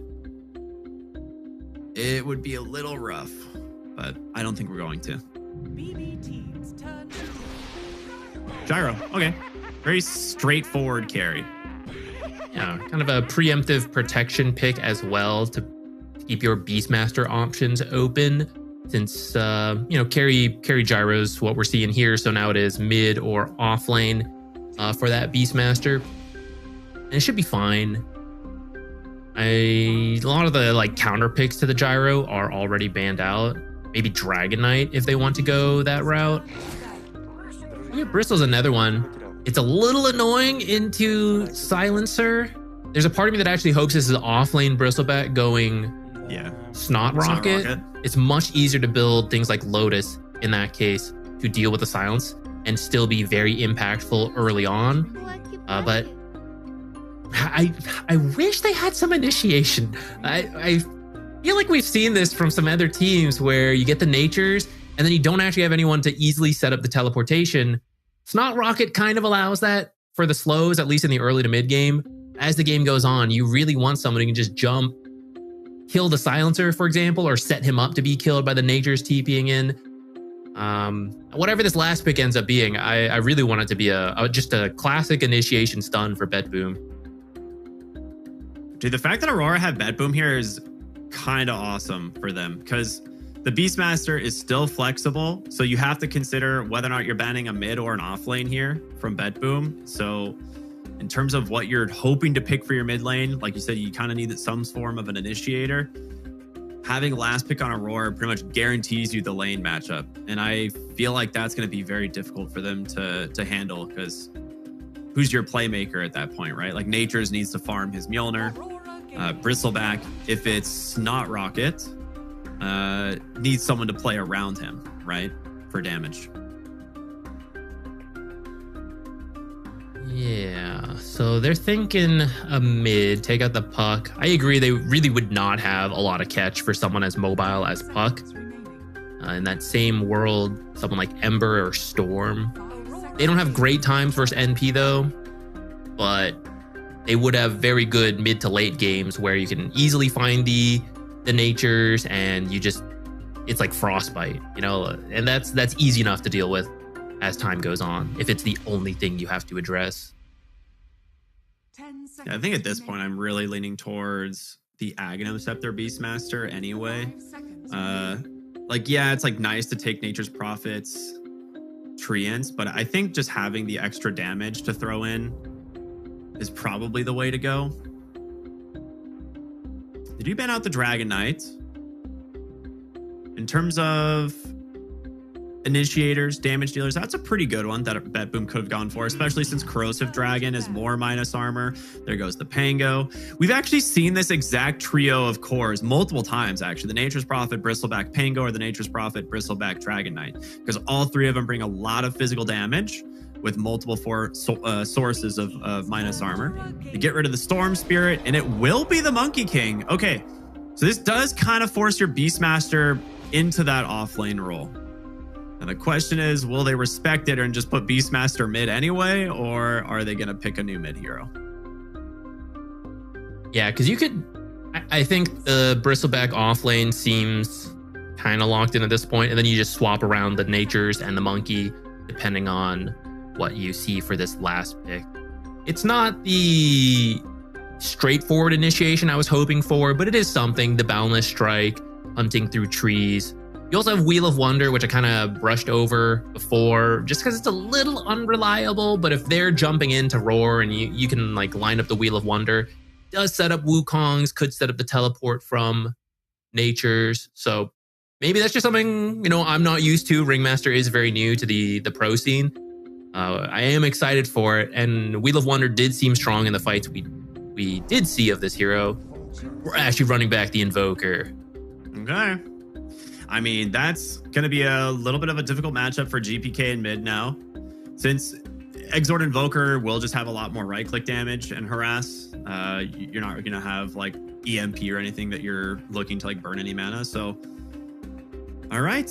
You don't have like the RP of last game into Cataclysm, but you do have Roar into Cataclysm. And you did say, you know, with the save from Ringmaster, you get a bunch of magic resist. But one thing that it doesn't give you is resistance to pure damage. So very true. We'll see what ends up happening there, if it makes a difference or not. Yeah, the actual team fight combos are harder for Invoker, but the individual pickoff seems better because even just Rocket could be enough to land a Sunstrike on Tusk Punch, the Roar. So there's more small setups for the Invoker compared to the big team fights we saw last game. We'll see if that still works out. He did struggle in the early game last time, but the matchup should be better versus a Monkey King. I hope it's better for him because that'd be a really brutal start to get killed twice by a Monkey King. That would be bad. Yeah, if that happens, we need to go back to the basics, you know, revisit the lane and be like, what went wrong? As for the facets, we'll take a look at them in a moment once we jump into the actual game. I don't think there's really anything that's... The only real one that I think is up for debate really is the Monkey Kings. Like some people prefer Simeon Stride, some people prefer the Wukong's followers. I think that's what it is. But Faithful Followers, something like I forget the exact name. I'm gonna look it up. Wukong's Faithful, I think is. Wukong's Faithful. Nice, we nailed it. The two of us combined are really smart. Yeah, this will be a fun one. I think overall a decent draft from both teams. Whether or not it actually comes together for this like Nature's Prophet, we'll have to see. We've seen this hero do a ton of damage but still lose, and that's the thing I'm going to kind of be keeping my eyes on. You just have to be really on point with where you choose to enter the fight, because teleportation takes time to channel, and once you're there, you're there. There's no mobility. I'm going to blink out, reposition. Like you are there, and you have to be able to stand and deliver your damage. And that's kind of why I like when teams have more initiation, because it makes it clearer where to go. This is going to be a messier team fight, and that makes it harder for Natures to very quickly decide, like, this is exactly where I need to teleport to. We actually saw in, I think it was yesterday's series, specifically Mira on the Tusk versus a Nature's Prophet. And there were multiple fights where he just kind of anticipated where he might TP in and got him the moment he finished the teleportation right into the Walrus Punch, into the chain stuns. So I think for those of you who maybe haven't seen Mira's Tusk in a little while, that's definitely the player to keep your eyes on this game. He is absolutely insane on this. Super kitted out Tusk. He's got all the cosmetics. 2-time TI winner. You know, I think he can afford some hats. Going for a deep smoke here on Aurora. This is not the usual angle, so it may catch the Kataomi. They're going to walk right into a ward, though, so they will at least get the rune. So they grab themselves a single, like, you know, the 3 rune advantage, but no first bloods. If they had opted for the aggressive observer, that was a very killable Crystal Maiden. But yeah, you mix it up in these pro matches. Oh, top side. Yeah, they're roping up there with a 3. Okay, no, they're not going to go for it. We're going to slow them into the lane, though. Mirror just being annoying over here. Yeah. I was like, does he just shard block them? Ice shard Okay. Not quite the block he was looking for, but it will prevent maybe one creep of XP. Give a little bit of time to Toronto Tokyo to free CS. These small things add up. Getting the lane in the position you want. Set him up for a creep drag. It looks like they don't want to directly fight this lane, which makes sense. Natures and Crystal Maiden are a very annoying safe lane. I think mid lane should go better for Kiyotaka at the start, right? Now, we'll see what he's able to transition that to in the mid game, where his Midas timings are. Because it was definitely amplified by some of the kind of Sunstrike kills he got. Panto is up very aggressive. Sunstrike? Oh my gosh. Has to barely get away. That blood grenade's not enough. He's got a tango going. Close. Oh, that's... Save bought both blood grenades. You don't usually see that, but that actually saved his life there from the Sunstrike. Heads up change to the itemization. It's interesting not to give... Oh no, Crystal Maiden has one as well. So I guess he just bought that like rapidly.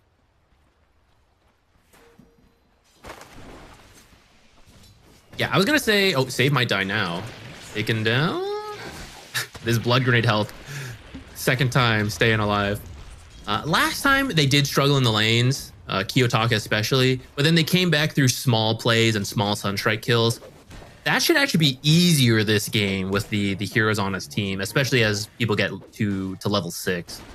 So that might be even better for them in what they were strong at last game. They've actually managed to keep the lane in a pretty decent spot on BetBoom, but the problem is that like the harassment damage from just Flak and these glaives is a little bit too much. They do have a lot of slows to play around here with the Nasal Goo, but you just have infinite stack charges in this lane, right? Between Ringmaster throwing the daggers constantly, and then of course the Bristleback. Unfortunately, no charges from Glaives of Wisdom usage, so save and Miero. Gonna have a little less mana to work with.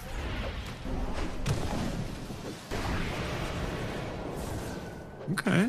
GPK is actually doing pretty good in this mid lane, managing to get Jingu up pretty often. So he's packed 9 denies already. And this is kind of one of the downsides of not having Tornado, right? Like typically you'd let him get the Jingu and then just instantly dispel it and not really care. But because Exort Invoker has to play for the double Forge Spirit by 8, becomes a little bit more difficult. Yeah, I can't claim to know the matchup specifics enough. I suppose it's even though it would be so good, I feel like one value point might be okay, like maybe going into level 4, but if he opts for the double Forge Spirits like is normal, it does mean GPK will have a good time here.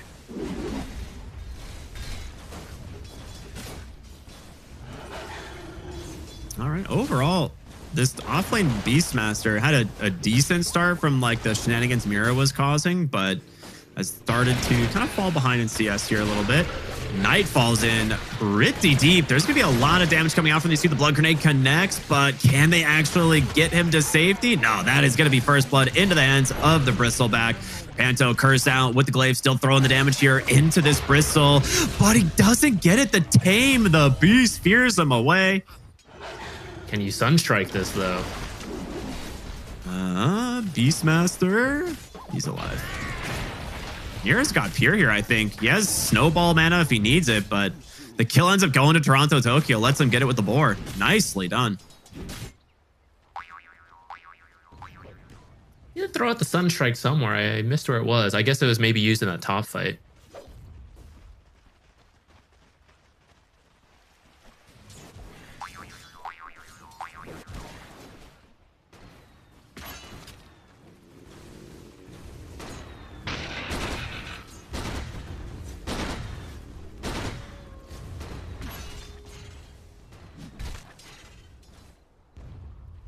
I'm glad he went secondary strikes on the gyro in this game as opposed to the afterburner.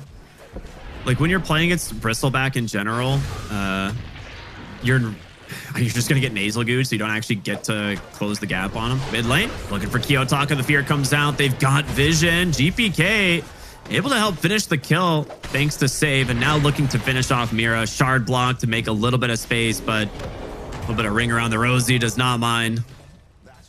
All right, this mid lane monkey is doing very good. Once again, GPK having a great time.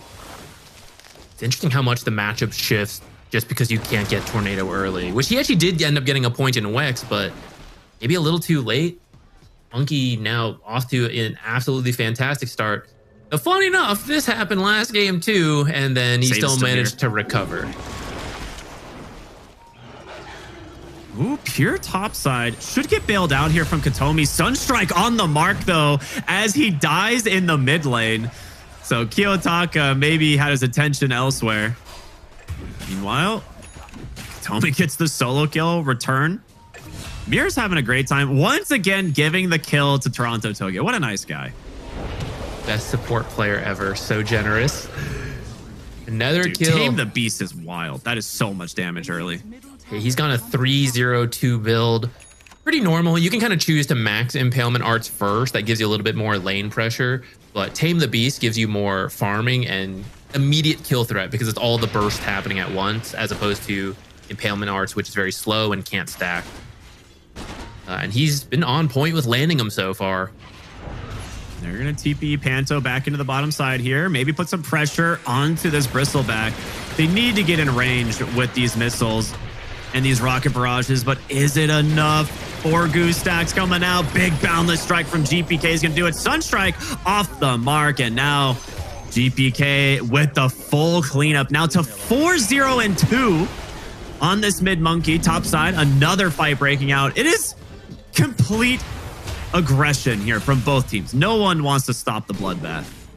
16 kills in 7 minutes. Monkey King already at 4K net worth, so the big winner so far, but not that tanky yet. So if they can get, maybe a rotation onto him, get the roar on Beastmasters to be about to be up, maybe you could roar Sunstrike, be a huge kill for Aurora. Honestly, just Mira and Kiyotaka can kill him. If he's away from a creep wave, a single like snowball cold snap tag team into Sunstrike is enough to kill him. But you are right, because Tusk has survived some of these early fights while his cores die. He's actually just hit level 6 on Mira, and we're only 8 minutes into the game, so he can now set up the Sunstrikes on his own. The supports are actually really high level in this game. Like Save was like level 5.5 at just over 6 minutes. He's level 6 now, of course. Mira bottom lane. There's going to be a nice Wukong's command out from GPK with this Arcane Root Snowball. Gets him to safety. There's going to be the Wheel of Wonder. Doesn't really connect, but in goes Pure. Big meatball with that Deafening Blast to take down the Bristleback, but the chase is going to easily clean up the rest of these heroes. Kiyotaka cannot escape. 4 dead, a boundless strike on the money. Toronto Tokyo trying to find a kill onto Pure, but he gets the Strongman Tonic. Oh my goodness, it's a team wipe for BetBoom. Dude, that heal is ridiculous. I think it was a combination. I think it was like Wand and Strongman Tonic, like a combination. It wasn't just the one. Yeah. Something happened on the break. Game 1, the Sunstrike's coordination was way better. The punch came out. There was no Sunstrike. I feel like they could have started that fight just killing the Bristleback, which makes a big difference because Snot Rocket adds up really quickly and takes away all your armor. If he's just out of the fight, then all these heroes are going to do less damage.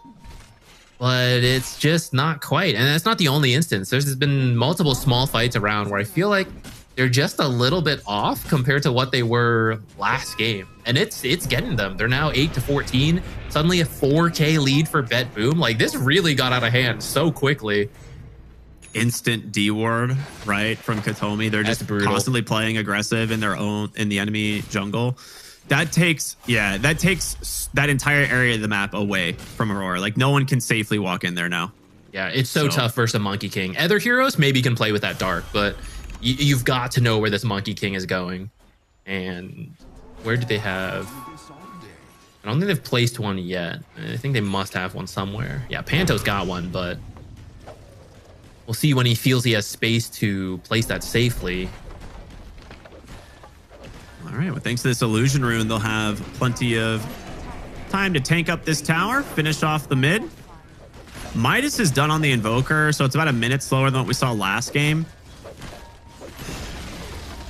It's still not a terrible timing, but when you compare it to the fact that GPK is at 6,000 net worth, he took the mid tower, that's concerning. And now they're looking to just take another D ward. You have 0 wards on your side of the map now for Aurora. Oof. Miero's and they're going to take your ancient stacks as well. Yeah. See, this is kind of what I thought last game would look like for BetBoom, right? With GPK got the 2 solo kills on Leshrac. I thought we'd see something similar. So it looks like BetBoom figured out what they needed to piece together for game number 2. Gonna find another kill onto Mira now. Radiant's top tower is under attack. Yeah, they are just taking away the entire map. They have very good vision placed. They see every movement the gyrocopter is making bottom. They have wards on the top side of the map here now behind the tier 1 tower, seeing where they're rotating. They have free reign to do whatever they want. And Pure, on the Nature's Prophet, his Maelstrom's done now, being sent out. So he's going to have just a completely free game to kind of farm up, get to his Mjolnir. Like we said, like that's kind of like what you play for on this hero. Completely different game from his Slark performance last time. Like, sure, he's died a couple times, but now he has space to farm while his team is running around. They're setting him up to recover and still show up to the fights because that's what Nature's Prophet does. Currently hunting this gyrocopter, but even without wards, Nightfall kind of reading it, though he is farming back here and they're on the way. They see the creeps. They're like, these are pulled somewhere. Yeah, okay. Just an invis Monkey King. Oh my goodness. Couldn't even see him. That defusal is going to do so much work too. Easy pick off in the mid lane here thanks to Mira's setup. So I will say Mira is still having a pretty good game. He's on his way to a Blink Dagger, which will help them maybe set up some Sunstrike kills for the Invoker, a definite recovery option. The thing is, you have to find something like the Nature's Prophet or the Monkey King. Like, both are still very susceptible to that Blink Walrus Punch damage. Yeah, honestly, Nature's does not have that much health right now, so I think you can set things up with just the Tusk and then a Sunstrike. It's kind of close. It depends how much damage he's taken from farming. But it should be pretty doable if Mira manages to make it out on the map. Problem is, so many wards have died, so you're playing so in the dark. They finally have one alive in the enemy's half of the map. Maybe looking to Miero. There's the roar. See, like, that's kind of what I mean. How does that Sunstrike miss? No flame, but how does that miss?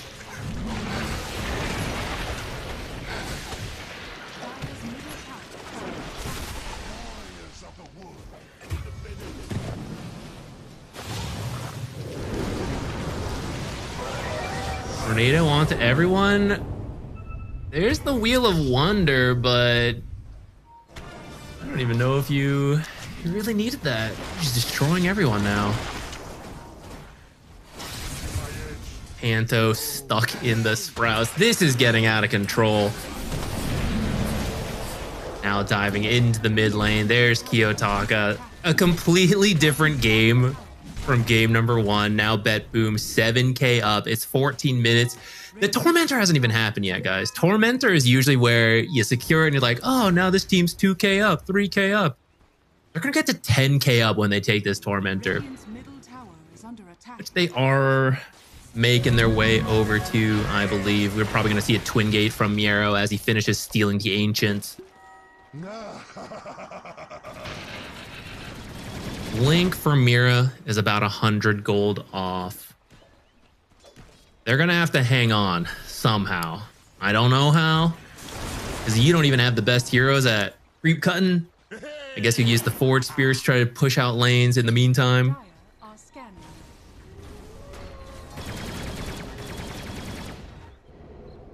right, here comes the Tormentor. I think it's probably best on Crystal Maiden. The Spotlight's kind of useful. I don't think you really need it this game on save. Well, that's how it goes sometimes. The spotlight will be useful in team fights for vision, I guess, and the mischance. But no real illusions, and I don't even know if you need the mischance this game. BetBoom won't mind too much. It's more about stealing it away from Aurora in this case. Radiant are scanning. Toronto, Tokyo, Ags, 1,000 off. When he has the Ags, he might be able to get some kills on supports. That window's closing pretty quickly. I mean, Crystal Maiden actually tanks up quite a lot nowadays. She's got her health talent. I don't know if she didn't have the option. I didn't click. Neutral, you usually take the brawny health. Has to go for the movement speed this game. That means it's getting harder to even kill the Crystal Maiden when this Ags is finally done.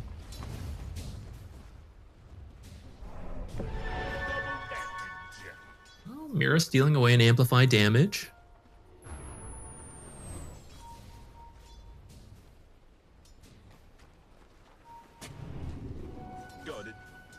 You could force Roche, Bristleback, and Nature's pretty good at it, but it's just a little bit risky. It's like the one way you maybe throw in this case.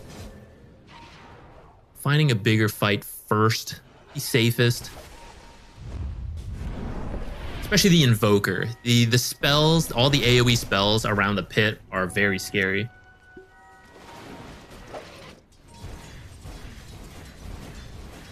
While BetBoom is waiting for some key items, guys, make sure you are following Fissure on all their various social medias. !F in chat will give you all the links to the Twitch, the YouTube, everything, so you don't miss the action.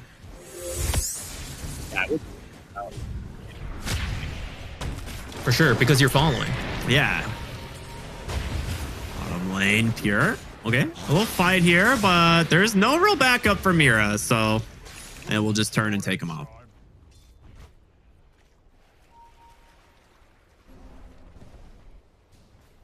He's trying to find something. He knows that's where Nature's going to be. Maybe he was hoping to catch Pure low health, set up the Sunstrike, but Pure a little too healthy at this point and had the Essence Ring.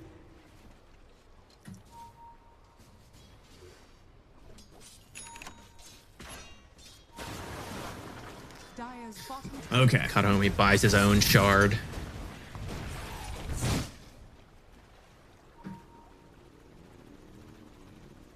So we're up to a 10,000 gold lead here at 18 minutes into the game. The Ringmaster is towing the line in net worth here with the Beastmaster. Towing the line with the Beastmaster. You're practically towing the line with the Invoker at that point next. Yeah, right. Yeah, he got the shard. Okay, so Crystal Maiden bought hers then. Mm-hmm. That makes sense. Yeah, here's the Roche. They looked for a kill first, didn't find anything, and they decided, you know what, we'll just do it. Whatever. It's fine. It's not Rocket. Brings it down to about 10 armor. Much easier. Ooh, that was pretty close. Sunstrike kill. Yeah. That would have been nice for Aurora. I think they should at least get this bottom tower. Not the greatest exchange, but you take what you can get. Never mind. Pure's here to defend. Can you jump him, maybe? You have everyone here. They're too scared to, but I feel like you got to take the risk when you're in these types of situations. They have no wards alive. That's the thing. You just don't know where the rest of BetBoom is. I feel like that's been a trend for Aurora this whole game, right? Like, when have we seen them have wards, right? Like, there was a time where they had one ward on the Dire side jungle, and that was the only ward that they had for like 6 minutes. Yeah, they've got a couple now, but BetBoom is doing a great job as they sweep through the map, checking for wards, keeping them in the dark as much as possible so that you're terrified of this Monkey King and where he could be watching you from at any moment. Man, they just can do whatever they want. That being said, that was Aurora to maybe get Pure, but I'm surprised he's so afraid to commit there. Doesn't really know where the rest of BetBoom is, but that allows him to get away with the Aegis, and GPK secures himself another kill in the river.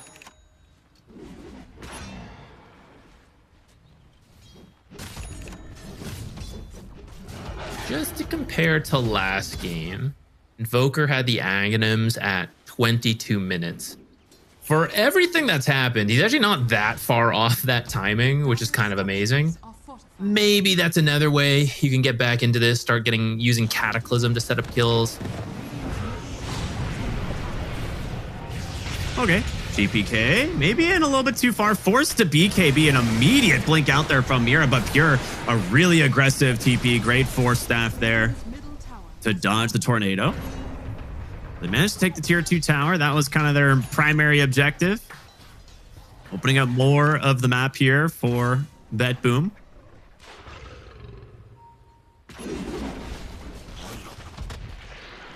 Man, they've just...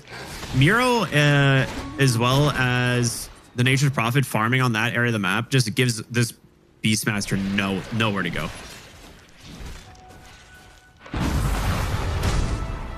Yeah, I mean, you can see that. They're trapped in their base. So many heroes here. Quick reminder, you're all watching the official broadcast of FISSURE Universe Episode 4.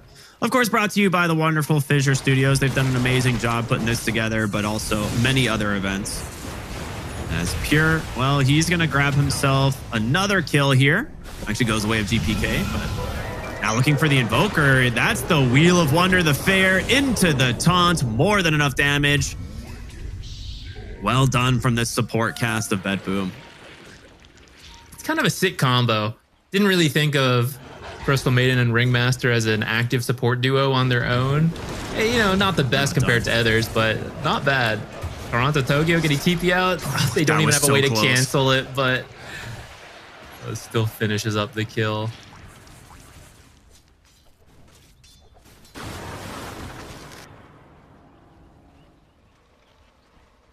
I can't, it's only 22 minutes in the game. It's kind of crazy. It feels like a longer game because of how much BetBoom has been doing. This cooldown's going to do some work, but yeah, the Chase just diving into the base. Big tornado EMP here. Going to buy a little bit of like space for these teams, but I feel like BetBoom just doesn't. Is that Sunstrike going to kill? No, not quite. Close. They're just so underleveled. They used the Wheel of Wonder to kill the Invoker earlier. Otherwise, I think you would have the chain stun to set up the kill on Nightfall there and then break open the base. But you still have 40 seconds on this Aegis. I think you could go maybe one more time if you want.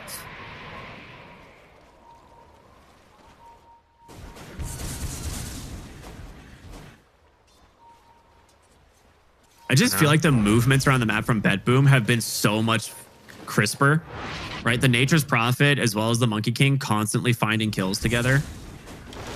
And that's kind of the benefit of going the Simeon Stride facet, right? Is he can be pretty much wherever he wants. The smoke from Aurora pretty easily read here as all of their lanes kind of pushing in at the moment. They will get a deep ward. Honestly, this is a smoke out to just farm over here, I think. Yeah, I think like it is for Toronto, Tokyo. Maybe you find the Natures, but even if you don't, you're like, oh, thank God, a creep. Gold. Ward and some junk. Massive gains. Oh, well, here he is. Gonna get Blink Ward. There's the Cataclysm. He might have the damage. The Force Staff, the Snowball. In comes the Walrus Punch. They got him. Big Wukong's command. Now coming through the Wheel of Wonder. Will shut it down. All right. It's a 3-for-1. This honestly might be an even exchange. I think it is. Sadly enough, but okay, no, close. still slight advantage for BetBoom. But you get the brain drain. I see. Think about that. 1 int for 3 kills. That's pretty good. I mean, that was the best. We finally see like the Roar Cataclysm combo come out. The global to protect was also nice, which we kind of talked about right away to, you know, prevent anyone from like getting these saves off. But it's a lot of commitment just to kill the Nature's Prophet. The nice thing is you can keep doing that to some degree. The BKB is almost done on Nature's. If he activates it, it'll probably be safe enough from the damage of the Beastmaster where it won't kill him. But if you surprise him and he doesn't BKB, it's pretty much got the same health, you know, so that combo can kill him again if you find it. BetBoom wants to make sure it doesn't happen. They drop so many sentries in that area to make sure they can't find Pure again that way. Mira waiting around, probably hoping for a Tormentor steal if he can help it. Yeah, I mean, he's got the ward behind the Tormentor, right? So he sees everybody on BetBoom there. It's such a deep ward, yeah. That being said, Toronto, Tokyo also under a ward, and they might run across the map to try and find him. Instead, they will find Mira. So easily cleaned up now beyond godlike. Oh, that is a quick blink from Toronto, Tokyo. Ooh. That would have been sneaky. Cataclysm to try to snipe the Tormentor. On the Tormentor. He actually needs to be careful. Nah, the minus armor's enough. Yeah, it's either like you get a kill because they're not paying attention, or they back away from Tormentor and Cataclysm snipes it. Is he stuck? Yeah, I don't think Pure realized he was stuck. He four-staffed into a tree and was stuck on the low ground there. That's fine. I think BetBoom will be okay not having killed the carry right there. They'll somehow find their way in this game. For now, it's just waiting for Roche. The spawn could have started. It's going to be bottom, so they'll just hold this area while Pure keeps the other lanes pushed out. Grab this Aegis, get the banner, and with that, I think you'll have everything you need to go high ground. You'll have a 20k lead.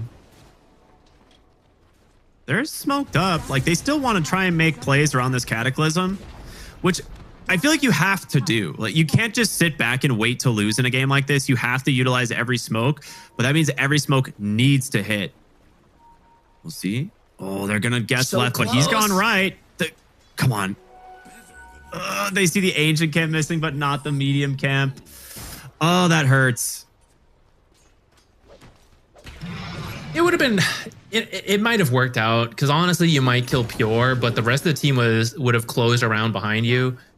So maybe it's for the better they miss, but it just means the status quo of this game continues. 18k lead for BetBoom. They have control of, at any given moment, feels like 70% of the map at least. I feel like it's been that way for a while, yeah. That's just one of the benefits of the Nature's Prophet in this current patch, right? It's the reason we see this hero so highly contested. Wisdom Shrine's going to be taken here from BetBoom. The Dire Side one's still up. I like the idea of addressing Natures this way, which is that you know where he's going to be. Like, they found him several times, even though they've only killed him once. You know what he's going to do, but you can't bring the whole team there every time. So the idea of Invoker with Sunstrike or Cataclysm to contribute while you only need to send like Tusk or Beastmaster, I think it's a cool idea. I think it fell way too far behind for us to actually see that idea come into play. But we did see it once. So if they attempt it again in the next game, you know, I'd be up for that. But I do question if they, at this rate, seems like we might go to a game 3. If you would pick the Invoker again, because so far it just feels like he's lost the lane twice. And fortunately in game 1, they managed to recover from that. But in game 2, BetBoom took that lead and ran away with it. And I don't know if you want to tempt fate in game 3 with that. I agree. I think that's definitely a risk, right? We'll have to see, you know, if that ends up mattering and, you know, if we do go to a game 3. But I think at the moment, yeah, I think at the moment, Aurora is down for sure. But I do think their team fight is surprisingly strong. So if they manage to delay BetBoom from actually taking any lanes of barracks and, you know, the gold lead doesn't get too far out of hand, I do actually believe in Aurora's draft. There's just so much AoE damage, right? Like between Cataclysm, Call Down, Flat Cannon, and then of course like the Blink Roar. If you can open the fight by taking out a high priority hero like the Monkey King or the Nature's Prophet, I think Aurora are in decent spot. But it's a tall order. You know, it's up to BetBoom to try to put themselves in that position. Yeah, they have Kiyotaka under a ward right now. They are rapidly closing feel like they should have known about this one. The Nature's Prophet TP'd in earlier for that Beastmaster, but maybe some miscommunication. They'll ping out the ward now. Like, all right, guys, they definitely have a ward here. Lane's right here in the middle, too. I'm going to try to chip it, force buybacks. They were still waiting for the Roche, but I mean, with a kill right in front of the base, hard not to get a little bit of chip damage in. Yeah, you might as well, right? Here comes the Treant to do the real oh, there it goes. Here he comes. Yeah, all right. They get the fortification out. They force some heroes back on the map. They'll just head back on over to the Roshan. You will have Cataclysm available. They do scan this. They hear the roar. If multiple heroes are in the pit when the Cataclysm comes out, Invoker could very easily steal it. Well, there it goes. That's a lot of damage. All right. They need to bail on this, at least the Nature's Prophet, but no follow-up from Aurora. So Nature's Prophet just TPing back in to secure the Aegis. That's quite nice. I don't think they were expecting to contest. It was mostly just hoping they were around the pit. They would all dodge the Cataclysm, and the Cataclysm would steal the Roche kill. It actually almost gets the kill, though, instead, which might have been even better. That would have been hilarious. Pure just, like, if you just don't respect the Cataclysm damage, could easily net some kills that shouldn't otherwise happen. Final step to winning the game, breaking the high ground. BetBoom should have everything they need for this as long as they do this safely. Just keep letting Natures hit it with the Treants. He can poke. Oh, aggressive Force Staff from Mira. Very nicely done. The Shards and the Meatball, they'll get the Force Staff down to the low ground. He's okay for now. They have to avoid things like that. Yeah, exactly, right? Atos into the MP. Gonna get Lotus off, though. I love the itemization here from BetBoom. They've got some really good tools to keep people alive. You have Manta Force Staff on the Nature's Prophet. You've also got a Lotus Orb and a Force Staff elsewhere.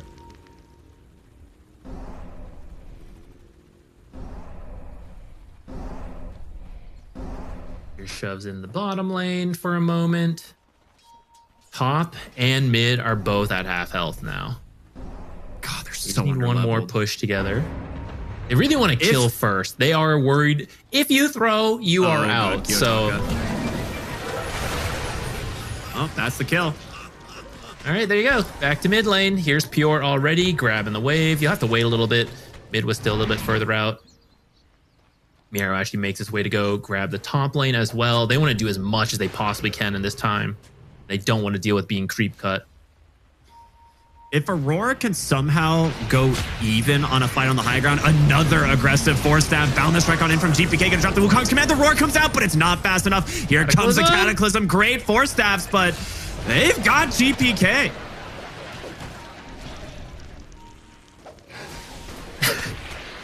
How many times is that gonna work? I don't know. I said if you could hold high ground and go somewhat even, what I was gonna say is that, oh, a very aggressive TP in from Pure, just pops the BKB and takes down Nightfall and Panto. Triple kill for the Nature's Prophet.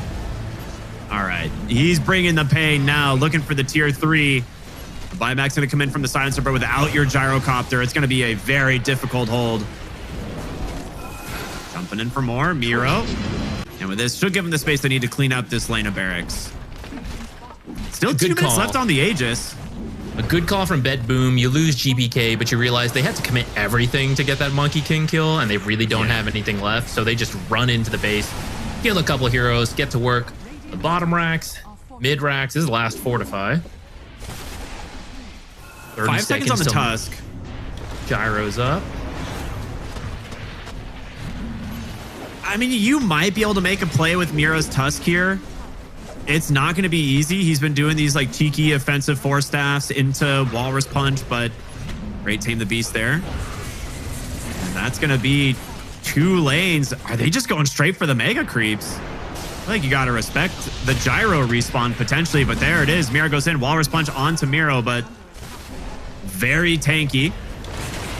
Here comes the Gyro, caught immediately by a dagger. Call down. It's a lot of damage. You got to be careful. Pure still holding his ground here. 4 staffs to safety, gets the last tier 3 tower. And they back out. BetBoom gets the damage done. I'm sure they've all got a lot of money to spend right now. So a temporary back. Aegis is actually still a minute left. So Pure just TP straight into the base. He gets caught, does have Satanic and BKB, so he's pretty difficult to bring down. Still 40 seconds on that Aegis, like you said. Looking for Kiyotaka. They get on top of us. There's the Wheel of Wonder. Catches both supports. No global silence for you. In comes the Cataclysm. They still can't kill Pure. He survives, pops the Satanic, back into fighting shape as Toronto Tokyo trying to hobble his way back into the fountain. Oh, man, there's the GG. We're going to a game 3.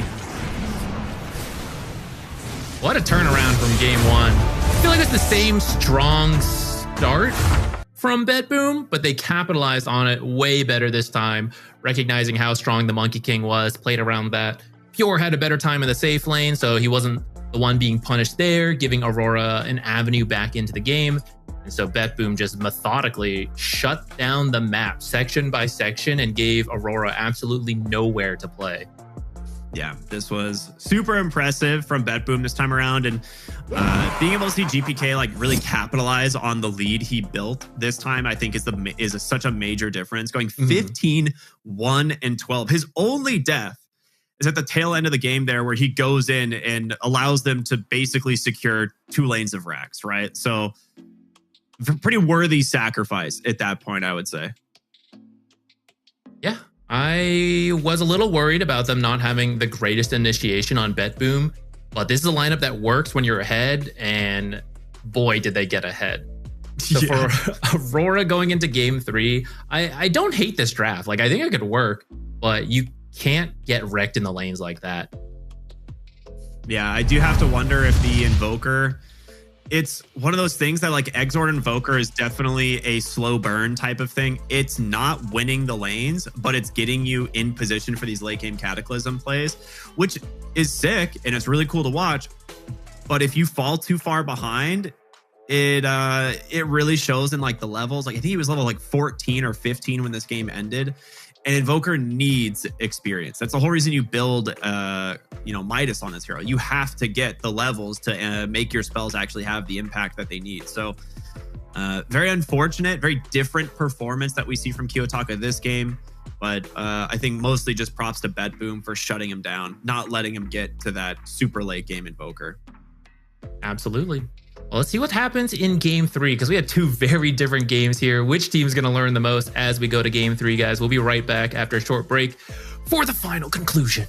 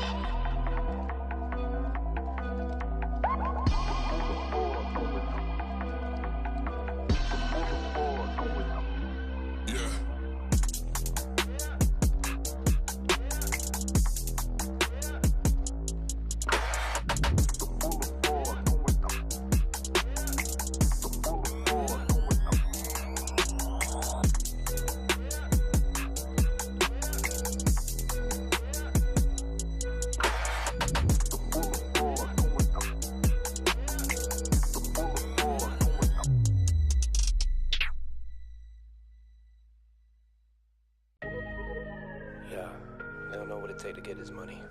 Yeah. Yeah. Get it. Determination. Yeah. Ambition. Yeah. And most of all, you gotta be a soldier. We've been up for 3 days, counting money these ways, yeah. Isn't a hobby, it's a lifestyle. Ain't me telling me the time is right now. Well, it seems that I'm the one they like now. I can control the switch, I just want ownership. You can keep all of them fake friends, I can keep all of the bricks. Diamonds loud like Ringo, make my skin glow. I'm a dog, dingo, line 'em up, bingo. But you know how it go when you chase thrills. My little Woody just died from a fake pill. Couldn't bury the boy, so they had to burn.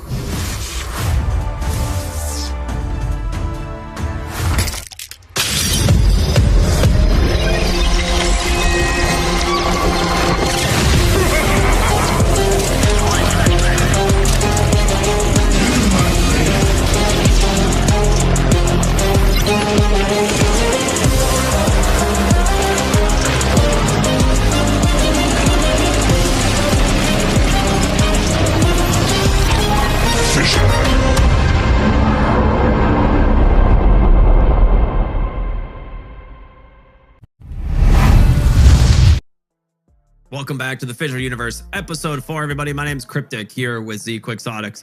This time, it is the final game of the group stage here.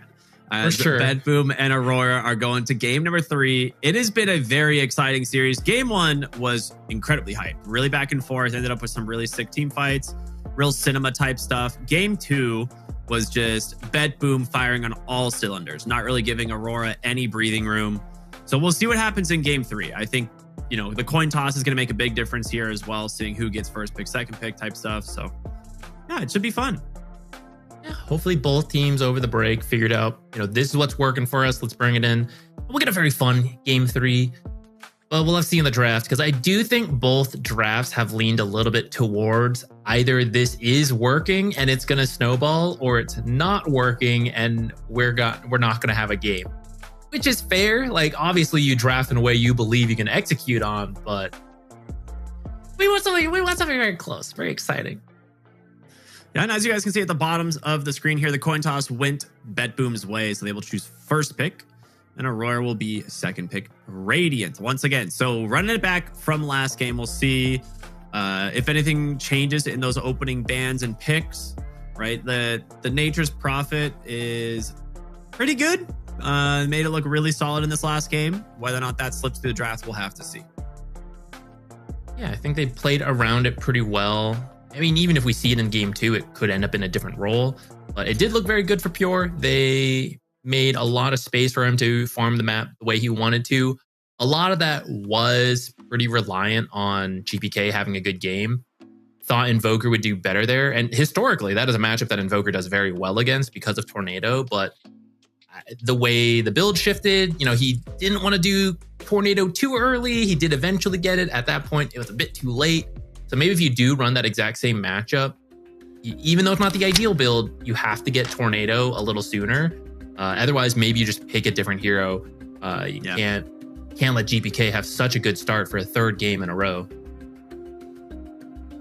Yeah, I agree with you, actually, completely. I think giving GPK a good start is always scary.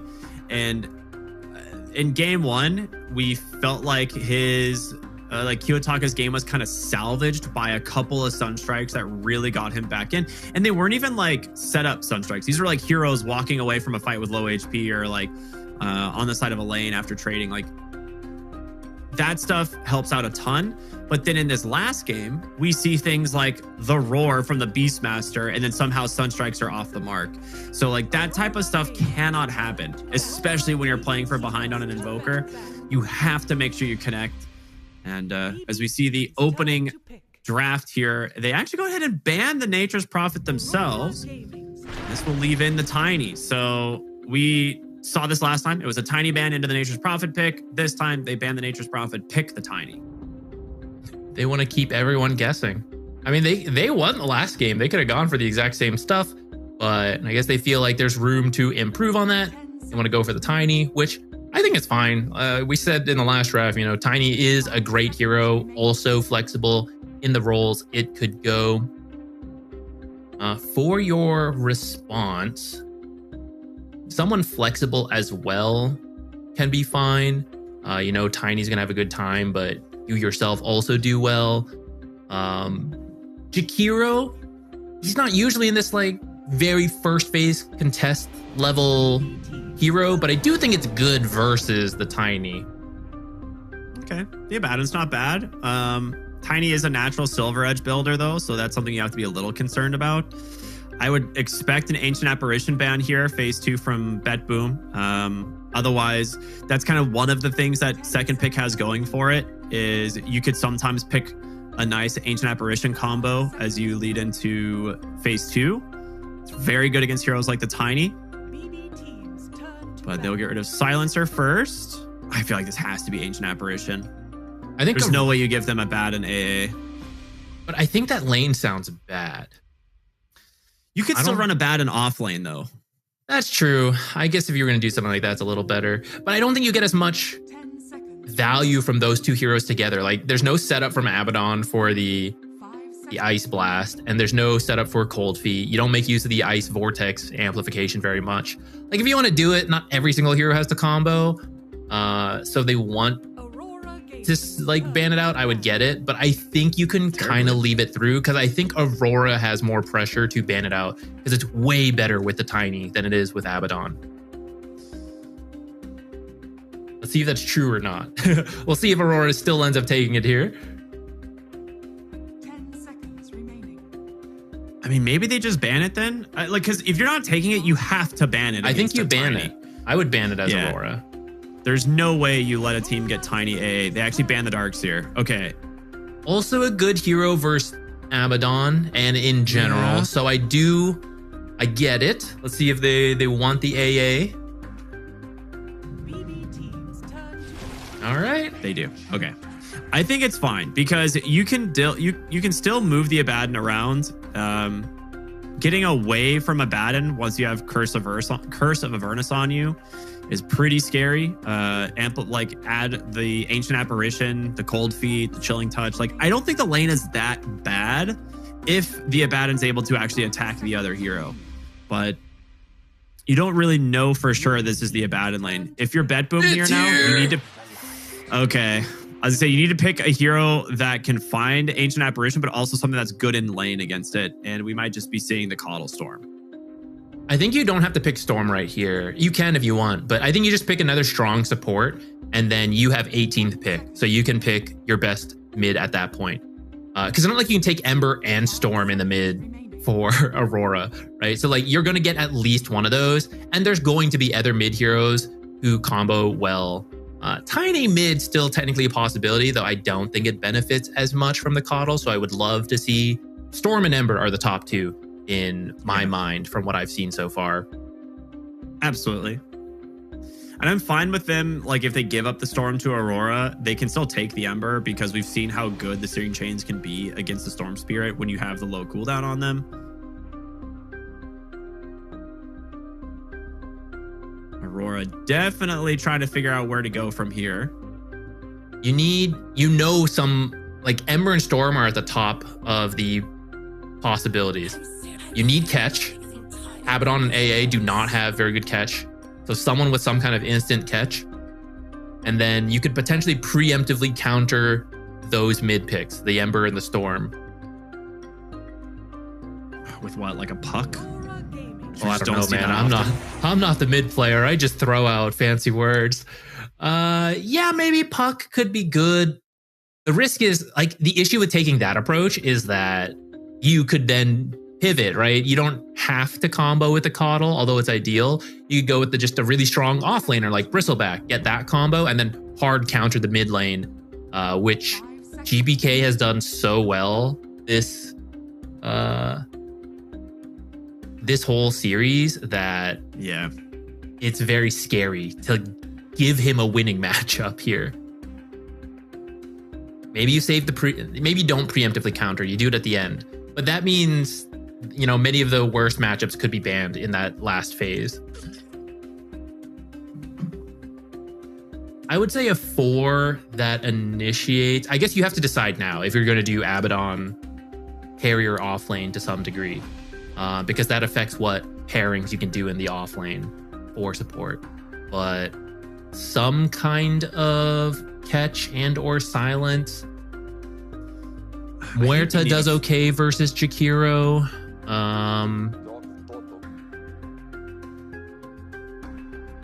Man, yeah, I'm scratching my head at this too. It's tough. We saw some Shadow Shaman being played, but there's already 2 heroes that are decent at canceling it, so I don't love that. They're going to steal the Ember. Yeah, so they're kind of calling out BetBoom here, saying like, how good is your Storm Spirit, right? Because if you pick the Storm Spirit, they pick the Ember, and then the matchup's now definitely favored for BetBoom because he has the Coddle on his side. In this matchup, it's like technically the Ember is still good because of Searing Chains against the Storm Spirit. You can dodge the Remnant in lane with Sleight of Fist. It's a positive matchup for Ember, but now you're pretty much giving them the Storm Coddle if that's where they want to go. You're also betting against GPK Storm. That's, yeah, I mean, yeah. GPK Storm with saves Coddle, and in a series he's clearly on point, right? He's been doing so well this whole series. That's a scary thing. But if they want to go for something else, like technically Monkey King also still in here. Dude, Lifestealer. This is a sick Lifestealer game. For BetBoom? Yeah. Like if you want to just put Tiny mid, you could pick Lifestealer. It's true. Tiny does not do very well versus Phoenix. They might need someone who can deal with the egg a little bit. Okay, they go the Beastmaster. That is a good combination with Coddle. Where it goes, we'll see. It's got to be offlane, right? I think offlane solid because Coddle, you help a little bit, then you leave him to his own devices, and the boar is double stacking somewhere, and Coddle is double stacking somewhere. It's going to lead to an explosive game from the Beastmaster. Gyroban, relatively strong hero. So they are anticipating an offlane Abaddon, or at least thinking it's a possibility. I'd kind of agree. I think at this point, offlane Abaddon is probably the way to go. They will ban out the Storm Spirit. Obviously, you cannot let that through at this point. I still think their catch is not that great. Yeah, I think in terms of matchups against the Ember, I think you still ban the Puck. Like a Puck against AA, Ember, Phoenix sounds really, really good.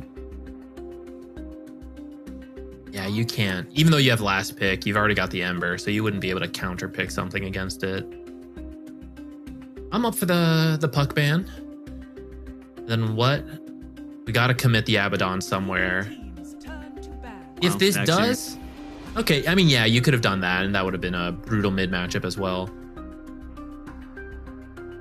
If it's Tiny carry versus Abaddon carry, I feel like Tiny carry eventually outscales that. You think otherwise? 10 seconds remaining. That's kind of my concern about if you do have Abaddon carry. Yeah. No, I mean, I kind of agree. We'll see what they do with this last ban. I'm trying to think if Lifestealer is actually good for Aurora here. They have last pick, but I think both teams can pick a Lifestealer and it fits their draft perfectly fine. Roar's a little bit of a pain, but otherwise, yeah, he can ignore so much else. It's just not. You really strong will of be a lane with lacking AA. on. Yeah, you'll really be lacking on stuns too. And I feel, when Egg comes out, what stops them from just running away? All right, Ursa. That's a good way of dealing with the Phoenix Egg. As I was saying, I think you need a hero like on the carry role here for BetBoom. I thought you might go Lifestealer, but they opt for the Ursa. Much more aggressive, really good with Coddle. Like overpower refresh is sick. Now for Aurora, 5 seconds remaining. Troll would have actually been kind of cool. Definitely don't want to pick Lifestealer now. Could you go something like Tidehunter actually? And run the Abaddon carry. Or carry Tide. But I don't know if you lack damage at that point. It's hard to say. I think Ancient Apparition Tidehunter is such a sick combo. Like just Dead in the Water into Ice Blast kills a lot of heroes. But you kind of like that. The matchup's volatile into Ursa, but we're gonna go with the Alk carry, right? Alk carry here? Yeah. Yeah. I mean, I feel like this has to go the same as the other games, which is very snowballing. Like if Alchemist does well, then it's classic Alchemist. But as soon as you fall behind on this Aurora draft, I don't know what you do. Like, I don't know how you're going to set things up with an Ember. If Ember struggles in the lane, even if he doesn't, like you only have the Searing Chain set up for any kind of pickoff until Alchemist finishes the blink. And then I don't even know if he'll want to join at that point, depending how the game's going. So I'm a little worried if they fall behind at all, which feels like the theme of this series. I'll be honest, I feel like they misclicked the Alchemist. I don't think they actually meant to pick this. Like, I actually think Alchemist is a bottom tier carry. He has a 0% win rate on 5 games in this tournament so far. No one has really seemed to make it even look relatively good. Like it wasn't even like the games that he was in were close. The games that Alchemist has been in have been an absolute slaughter against the Alchemist team. And you pick it into an Ursa, traditionally one of the best heroes at killing an Alchemist. I do not believe it. Yeah, I mean, yeah, but you have a Coddle, right? Like you're gonna have 2 sets of overpowers in every fight back to back. If you get stunned, oh, that's true. Die. Yeah, you die, right? Like he's gonna have the ability to put like 15 Fury Swipe stacks on a hero in 2 seconds. So I do not really like this last pick, Alk. It reminds me of the last pick, Slark, in a way, where it's like you either snowball the game and you win at like 25 minutes, or your hero looks really bad. So I am worried for the side of Aurora here. I can agree with that. I do think Panto's Phoenix is really good. True. And so maybe he can make the space in the lane, have a lot of good, ultimate team fights. The Fire Spirits are very good in this game, especially versus the Tiny, to reduce Tiny's damage output. So I think for part of that reason, they decided to go with mid Tiny, who goes for Crash Landing, is a little bit more of a spellcaster rather than the right click carry Tiny.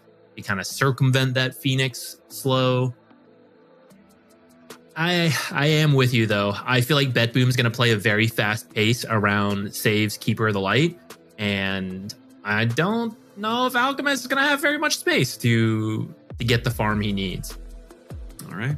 Well, it is time to find out. It is game number 3 of Aurora versus BetBoom here, the final game of this group stage. One of these teams goes home, the other will advance to the playoffs tomorrow. And will it be GPK once again crushing his mid lane? Will the Alk surprise us all, get his first win of the event? I don't know. We take a look at the facets here. Everything looks kind of as expected.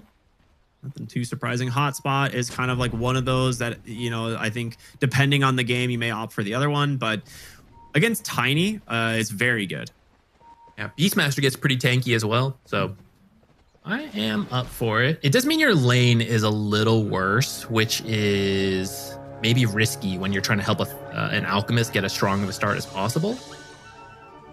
The battle begins. A little bit of fighting over the top rune, but not too much.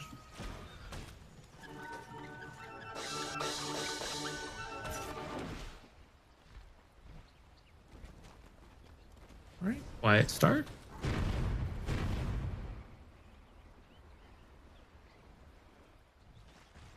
I don't think the lane will be terribly exciting to watch, but I do think that bottom lane, how well Alchemist does, is so critical to this game. Mid lane should be pretty heavily favored for Kiyotaka this time around. In the last 2 games, he's on this Invoker who's really struggling, but the Ember into Tiny matchup should be really solid. Like Tiny's still gonna get like denies with the tree or whatever, but you lose a lot in the regen war because he just builds like an orb, Sleight of Fist constantly.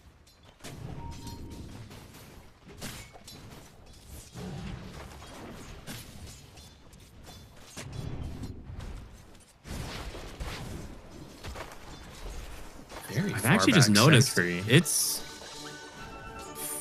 I didn't realize at the time that it was five position Phoenix, but of course, yeah. Now thinking about it, it is Panto, like you said. But 4 position Ancient Apparition is not something we see that often. Yeah, it's annoying for Ursa and Jakiro because you're so long range, you just keep poking. But if they do get close to you, you are 100% dead. So Mira's got to be careful with his positioning. At least Abaddon can maybe help dispel some stuff with the shield. I don't think we should see too many kills happen in this top lane. I kind of mentioned earlier, I don't love this lane combo in terms of how they synergize, but I feel like you can get through the lane. You can survive, get your farm, and that's good enough. Panto gonna put some damage here on to save with the dive forward. Throws the blinding light. So the Alchemist, one thing he has going for him is we were talking about the stacks that comes out from Keeper of the Light, but Ancient Apparition also very good at stacking camps, and so is Phoenix. So if they're on top of it and can get some stacks in place early for this Alchemist to kind of skyrocket in his net worth, get towards that early Radiance, there is some potential there. But that is going to be something we'll have to keep our eyes on. You can also maybe steal some stacks. Both sides should have a lot of stacks. If you can orchestrate a play to steal from either side, because both teams will do stacks, both teams can steal stacks, both teams can secure their own stacks. Like, I feel like at any point, if you successfully steal an enemy stack, it will be pretty impactful. Oh, absolutely. Stacks already starting with the Beastmaster board. Lanes seem pretty even right now. Ursa's struggling a little bit here top side, but I mean, not by much. He's okay. He's got 5 denies, actually. Mid lane, though, the Ember not doing super hot. That's really bad when you're an Ember. Yeah. Counterproductive to your character lore. I know, that's what I was trying to get at there. He did go the orb as expected. Now that he's level 4 and closing on a level 5, this is like when the lane gets very much favored for the Ember Spirit. So he should catch up here pretty easily. Start pulling ahead even.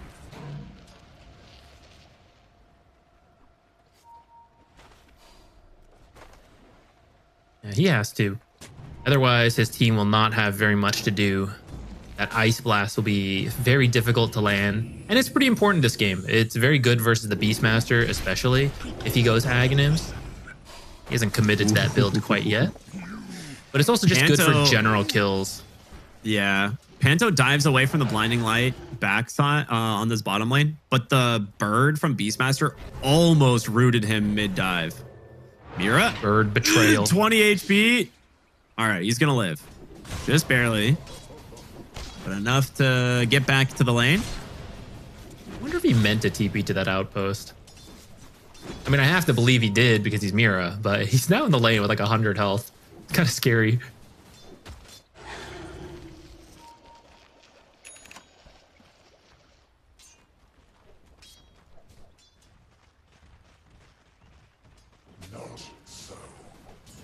All right, despite my hesitation, the Alchemist doing very well so far in the bottom lane. Panto Phoenix. Panto Phoenix. You're right. It actually could just be the Phoenix. You need a really strong lane hero to play with the Alchemist, right? That's one of those things that is pretty important. There's going to be the blinding light. Dive available. Are they going to go for it? He had dive. Am I wrong? No, he used it to block the camp, actually. So it's still on cooldown because it's 40 seconds level 1. And that has actually baited Nightfall in a little deep. He looks like he'll live. Okay. He lives, but his salve gets canceled. So are you really alive? He is to TP Fountain. I was like, that's lived with an asterisk. Fake life. Yeah. This is a lot of last hits to miss. Yeah, a little bit of miscommunication there, maybe. Not having the dive makes it very difficult for you to actually get the gap on, close on to the Keeper of the Light. Like we said, Panto getting really aggressive here on Tamiro. Lots of damage, and with the rotation from the Ancient Apparition, they should get him. Panto First blood Phoenix. into the Phoenix. Mid lane, though, Kiyotaka is dead. The rotation from Katomi. Hopes secure the kill. They're going to chase for save, though. There's going to be the concoction out. Some creeps here. Mira will be the one to grab the last hit. Okay, 2 kills for each team across the map. I think favoring BetBoom, though, is the kill in the mid lane. Probably the most important one. GPK, Haste Rune, TPing top, going for a follow-up kill on this Abaddon. Does not even get to move based on the ice path from Fog. You don't expect a roaming Jakiro, but very effective mid lane kill, back to top Abaddon kill, and with that, might be the Wisdom Shrine stolen away as well. Pure playing very aggressive, wants to be in position for this. Can anyone stop GPK at this point? Like, just generally? Not like this game specifically, but this guy has been on an absolute rampage now, 3 games in a row. At a double shrine? At least 1 for now. The bottom one's still available, but I don't see how anyone from Aurora are going to get there anytime soon. And now Mira underneath a ward. GPK is just going to continue to pick up kill after kill. Ooh, okay, almost saved from the Abaddon, but not quite. Panto coming in. They want to get Pure. He's in a little bit too deep this time, so we'll find a return kill. Space made for your Ember, maybe, but he's really not that far. He's really, he's not getting a lot out of his game right now. I mean, the thing is, like, if GPK maybe only gets 1 kill on that rotation, you could say Space made, but he's 3-0-1 now as we get to 8 minutes. So he got so much out of that movement, and we'll see if he get the 8-minute rune. He has no point in chains. That's an arcane. Tiny. And the thing is, GPK does not have to slow down. Like, he's still doing the Soul Ring build because Tiny just struggles with mana, but you have a keeper this game, so you can play even faster. Save is almost level 6, and this is when we will see them go crazy. We'll see them, recall into a play bottom. Save will immediately TP top, do another recall, another gank, he'll twin gate, do another recall. So this is where the pace is about to ramp up. Yeah, for anyone who is tuning in and maybe you haven't seen the Keeper of the Light that often, the recall facet for Keeper of the Light is really interesting in the fact that it allows you to either teleport yourself to a target or a target to you. And we've been seeing this used in a way where, like, they'll cast, themselves onto an ally and then also an ally to themselves. And they'll basically double teleport across the map to where they want to go. And it makes for really efficient map moves and ganks. And BetBoom have definitely practiced it. Save is a master tier coddle.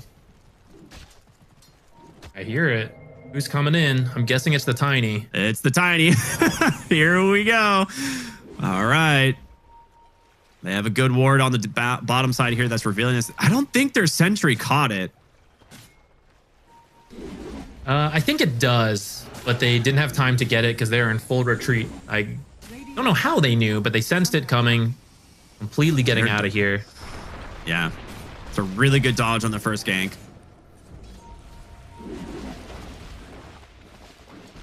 Should lose your tower for this. Although, actually, Panto manages to grab some of the creeps away. Oh, there's another recall coming. They're trying to roar this guy off. They will get him. There's the TP in from the coddle. And the blinding light to cancel. Does he make it away? No. Save with an illuminate. And this time, Power Rune will be picked up by the Ember Spirit. Gets the 50-50 luck on top side. So far, BetBoom feeling like in control of this game. It's only a 1k gold lead, but that is more significant than usual since it is versus an Alchemist. Where he's halfway to his Radiance, about a little less than half. As long as he can get to the rest of it without being killed, I think that's an okay timing for the Alk. His Beastmaster, though, is looking scary. And GPK is just back down in the bottom lane. They're trying to make the wraparound. They need to toss the Ursa or somebody in, but no, they will not be able to grab him. It's just slowing down this Alk a little bit, but this is some like 2 wasted ganks now for the Tiny. Yeah, so I think feel like for they could have Aurora, tossed. that's really good. I think you could maybe toss save and then he blinding lights back. Yeah. like you said, at least you're preventing or slowing down the farm, I should say. And because you have the recall, mobility, and the mana, it's not too much loss in efficiency. Yeah, you can always be more efficient on the map for BetBoom.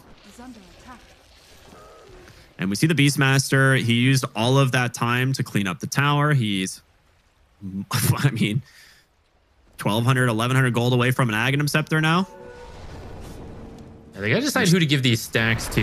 You can either get a Blink faster on GPK or the Ags faster on Miero. Looks like they're just gonna split it, so a middle ground approach.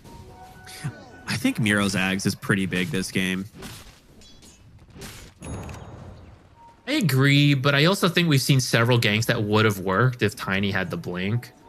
That's and true. I don't even know if you need the damage from the Ags if you get the proper Avalanche Toss. I feel like I'd have preferred him to do it. Though admittedly, Tiny doing Ancient stacks this early is kind of slow, so. Okay. Elephant in the room. Is Aurora going double Radiance? Because Abaddon, as a hero, a lot of times builds Radiance, and he's got it queued up. Yeah, they both have it queued. I don't think it's as bad as it used to be because you can disassemble it and get a nullifier. There's a lot more farm on the map. Later in the game. Yeah, there's more farm. They're not always going to be directly involved with each other. It does mean there is this window where two heroes, two cores on Aurora have so much empty net worth until it actually finishes. And that is a bit scary as the Blink and the Aghanims get close to finishing. And you're probably still 2 minutes away from the Radiance. Alex Radiance is closer at least. It's about to finish. Yeah, he'll. Oh no, there's wait! A huge Ancient stack here. I thought he had the evasion. He talisman. does. It's coming on the courier right now. He's got it. No, that's just the. Oh, wait, no, relic. he doesn't. I thought he had the talisman as well. Weird.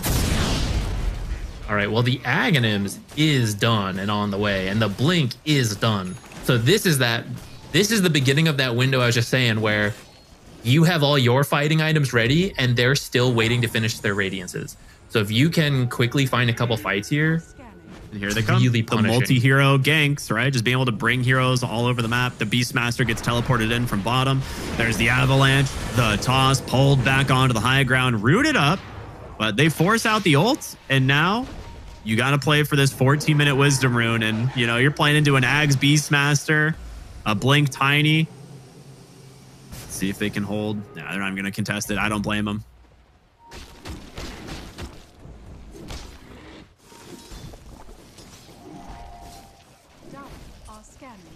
One gank successfully dodged out.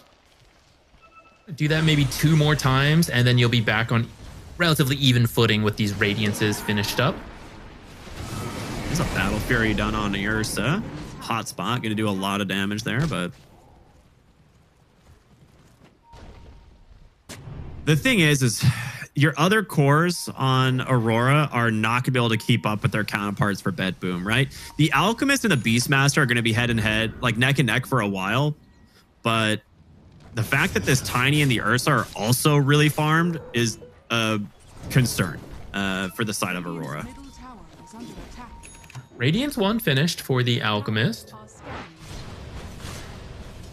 It's time to fight for Tormentor, though.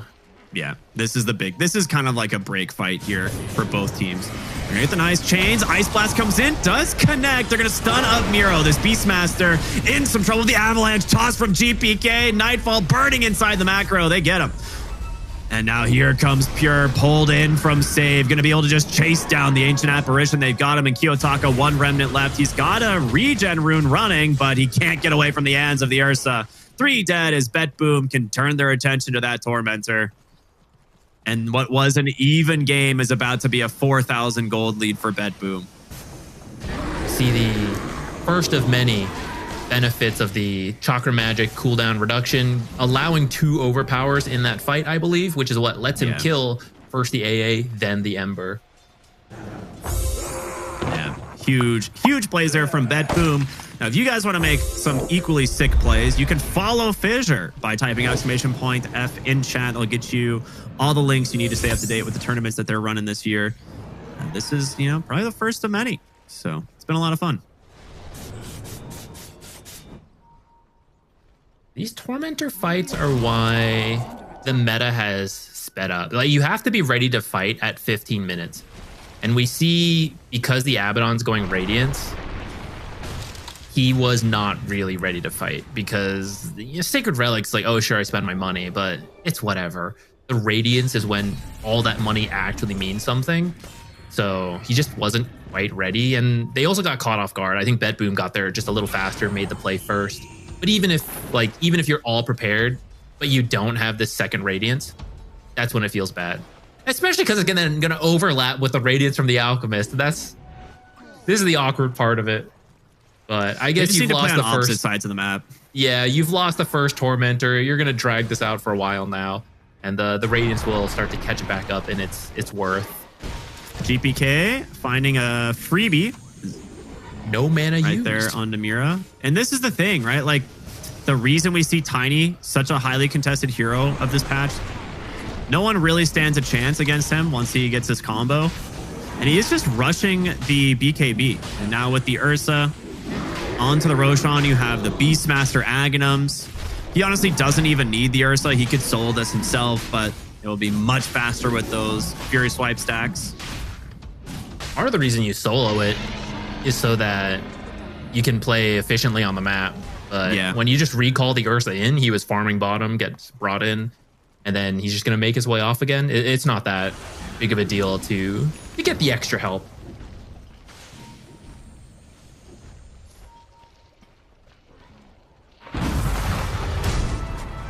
Quick reminder, everybody, that you're watching the official Fissure Universe Episode 4 broadcast. Oh, hold on. Mid lane. Officially seeing Jakiro get burned to death. Unlucky. So, I mean, that's a nice pick off here from Aurora. Maybe they can turn this into a tier 1 mid, but with Coddle here, it's always scary because he could just recall in the Tiny and the Beastmaster and just kill your heroes. Radiant's done on Abaddon. Okay, so Toronto Tokyo is in a much happier spot than he was. They're going to look here for GPK on the Tiny. Hotspot doing so much work. One of the reasons we see this picked up so many times against this hero. Ice Blast off the mark, though. Is the dive in into the egg. The chain's going to hold him in place. Nice toss away, but the roar not going to save you. Miro dead on the backside as well. 2 big kills. Tiny. Now the question is, can they kill the Beastmaster twice? 1v4? I would hope so. It's a really good Aurora fight from showing some Aurora. signs of life. That's big. BetBoom was... It seemed like they wanted to defend that tower, but they were a little slow in getting there altogether. Spirit Form was on cooldown, so they couldn't depend on save just bringing them in. But I feel like you should just give up the tower in that case. They're certainly stronger, but not when you come in one at a time and can't really get your abilities off. Wanted to see how much damage the Phoenix did to the Tiny. I want to say it was like 1,400 damage just on Sunray to the Tiny. Phoenix did the second most damage in that fight. Ember being first, like 3,100 damage, and then Phoenix did 2,500. So a lot of damage coming in from that Sunray. Radiant's bottom tower is under attack. Regen rune denied bottom. Very nice there from the Coddle. So we have the Mage Slayer done on the Ember Spirit. Absolutely necessary against heroes like the Tiny, as well as the Beastmaster, who slight chains into the Ice Blast. They got him. Miro cannot get out of that one. Panto is heating up, dude. You like all the fire puns I've been throwing in this fight? Yeah. Sick, dude. They're making it work. I was worried that Ember being the only playmaker would be very limiting to Aurora, but so far, back-to-back successes here. Recall to the mid lane. Just to top up the Tiny. BKB delivered for the Tiny. Shouldn't be controlled up as much as the last time we saw him dino. All right, Nightfall's been getting quite a bit of space, and the kill he got onto the Tiny also helped quite a bit. So he is starting to pull away net worth wise. This is definitely going to be Aurora's like strong point in the game. If they can get, okay, they actually picked up a Blink Dagger. I was going to say if they can get the BKB, but he's going for the Blink Dagger first. But until the Dispels come out on BetBoom, this Slight Chains into Ice Blast combo can kill almost anybody. The only person with like a 4 staff right now is that Keeper of the Light.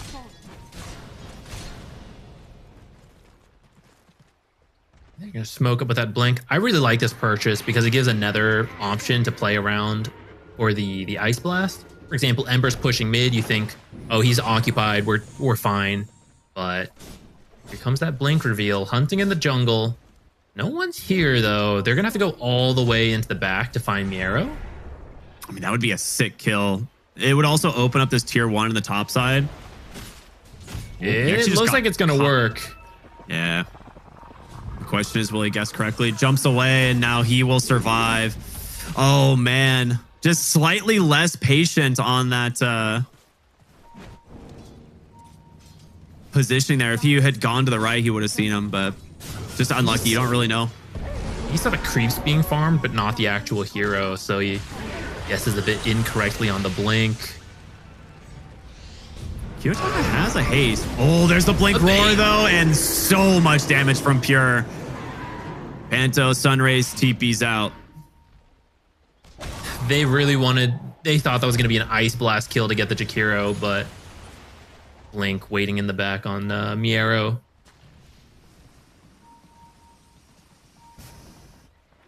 That's a really nice kill for BetBoom. Nightfall looking for GPK here once again. Gank will be dodged.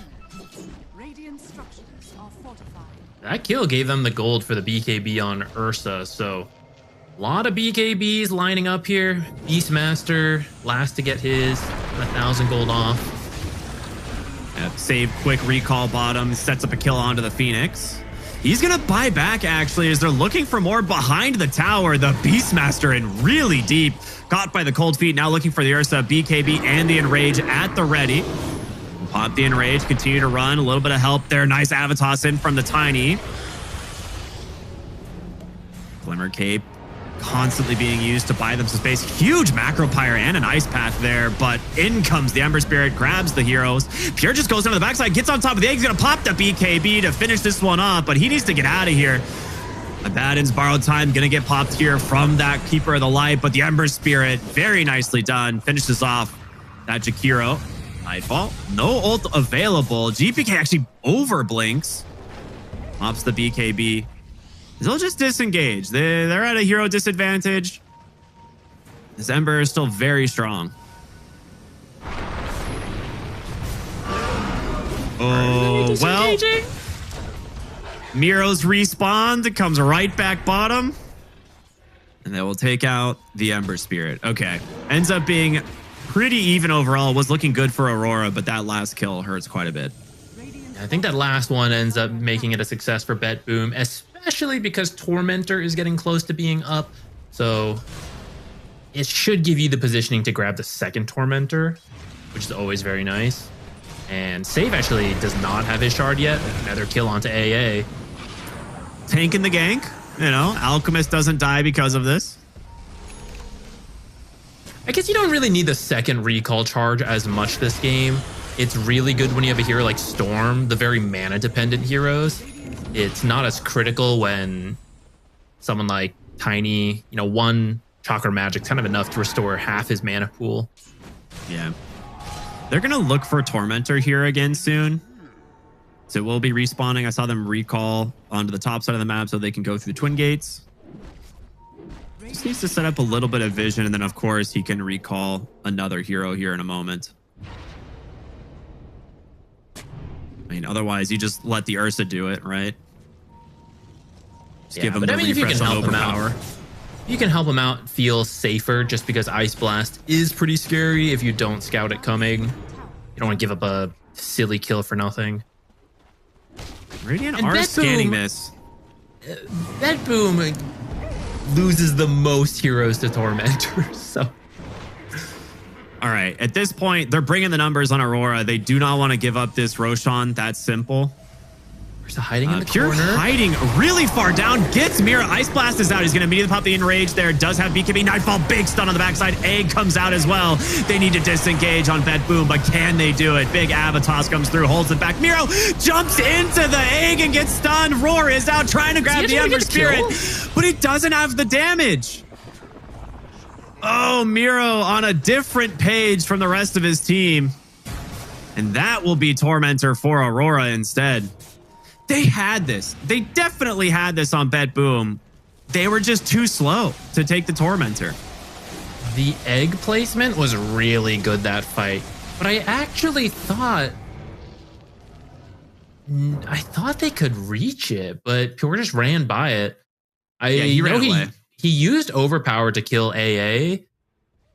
I thought Caudle could maybe do it. I guess maybe I missed the spell usage, but yeah, the egg just forced them all into retreat mode. And I think if Miero just leaves, it's maybe okay. You lose the Tormentor, but you don't lose that extra hero.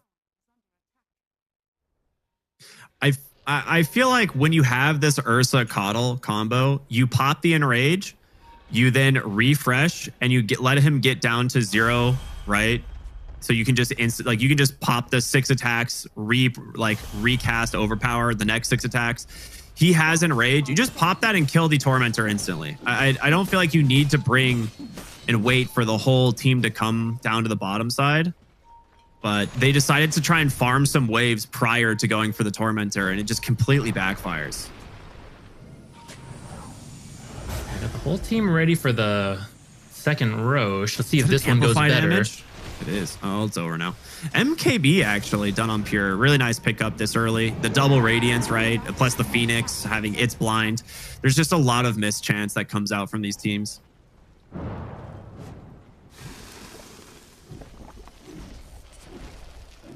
You kind of have to stay up here because if you back away for a moment, Ursa and Beastmaster can just delete Roche so quickly. It's forcing Aurora to hang around the area. And give a little bit more wiggle room on BetBoom with Recall, though actually Spirit Form's on cooldown, so he's only got... does not have that for now. Smoke's gonna pop there. A gem on the Abaddon actually doing a lot of work right now at trying to prevent the vision game here around this Roche. Find Smoke up the Kiyotaka? top side. They do see Kiyotaka. Ice Blast, or rather Ice Path will not connect. Remnants to safety. Blink Roar getting canceled by the Sleight of Fist.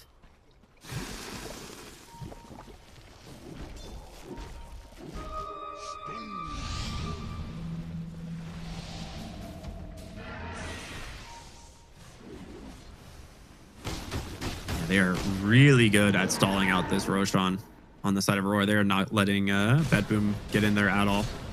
The Egg and Ice Blast are just so powerful around the Roche pit, even more so than Jakiro and Caudle.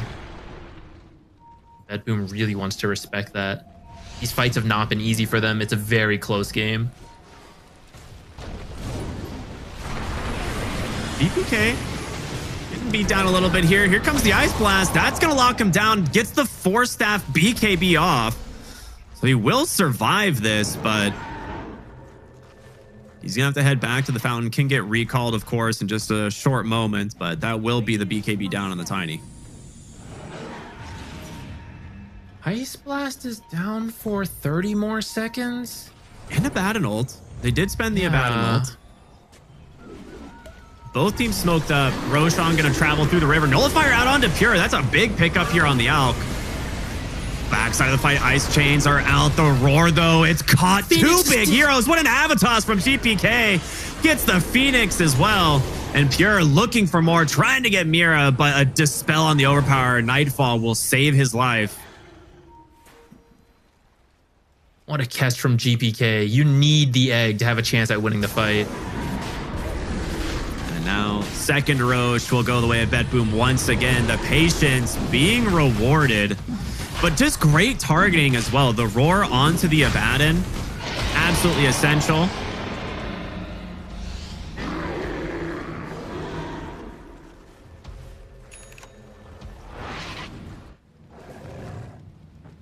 Looking to clear up some tier 2s now.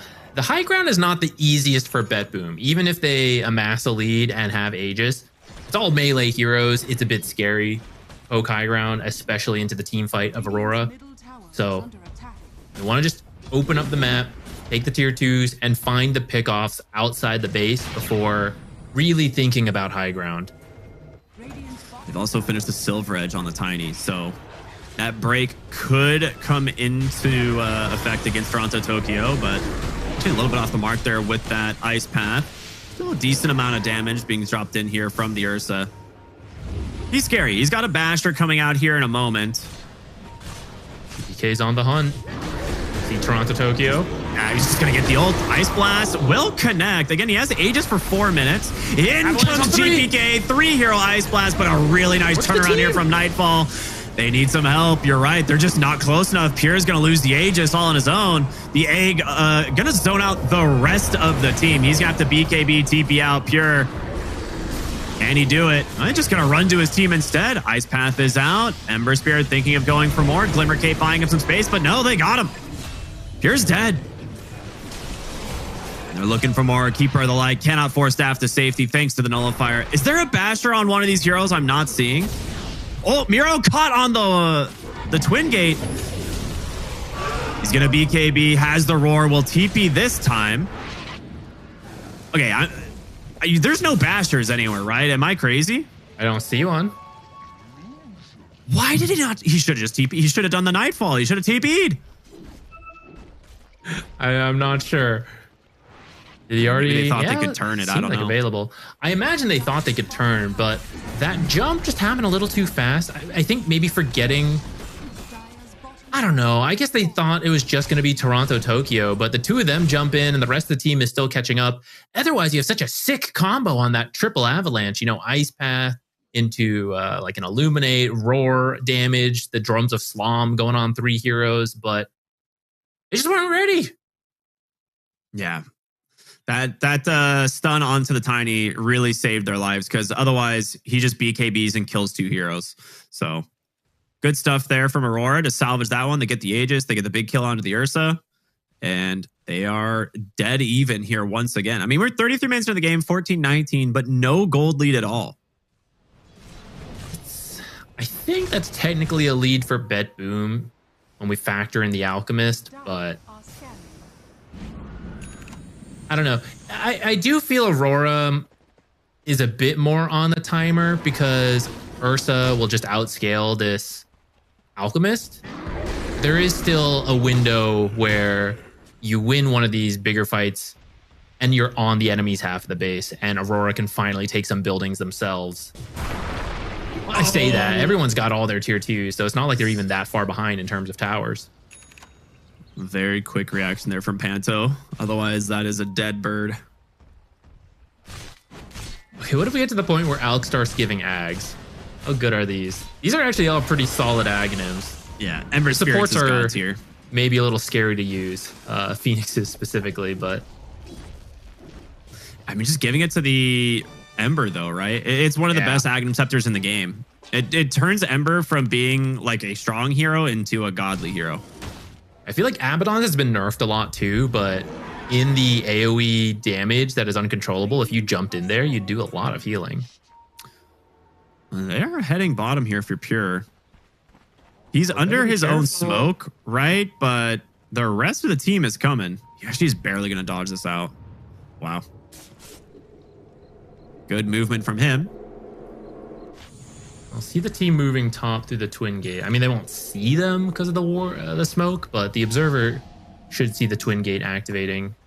I think they did see one hero pop for a second.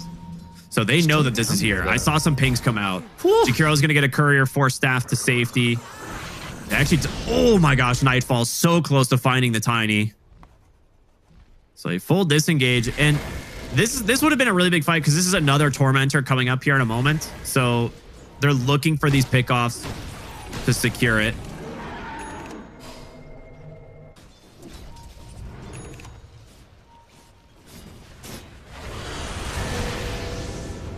Oh, Abaddon immediately ults in the mid lane as he gets broken by the Tiny.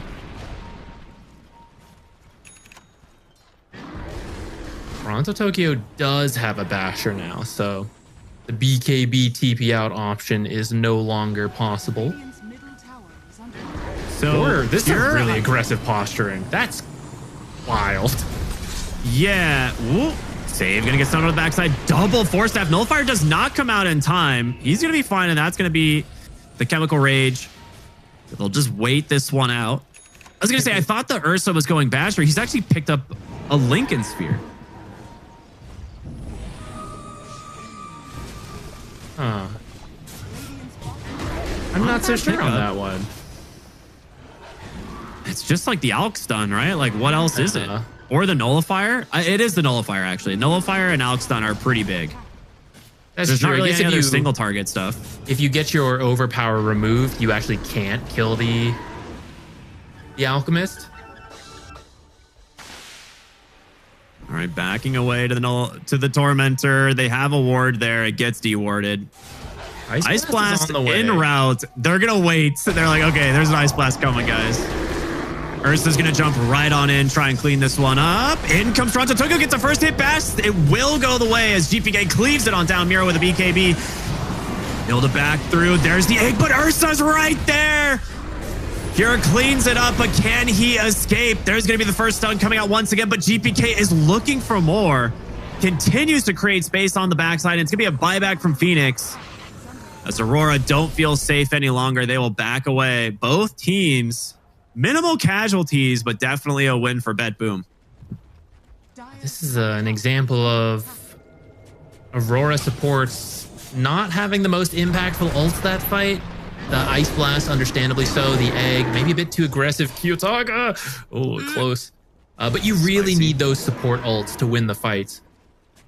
We see everyone on BetBoom get low, but you just don't have the finishing damage from Ice Blast or from... like the egg hits, and then you continue to Sunray with the hotspot, everything.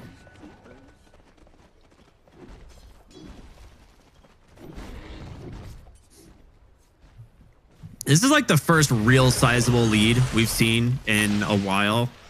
Against the Alchemist, too, it's one of those things that it adds up. The Tormentor making kind of a big difference as well. But this Ursa is on even footing here with the Alchemist, and that does not bode well for an Alchemist. No, not at all. Especially because the Alchemist is essentially slotted at this point. Maybe replace the Radiance. He actually didn't disassemble it. He just kept it and built a Nullifier. Could maybe replace that. I think Abaddons will be enough in team fights. Slow down your farming speed, though, which is why Alchemists don't like to do it, but... that's the break, the Hex. Can they finish the kill? Not quite. He gets the ult off in time. Alk will delete the Jakiros. Toronto Tokyo now diving in for more. Ice Blast will connect, but guess what? Pure's on the backside. He's trying to finish the kill. The Tree Toss will do it. Kiyotaka roared up, needs a little bit of help. In comes Nullifier on to save the stun. Not going to hold him down for long, but the Scythe will do it. They take down the Ember. Nightfall still very healthy, very scary as well. The dive on in, that will lock him down. BetBoom lose 4 off the buyback from Kiyotaka. They recovered the gem as well. Sunray hotspot is doing work. That is the difference from that Tormentor fight to this one. Look at top damage from the Phoenix, getting every ability off twice. That is what you need from the supports to win these fights, and they dominated that fight. It was so close. Toronto Tokyo barely lived to get the ult off. Does die eventually, but it forced so much from BetBoom without actually getting anything.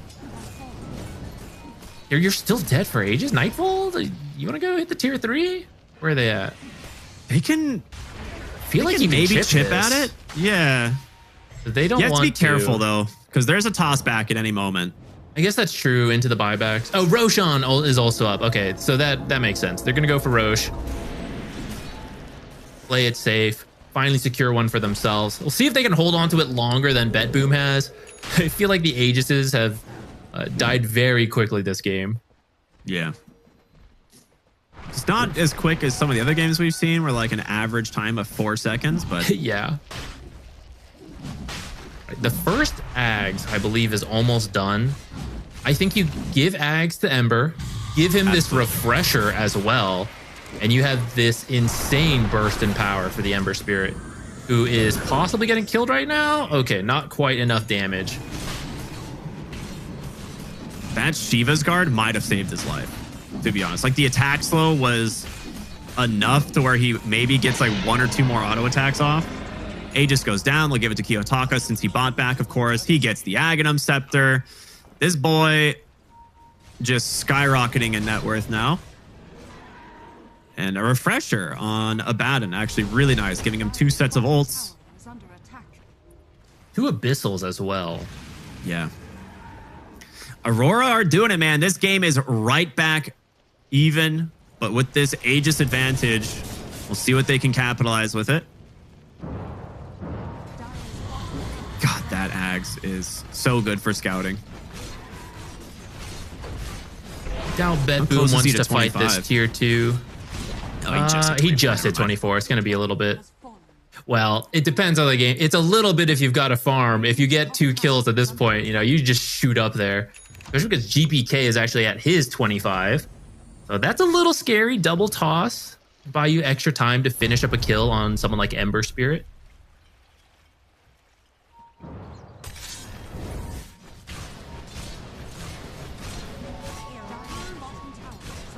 I feel like in several of these fights, Pure has not been able to stick to targets. I kind of agree. And like, I don't blame him. I do feel like these support ults are very difficult to navigate. And like, you start hitting Abaddon, the ult pops.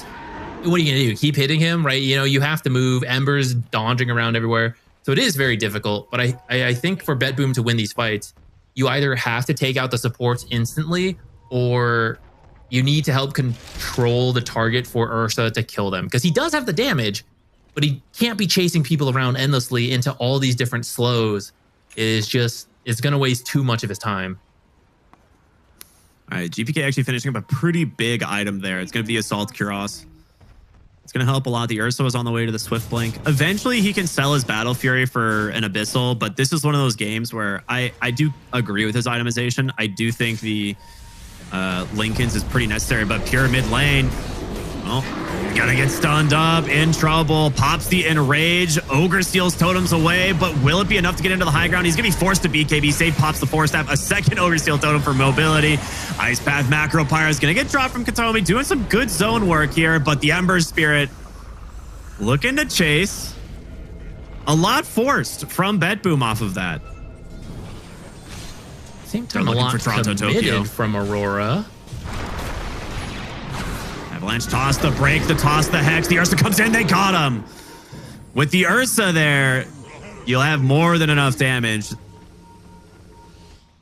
It's very well done. The Hex from Save has been doing so much work ever since he bought it. Yeah. I mean, he has so much cast range, but... Yeah, they've been trying to hit that combo a couple times, right? We saw it in the mid lane, slightly failed. Failed again on the top side. This is the first time we've seen them actually come together, and it works. You just need that Ursa. I'll probably think, again, about positioning that aggressively, you know, when the Tiny is up, but that will delay a lot of time on this Aegis. That doesn't amplify damage for the Tiny as well. He is about to go delete this Phoenix. Ooh, oh, okay. He has Disc. Aeon Disc. Very nice. Gets the dive away. Does pop the Aeon Disc.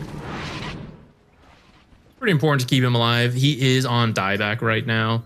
And we're at the point in the game, any major fight will lead to significant base damage. A recall into the mid lane. The Tiny's still hunting. We'll fortify the tower for now. Oh, Nightfall barely dodging potential death there. Slide chains into the Ice Blast. He needs some help. There's the Force Staff. He's going to be safe.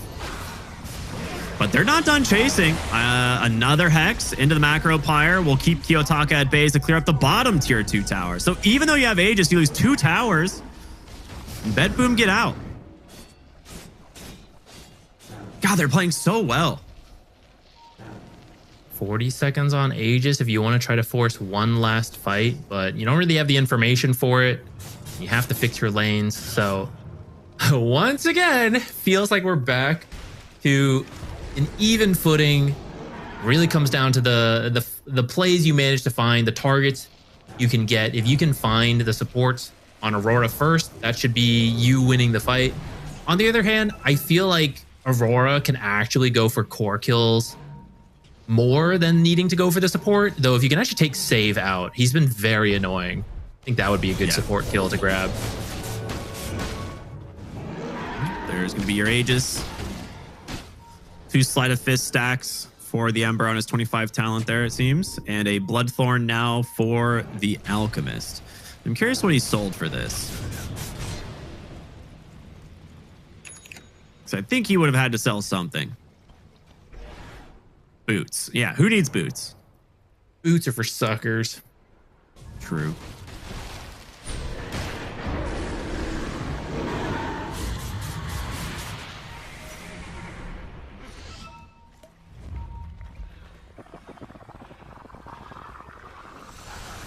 Ooh, yeah, okay. They don't quite see the opening. They will back away with that concoction.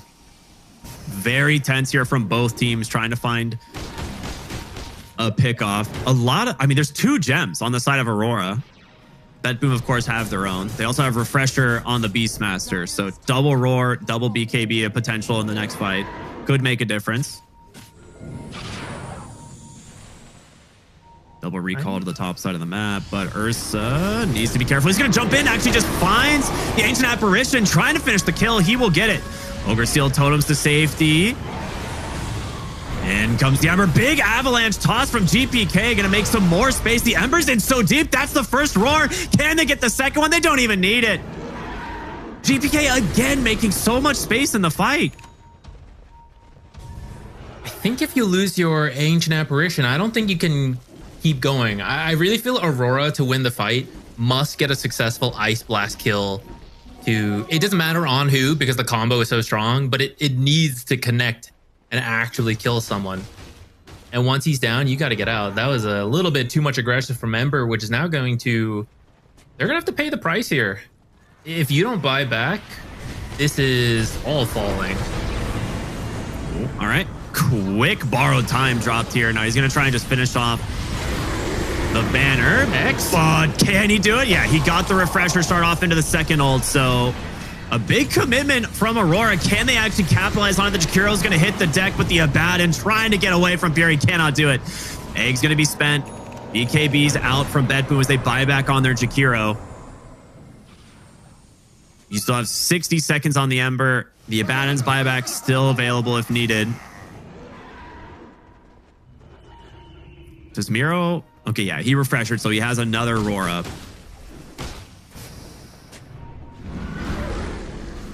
I want to try to get more buybacks. No banner this time, though. Tiny should make quick work of the tower, but does want to respect the hotspot damage. Pure will blink in, finish it off, get to work on the melee. Tiny four-shotting the range barracks. They will finally crack the high ground for the first time at 49 minutes this game, as Aurora hesitant to commit the buybacks here. That ward will get found here as well, as Pure jumps in. Nice blink dodge there from Nightfall. He feels very strong on the Ursa. There's going to be the buyback on the Abaddon. They don't want to risk losing a second lane of barracks here. But I mean, that's such a costly buyback. On cooldown out for 7.5 minutes. I wonder if you should have timed that closer to the Ember respawn, and then maybe you can take a fight. It does save the barracks, right? If you don't buy back there, they would have taken at least one of these before backing out. But it hurts to have to buy back when you're that close to respawning.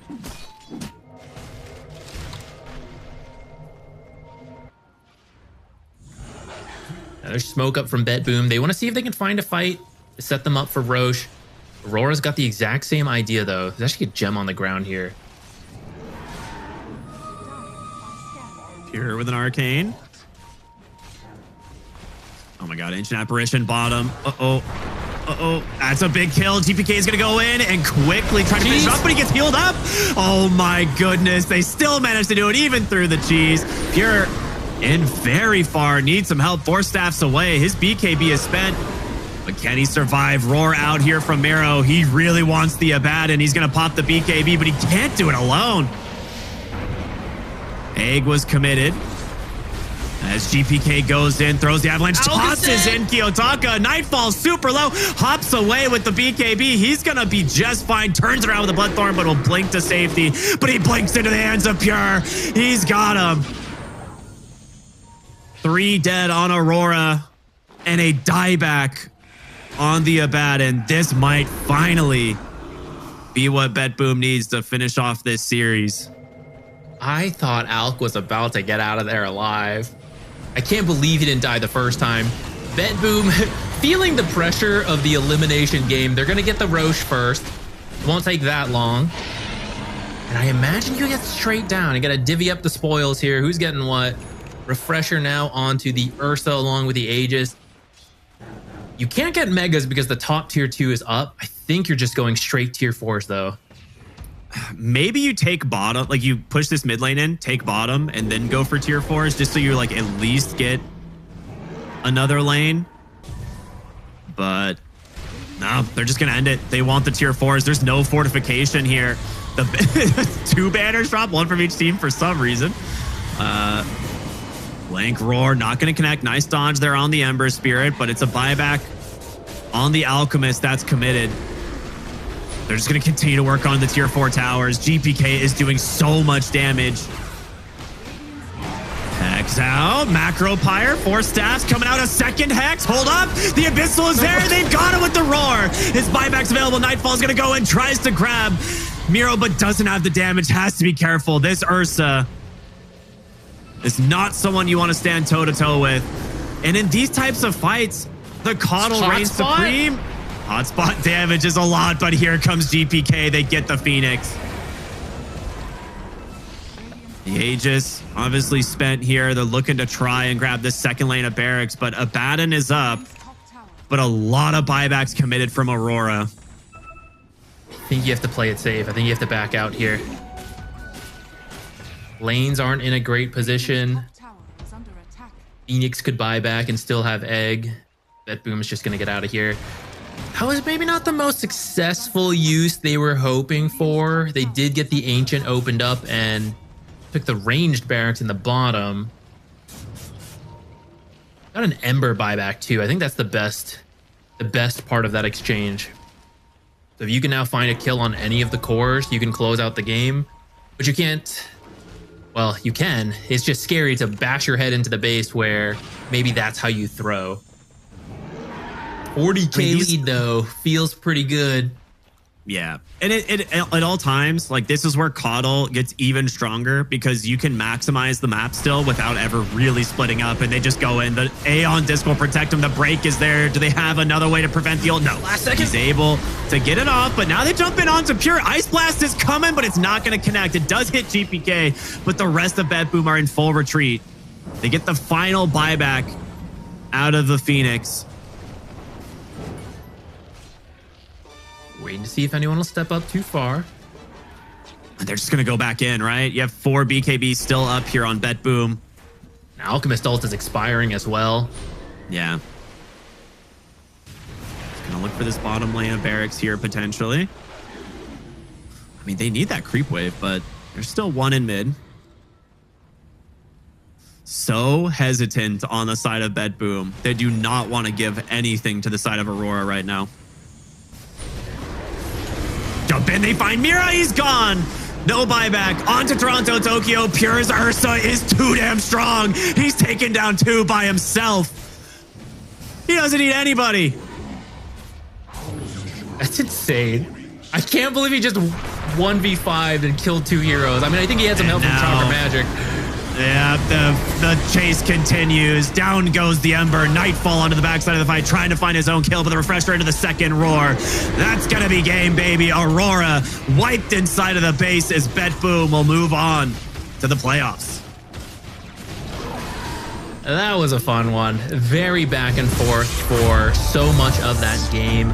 We saw the Phoenix and the Ancient Apparition team fight, allowing them to hold on even when Alchemist didn't have a huge lead, and that's what it felt like. Aurora had a chance, but a longer and longer that game went, we see the damage issues that start to come up where Alchemist is an early game hero. You don't think of, 50-minute alch timing, right? It does drop off as you get BKBs and refreshers and hexes from the supports.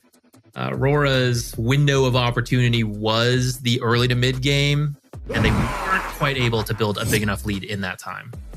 It was so close. I mean, this series really lived up to the hype that I was hoping it would. And these are two top tier teams really battling it out for that last spot.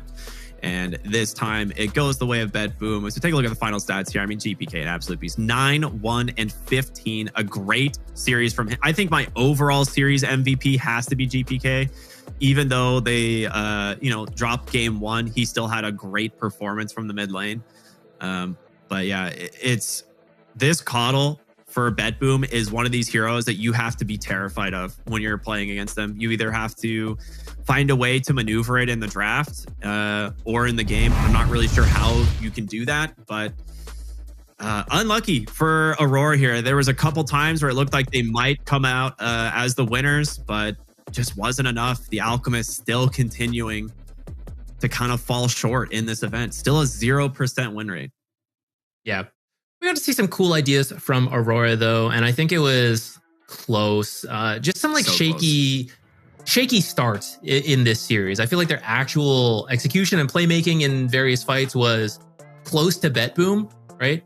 But they were kind of on the back foot in a lot of cases on it, and so it's just harder than what BetBoom had to do.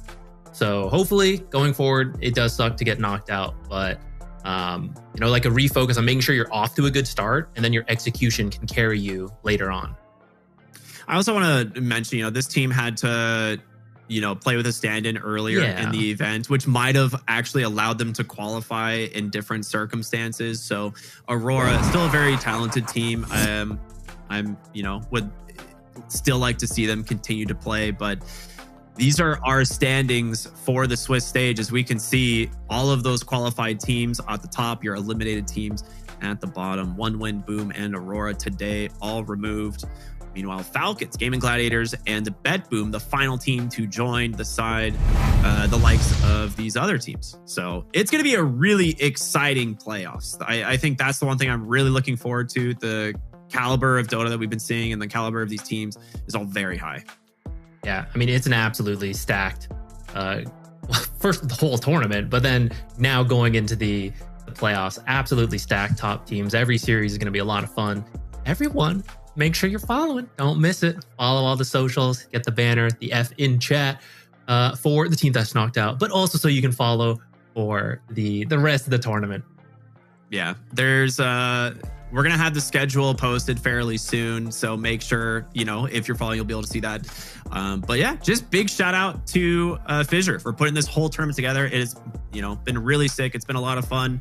That will bring today's show to a close, though. So we want to say thank you all so much for tuning in. It's been an absolute blast. We hope you all enjoyed the broadcast and the coverage. My name's Cryptic. I've been here with Z Quixotics.